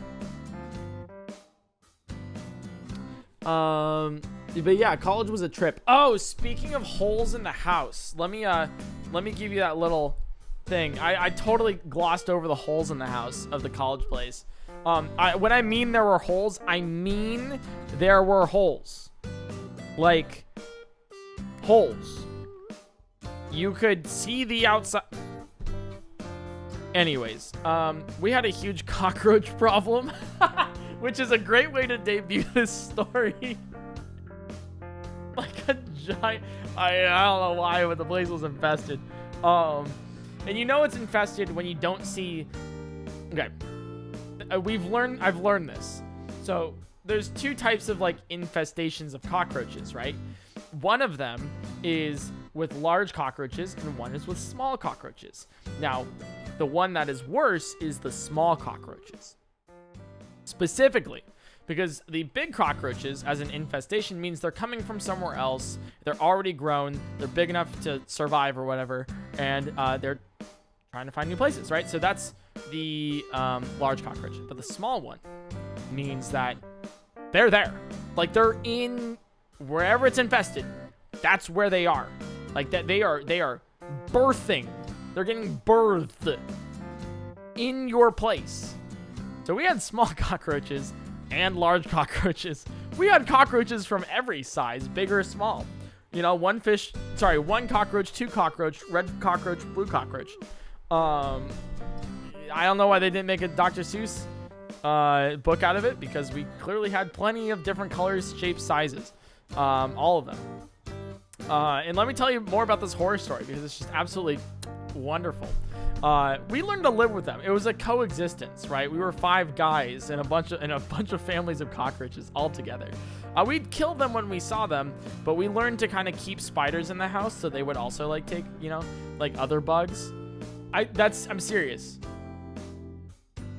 I had a spider on my windowsill that I didn't kill because it saved my room from flies. Because they would fly through the house, you know, through the windows. Or sorry, through the broken windows, might I add. They weren't even just single pane. Some of them just had holes, like they like, you know, they like the pane would just be like bent upwards, so it would just like reach in. So we would like keep some like spiders there to make sure that they would actually like catch the flies and stuff. And every now and then they'd catch like cockroaches, so they were like, you know, so we wouldn't really kill the spiders. We would kill the cockroaches though whenever we saw them. But we learned to coexist with them essentially, because, you know, the landowner, like the house owner, wasn't about to like change anything about the house.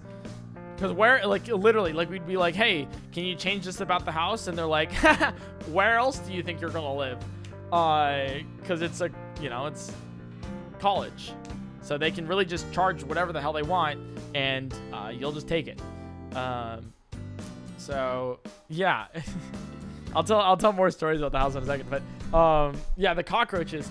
I would wake up for practice at like 5 a.m. Because we would wake up at 5, get to the boathouse at 6, practice till 8:30. They go to class at 9. And that's how like our rowing would work. So I would wake up at 5, well, like 4:45. We'd leave the house at 5. Like 4:45. Actually, no, I would wake up at 4:45 to get ready, get myself woken up, and then we'd leave at like 5:20. And you know, every now and then I'd like walk into the shower. I'd start showering, just to like, you know, wake me up. And then like a cockroach would just like wiggle its way out of the drain. You'd kind of smack it and go about, clean it up, you know, and then keep showering. Let me give you some nightmares. There was a couple times where I would like be dreaming and then just kind of like smack myself, and it'd be all like, you know, there'd be like some sort of fluid. I'd be like, fuck, cockroach again, you know? Yeah, now that I think about that, that's like a health violation, isn't it? Huh.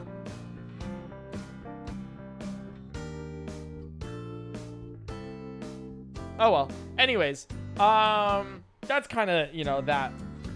Now let me tell you about an actual violation. So our house had like one of those carports.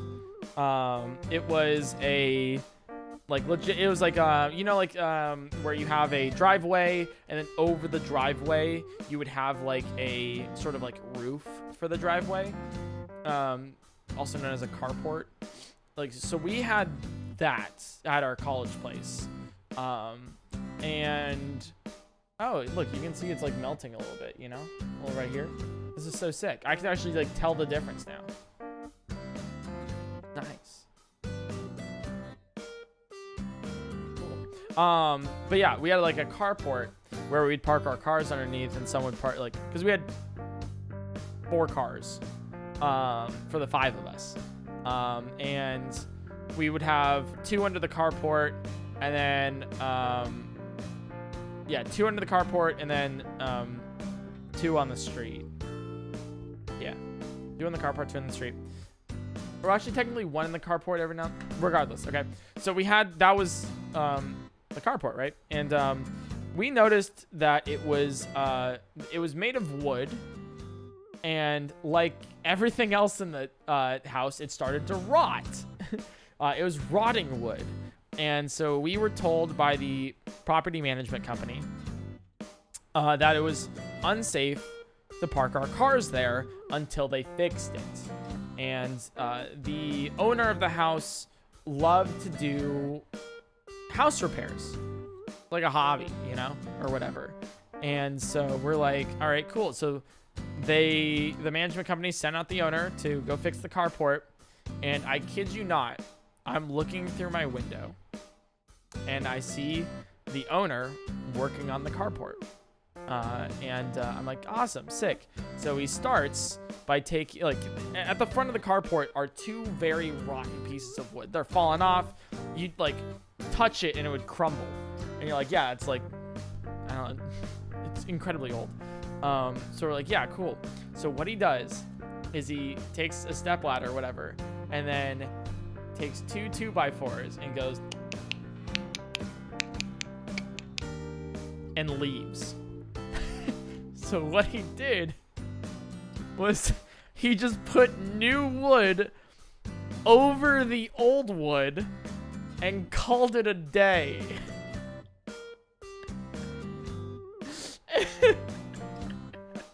And then, I kid you not too, the carport wasn't connected to the house. So what he did was he took a very, like, sorry, I wouldn't say thickness, this wide, that thick metal strip, and just kind of like attached it to the house. One of them. Just one strip from the carport to the roof. It was like connected to a tile, not even the roof itself. I was like, that was our repairs? And then the management company was like, yeah, those seem to be your repairs. By the way, we still don't recommend that you park your cars under the carport. By the way, hope that helps. So yeah, that was a fun one. Let me tell. Oh, dude, there's so many stories about the I have about this place. Keep in mind, we lived here for 3 years. Let's see. There was a one time we were washing our clothes. In the dryer and the laundry room, because we had a little laundry room, and halfway through one of the cycles for one of my roommates, it stops. It just stops. And we're like, okay. So we like, let me also preface this. Within the first week of moving into the place, before I get to the laundry story, within the first week, the dial for the dryer snapped off. So what we would do to run the dryer is take pliers, go into the dryer, and strong arm it to the side and like crank it so that it would turn. And then we would press start, and then we'd take the pliers out and it would go. Anyways, so knowing that this is like a year or so later, it never got fixed, by the way. Like, for those 3 years, we asked them to fix it multiple times, and they just didn't give us a new dial. So yeah, that happened. Anyways, so that was the essential laundry room. Like, that's how the state of the laundry room. Anyways, so my roommate's doing his laundry, and it stops halfway through. Like, the dryer. The washer stops halfway through, and it doesn't drain. So there's just a bunch of clothes sitting in a puddle of somewhat soapy, murky water. And so we're like, oh, okay. So we try to restart it. It doesn't turn on. Try to restart it. It doesn't turn on. Same thing with the dryer. The dryer stopped. We're like, damn it. We go to the breaker. We see we tripped it. We're like, okay, cool. So then we turn it back on, and we try to start the dryer again. And it doesn't start. We're like, damn it, dude. Damn it. So he goes to the kitchen, and all of the kitchen appliances are also off. The fridge is off with the freezer. We actually had a second fridge too, because we ate so much as rowers. We would eat 4,000 or 5,000 calories a day. Right now I eat like 2,000, like a regular person, right? But we would eat 4,000 or 5,000 calories a day because we would burn all of it. In my first year of rowing, I gained 35 pounds. Sorry, my first 3 months of rowing, I gained 35 pounds. I have a before and after. I can't show you guys because it's NSFW, but it's so funny. I wish I'll show like probably like one of my friends sometime, but it's hilarious. How like insane, like it's like bulky, you know, it's not like fat, it's bulk. So we had like a second fridge. The first fridge was off. The second fridge was also off. We had a freezer as well. The freezer was also off. So we're like, oh, okay, wow. The oven wouldn't start. The microwave, everything was gone. Oh, that reminds me of another story about sewage. I'll tell that in a second. Oh my God. Wait, this is all coming back to me, dude. Wow. All right, anyways. So we go to we call it the management company, and the management company's like, okay, we'll send out a guy to fix it. They're like, cool, and we're like, awesome, sick, and they're like, yeah, they'll come in 3 days. Like, we call the emergency line. This is sort of like, you know, all of our food's gonna go bad. We can't really like, you know, this is actually like kind of an emergency. We can't, like, the house doesn't actually function right now. The water still worked because it was gas. Like the heater was like gas. So the gas still worked, but the electricity didn't. We still had water. Yes, I think we still had water. I'm pretty sure we did. Regardless, they're like, this 3 days work, and we're like, bro, come on. And they're like, that's the best we can do, and I was like, all right. So we basically essentially toss out like half our food. We go to our friends' houses to like hope that, you know, they have space in their fridges, and we throw in our most important stuff there. We eat, you know, we bum like meal tickets off of the freshmen. Like, we're like, hey, could you, give us a, you know, to the cafeteria or whatever. And so we bum it out for like 3 days. The electrician, by the way, the electrician comes 3 days later. 3 days later, the laundry room smells like garbage because we have sitting water in an. Keep in mind, this is the house that has the flies and the cockroaches. We have sitting water in. I think this was close to summer too, so it was like pretty hot. I think it was in spring actually. And it was like extremely hot, or getting there, and sitting water, it just smelled awful because it was dirty laundry too, murky water. And so the electrician comes, we're all like, ugh, and so dumb because the electrician was essentially like, he said, oh, I see the problem. So we know from previous things that all of the housework was done, like the house was essentially set up by the owner, and the owner liked doing all of the stuff by himself, which included the electrical work, which the laundry machines, like the dryer, the washer, and all of the kitchen appliances were on one circuit in series. Which means they weren't in parallel at all, and it was one circuit. Which means that if one of them went out, everything went out. Everything. So he's like, I've rewired it now. Good thing something didn't happen later.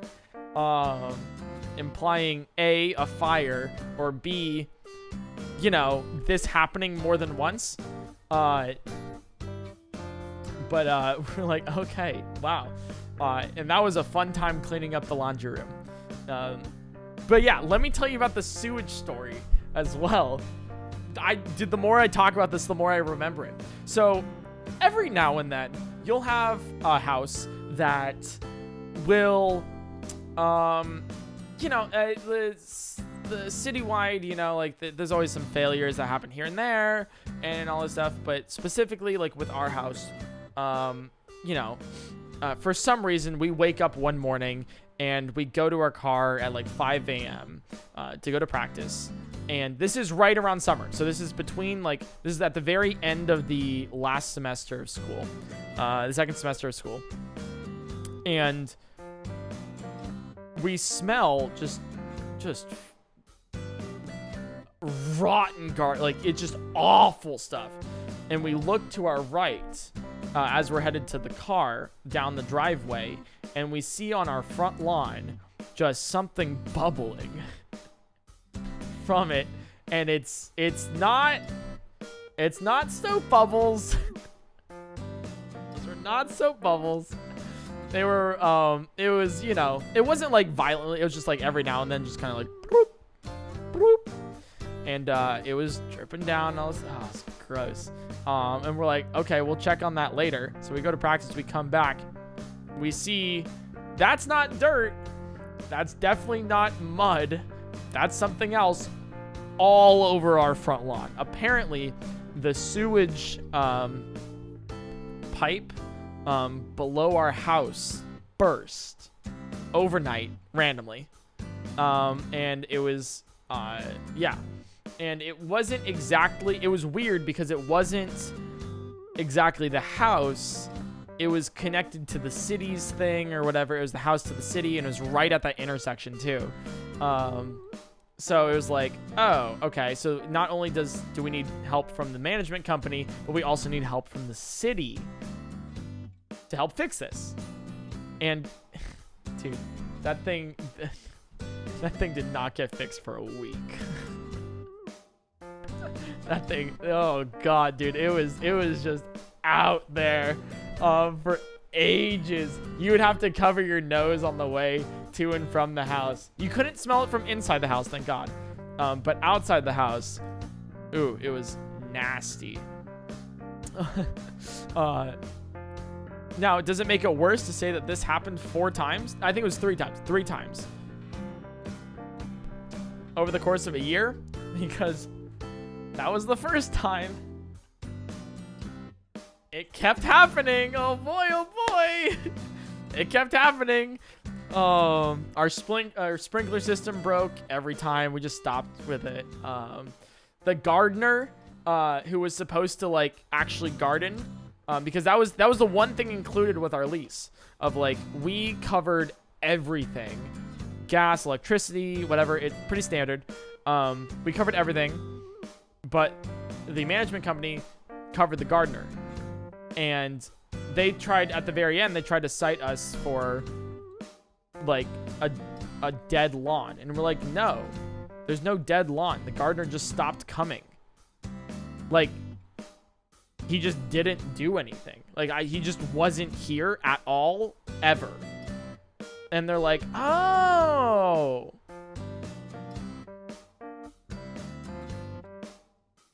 It's like, what?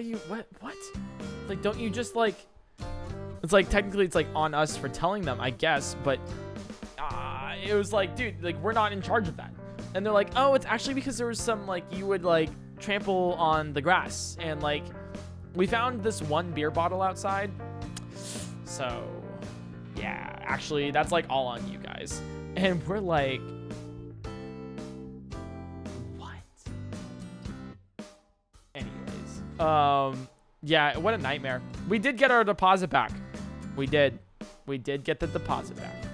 All of it, because I fought so hard for it. Oh my god, dude. They tried to get us. I'm remembering all of this now. They tried to get us in one of the bathrooms. Randomly, out of nowhere. Somehow, the entire back of the bathroom, right? There's the tub and then like the back, and it's like both stone. I don't know if it was marble or whatever. Marble's like too expensive for whatever it was. Tile. It was like one giant tile. And it just split half, like just diagonally, halfway down, all the way down, just because it could. And they were like, hey, you guys did that because you slipped and fell. And we're like, no. Slipping and falling doesn't cause this. That's not how that works. Do you not get that? It's like, also, if we slipped and fell, like, we'd probably have more issues than just like a tile breaking, you know? It was just like, yeah, that was a fun time. Good times, good times. Yeah. They were, I'm trying to think too. Oh, we did clean that house up good too. At the very end, like when we left. Yeah, I think that might be like most of my horror stories about the place. Every now and then, it was like kind of nice because like every now and then we would like go up to the roof of the house and we'd like throw a party or two. And every now and then we go to the roof of the house and just kind of like watch the sunset or like watch the sunrise. So that was like always nice. Yeah. Yeah, pretty neat. Let's see. I'm trying to think of yeah, we would also throw these parties at our college house, and we called them TFTI Thursdays because we would throw them on Thursdays because we had practice. We didn't have early morning practice on Fridays, and we did have practice on Saturdays and Sundays. Yeah, we had practice every day of the week. Jesus. But yeah, that's oh no, we didn't have practice on Sundays. We did on Saturdays. Yeah,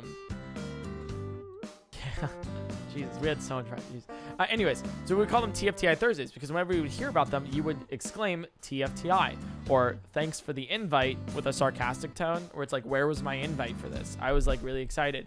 So that's what we would do for it. So that's TFTI Thursdays. What we would do, some fun ideas. We had like a minute to win it challenges where you'd have to like take out all of the tissues of a tissue box as fast as possible. If you didn't do it in time, you'd have to take like 2 shots.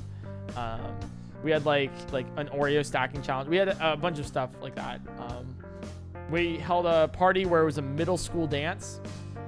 Everyone came dressed as if they were in middle school. And we had like punch and played like middle school throwback songs.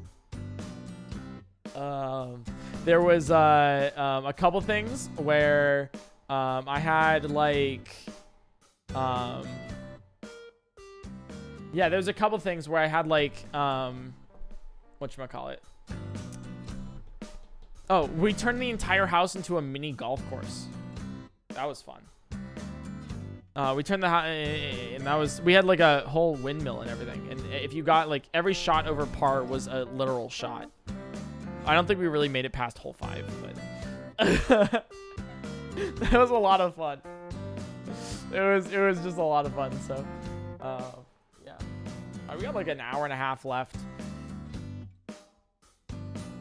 of me watching. Chat, I miss you. I wish I could see your faces. I wish I could read your chats. I wish I could understand what you're saying. But it is nice to just kind of like tell you guys all these stories in excruciating detail while you're my captive audience. Or well, I'm technically your captive audience through TTS. But yeah, that was a really long story about my college house. Oh, yo, it's becoming really rounded here too. You can really see it. Wow. It's definitely changing a lot.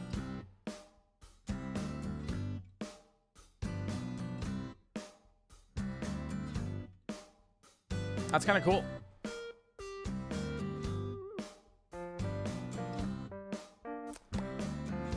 Are you saying that you, too, only know the illusion of free will? The illusion of free will? Put a wide people happy in chat if you have the illusion of free will. The original block was about 1,500 cubic centimeters. The density of water is 1 gram per cubic centimeter.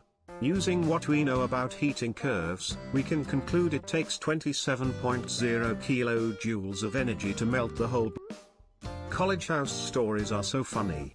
One flat I lived in would trip the fuse for the whole house under 3 conditions: the dryer was on, whilst a flatmate's radiator in her room was on, and someone turned on the left hob ring.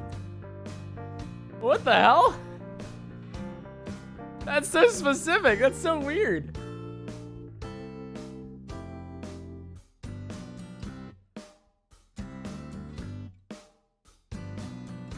That's so crazy. Lick the ice. I'm not licking the ice. That's not happening. Oh, I gotta... What, Abby? Oh, I got a raid? All these from stories who? make me terrified to move out. Oh, hey, Jimmy, thanks for the raid. Sorry, I can't see chat right now or anything. I apologize. I can't see chat. I'm literally watching ice melt for 10 hours straight. Please I have change TTS the on. song. We'll be hearing this song in my sleep tonight because of you But bloggers. yeah, I can't see chat.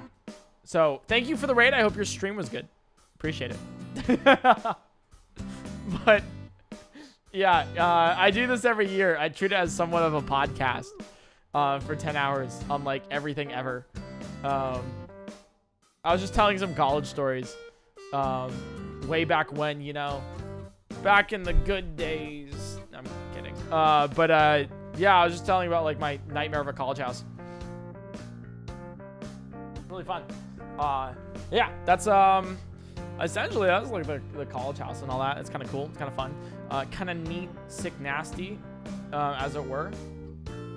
And yeah, I've already like said like the state of the channel. It's really cool. Someone was dressed up completely as Jigsaw and even riding a tricycle around the dorm building. Oh, that reminds, dude, let me tell you about some college parties. All right. I don't think I've told this one on stream. Halloween. All right. Let me, Halloween. This is Halloween. So Halloween, we would throw like a rager, like a big party. And like on Halloween, we would do it and everyone come dressed up, all this stuff. But there's like, and we would like really go hard with it. Like we would, decorate the entire house. We would have every kind of alcohol you would ever want in your entire life. You would find at our place, and it was just like we went hard with it. But there was a different, like there's one year where it was a little bit different, you know. One year where, for some reason, we didn't have to. We were the only place actually having a Halloween party. Somehow it turned out that out of the entire college, our place was the only place that had an actual Halloween party. I have no idea how it happened, but that's how it happened. So we got like way too many people in the school to come to the Halloween party. And we were charging, we had a cover. I know, crazy.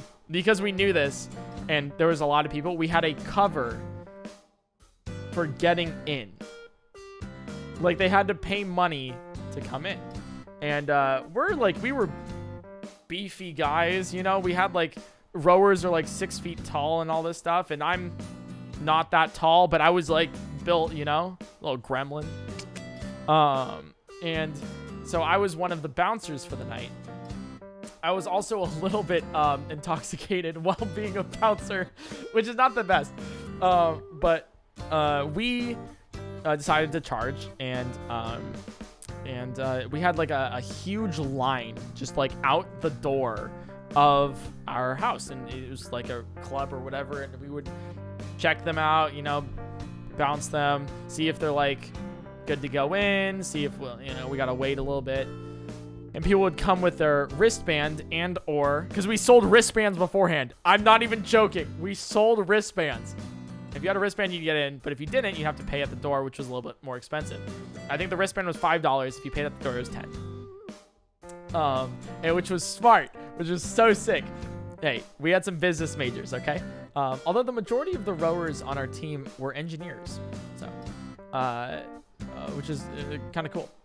But every now and then, you know, you get an unsavory character. Some person who's like, oh, this party's trash.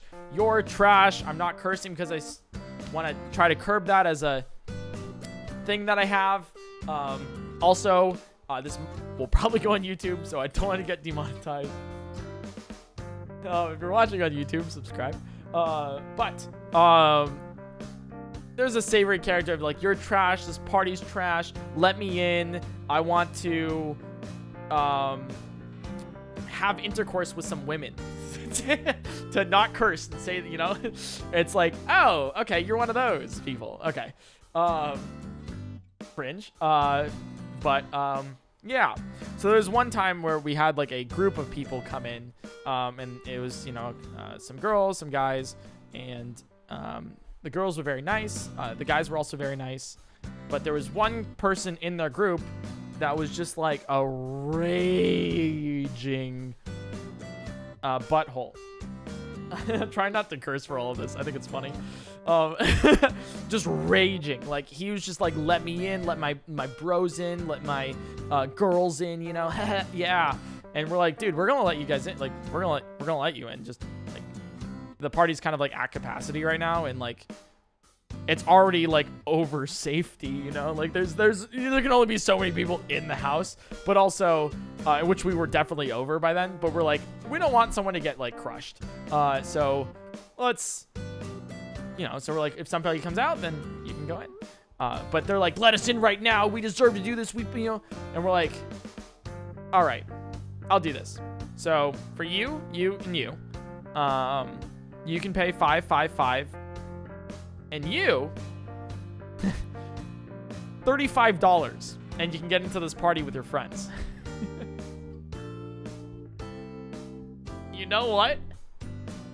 Hey, oh, it's asshole tax, right? You know, if you're a dick, you gotta pay a little more.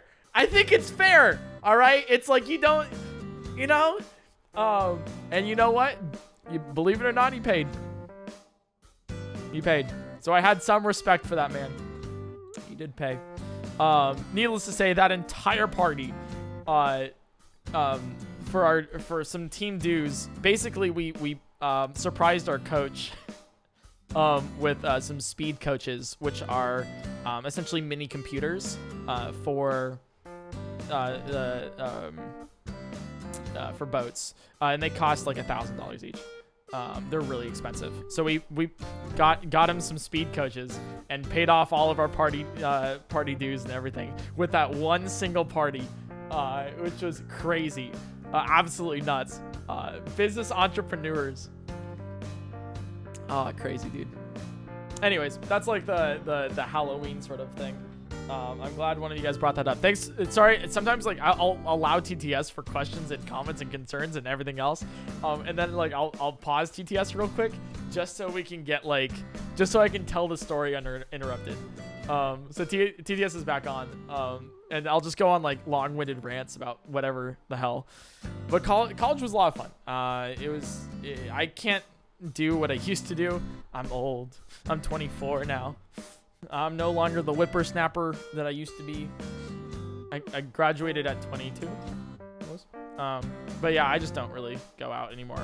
It's just not as fun for me. So instead, I stay in and watch ice melt for 10 hours straight. You know, the fun things, the true slice of life kind of vibe. Dear you know, God, you're actually ancient. I know, right? Dude, I'm so ancient that actually I'm trying to make like a Stan's old joke right now, but he's not even here. So I really can't just do that. Same thing with Atriarch. I should stop. Insert Stan's old joke here. How about that? We'll just like pretend that was funny, and then we'll be all good to go. All things considered, I am really young.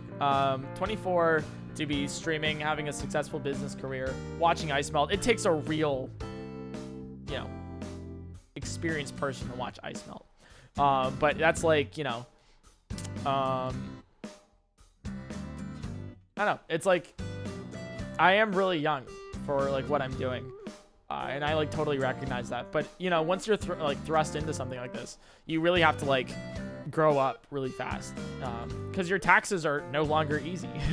Your taxes are no longer easy. You have to review contracts.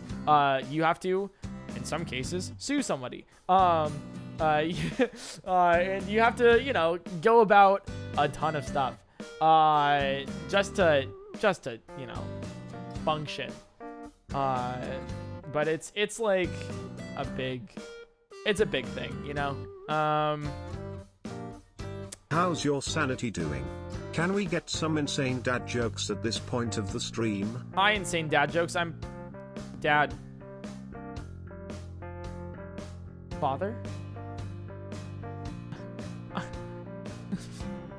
I didn't say they'd make sense, right? They're insane for a reason. What can I say?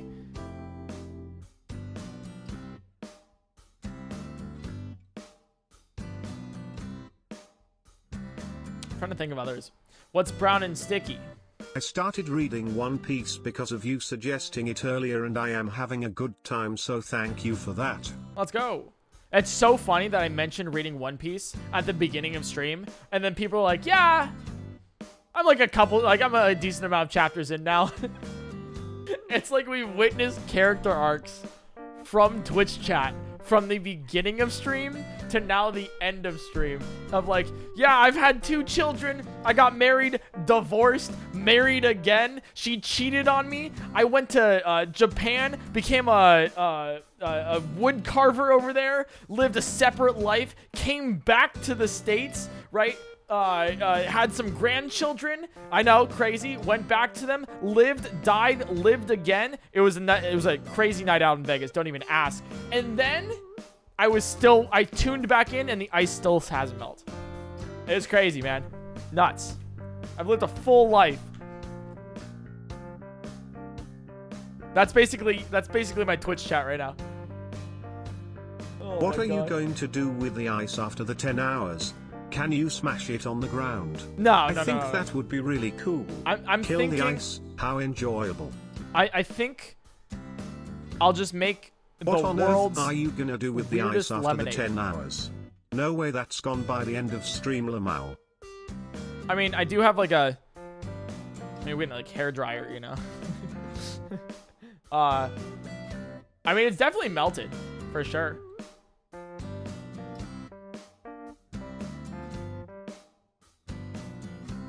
I don't know. Maybe I'll like try to drink out of it or something. I don't know. Maybe I'll like pseudo ice this sculpture ice it. to be melting toe. You gotta save the ice and watch it melt again next year. So then every year we just watch it melt a little bit more. No. I find it neat that the side of the ice closest to you melts faster. Guess that's just thermal mass for you. No, also, here's $5. Oh, thank you. It's because I'm so hot. That's why. It's because I'm actually just like so hot. What can I say? You know, I wouldn't like. If you were here, I think this side would be probably more melted, but since I'm here, yeah, it's a little bit more on this side, especially towards me, because what can I say? The only reason why the average person in LA is attractive is because I am such an outlier. Also, above all, my best quality about me is that I'm just so humble, you know? Yeah, like out of everything, you know, I'm not only confident, attractive, sexy, smart, and smart, but I'm also smart and very humble.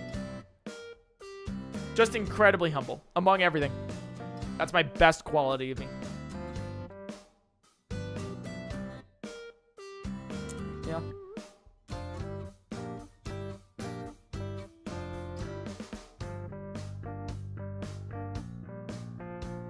There's like a cool valley right here. I don't know if you guys can see it. But there's like this right here. Like there's like like there's like a runoff. Like it like melts here and then it runs off down this way. You know? That's actually so cool.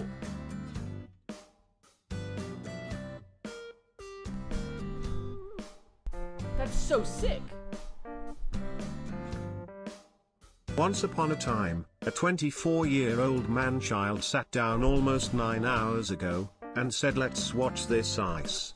And almost 9 hours later, he's become Jesus Christ himself, died, lived, then levitated back into the air. Then Hey, I wouldn't say that. I would say iPad kid. If you could replace that as iPad kid. Out of curiously, how did the world record video cleanup go? Loved that video. The cleanup was easy. It's essentially soap bubbles and water. So, super easy.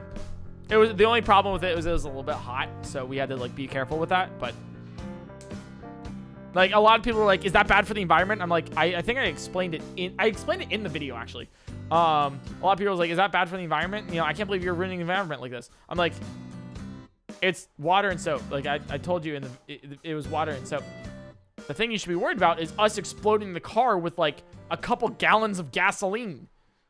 Like that's gonna do more damage to like, you know, everything else. Like you should be mad about the car exploding in that big, you saw the big explosion with the black cloud? Like that was not environmentally friendly.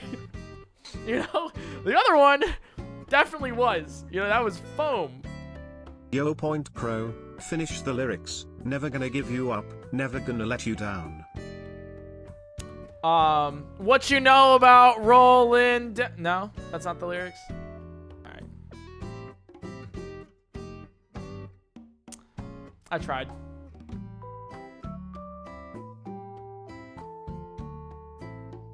But yeah, that's the, I'm trying to lose weight like this ice block in heat. I'm failing. I'm still as round as this ice block is starting to get. Hey, it is rounded. You can kind of see it. It's kind of cool. It is like, it is melting. I'm glad that it's like, iPad kids are naturally short, kinda like you. So iPad kid fits you better than man-child. My bad, dude. Thank you. I prefer to be called iPad kid rather than man-child. I think it has better optics. Also, I'm tall as hell. All right, shut up. I'm literally like 6'5". Hi chat, this is the hairdryer speaking. I am being held hostage. My captor duct taped me to a camera stand and is making a fire hazard. He is killing his roommate in the process because it is so hot in the house. Please help. All right, hey, it's a hairdryer. If I hear another one from you, you're not gonna be hanging from duct tape. You'll be hanging from your cord. You know? You know what I'm saying? Yeah, this is really cool. I wonder what's like underneath. I wonder what all this stuff is.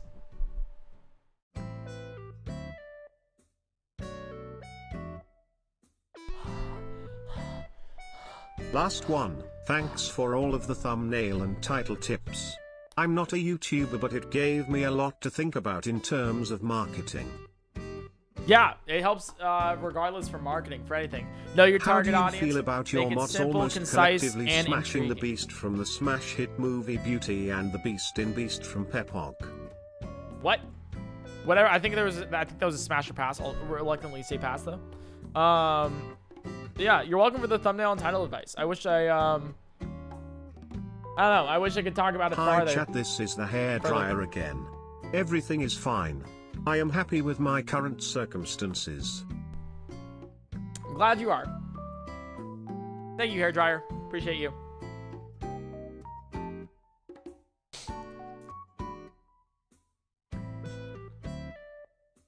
Dude, it's actually so interesting to look at this thing too. You know? There's like a visual change. That's so sick. Oh my god. I wonder like... Yo, PointCrow, I'm wanting to make a short film. Can you give me any cool ideas? For a short film? Yeah. Make a short film about a guy who watches ice melt for 10 hours. He slowly goes insane. Turns out the ice, there's a caveman inside. Discovers it, becomes rich, famous, and never has to stream ever again. I think it's a great short film. Hear me out. Oscar worthy. Don't worry. Whoa, sorry. I won't slap you. I won't. Just put that out there. We're okay. Don't worry about it. That's a reference. Hairdryer, blink twice if you need help. Well, I don't think that, I mean, the hairdryer doesn't have, like, you know, eyes or eyelids, so I don't think it can blink, so it's definitely doing well. This is Eric's mic speaking. Help. Please. He keeps on breathing on me with his stinky breath, and talks to himself for entertainment purposes. Right now, he's watching ice melt. I think he's crazy. Help me before it's too late.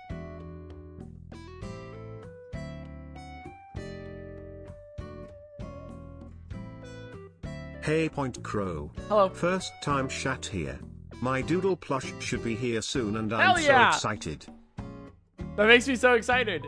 I'm so excited for the dual plushes to come in. If we once they come in, put it under the hashtag PointCrow plush. I'd love to see them. Like, send me pictures, please. I really tweet at me with the hashtag PointCrow plush, and I would love to see all of them. It's just easy for me to categorize it like that, you know, if you do it. Yeah, I'd love to see the doodles. I know Sucrose got 4 of them, and I was like, Sucrose, why'd you buy 4 doodles? Trying to do a collab with Nile Red? Stretch your chemist legs some more. I think your 2 energies combined would be amazing. That would be sick. Maybe eventually. But it's so funny because, like, Sucrose, the manager for the VOD channel, she's like, oh, I bought 4. And I see this on Twitter. She's like, they're coming in. And I was like, wait, but... Like, we checked our logs and, like, our receipts and stuff. And we're like, we bought you 1 Sucrose. Like, you didn't need to buy 4. And she's like, yeah, no, I know. I wanted 5. And we were like, okay. To be fair, we did buy 20 for myself, so. You know. It happens. But the doodle plushies are sick. I'm glad you guys liked them. I'm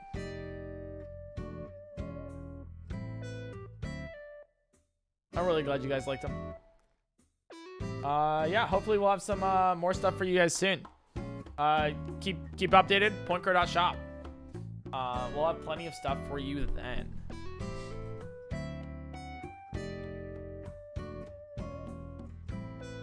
It's so weird. It goes like this and then up.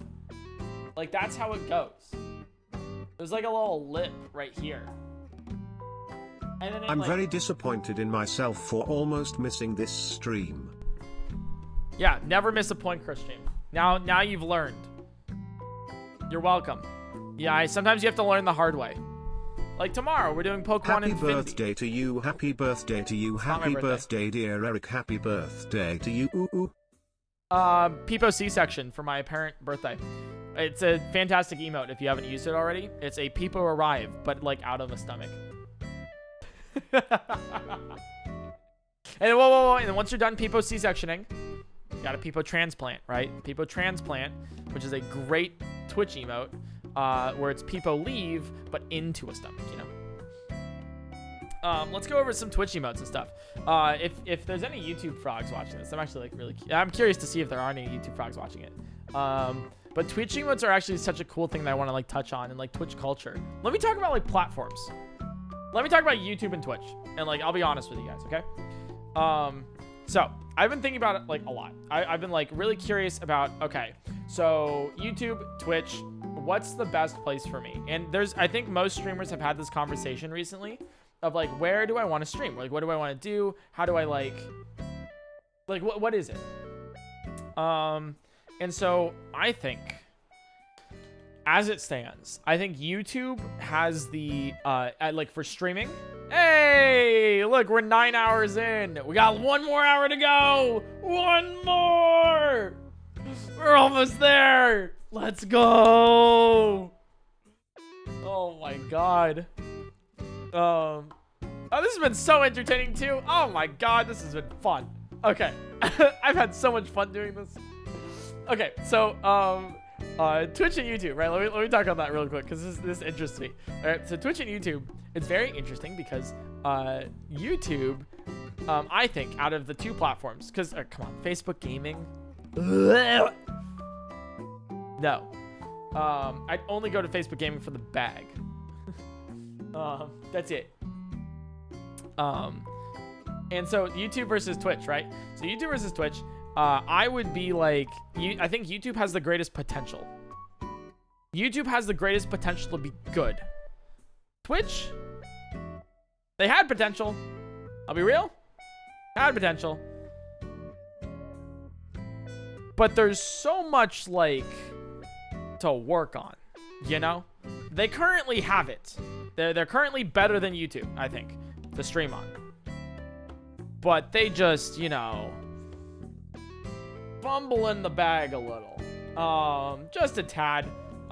They're a little per se, they just could be better in a lot of different ways, and they're not innovating in the places that I would like them to innovate. And keep in mind, I'm not Twitch, right? And I'm just a random streamer on their website, so obviously take that with a grain of salt. I'm also biased towards what I want rather than like what everybody wants.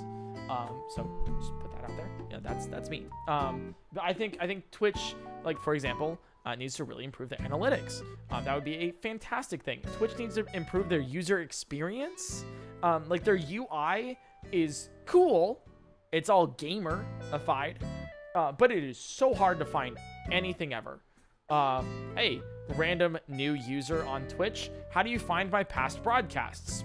I don't know, beats me. You have to click on my profile icon. How does that make sense? It doesn't. That's why it's so confusing. There's a bajillion different menus for a bajillion different things. It's all not organized. There's no search menu for your dashboard, which would be fantastic because if I wanted to look up like emotes, it goes to the emotes. If I want to look up cheer, like cheer bit emotes or whatever, then it goes to bit emotes. It'd be so sick. It doesn't exist. That's okay. Whatever. The UI and UX is just awful for a new user to come into Twitch and experience it. Obviously, it doesn't help with BTTV and FFZ being in existence. If you're not in the know, then you don't know. But what can I say that, like, it's just not, like, I don't know. It's like Twitch feels bloated and in, like, a bad way. They have chat down, and that's what's really awesome. They have the chat and they have the culture. Their Twitch chats are so fun. Like, I've seen YouTube chats, like the YouTube like chat boxes or whatever, is you know, like I've watched Ludwig a bit, and his streams are still entertaining as all hell. Like if not even more so actually. He's put a lot of effort into like really making that switch to YouTube great, and I think I think it's great. But his chat is no longer the chat that I remember. They're no longer the Lud buds that I was a part of. It just doesn't seem like his chat's different, at least to me. You know, it doesn't like, it's like, ooh. Because the YouTube chat is just, they don't have the culture. There's just like, you can't like, I mean, they have like Beats TV there and everything. So you have like Omega Lols, you have LLWs, you have like all this stuff, and they still use it. But the culture of knowing what those are just doesn't exist on YouTube. It doesn't. And like Ludwig is probably the best one to bring the culture over, which hell yeah, good on YouTube to make that. That was a good call from them. But like it doesn't have the culture of like, hey, I'd be like, hey chat, good night. And I bet a lot of you guys are putting like badges right now, you know? Like that's like how it works. You know, it's like versus like YouTube chat, the culture that wouldn't exist. And then I'd be like, wake up chat, and would put like wokage, you know, like I'd like wake you up, and it's just like, it's such a small thing, but it's so funny, and it's just like, it makes me laugh, you know, it makes me laugh. I feel like a lot of people like have a great time just like existing in a Twitch chat, you know. But they don't have that for YouTube. You know, the culture is just like not there. The second thing is the actual chat experience. Like it's not great. Like I can't read it. I can read Twitch chat even if you guys are, you know, spamming lol W's like constantly. I can read it, and I can like read most of what you guys say, and I average like 2,000 plus viewers. I can't do that on YouTube. YouTube it just goes speedy by. And the reason being is because YouTube's actual backend for chats is better than Twitch's, but it's actually worse in the user experience. So it's one of those cases where innovating actually doesn't actually like improve the experience of the user. So if you imagine like a faucet, this is how Ludwig put it. If you imagine a faucet, Twitch will like clog up. They'll go bleh, bleh, bleh, bleh, with that sound. Like that's how Twitch will do it. So they'll bundle it up and spit them out, and then bundle them up and spit them out. Versus YouTube is just like if you turn on a regular faucet and it just kind of like it spills out. And so you get a constant stream, literally, of chat messages versus just like a bunch where like it goes up, hop, hop, boom, hop, right? And so that's like how Twitch works. And that's like the experience of it. So Twitch really has nailed down that chat and the culture. YouTube doesn't have that. YouTube's also still working on their analytics, but they have the backend for it. They also have the powerhouse that is Google. I just wish, I don't know, like I've asked a couple places and nobody, dude, I can't tell you how many guys versus girls or non-specified watch my stream. No idea. I can't tell you age ranges. No idea. Those are huge demographic analytics that I just don't have access to on Twitch. So I just use my YouTube ones. But if you asked me, like I have to guess. I'm assuming a majority of you are depressed college students with like some who are older and some who are a little bit younger. Maybe we get some high school in there. Maybe we got some like adults in here, right? Like just around there, but it like bell curves around, you know, that. So that's like, I've guessed that based on like my target demographic. And so I'm assuming I've brought that in, but it's just like, I don't know if I legitimately have.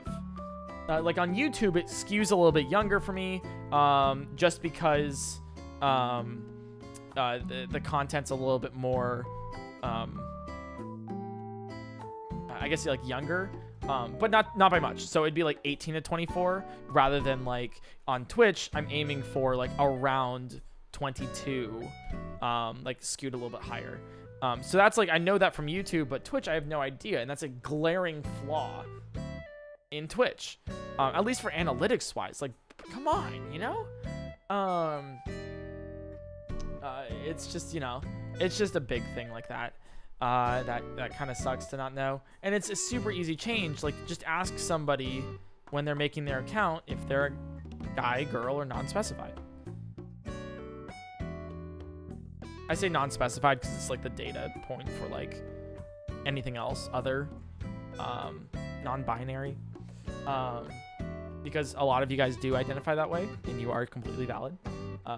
But that's like, you know, data-wise, I'd also like to know that. I'd like to know how many people identify that way. That's like actually very important, but I can't. So YouTube definitely does have that, at least for like videos, and they will have that for streams if they don't already have that. I think Purple Cliff was telling me about it. He says they do have that. They have analytics of watch retention per stream, how many average minutes your viewer watched, which is a giant thing to know of like, hey, was my stream successful? It's like, oh, you had a lower than average viewer time. It's like, cool. Why? Like, why? I want to know why my average viewers are lower. And obviously that's like towards like watch retention.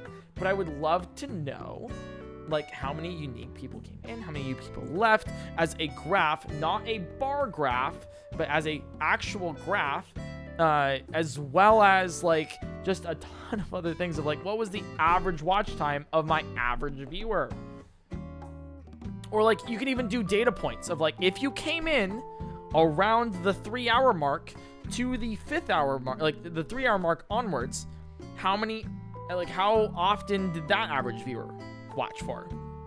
Or if you came in from hour 2, how long did you watch for? So then I can know, okay, the segment between hour 2 and hour 3 was entertaining or was not entertaining. Or hour 3 onwards was like, oh, they didn't watch as much because the content that I was doing from hour 1 to hour 3 was actually like more entertaining for them. It's just so useful. But like, I don't know that on Twitch. I know that on YouTube though. Anyways, what I'm trying to say here is that YouTube has a lot of potential because they give the deepest dive that you can for your audience. And they have discoverability, which Twitch lacks a lot. They have an algorithm that people will use to watch streams. They obviously, YouTube could work on their UI. The UX isn't great. But they do have discoverability, which is huge for people. Obviously, you have to learn thumbnails and titles per stream, but it's like, you know, we'll take it. Twitch just doesn't have that, you know? They sort by average viewers, so if you have more viewers, you're going to get more viewers. Like, if that makes sense at all and whatsoever, like, if you have more viewers on Twitch, you will get more viewers. That's just how it works, you know? The rich get richer.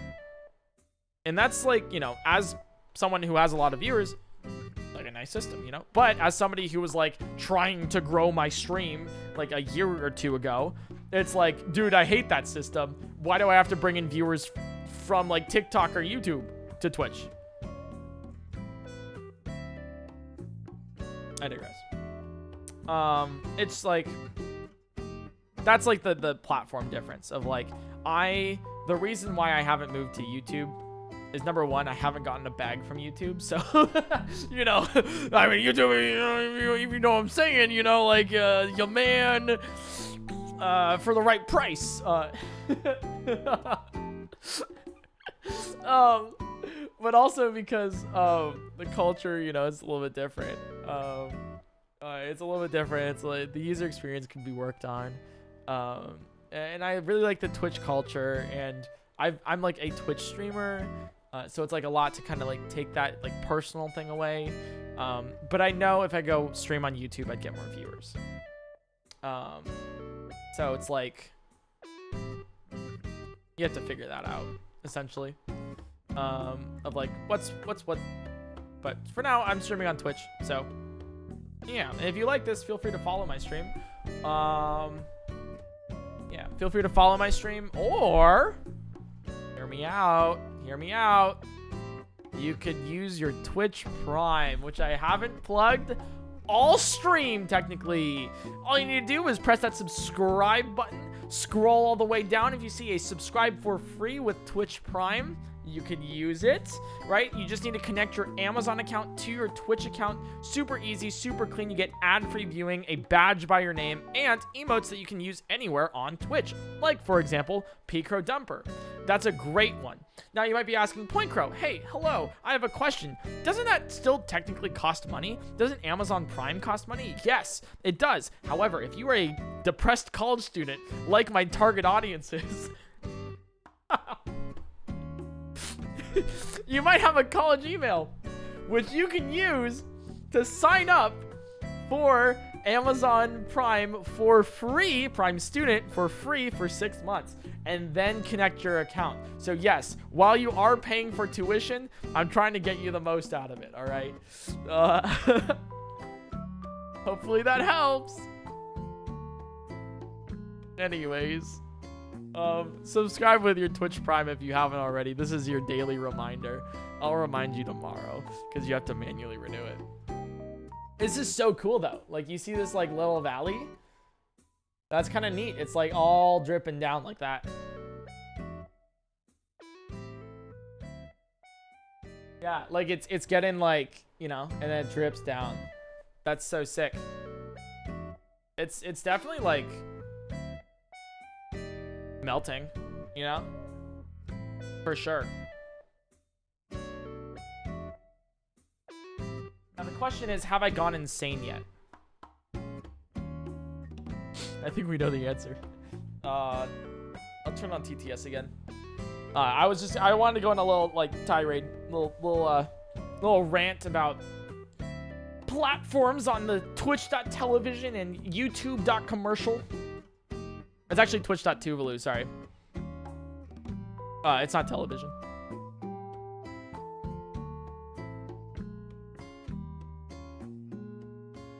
Yeah, this is kind of cool though. Maybe if I did take that hot, you know, take the blow dryer. Might be too much though. How do you get the ice so clear? How did you get the ice clear? We bought it from the ice store, and that is not a joke. We did buy it from the ice store. I'm very. I was like, "Hey Abby, can you buy it from the ice store?" And she's like, "Cool, I'll buy it from the ice store." I vote to get the hair dryer out and just lay it under the mic to intimidate the ice, to threaten it. I think it'll be good. I think it'll be a-okay. I hate to miss out on the final stretch, but I need sleep. Good luck with the final bit of insanity. Weak. No, I understand. I get it. I love your hair, people happy. Thank you. Nah, that's cool. I understand. You're like, oh, I can't do it. Whatever. It's cool. Being recognized in my fav streamer's stream as a non-binary person makes me so fucking happy, oh my god. Eat the rich. Sub to PointCrow. Oh yeah. LOL. Ice go BRRRRRRRRR. Raw. What was that? Did ice go raw? I guess. Is that what the ice sound makes? I guess so. I didn't know ice made that sound. You see, this is a wild ice block. We wrangled it in from the stretches of Antarctica. You won't believe the habitat, the places we had to go to catch this thing. Don't make any sudden movements. It'll attack you if you do. Be very careful. These things, you don't see these things very often.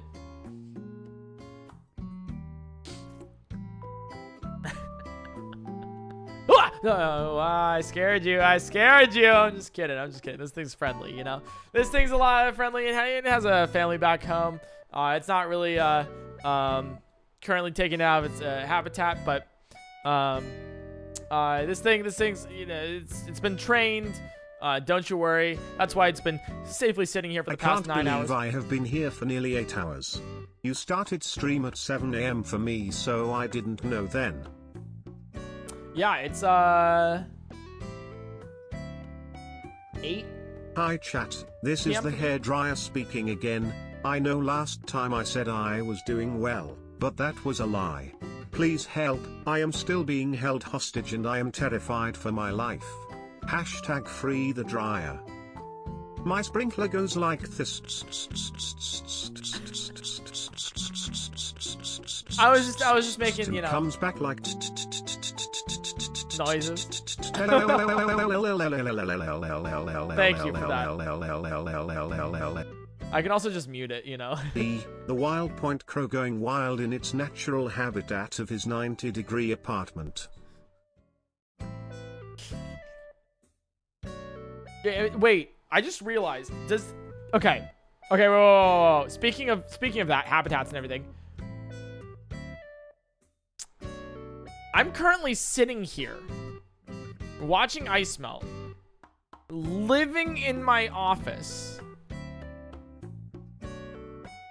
with a couple thousand people watching me. Am I the zoo animal? Am I the... Is that...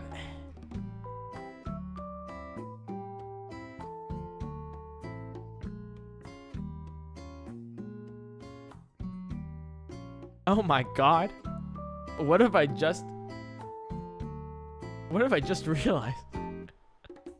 Is this?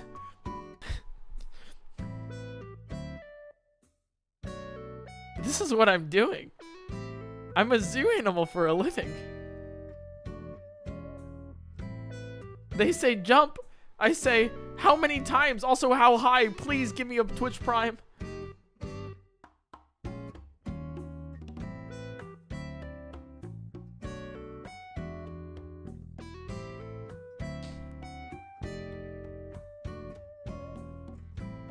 It's pretty neat though. It's like a steady stream of ice too, like water melting.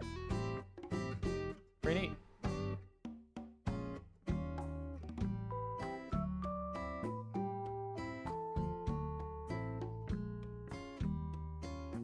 Eric, I need your chatters for r/place. Sincerely polite. You need my chatters for r/place. Are you fighting a Ludwig battle? If so, Dance monkey dance. I'm okay with that. Godspeed. Additionally, if you want to build a doodle in the upper right corner, I'd be totally okay with that. Do you get to burn the fire after the 10-hour mark, or like can we eat it or something? I mean, maybe I'll lick it off camera. And you guys won't get the satisfaction. I've been doing the math based on the melting rate of the ice and waiting for this exact moment. The ice will last for roughly 69 more hours. Crowdab. Please All right, don't guys. tap on the glass. The PointCrow scares easily. Yo, hey, don't tap on the grass. All right, so hear me out. Hear me out. We're watching ice melt for 10 hours. What if we extended it another 69 hours starting right now? Ladies and gentlemen, boys and girls, I present to you the Ice-a-thon, where we wait until the ice has officially melted. Help, I have literally zero idea what r/place is, and at this point I'm too afraid to ask. Yeah, you should be afraid. I'm glad you're scared. Monkey, monkey, monkey, monkey, monkey, monkey. That's me. This is cool though. Sick. I'm surprised they haven't gotten that like insane. Well, that's kind of a lie. I'm surprised I haven't gotten more insane than I actually already am. This is a personal matter. Lud is doing his own thing. Oh, Polite. for sure. Yeah. You can enlist my chatters if you would like. You're totally good for our place.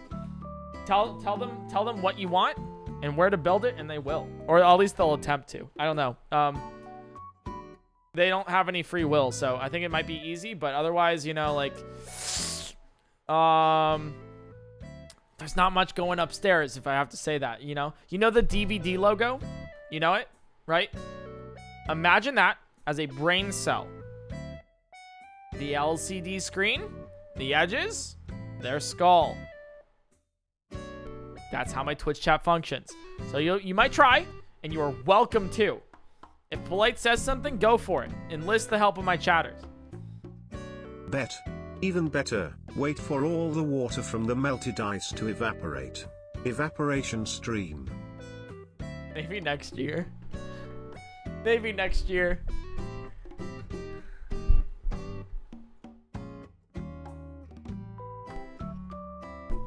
I would honestly watch if the stream extended, but 10 hours is a long shift and I believe in labor rights, lol. Good news, I don't. Okay, Just sucks in to you. case you forgot, drip drip drip drip. It is dripping. It is constantly dripping, yeah.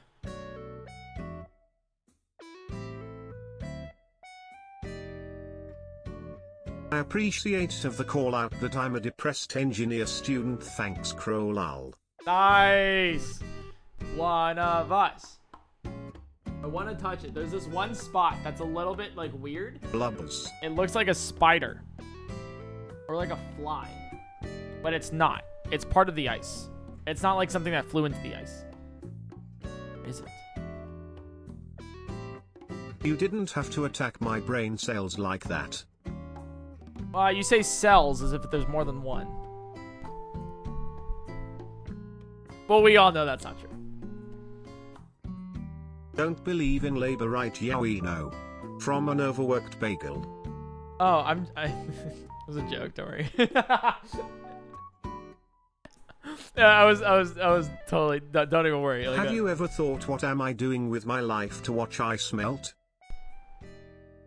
Yeah, I think for the past 9 hours, I've thought exactly that. Especially with the whole zoo Do a 15 moment. billion year stream so we can watch the heat death of the universe together. Yeah, I watched the heat death of the universe for multiple hours, So doodle on top right corner. Doodle top right corner. On our place. Or whatever plate wants. 269, 1209. Next to Widowmaker's butt. Spell polite. That works. There you go. Listen to him. Hey, if he wants it, he wants it. Minecraft proves that child labor should not have been abolished. The children yearn for the mines. What? Yo! You should watch a fish or a lizard in an aquarium or terrarium. Dude, whoa, Also, pause. don't call Everyone me pause. out. Pause. Do you see this in the ice? There's a waterfall.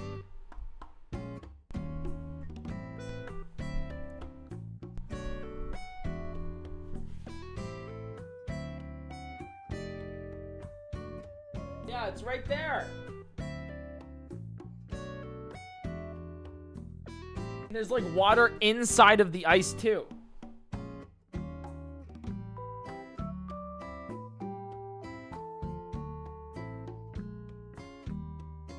Like, you see it?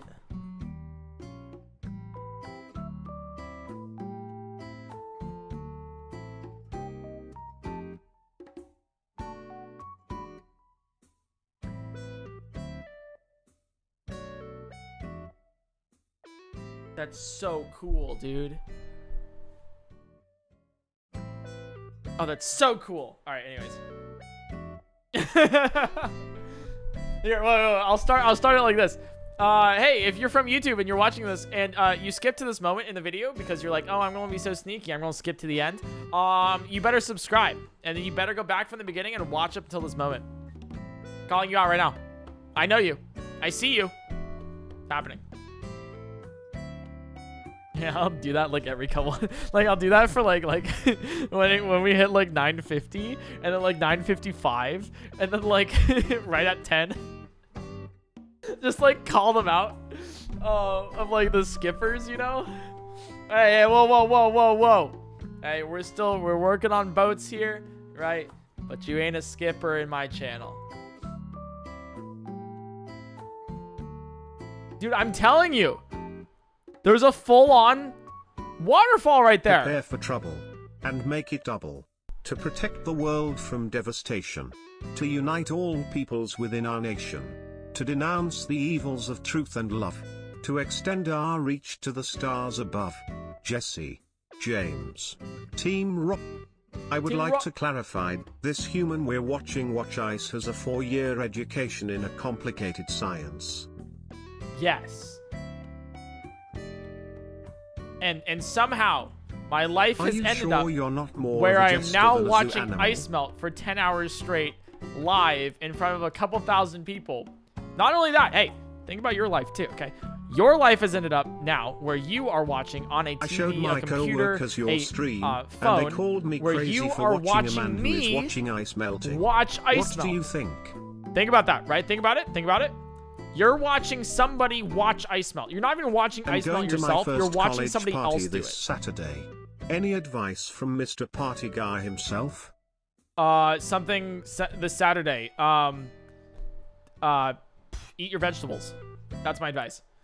I don't know what you said, but eat your vegetables. That's my advice to you. Stay healthy. Be active, you know? Get out there. Make some friends. Share with your neighbors. I don't know. Dude, I'm telling you, this is one thing right here. So cool to talk to my fav YouTuber slash Twitcher. I dare you to do 10 ice jokes. 10 ice jokes? That sounds like a pain in the ice. Crow peak, crow panic, crab rave, panga rave. Got him. I think that was a bad one. That was a real bad one.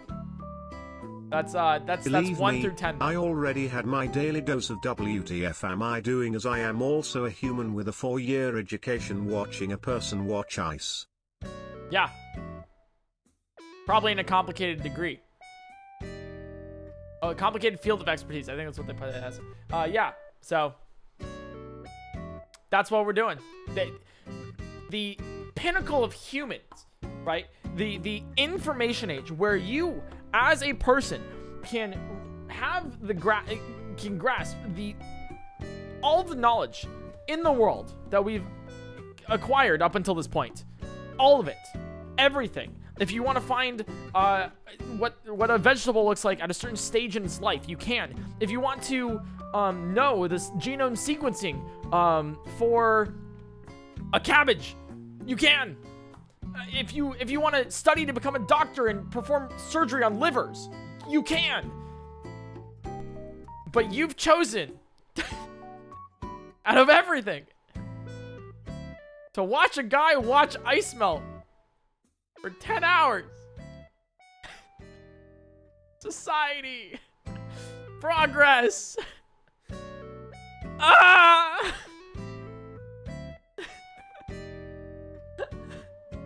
You've done it. Oh my god. I like how I started this. The sun was up. Now the sun is no longer up. That is, of course, how time works. But I just wanted to express to you guys how crazy that is, that I've been watching this for a full day. This was my day. I woke up like this. I watched ice melt. I'm gonna go back to sleep. That's what I've done. 9 more. I am watching you, lol.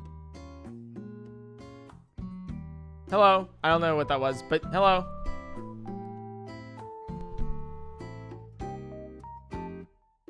I'm in my last year of medical school, still here. Hell yeah. I've had 3 children. I've married, divorced, married again. I'm not going through the whole thing again, I have but been still. trying to finish my homework, but watching a man who is watching ice melting is super entertaining. Thank you. I'm glad that you watching me watch Does ice the melt is ice know entertaining. the secrets of the universe? You know, this is peak entertainment. Where else are you gonna see it on Twitch? I don't know. Find out. Oh my god. I remember there's a couple people talking about, like, you know, like long streams like this where it's like, oh, I'm gonna say Mr. Beast for 100,000 times or like whatever. And they always, like, you know, I think it was Ludwig talking about this, where it's actually like, it's crazy because it's not really entertaining at all, except for the beginning and the end. So the people will fake the end because there's no VODs on TikTok, and they'll be like, you know, Mr. Beast, Mr. Beast, Mr. Beast, Mr. Beast, Mr. Beast, whatever, right? Like, and they so just like they start up their stream towards the end, and they just start it like that, right? So I kind of took that as a challenge, at least for this year specifically, because I know a lot of people have been doing that over the past whatever. And I wanted to specifically make it so that the past 9.5 hours of this would not only be me watching ice melt, but it would be entertaining in some sort of capacity where you could watch any point in through it and you'd be like, yeah, that is actually really interesting. I'd love to hear more about that. Or I'm having a great time. That was a funny story. Or, man, I wonder if I could do this riddle, you know? So far so good. And it's kind of the goal of these, where it's like, obviously it's like, oh, what's gonna happen, but it's like also like really neat, really cool that I can like do something like this, and just have it be entertaining. So I'm glad I could. I don't know. I try to make everything that I can watchable, entertaining, watchable, because that's why you watch me, right? That's why you tune into my streams. That's why you watch my videos, because you want to have a little smile on your face. You want to be like, that is so cool, or just be entertained. Forget about the world for a bit. If that one thing happened, oh God, let's not think about that for now. Let's watch ice melt together. That's what I like doing too. It's kind of fun. So I'm like, it's so weird because I'm having so much fun, and I've watched ice melt for my entire day today. That's how you know you like streaming, right? It just makes me happy. So kind of cool.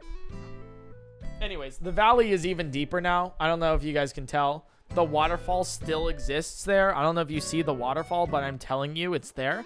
There's no caveman inside. The little weird fly defect, whatever thing in the thing is still here. So I don't know if it'll like go any farther down by then. We'll see though.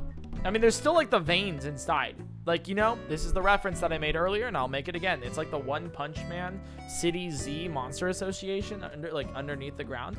Like, that's what it looks like. I don't know if you can see What happens to the ice if it doesn't instantly melt at 10 hours?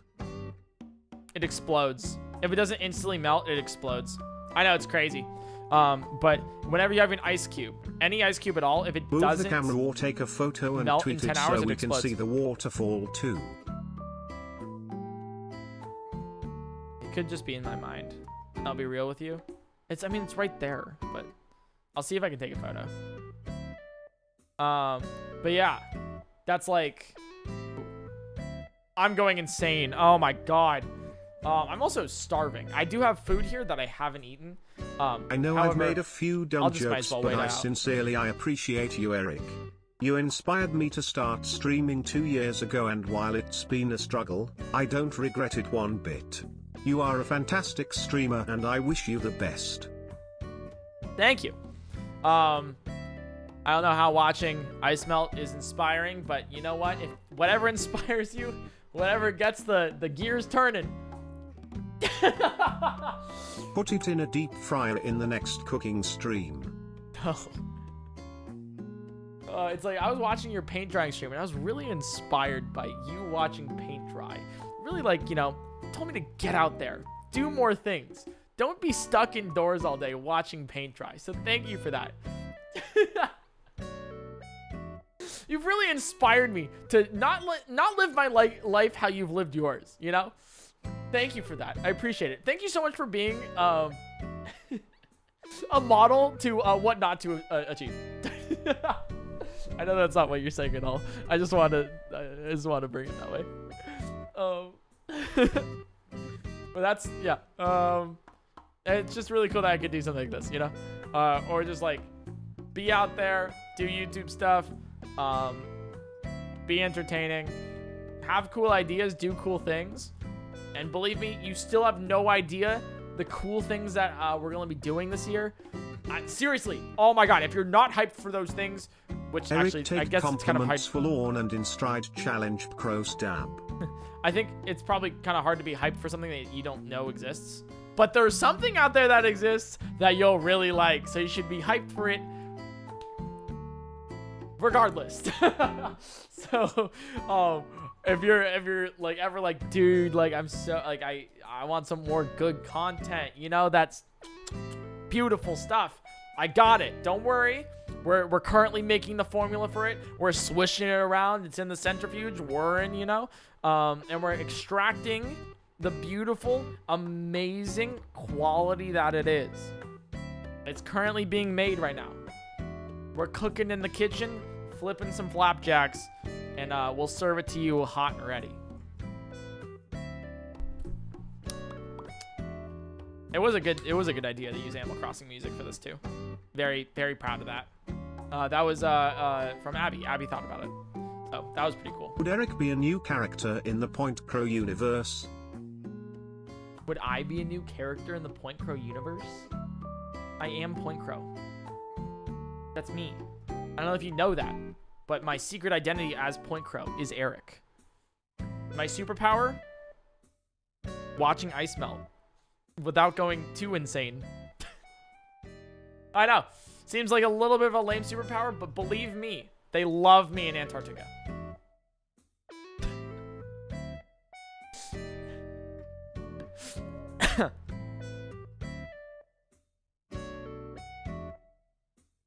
I have enjoyed watching this stream.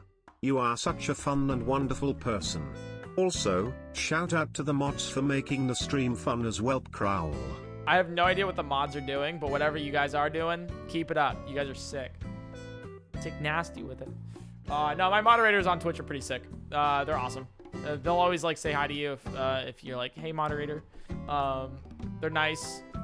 They're funny as hell. Place plans. Yeah, they're just fun. And you guys will probably get to like meet them more during the subathon when we have like the modcast.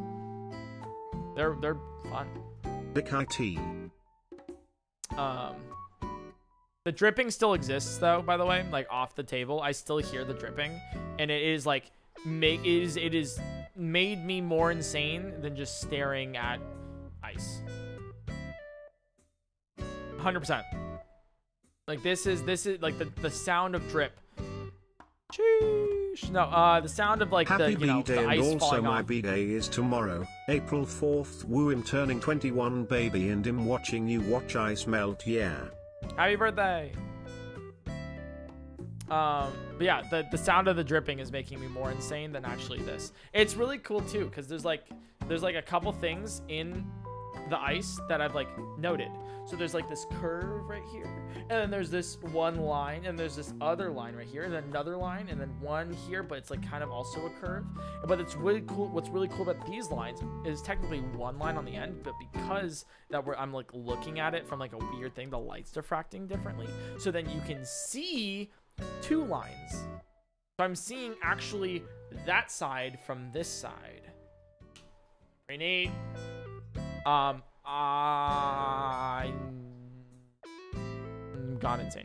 But I've just been looking specifically at that. But what I've been looking at while I've been talking to you guys like this entire time for the past like almost 10 hours is there's like these little bubbles. I don't know what they are, but there's like these little bubbles on the bottom of the ice, and those little bubbles are like they sometimes every now and then they'll like combine, and then they'll just like jiggle around, you know? It's like kind of cool.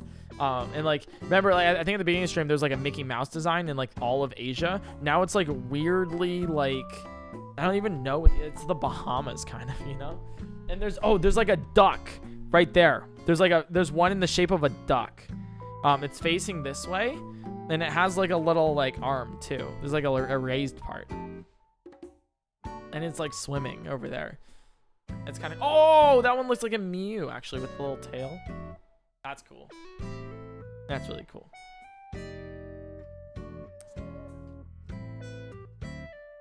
And that one's like a bird. It's like a hummingbird. Like it goes like that. It has like a sharp end right there. Next to the waterfall.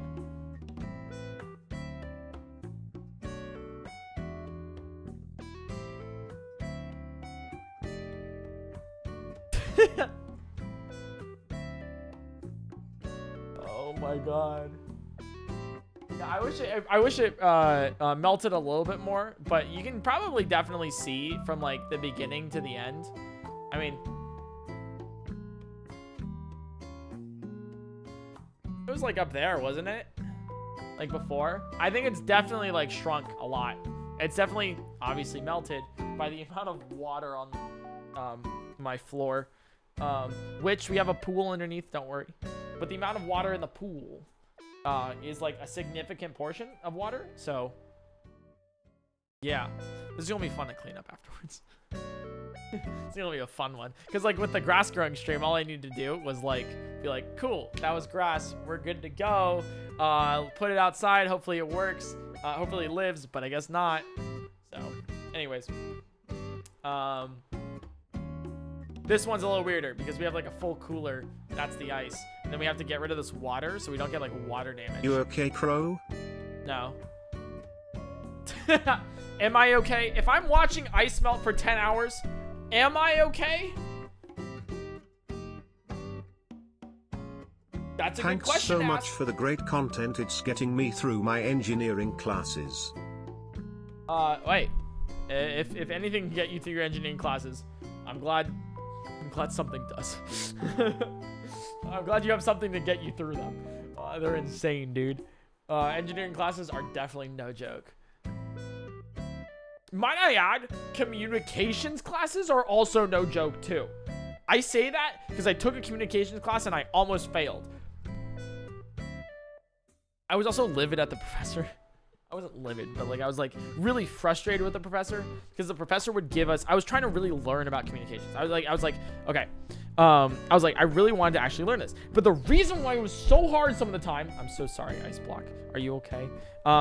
So the reason why I was like it was so difficult is because he would say things and show us a graph of those things, and the graph wouldn't have labels on its axes. It had no key, no legend. It would just be a graph of a line. And you're like, this could be a correlation between ducks in America and how many people have tuberculosis. But no! I have no idea what this could be. So then it made studying really hard. I brought it up to him and he's like, yeah, you know, that's just how graphs are. That's just how graphs, that's not how graphs are. That's not how you do graphs. Labeling your data is like the core reason why data exists. So you know what you're tracking. That's why the communication course is really hard, because you really couldn't study for it. Just kind of guess, you know. Anyways, engineering classes are hard though, because they're just really difficult subject matter. That was probably the worst. Like, oh my god. Anyways, I just remembered that was just like, I did fail one class in college. Trying to get through class. statics and physical chemistry right now. Also doing a comms class next sem and I'm now scared. Yep, be scared, enjoy. You can get a really easy comms class of like, should I get the hair dryer basically to giving melt you the coloring ice? books, or you can get a really hard comms class where they just expect you to know what it is already. It's like a toss-up. So I wouldn't take it as like an easy class. I'd take it as like a gamble. I started a book and finished the first chapter within this stream. I feel like that out of 10 hours, I feel like that's kind of slow. I could be So wrong. we're Maybe it's a keeping really the long ice chapter. for next year, right? I have ideas for next year. I won't tell you guys yet though. This has been so much fun though. I've been enjoying it. The class I'm struggling with is MATLAB is because it's so poorly structured and the teacher doesn't explain well and he has a thick accent. I feel bad about that. It's all right. They're probably trying their best. If you really stick your nose to it, you got it though.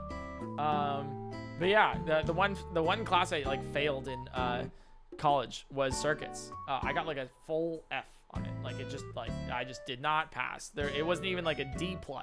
It was just a straight F. It's like a 40%. And that was with the curve.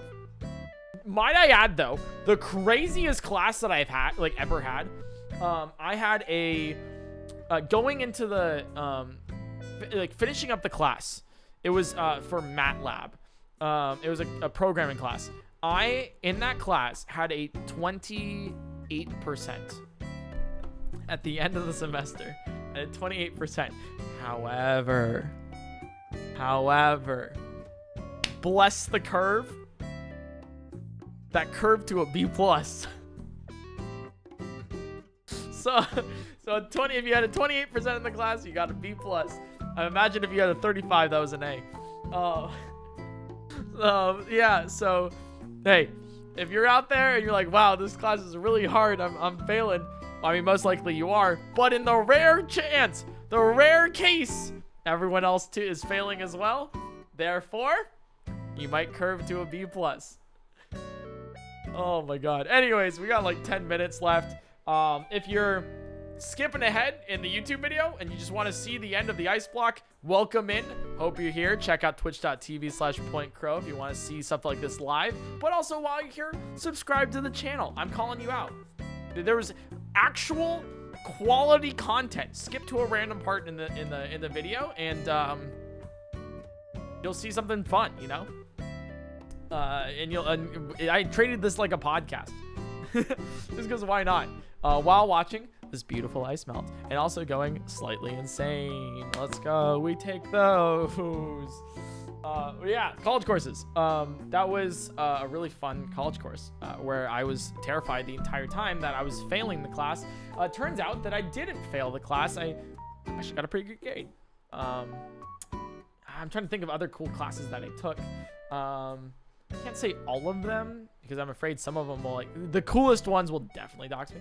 But let me see if I can find like a weirdish one, like one where it's like cool, but like, you know, let me see. Oh, I took my intro to materials class. Professor was insane in the best way. He's like, hey, don't tell the faculty this, right? Don't. Shh. Okay, we're going to do something fun. And that's when you know you got to strap in, buckle up, because this professor's going to be great. Because he's like, I'm going to do an experiment, but, like, you can't really, like, you know, tell people about the experiment in the class. And so he worked on, like, the space shuttle or something like that. And he had a tile from the space shuttle. And it's very heat resistant. It was the heat shield from the space shuttle. So it was all black on one side, reflective on the other, whatever. Did the music stop? No, it's still there. Okay. Reflective on the other, whatever. It was a heat shield. And what he did was he's like, who wants to help me with this experiment? And you know, no one really like answers because it's like a college class. And then there was like one person who stood up and he's like, yeah, I'll do it. You know, I'm curious. So he walks up to the front of the class and the professor's like, hey, please sit down here right next to me. So the guy sits down right at the center of the class. And he's like, can you put this tile right next to your cheek? And the guy's like, yeah, sure. And so then what the professor does, sorry, it's getting a little. What the professor does is then reaches into his briefcase. I have no idea how he managed to do this. He reaches into his briefcase and pulls out a blowtorch. And he's like, no, keep the tile by your face real quick. Keep the tile by your face. No, I got this. Don't worry. We got this. And he goes, he's like, all right, let me explain heat resistance real quick to you guys. And he goes to the student and he uses the blowtorch right on his cheek, right next to the tile. And obviously the student doesn't feel anything. It was relatively safe. I say relatively because the hair, you know, and the professor moved. But like, it was like relatively safe.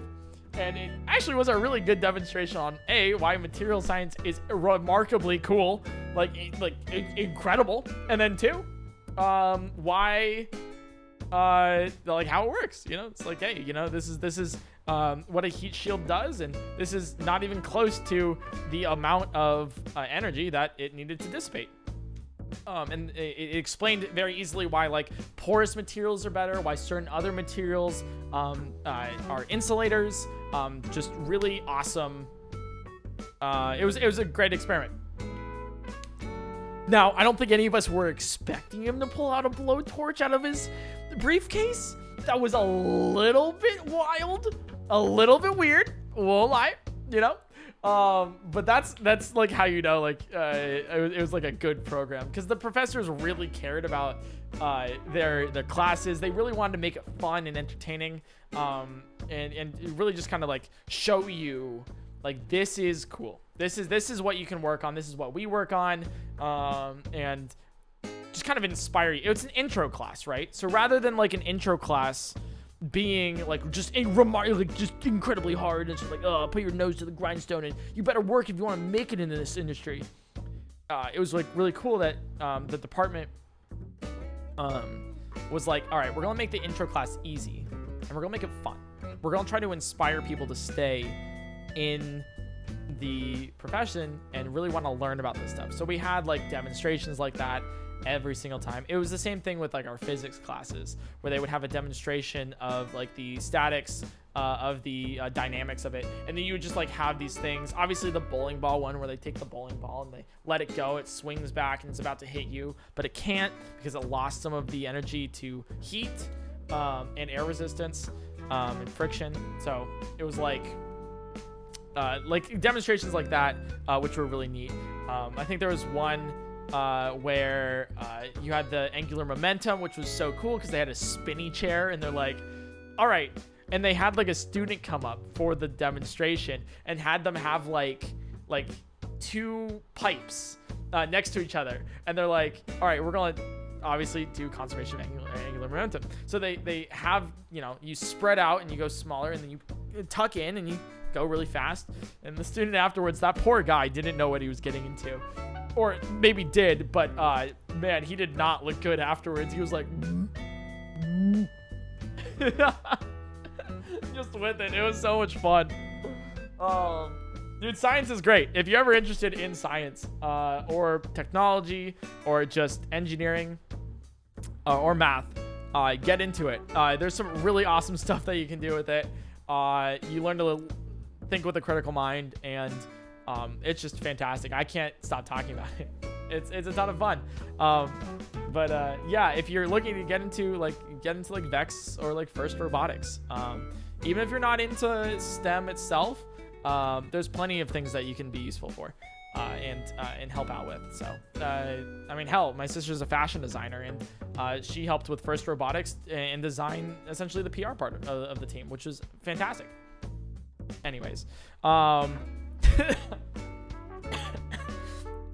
do this again, but if you skip to this portion in the YouTube video, I see you. I'm watching. I see you. You skipped to the end of the YouTube video. You better subscribe right now, or you can check out twitch.tv/PointCrow. I'm live and I do this stuff often. You can see the chat in the upper left corner. I don't know. My thing's mirrored. In the corner, you can see them. They're pretty cool. They'll chill with you. I like my chat a lot. And yeah, I treated this like a 10-hour podcast. So if you're interested in anything from the channel, the state of the channel, what I have coming up in the future, Breath of the Wild multiplayer, or just random ramblings about stories that I have, that's what I did for this ice melting. That's kind of like cool. And, like, I don't know. I like to treat this ice melting, the paint drying, the grass growing streams as like, just like, I don't know, like a 10-hour podcast while I do something ridiculously dumb like this. Talking about like anything and everything. Just if you had any questions, like we had TTS, text to speech to like ask it. We had like just a fantastic time of talking about, hey, you want to be a content creator. Like, what does that mean? Like, is it being like, what is an actual content creator? Like, what do you do off stream? What do you do besides playing video games? What are your plans for the future? Like, what do I have? Like, I have the subathon coming up. I have some really awesome things I can't tell you. Breath of the Wild multiplayer, which was really, really sick. And we also talked about like tips and tricks if you want to be one, if you want to be a content creator, and the state of the channel as it is right now. Talked about some college stories on my college house and college classes. We went through some like a relationship panel for a second there. That was really funny. So I just really like to do the whole podcast-esque thing for these 10-hour streams because it's a lot of fun. I don't know. I have a lot of fun streaming, making videos, and anything like that. I've gone absolutely insane. There's still the waterfall there. I see it. There's this little fly thing. The pepper is no longer there. I was touching the flower. But there is a duck right there. I don't know if you see it, but there's a duck for sure there. That exists. Same with the mew. The mew's a little bit more thing. And then a hummingbird right here. So anyways, if you watched all 10 hours and you've made it this far, thank you. And if you haven't, if you didn't watch all 10 hours, you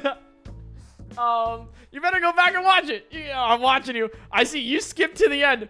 I see it. You better subscribe. You better do it. You gotta do it.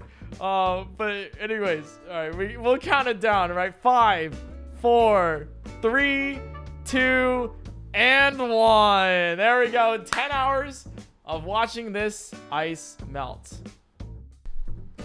Oh, it's so cold. Oh, that's cold. Finally, I touch it, you know? And for the past, what? The past, what? 10 hours, you guys have been telling me to lick it? You want me to lick it? I'll do it.